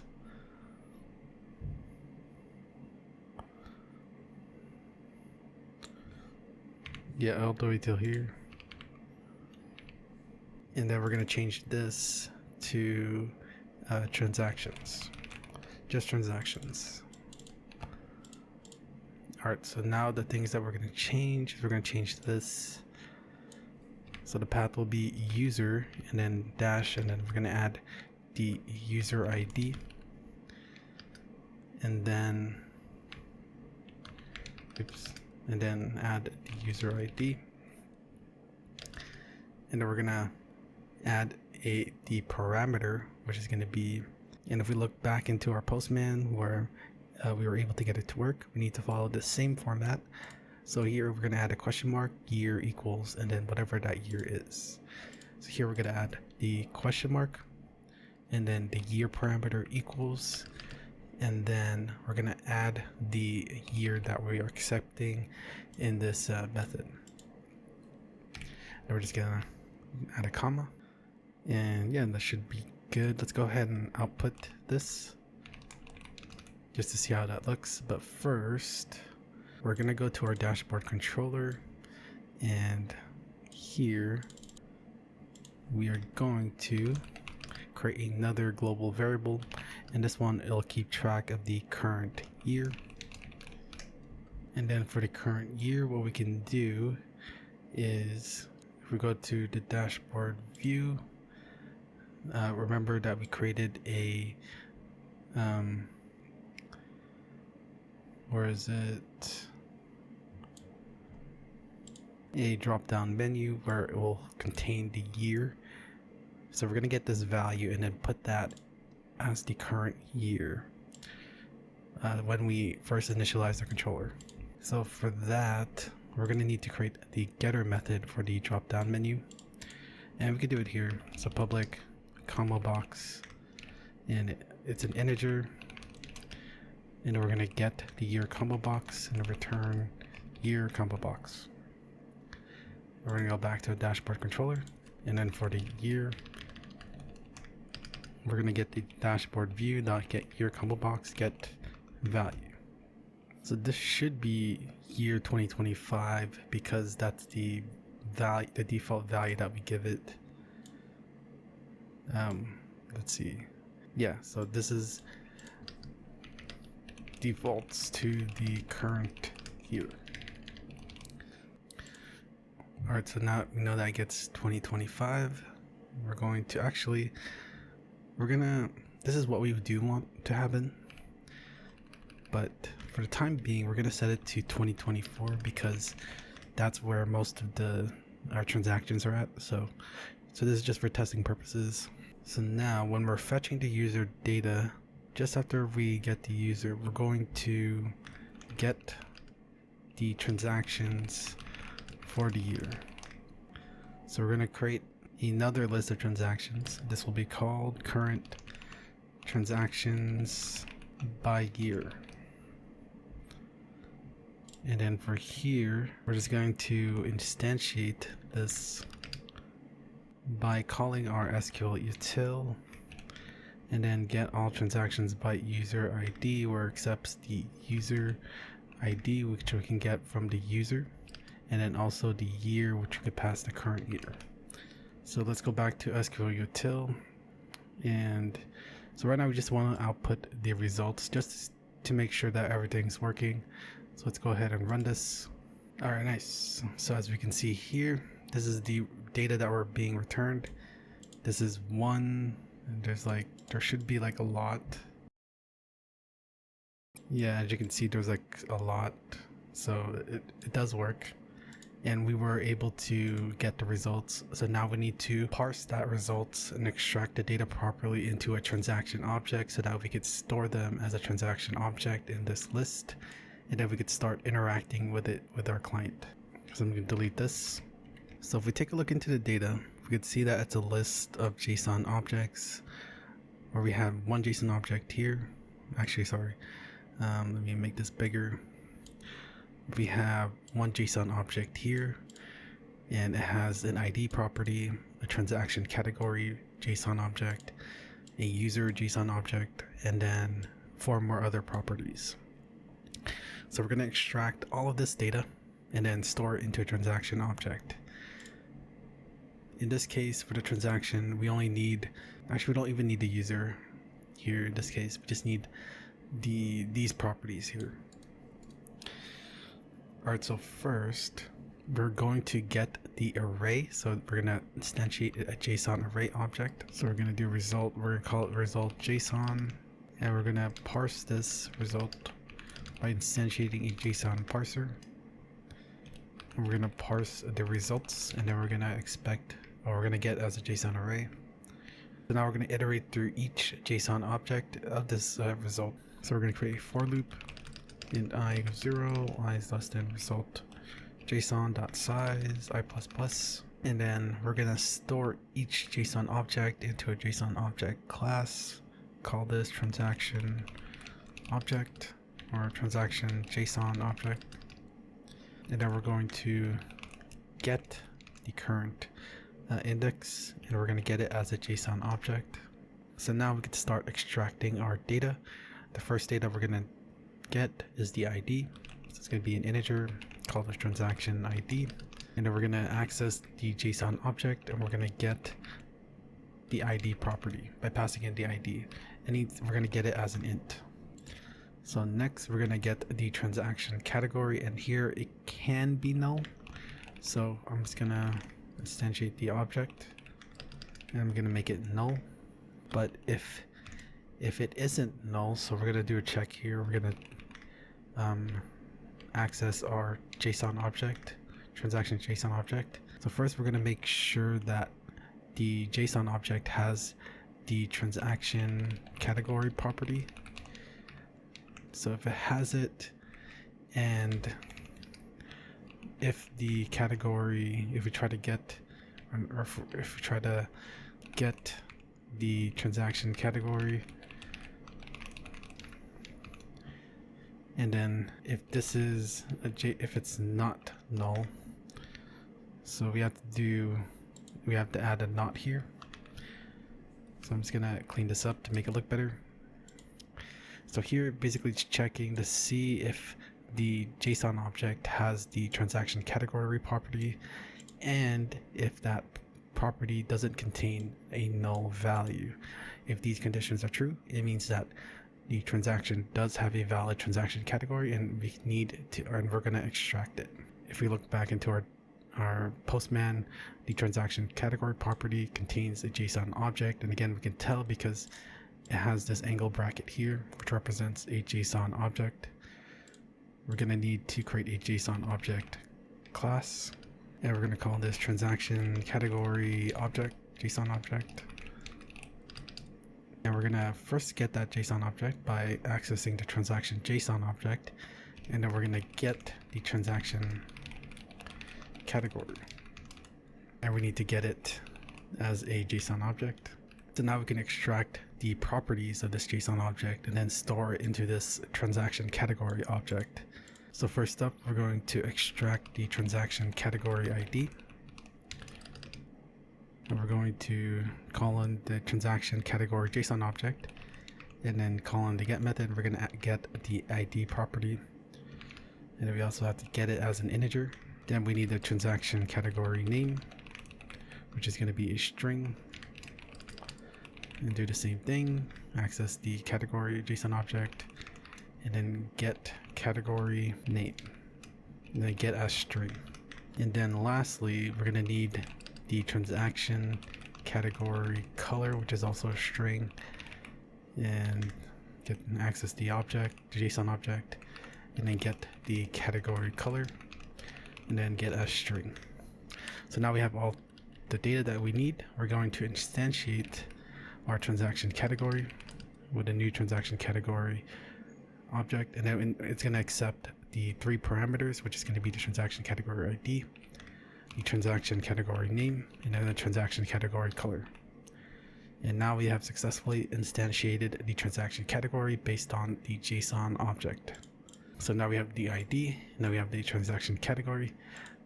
The rest, we just need to extract the remaining properties, which is the transaction name, amount, date, and then the type. So the transaction name will be a string type,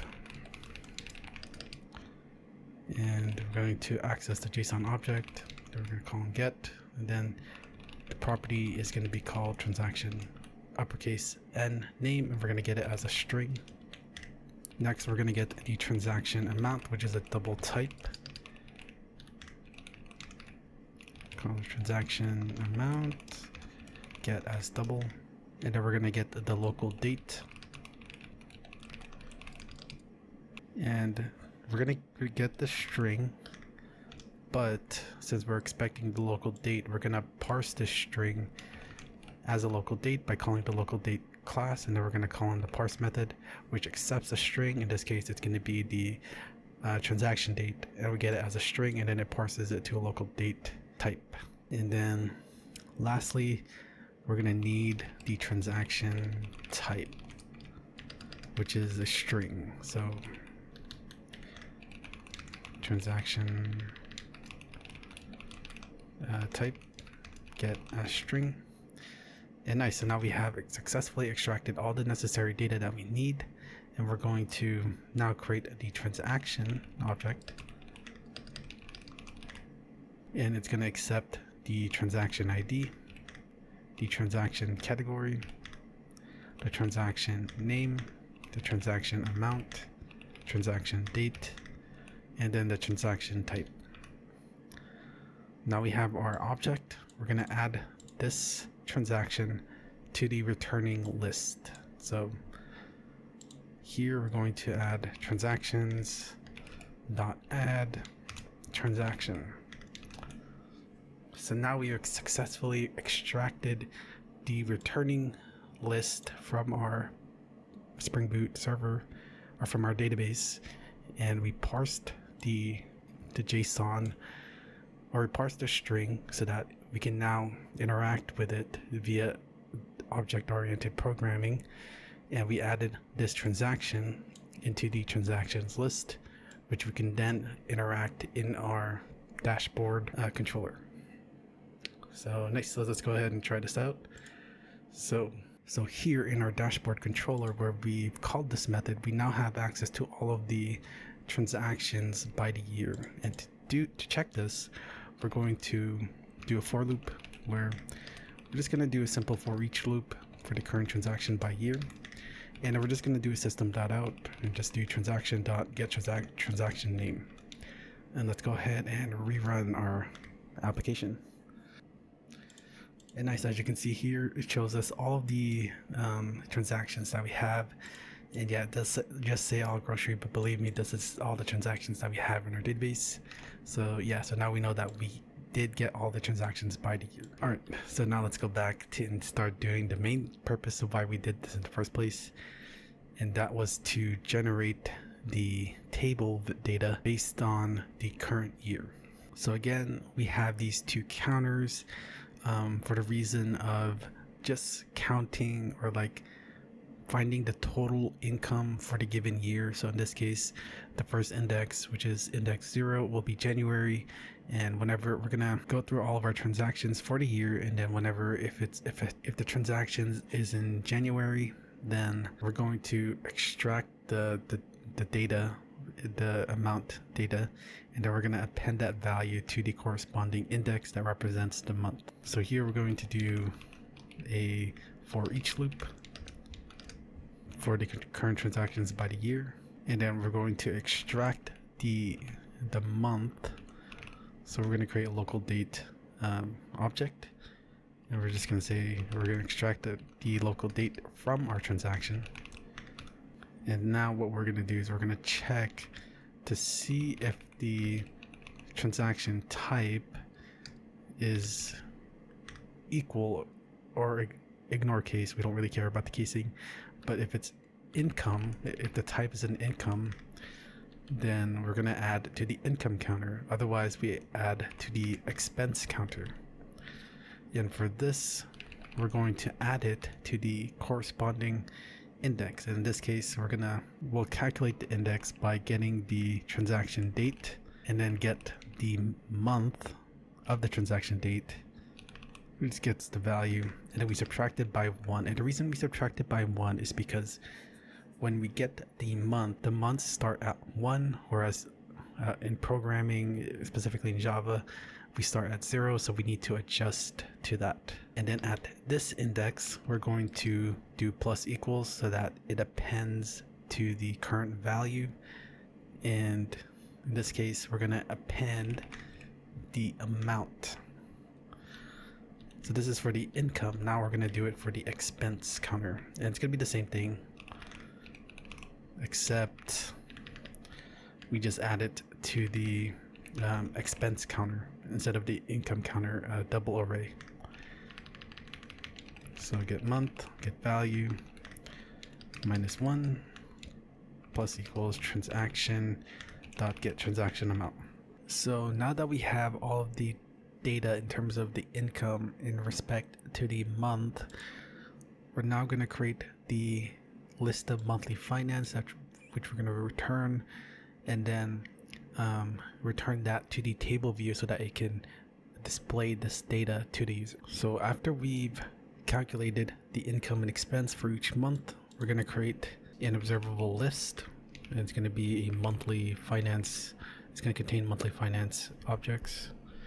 We're going to call this monthly finances. So the difference between an observable list and a list is that for the observable list, it has listeners that we can listen to whenever items are added, removed, or modified. And compare this to a normal list, like an array list. It doesn't have these listeners. And the reason why we use them here is because just in case like one of the monthly finances changes, then we can update it accordingly. So here we're going to call on the FX collections to create an observable list. So now what we're going to do is we're going to create a monthly finance object for each month. And for that, we're just going to create a for loop. And we're just going to go all the way to 12 because that's the number of months. So now for the monthly finance, we're going to create a monthly finance object and we're going to instantiate it. And it's going to accept 3 parameters. It's going to accept the month name, and to get the month name, we could use the month class and call in the of method and then pass it the current index. But we have to add by 1 because we're starting at 0 and the month starts at 1, we have to adjust so that it makes sense. So now we're getting the month at this value. So in the first case, it's going to be 0 plus 1. So the month of 1 should give us January, and we want the name of it, which is going to be a string type. So that's going to represent the name of the month. Next, we're going to store in a big decimal. So we're going to instantiate a big decimal, which is going to be the income. So to do that, we need to pass in a string. We're going to get the value of the income counter at the current index. So this gets the income of the current month, and then we're going to get that, we're going to convert that to a string, and then this will convert that string into a big decimal. And we're going to do the same thing for the expense counter. We're going to remove that extra comma, and then yeah, that's pretty much it. So we created the monthly finance for each month. Now what we're going to do is we're going to add this to the monthly finances observable list. So we're going to call in the add method and then pass in the monthly finance that we just created. So once that's done, we're going to return, instead of returning null, we're going to return the monthly finances. And nice, so now we created the data that we can add to our table, which accepts an observable list. So let's go back to our fetch user data. And before we create the recent transactions components in this method, we're going to get our table view. So get our transactions table, and then we're going to call in the set items, which accepts an observable list, which will populate the data based on that list. In this case, we're going to pass it a method call to the calculate monthly finances method that we just created, which again calculates the monthly finance for each month, which is the name and the income and expense for each corresponding month. And that should be it. So let's go ahead and try this out. All right, so we get an error. Why do we get an error? So the reason why we're getting this error is because how the if we go back to the dashboard view and we go to the create transactions table box, how property value factory works is it uses reflections library, which accesses the Java file. In this case, we're trying to access the monthly finance class and trying to extract the data from that class itself.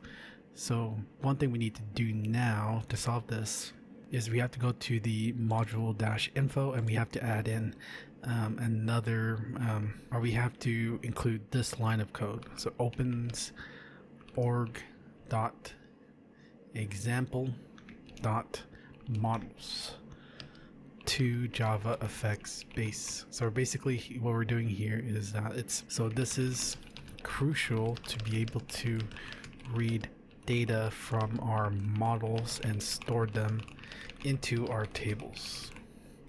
So in this case, we opened up the models package here, and so now we basically allowed our JavaFX application to access the given class so that we can extract the month, income, and expense.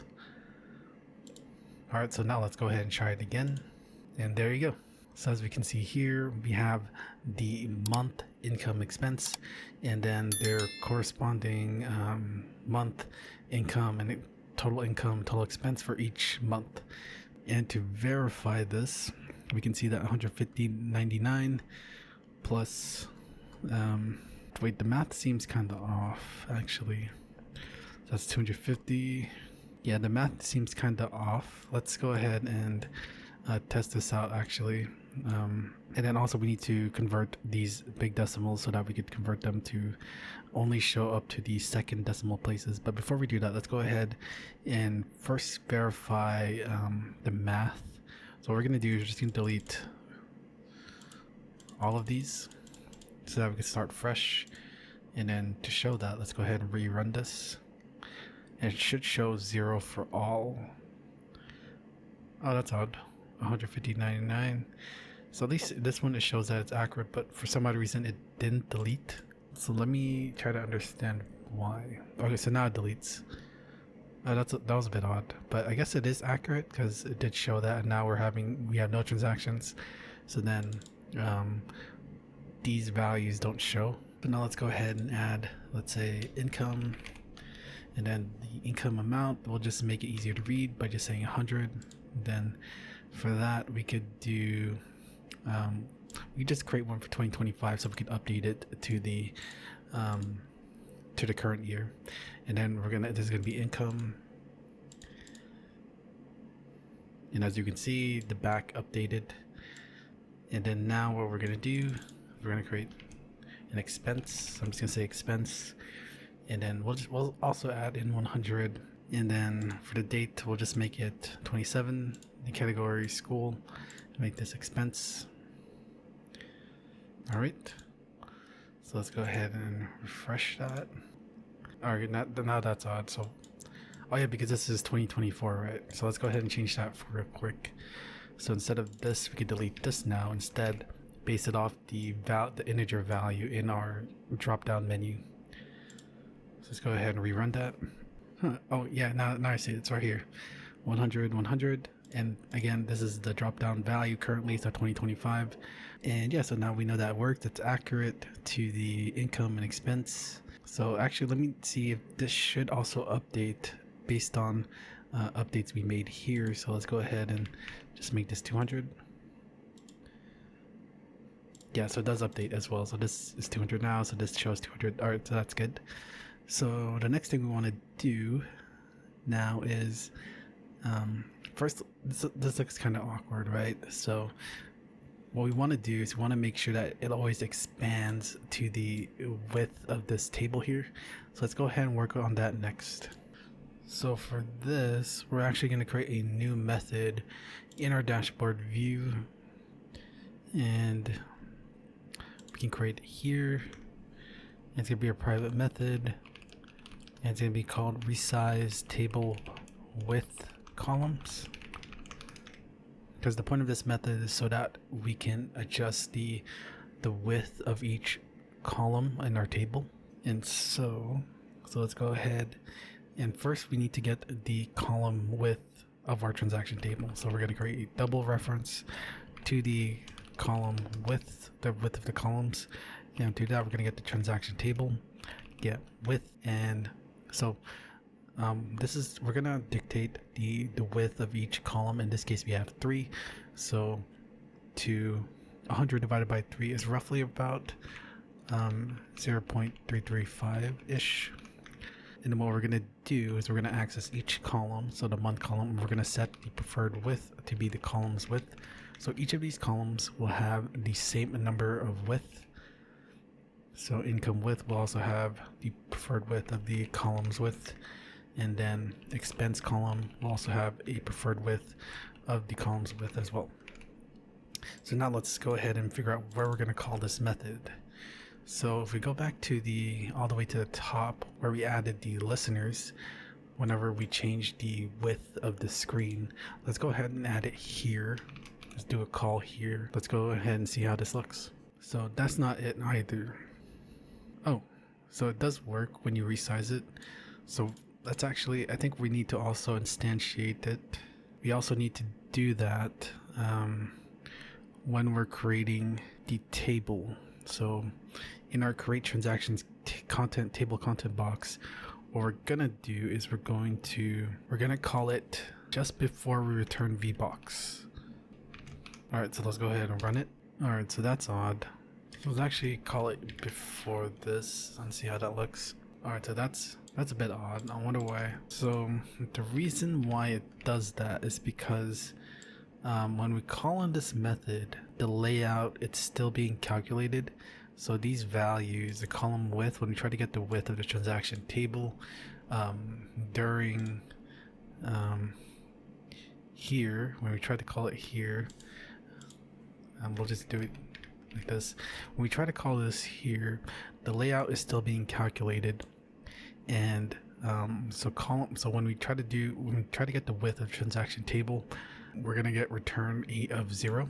And just to show this, I'm gonna do a system.out with columns width, and as we can see in the thing here, it says that it's outputting 0. So there is that issue that we have to consider, because in the beginning, when it's still trying to calculate the layouts, when we try to get the width of the transaction table, this returns 0, thus giving us a calls width of 0, and then we set that width to each of these columns to 0. That's why it's all clustered up on the side. So for this, we have to wait till the layout is done, wait for everything to be calculated before we can try to get the width. And we can do that by calling in platform, and then we could call in the run later method and give it a new runnable. So whatever lines of code that happens here will be executed, and it'll execute later once everything has been calculated. So if we put these lines of code here, this runnable or this run method will be executed once everything has been calculated. So let's go ahead and see this now. Let's go execute this code or this program. And there we go. So now it works. As you can see, the layout has been calculated, and now each column width is calculated properly because our program now understands the width of the transaction table, and then it calculates that instead of just multiplying it by 0. But we still need to remove these scrolls, or these scrolls here, because we're not going to need them since it's going to just look like this for the most part. So we're going to edit them through the style sheet. So in our table section, we're going to add these two classes. So the first one will be table view -view dot scroll bar and vertical. So this will, we're going to style in the vertical scroll bar, which is on the right side. And for here, we're going to make the opacity to be 0 so that we can't see it, and then also set the preferred width to be 0 as well. So let's go and just check this out real quick. And nice, so now the right scroll bar doesn't exist, and we're going to do the same thing for the bottom scroll bar. So we're just going to append this at below the same style classes, so that because it's going to be the same thing anyways. So we're going to do, instead of vertical, we're going to do scroll bar horizontal, and then make sure to spell it right, horizontal, and then we have to add this comma at the end so that this style sheet class also gets affected, and this gets applied to the horizontal scroll bar. So now let's go ahead and take a look. Oh, actually, my bad. So we need to also set the preferred height to be 0. And now let's go take a look. And there you go. So now we have our layout completed. We have the chart here that's looking really good. And yeah, wait, is there a space between them? I don't like how close these are, so I'm gonna add a little bit of space in between these two. So let's go ahead and do that now. So let's go back to the dashboard view, and right where we created the grid pane, we're going to set a horizontal gap of 10 pixels. All right, so let's go ahead and check this out. And yeah, there you go. It looks way better like that, in my opinion. And now what we got to do next is, so now let's add a bit of functionality to this drop down menu, since we just recently created that method to get the transactions for the year. So whenever we have all the year, or whenever we select a valid year, we're going to update our table here. But first we need to figure out what those valid years are.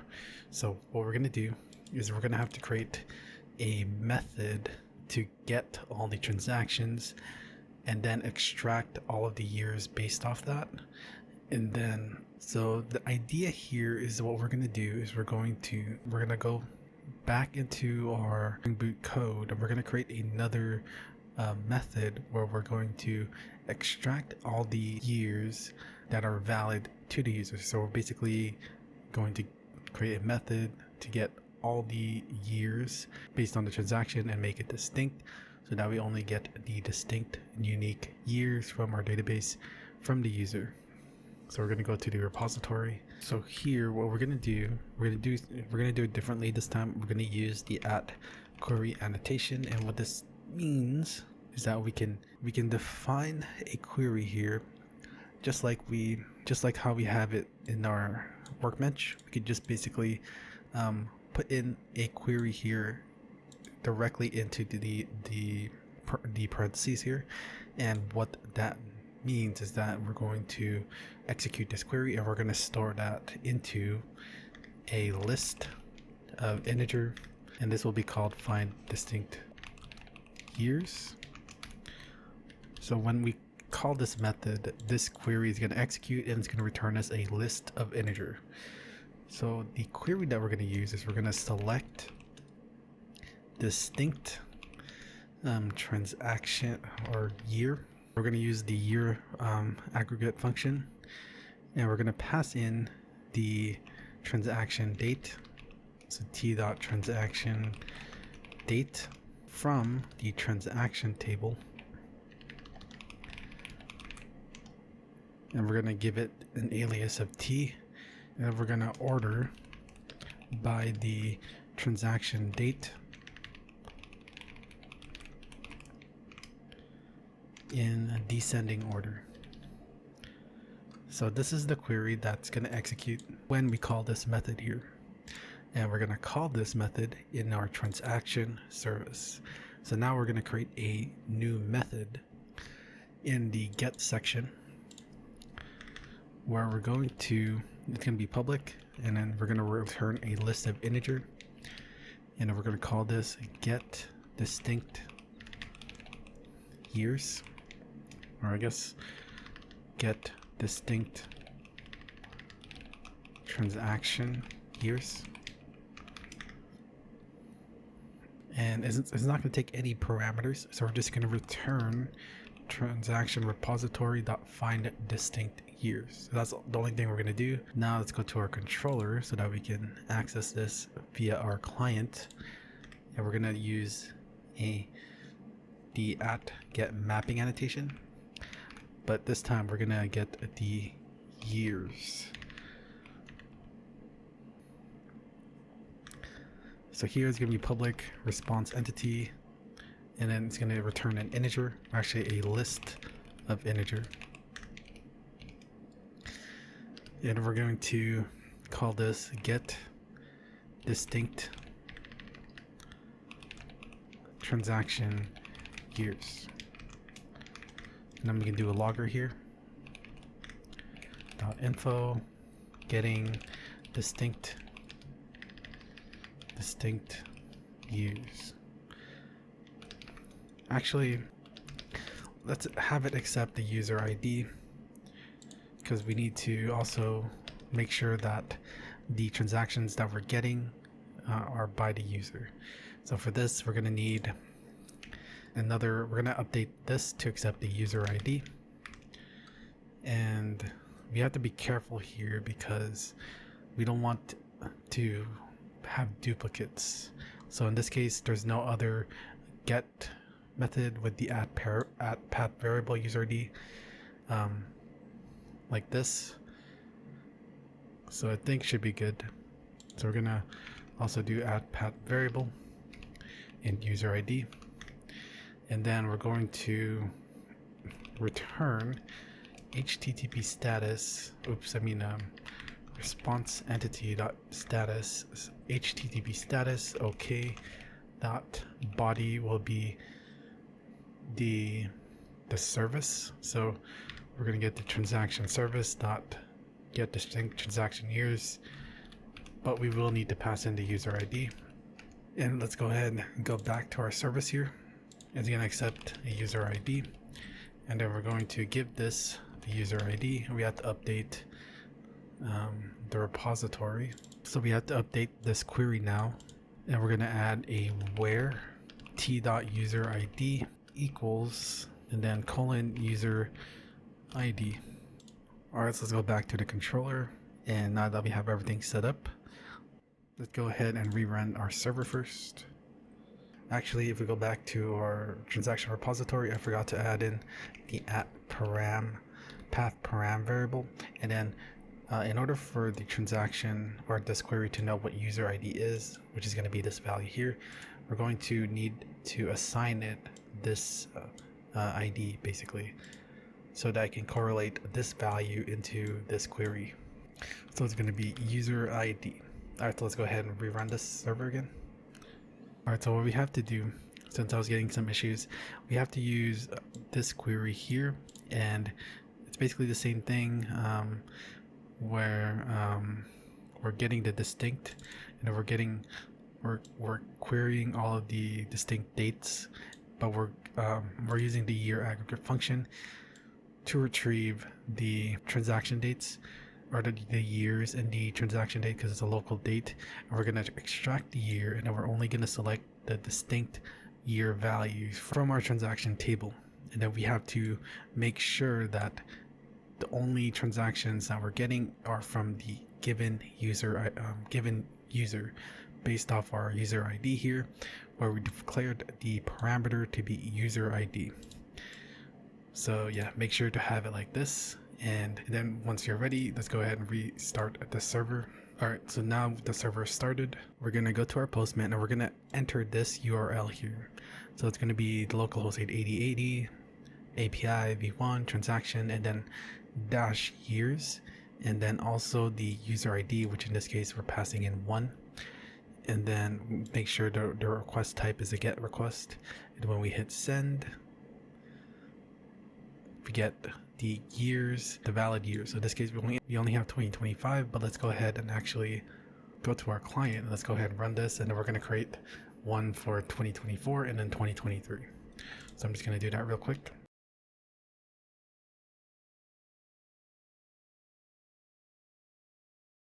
All right, now as you can see here, even though we updated the new transactions with 20 and then made the date or the year 2024, this table here doesn't get updated because currently we're viewing the 2025 data table. So just thought I'd point that out. So now we have data from 2024 and 2023. Let's go back to our Postman, and now let's go ahead and send the same request. And voila, so now we have all the valid years based on the user ID. If we try to give it user ID number 2, which is the other user that we have, if we try to send, it gives us an empty array because user ID number 2 doesn't have any transactions yet, so it shouldn't return us any years. All right, so now that's good. Now that we have access to the years, to the list of valid years from our database, we're gonna work on the client side so that we could store those valid years into the drop-down menu. But first, we need to create a utility or a method in our SQL util class. So it's gonna be public static list, and we're gonna expect integers. So we're gonna put the integer between these angle brackets. And what we're gonna do, we're gonna call this get all distinct years, and we're gonna accept a user ID. So here, what we're gonna do is let's go ahead and copy from here because it's a lot shorter, but we're basically gonna do the same thing. So I'm gonna copy that and then paste that here. We're gonna do a lot of changes. We can remove this. Actually, yeah, I guess we could just remove these for now. And then we're going to change this, the returning type. We're going to call this first, or we're going to change the name to distinct years. And it's also going to be an array list, but for the type, it's going to be an integer, a list of integers. And then we're going to be returning this. All right, so let's go ahead and look at the link. So let's go ahead and update this link here. So instead of transaction category, it's just going to be transaction, and then we just need to add in the user ID at the end. That's correct. That's correct. And just going to update this. And yeah, so far it's pretty good. Let's just output result just to see what gets outputted. And for this, so let's go back to our dashboard controller. So here, what we're going to do is we're going to get our drop down menu, and then we're going to get the items, and then we're going to add all of the returning integers from our get all distinct years method, where we need to pass in the user ID. So let's go ahead and check this out. So we get a 405. So we see here that we get an error here. Something's not right. Oh, I see. So I made a mistake here and I forgot to include this path here. So let's go ahead and change that. So here we need to also pass in years and then a dash and then the user ID. All right, so now this should work. And as we can see in the in our console, it shows us all of the valid years for this user. So nice. All right, so now that we know that, let's go ahead and finish up the method here. So we have the results. Now we have to extract that. As we can see here, it's just a JSON array with different values. So what we can do is we're gonna create a JSON array, and we're gonna call this results array. And then we're gonna do new JSON parser, parse the result, get as JSON array. And now what we're gonna do is we're gonna create a for loop to iterate through each element in this JSON array. And it's gonna be in integers. So what we're gonna do here is we're gonna store the year equals results array dot get I get as int. And we're going to store this, and we're going to add this to the distinct years. And that should do it. So let's go ahead and run the app. And now let's see. Nice. So now we have all of the valid years that are displayed here. And we could select the different years that are valid because the transactions that the user has contain these following years. All right, so now that we can display the years, we now need to add a listener to this drop-down menu such that when we click on one of these years, it's going to update the table and also change these numbers here, but we haven't gone to it yet. But we will soon once we have all of this sorted out. All right, so let's go back to the dashboard controller.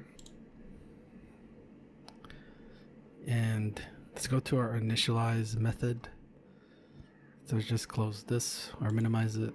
This one too, this one. And we're going to create a method here called add combo box actions. And we're just gonna minimize this method and this method too. And what we're gonna do here is create that new method, add combo box actions. And in this method, we're going to get the year combo box, and then we're gonna call on the set on action method where we need to pass in a new event handler. And it's gonna generate this method for us to override, which is what's gonna happen when we interact with our drop-down menu. So what we want to happen is when the user clicks on the year, we're gonna want to update the current year. So current year equals dashboard view dot get your combo box dot get value. And then after that, we're gonna want to refresh the data. So we're gonna fetch user data. And yeah, that should be it. So let's go ahead and try it out. All right, so at this point in time, this is the table for 2025. And as you can see, February has 200, which comes from here, and then expense of 100, which comes from here. Let's go ahead and, well, first let's go to, I'm gonna edit this transaction here from year 2023, and I'm gonna make it $29.99, just to show the difference. All right, so now let's go ahead and, oh, I see the issue. So actually, one thing we need to do is, since we're refetching the data, we also need to clear every time we fetch the data. So before that, let's just go ahead and try it out. So if I click on 2023, it's gonna do this loading animation. And as we can see here, the table gets updated such that it displays the only transaction that we have for this year, which has $29.99 for the income on the month of February. But now we're getting duplicate years, which is what we don't want. So what we're gonna do is we're gonna clear this out every time we refresh the user data. So for that, we're gonna go to the fetch user data. And what we need to do here is also get the year combo box. We're gonna get the items, and then we're gonna clear them. And now let's go ahead and take a look. So when we click on the different years and it loads, so actually what we're gonna do here is that we're gonna convert this to an observable list so that we could replace the years as opposed to adding to it. So for this, we're gonna call on the set items method, and then we're going to call on fx collections.observable list, and then we're going to pass in this returning integer list from our SQL method. Let's go ahead and try this out now. All right, so let's just go ahead and go to 2024.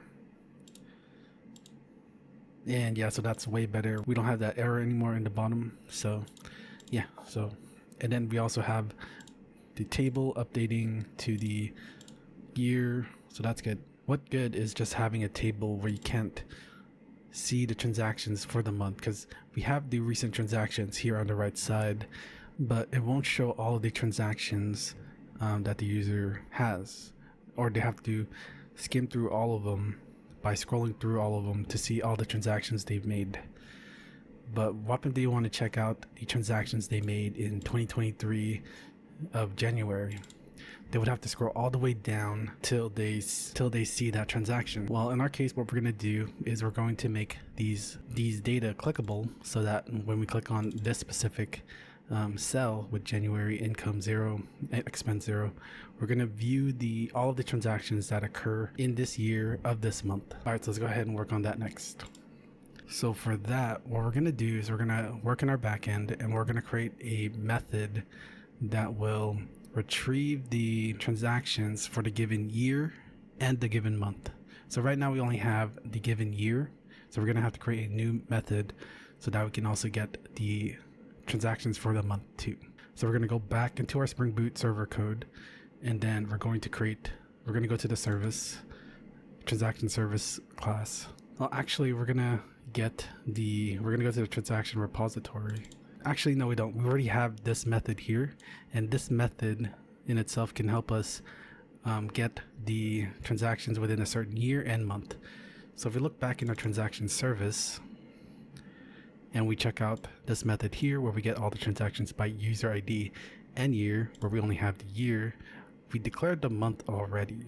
So we're just going to create another method where it'll accept a year and a month, and instead of just having it generated here,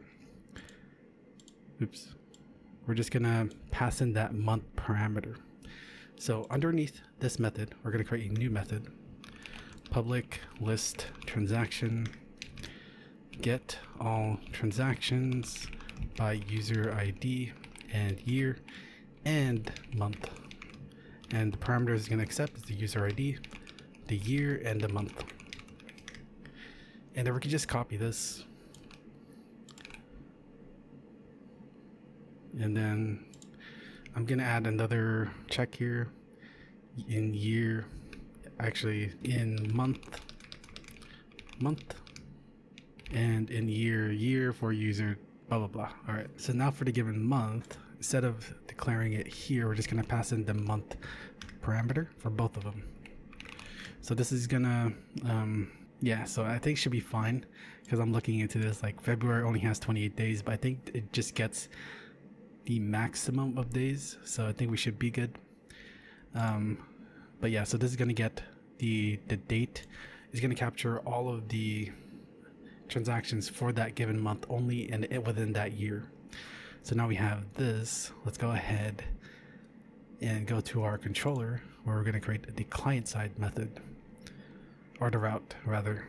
So actually what we're going to do is we're going to edit this method here such that it takes in another parameter, but this one has to be optional, and we can make it optional by adding a parentheses here and then declaring the required property to false. So that means this parameter here doesn't need to have a value, but we can still use the same method if we wanted to. So here, actually we're going to also make this an integer, and the reason why is because since this can be null, we're going to check that. So what we're going to do here is if the month equals null, that means they didn't give us a month, so we're only getting the transaction for the year.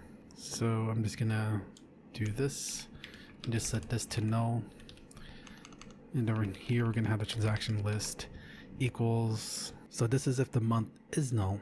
If the month isn't null, that means the user passed in let's also actually update this to, we could say or month, because the month can be there or not, but most likely we will have the year. So yeah, else what we're gonna do is basically call this, but call the end month method and then pass in the month. And yeah, so let's go ahead and try this out. So let's go rerun our Spring Boot server. So once that's started, let's go to our Postman here and let's go ahead and try this out. So we're going to update the path here to be user and then the user ID. In this case, I'm just going to do 1. And then the parameters we need are the year and the month. So first, let's just add the year because this should work. So we're just going to get the transactions for the year 2025. Hit send. And yeah, so we have the transactions for the year 2025. So now we know it still works as intended. Now let's go ahead and add a month parameter and let's go ahead and see. So this is February. Oh, they're both February. All right, so actually this won't be a good example. So let's quickly just create a new transaction in a different month than February in the year 2025. So I'm just gonna do income. I'll just make it 5 just to make it very different. So I'm gonna say in May 6, 2025. Let's give a category, income, save. Whoa, I don't know what happened there, but it seems like it was like doing an infinite loop for some odd reason. So let's go ahead and debug this issue real quick. So it seems like something happened for the years. Let's just go ahead and comment that out and see if we're still getting that same issue. We do have the $5 here, but let's just go ahead and quickly just see if that issue is happening again. 15 January.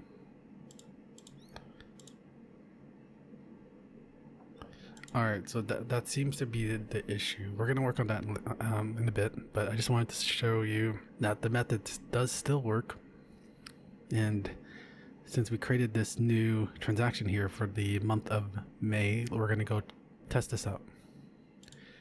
So now in the month of May, which is going to be 5, let's go ahead and check this out. So we're going to hit send.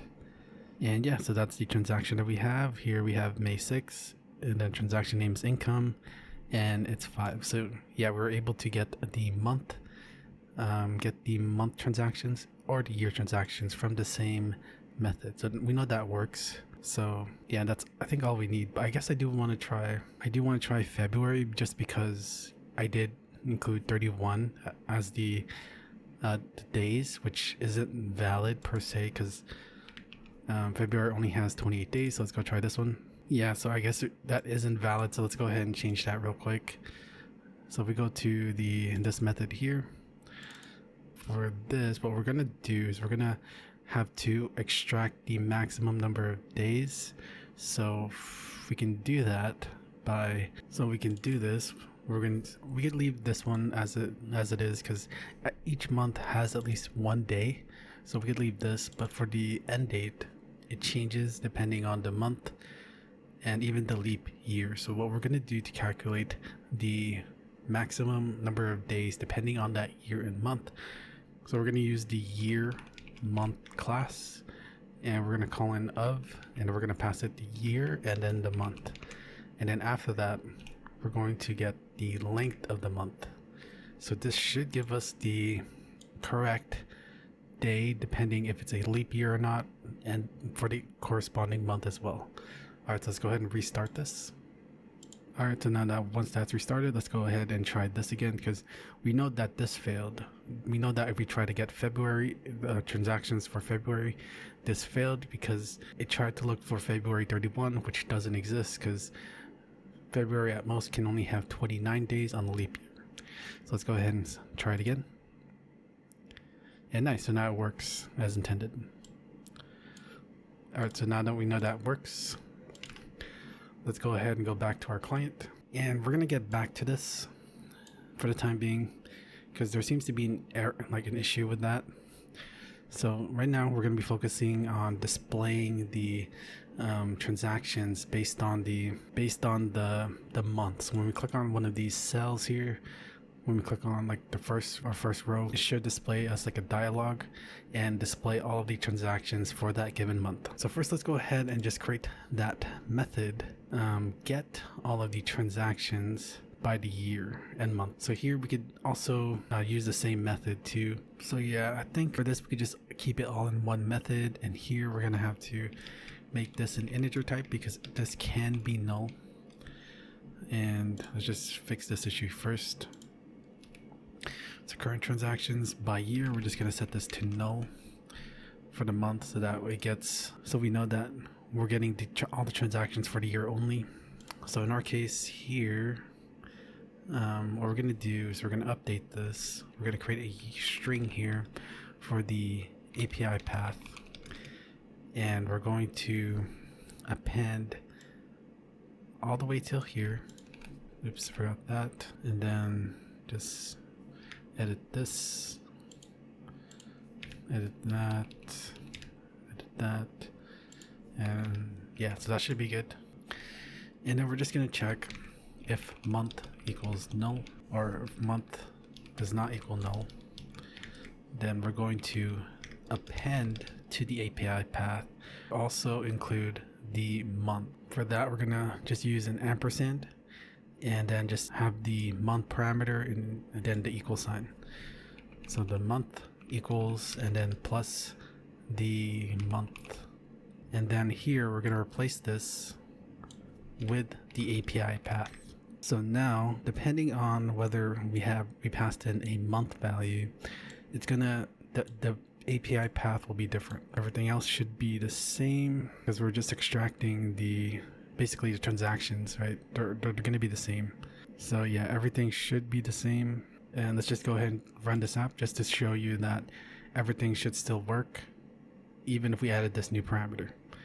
And yep, as you can see here, we get all the transactions here, and we also are able to calculate all the transactions for the table as well. So next up, we're gonna add the action listeners so that we could click on one of these cells here, and it'll display that category or that dialog showing all of the transactions for the month.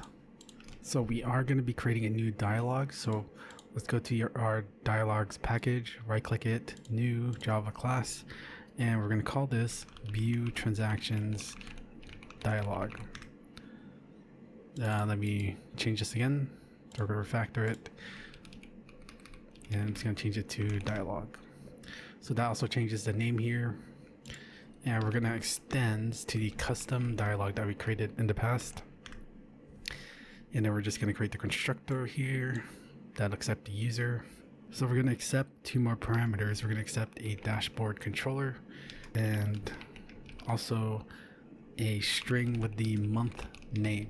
Actually, we could just remove the user and just have access to the dashboard controller, because we could just do dashboard controller.getUser. And then we're going to create a variable so that we have access to these two properties throughout this class, this dialog class. So the first one will be the dashboard controller, and the next one will be the string month name. And then we're just going to set these values.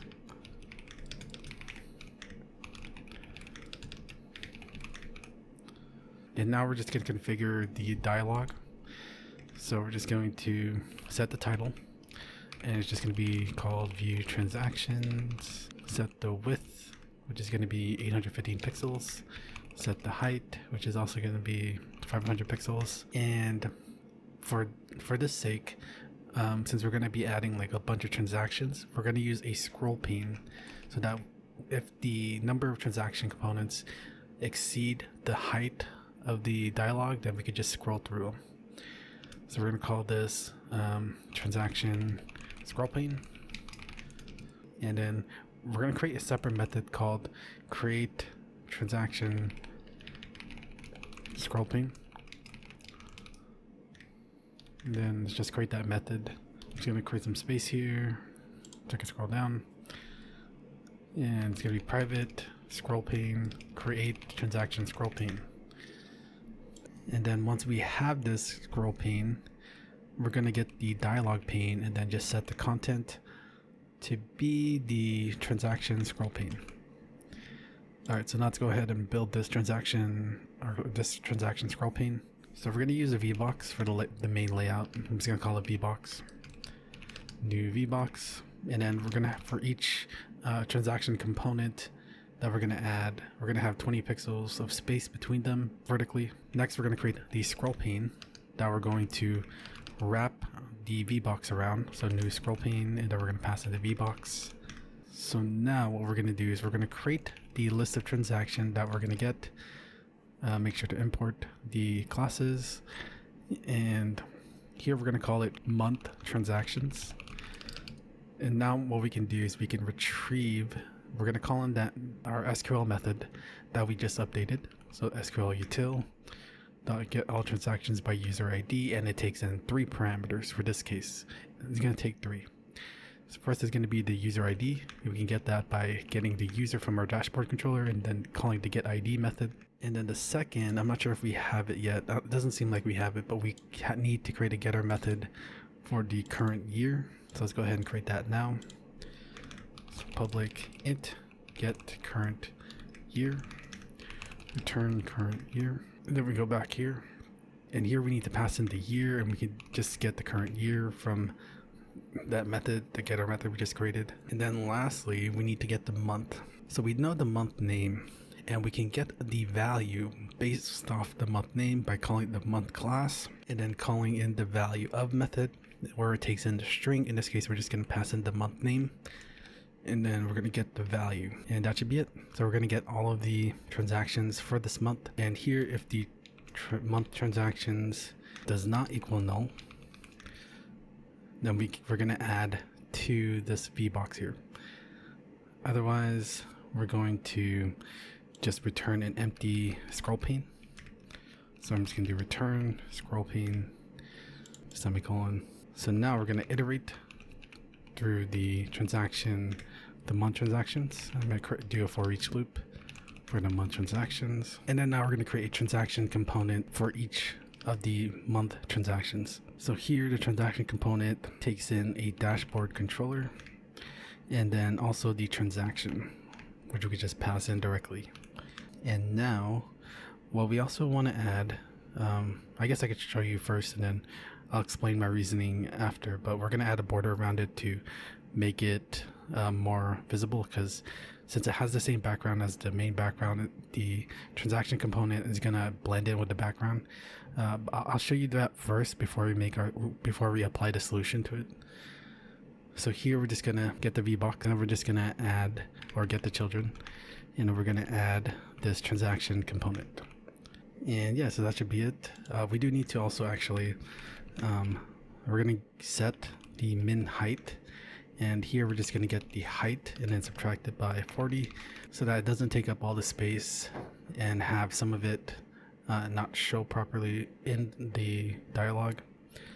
And then the other thing is we're going to make it fit to width, so it's going to take up the whole width of the dialog. Alright, so once we have this, what we're going to do is go back to the dashboard controller, and then we're going to, in our initialize method, we're going to create another method called add table actions. And underneath, we're going to add this underneath the add combo box actions. So we private void add table actions. So we're going to get the transaction table, and then we're going to call on the set row factory, and then we're going to enter in a new callback table view, monthly finance table and table row. So this is how we're going to add listeners to each row. So we're just going to return this or delete that. And what we're going to do is create a table row with a monthly finance type. Call this row and then new table row. And then for this row, we're going to set on mouse clicked new event handler. So when this row gets clicked, this method will get called.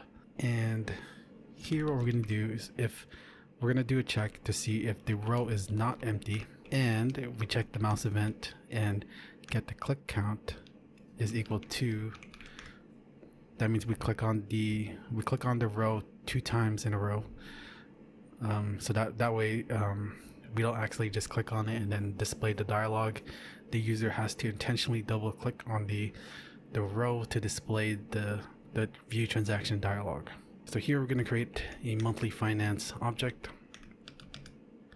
and we're going to get the rows item, which refers to the monthly finance that the row is representing. Now we're going to display the view transactions dialog, where we need to pass in the dashboard controller. So it's going to be dashboard controller.this, the month name, which we can get from this monthly finance object. So get the month, don't forget the semicolon, and then here we're just going to call in the show and wait method after declaring or initializing the view transactions dialog. And then we still need to return a table row, so we're going to return this table row here. So we're just going to return row. And yeah, so that's pretty much it. So let's go ahead and try it out. So what we just did is that when we click on a row, so right now I clicked on it once, nothing happens. But if I double click on, let's say February, this dialog appears, and then the transaction components for each of the transactions that happen within the corresponding month will display, and we can edit it if we wanted to or delete it. But yeah, I want to show you this because right now you can't really see the separation between the transaction component. That's why we're going to add in a border real quick. So right here where we created the transaction component, what we're going to do is get this style class and add all, and we're going to add a border light gray. Let's go run this again just to show you. So we're going to double click February again, and yeah, there we go. So now there's this little light border that we can see wrapped around each transaction component, which allows us to see each transaction component separately. And yeah, and here, let me see if we try to delete here. I'm thinking that it should also update the transaction component because the functionality should still be the same. Let's go ahead and try to delete this. So this one refers to this expense here, so if we delete this, this should be gone as well. Oh, so that isn't the case. All right, so let's go ahead and do that real quick. So yeah, let's go back to our transaction component, and what we're going to do in our delete button functionality, just as we successfully removed the component from the dashboard, we're going to also refresh the dashboard. And we can do that by referring to the dashboard controller and just calling the fetch user data. So now let's go ahead and take a look. And now I'm just going to see this. So I think the edit works. So if let's change this to 250. Yeah, so it also updates. But now when we delete, it also updates the dashboard too, which is nice. All right. So now let's go ahead and work on that bug that we had where it seems like there's an issue with initializing the dashboard or the combo box, the drop down menu with the valid years. Let's go ahead and work on that next. So to solve this issue, we're going to do this differently. We're going to remove this and we're going to create a new method, and we're going to calculate distinct years. So we're going to create this new method and we're going to add it, let's say just before this, I guess. Calculate distinct years. And what we're going to do is we're going to create a list of reference, call this distinct years, and then we're going to call on the SQL method to get all the distinct years. We have to pass in the user ID. Oh, it just has to be integer, my bad. All right, so now we have that. Now we're going to iterate through this integer. And then we're going to get the year combo box, and we're going to get the items, and then we're going to see, actually we're going to wrap this around an if. So if this does not contain the integer, so we're going to do a not here. So this what this condition is checking for is to see that in our combo box, if that year doesn't already exist in the drop down menu, then we're going to add this year to it. And then yeah, that's pretty much it. So this will allow us to solve that issue that we were having, because I think the issue stems from having selected an integer, and then we're clearing the list. So there's like this null issue that's happening with this. We're not really removing anything. We're only adding if the user adds a new transaction for a given year that hasn't been added just yet. So all right, let's go ahead and test this out. So as we can see here, we have all the years and everything seems to be working just right. And so the main issue happens is when we try to add a new transaction, we get this really long error message, this never-ending error message. So here I'm just going to do new expense 999, and I'm just going to say in year 2023, October 11, school expense save. And yeah, so we don't get that error message anymore, and we can see it right here, 2023 1011, and we can see that over here. And if we double click on this, we get that we can see that transaction over here too. And nice, so we were able to solve that issue. So next, what we're going to do is we're going to calculate the current balance, total income, total expense for the given year. And in order to do that, fortunately for us, we have access to the current transactions by the year.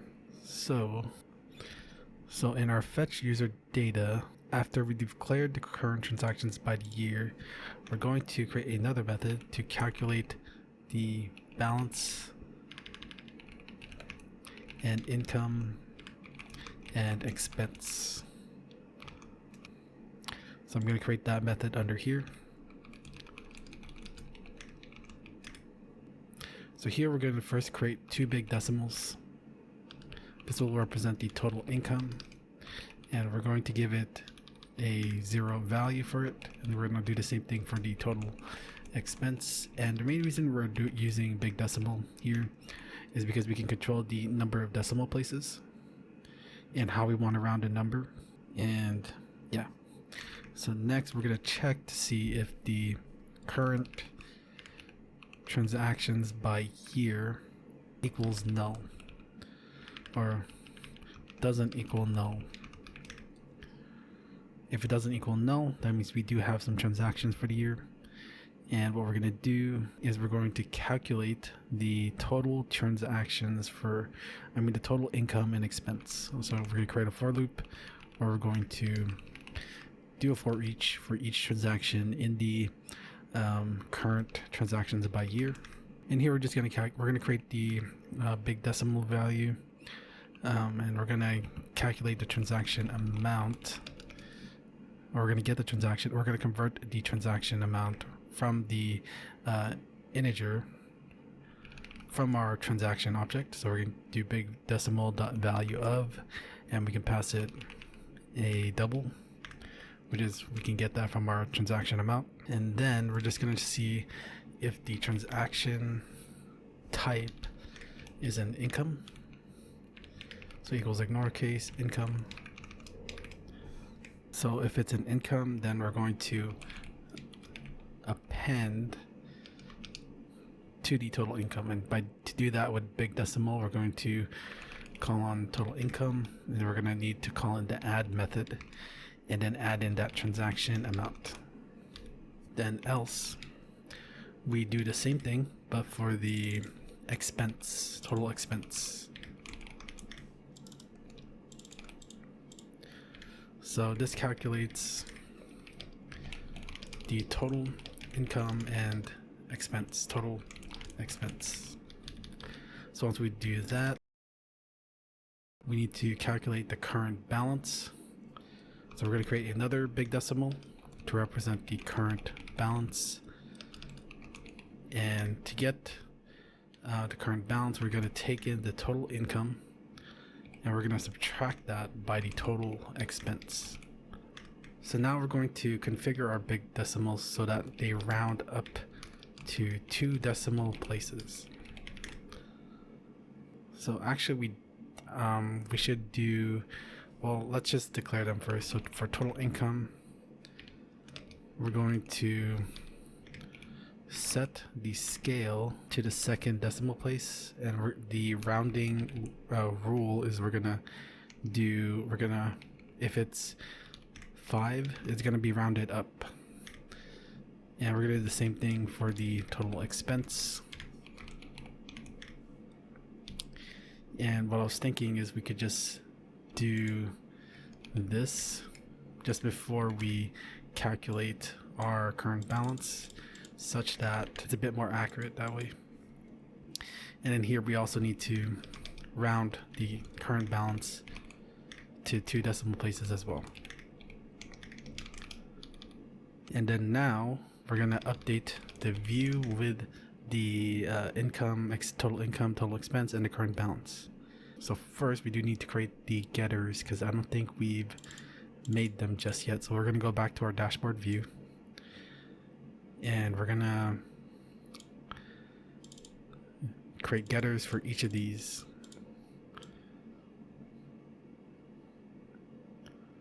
So yeah, we don't have it yet. Okay, so I'm gonna right click, generate getter, and I'm gonna select current balance, total income, and total expense, and then hit OK. Now we have the getters for them, and we can access them via our controller. So first up is going to be our total expense, and we're going to set the text to be the currency, which is going to be dollars, and then total expense. And then we're going to do the same thing. Same thing for the total income. We're going to retrieve the total income. And then lastly, we're going to update the current balance. So we're going to get current balance. And yeah, so that should be it. So let's go ahead and run our app. And yeah, so we have total 8. That's why we get a 0 here, because these two cancel out each other.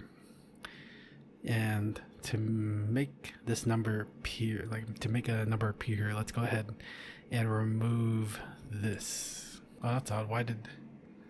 I think we might have made a mistake somewhere. Total expense. Oh yeah, here, my bad. So this is supposed to be total expense. All right, so now let's go ahead and try it. And there you go. Yeah, so we have the current balance here, which is the subtraction between the total income and the total expense. And whenever we adjust the number, we should also see this change too. So for example, let's change this to be 50, and then hit save. And as you can see, this gets updated as well. And yeah. Alright, so we're almost done. We're almost there. The last thing we gotta do is add a functionality to view the chart so that we get a visual representation of our expense tracker in terms of how much we spent and how much we've earned for the given month. Alright, so let's go ahead and do that now. So we will be creating, we don't need to work anymore on the backend side of things, because all of our data that we need, we can already get through our SQL util class. Right now we're going to create a new dialog for the view chart. So we're going to highlight the dialogs package, create a new Java class, and we're going to call this view chart dialog. And then here we're going to extend to the custom dialog. Make sure to create the constructor with the user parameter. So we're going to accept another parameter, and it's going to be an observable list, and it's going to between the angle bracket, we're going to accept a monthly finance type. And we're going to call this monthly finances. All right, so first we're going to configure the dialog. We're going to set the title to view chart. Now we're going to set the width to be 700 pixels in the width section, and then set the height to be 595 pixels. And now we're going to start creating the chart, and we're going to use the VBox layout container, and I'm just going to call it VBox, or we call it bar chart box, new VBox. So first what we're going to do So we're going to create two axes. We're going to for the chart, we're going to be using, so here we have it like this. We're using like a line graph, a line chart, but we're going to do it differently. We're going to use a bar graph, which is right here, which you can see at the bottom. And we're going to have two axes. We're going to have an x-axis, which represents the month, and then the y-axis, which represents the income or the transaction amount. So the x-axis will be a category axis. We're going to call this the x-axis, and we're just going to initialize it. And I'm just going to create some space here so that I can scroll down. So here we're going to give it a label of month. And then also we'll style these later so you can tell the difference. So for now, we'll move on to the next axis, which will be a number axis. And we're going to call it the y-axis. It's a new number axis. And then we're going to give it also a label. And this will be the value. Or actually, we could call it the amount. Alright, so now what we're going to do is we're going to create a bar chart. So we're going to instantiate a bar chart object. Here what we're going to do is we're going to define the values for the x and y axes. In this case, the category axes will be a string type, and then the number axes will be a number type. And we're just going to call this bar chart. We're going to instantiate this and give it the x-axis and then the y-axis. So here I'm just going to set the min width to be the total width of the dialog minus 25 pixels, and then also set the min height, which we're also going to be relative to the height of the dialog minus 50 pixels. And then after that, what we're going to do is we're going to create series, and what these series represent is we're going to extract the data from our monthly finance observable list, and we're going to add it to these series so that we can add it to so we could display these series to the bar chart. So for that, we're going to do xy chart dot series, and it's going to be a string and a number, and the series represents the set of data. In this case, it's going to represent the income data, so we're going to call this income series, and we're going to instantiate it, and we're going to call this, we're going to set the name to be income. So this will represent all of the data relative or in relation to the income data. Now we gotta do the same thing, but for the expense data. So we're just gonna copy this, but we're gonna change this to expense series. And just change this, and then change this to expense. Alright, so now that we have this, we're gonna now populate the series with the data from our observable list monthly finances. So we're gonna create a for each loop where we're going to iterate through each monthly finance from the monthly finances observable list. And here we're going to refer to the income series. We're going to first add to the income data, and we're going to get the data and then add. And here we're going to have to instantiate a new data object from our xy chart data. And then the data we need to pass will be the string ID, which is our category. So in this case, our category is going to be the month. So we're going to do monthly finance get month, and then the y-axis, which is going to be the amount. So here we're just going to get the monthly finance get income. And now we're going to do the same thing, but for the expense series. So we're just going to, and we're going to change that, and then we're also going to, instead of getting the income, we're going to get the expense. So now we populated the data for the income and expense. So we're going to add this data to the bar chart. So we're going to get the data from the bar chart, and then we're going to add we're going to add both of these series, so the income series and then the expense series. Then after that, we're going to get the layout container or our bar chart box, and we're going to add this bar chart to it. And then we're going to get the dialog pane, set the content to the bar chart box. So let's go ahead and actually let's go to our dashboard controller, and here I'm going to create a new method called add view chart action. And we're going to create a new method for that, and I'm going to create it underneath the add combo box actions method.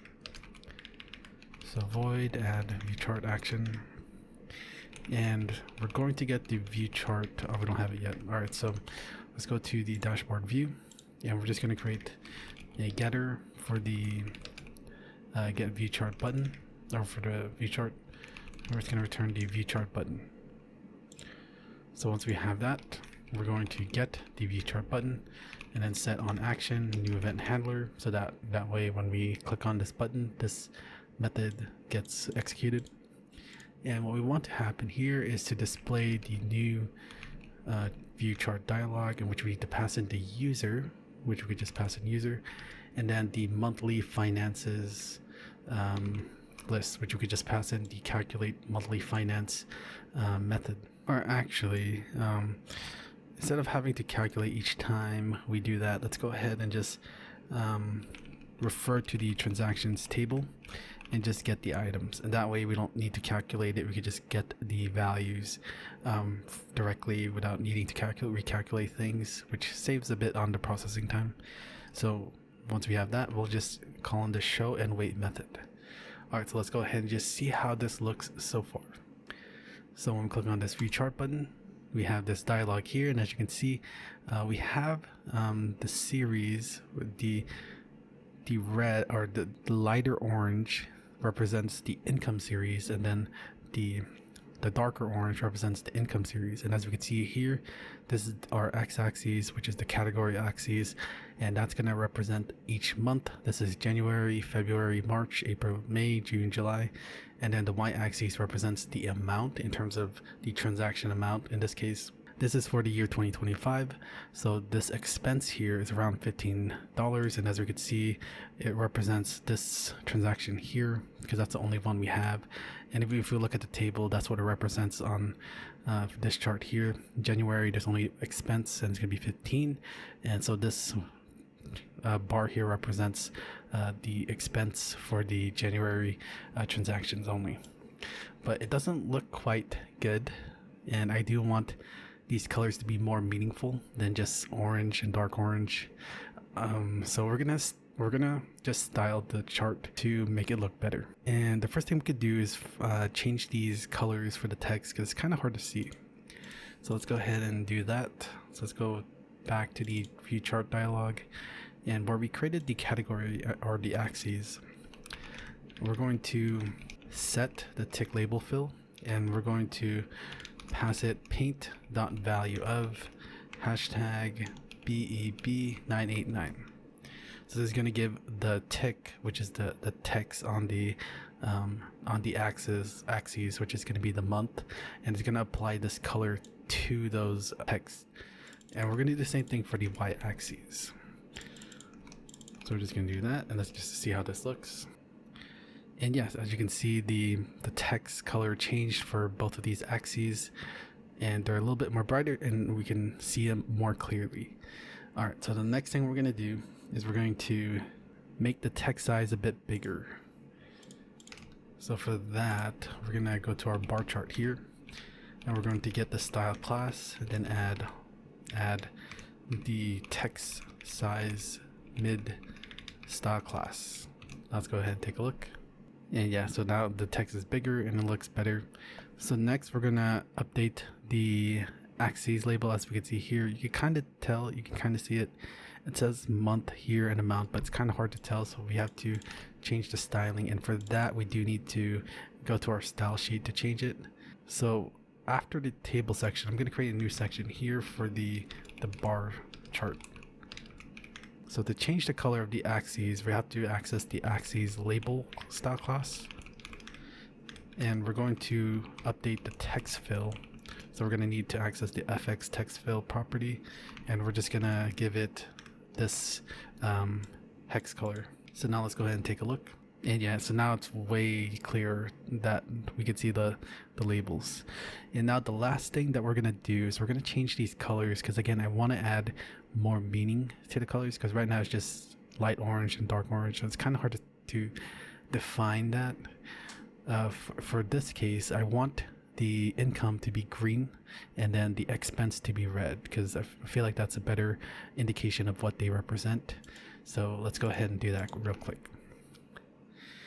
So first, to change the colors of the legends, which are the bottom icons, we're going to need to access we're going to also need to change the style class for them. So for the income, we're going to need to access this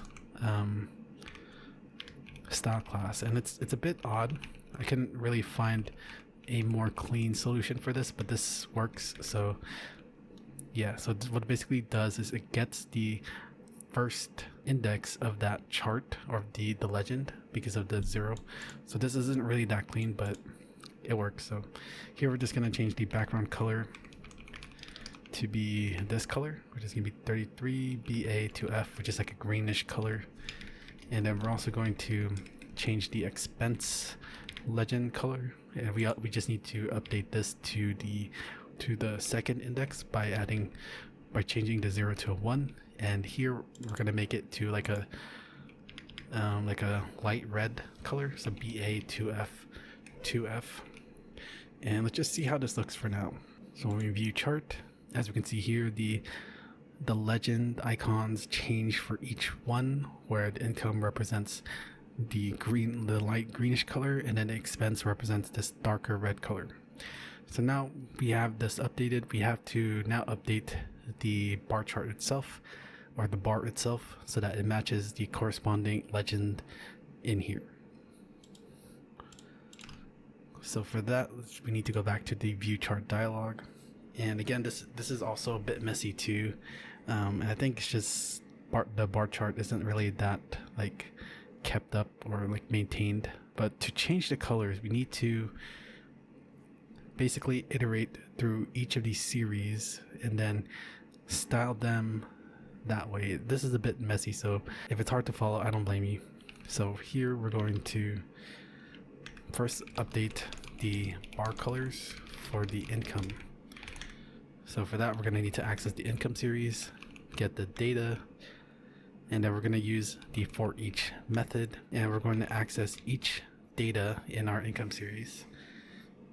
And then for each one, we're going to get the node, which represents the bar node, and then we're going to set the style to have an FX bar fill of hashtag 33BA2F, which represents the green color. So this changes the bar color for the income series. Now we're just going to we're going to update the bar colors for the expense series. So we're going to change this to expense. And then here we're going to make it the red color. So it's going to be BA2F2F. So what's happening here is that's iterating through each bar in the income series, and it's gonna take in the node, which is the UI component, which represents the bar itself, and we're gonna apply this style to that bar. So we're gonna apply this change in color for all the bars for the income series, and then all the bars for the expense series. That's from what I've understood, but now let's go ahead and check this out. Now when we view the chart, and voila. So now the chart looks way better now. We could get a clear indication of the expense and the income. Let's go ahead and add something for January to make it look better. So let's go ahead and add an income. For it, I'm gonna just say 1,000, actually 100, just so that doesn't spike up the amount. And we're gonna add it to the January month. So I'm just gonna put that. No, I'm not gonna choose a category, and then we're gonna hit save, hit OK, and that gets added. So now let's view the chart, and yeah, so now see these two are side to side, and also the amount adjusts to the amount of the highest, I guess, between the two sets of data that we have. And yeah, so hello everyone. So one thing I did notice when I was testing the app is that there seems to be a bug when we're updating the category. Oops. Because if we try to view category and then let's say we edit this to school 2 and hit save, if we look into our console, we get an error here, so it fails to update the transaction category in our database. So to fix this issue, let's go ahead and check our Postman, and then here, let's make sure that we provide the same type of link as we did here, because here it seems to work. So I'm kind of confused. So let's go ahead and look at our database. And as we can see right now, the category name is school. So we're going to update it with these the category name and then the category color. We're going to hit send, and we get 200 OK status. So that's good. That's expected. And then when we look up when we look into our database again, we see that it updates properly. So now the issue is, why isn't it working here? So what I'm going to do is I'm going to debug this. All right. So if we go to our fetch API method, and I'm just going to output this. So we're going to do a system.out, and I'm just going to output this path here. So I'm going to rerun the app and see how the URL is looking. So here we could see some of that happening, the API calls that we're making. And now when we go to file, view categories, and then let's go ahead and edit this back to school, hit save. So we get this, which is fine. Now let's go ahead and change it back to school 2. I think it successfully updated. Yeah, it did. So now let's go ahead and change this to school 22, sure. And we hit save. Okay, so now we get that error. So it seems like there seems to be an issue with that space that we added. So one way I'm thinking of we could try to fix this is if we go to the SQL util again, and we're going to add quotes around the category name. And this is mainly so that it keeps everything in a single string. So here I'm going to try doing an escape sequence where we add a quote here, and then we have an ending quote after the category name. Now let's go ahead and restart the client. We go to file, view categories. We're going to edit this and put 2 here, click on save. So we still get that error, but let's see what happens. So it doesn't seem to help. Alright, get this. It seems to work just fine. So another way we could debug this is by going to our backend code, which is our Spring Boot server code, and going to our transaction category controller. And then let's see if this log happens. So we're going to go to our terminal, press Control F, and I'm just going to type in updating. I think that happened because of the from our Postman, so that doesn't count. And that's also Postman. Let's actually restart the server just to make sure that it's coming from our client. So let's just restart the server. Alright, so now the server is restarted. Back to our client. I'm just going to rerun it and then just redo the same thing again just to visualize the output. So again, view categories, add a space and some random character or number. We get this error. Let's go to our backend, and as we can see, we get this error here. Invalid character found in the request target. The valid characters are defined in RFC 7230 and RFC 3986. Alright, so from here, we could deduct that the issue happens is because when we're sending the URL, we can see that it gets cut off for the other 2. And that's because we need to properly encode the strings so that the URL understands them. So the reason why it was working in Postman but doesn't work for us is because the HTTP URL connection object doesn't automatically encode the URLs like Postman does. And what encoding does is, for example, is that basically Instead of having a white space or spaces in the URL, they're represented as these numbers here, and we need to encode our data in our URL. So that's why we need to encode it first before we send it off to our Spring Boot server. So in order to do that, we're going to encode the category name and the category color. So here we're just going to create another string object here, call it encoded category name, and we're gonna call in the URL encoder class, and then we're gonna encode the new category name to the standard charsets UTF-8. So now that we've encoded the category name, we're also going to encode the category color, which we're just gonna take this, copy and paste that, and just update this to the new category color. And instead of directly passing the new category name and the new category color, we're gonna pass in the encoded category name and the encoded category color. So yeah, and we're gonna just leave this here to show you the difference. So right now, this is the reason why we're getting the error, and as you can see here, currently the category name and the category color aren't encoded.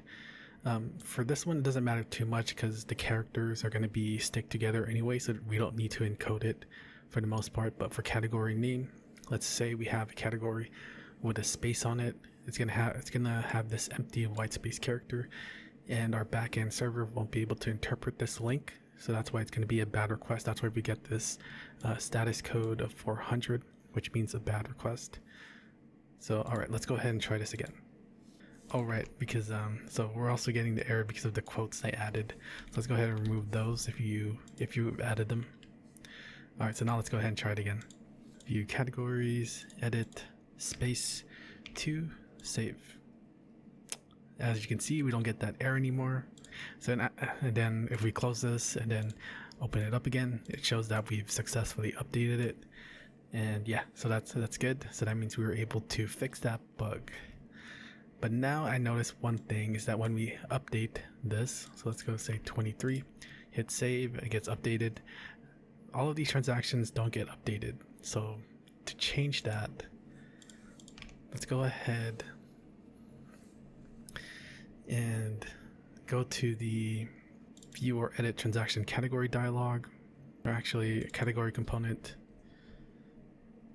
And since we have reference to the dashboard controller, all we need to do really is after we've updated the database, we're going to call in our dashboard controller and then just fetch the user data, which refreshes the dashboard.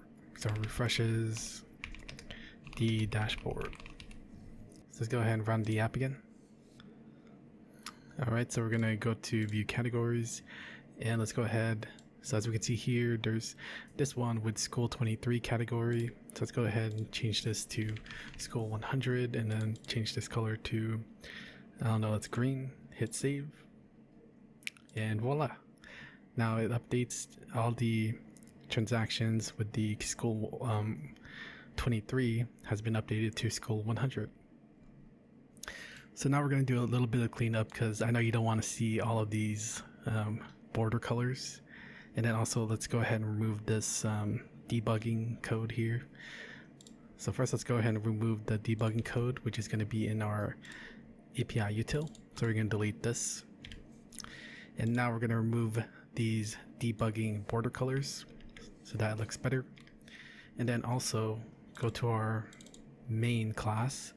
And we don't want the user to start in the dashboard, right? So instead we're going to start in the login view. So we're going to instantiate a login view object and just call in the show method. And after that, let's go ahead and run the app. All right, so actually there's one more bug that I noticed. So if we sign on, so I'm just going to quickly sign in. So if we go here, we do plus, I'll just say income. And we're gonna put random numbers. And I'm not going to select a category. Now we're going to hit income, hit OK, or save. And now with this income, let's go ahead and edit it. And then let's just change the price to 10. And we hit save. As we notice, we get an error here. And the error reads, cannot invoke transaction category get ID because transaction category is null. So if we go back here, let's try to understand or try to trace back what's causing the issue. So first, it's when we hit the edit button and then hit save. So let's go to the transaction component. And then in our edit button, we're gonna go to this create or edit transaction dialog. In this case, we pass in is editing is true. So let's go ahead and do that real quick. We're gonna check the when we're only editing. Now let's go down and actually go to the save button. All right, it's right here. So the save button's right here. And let's take a look. So if we remember what it said there was some issue with getting the transaction category. So let's go ahead and look for that method call. And as we can see here, it's through this. So we need to do another check here. So if the transaction category equals null, actually does not equal null, then we're going to do this. Alright, that should do it, because logically what's going to happen here is that first we check for the transaction category, and if it's not null, then we're only gonna add that to our JSON data that we're gonna send when we're gonna update the transaction in the database. But if it is null, then it's not gonna do anything, because if there's no category, then we don't need to do anything with it. All right, so let's go ahead and try this again. Oh, whoops. So let's go ahead and delete that. Now let's go try again. All right, so I'm just gonna sign in again. Log in. So here, we're gonna edit this, change this to 10, hit save, and yeah, there you go. So that solves that issue. We got the updated transaction, and yeah. So actually one more thing that I noticed, hopefully this is gonna be the last one,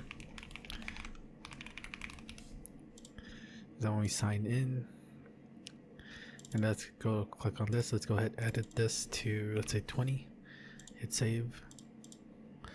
And while it does update the dashboard as intended, it doesn't update our transaction component here.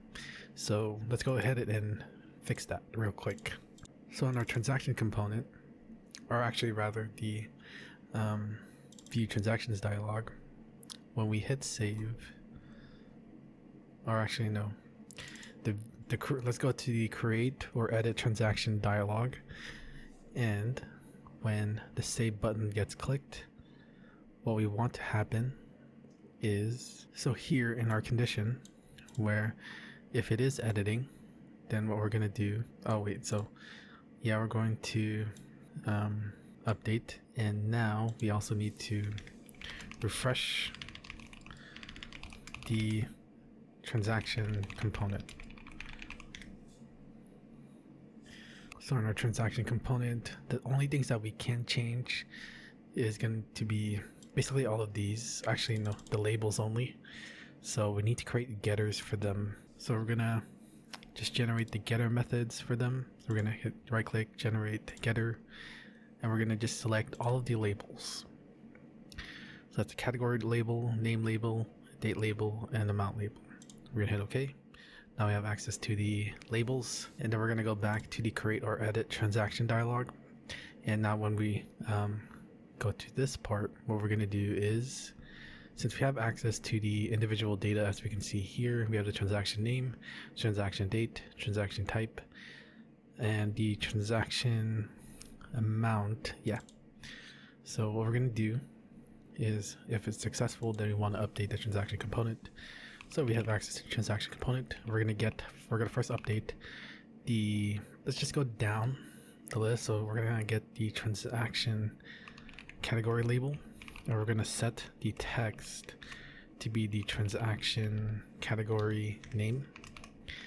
And then the next one we're gonna update is the transaction name, and we're gonna set the text to be the transaction name, and then the transaction date to get transaction date label, and we're going to set that to the transaction date dot to string, and then lastly the transaction amount. So we're going to get the transaction amount label, set text to the so we're going to get string value of, and then pass in the transaction amount. Alright, so let's go ahead and test this out. Alright, so let's go ahead and edit. Let's go here and just select this one that's $100, and we're gonna just make this 1,000. Hit save, hit OK, and it's $1,000. But I do notice that it removes the categories. Actually, for this one, for the transaction category name, it will probably need to do like a condition. So if the transaction category name, because if we look where we've created that, we get the value. So if it's empty, so it is empty, then we're going, actually we could just do a ternary operator. So in a transaction category name, what we're going to do is if the transaction category name is empty, then we're going to set the text to undefined. Otherwise, we set the transaction category name.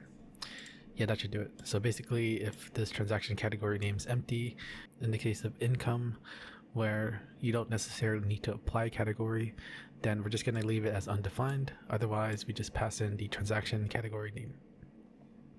Alright, so let's go ahead and try this out again. Alright, so I'm going to edit this again. Actually, let's do it in here. It's undefined right now, so we change this back to 100. Hit save, click on OK. And yeah, so it keeps the undefined, as we can see here, and now the transaction component gets updated based on what we updated in the edit transaction dialog. All right, nice. All right, actually, I introduced a new bug by including this these lines of code, because with this dialog we can either create or edit. In this case, the transaction component is null when we're creating, and otherwise it's instantiated when we're editing. So we get an error here because if we're creating a new transaction, it's going to try to get the category label from a transaction component that's null. So we're going to get a null exception. So a quick turnaround, or a quick way to solve this is just by having an if statement and saying if it's editing, then we're going to want to do this. Otherwise, we don't. So now I'm going to rerun it. And now when we create the transaction, just say books 109.99. This let's go 100 expense, save. Now we don't get that error. Before we were getting that error, and I guess let me show you. So I'm just going to reset all of this. And let's go rerun the app. Sign in. Let's go create a new transaction. We'll say book again, 50. Let's make it 13. School expense. Hit save. And as we can see in the terminal, we get this bunch of error message because the transaction component get transaction category label is null. But with our new solution, where we place these lines of code in a conditional logic of if it's currently being edited, we fixed that solution. Hopefully this is going to be the last bug. So that's it. We've successfully built this full stack expense tracker all in Java. To help reinforce what you learned, leave a comment on one thing you picked up from this tutorial. Maybe how one of the annotations we use for Spring Boot, for example, at AutoWired works, how the single pattern manages instance, or something new you learned about JavaFX and anything that we did with that. So don't forget to drop a like and share this with another developer who you think could also benefit from watching this tutorial. It really helps the channel grow. Also, a big shout out to my Patreon supporters for their incredible support with the channel. I really truly appreciate your support. And if you'd like to join and help out, feel free to check out my Patreon page down in the description. Any support is greatly appreciated. So if you're looking for a different challenge, check out my playlist of Java projects here. You might find something you're interested in doing. And also, if you're interested in more Spring Boot projects, be sure to check out my Spring Boot playlist. And that's pretty much it. And I'll see you guys in the next video. Peace.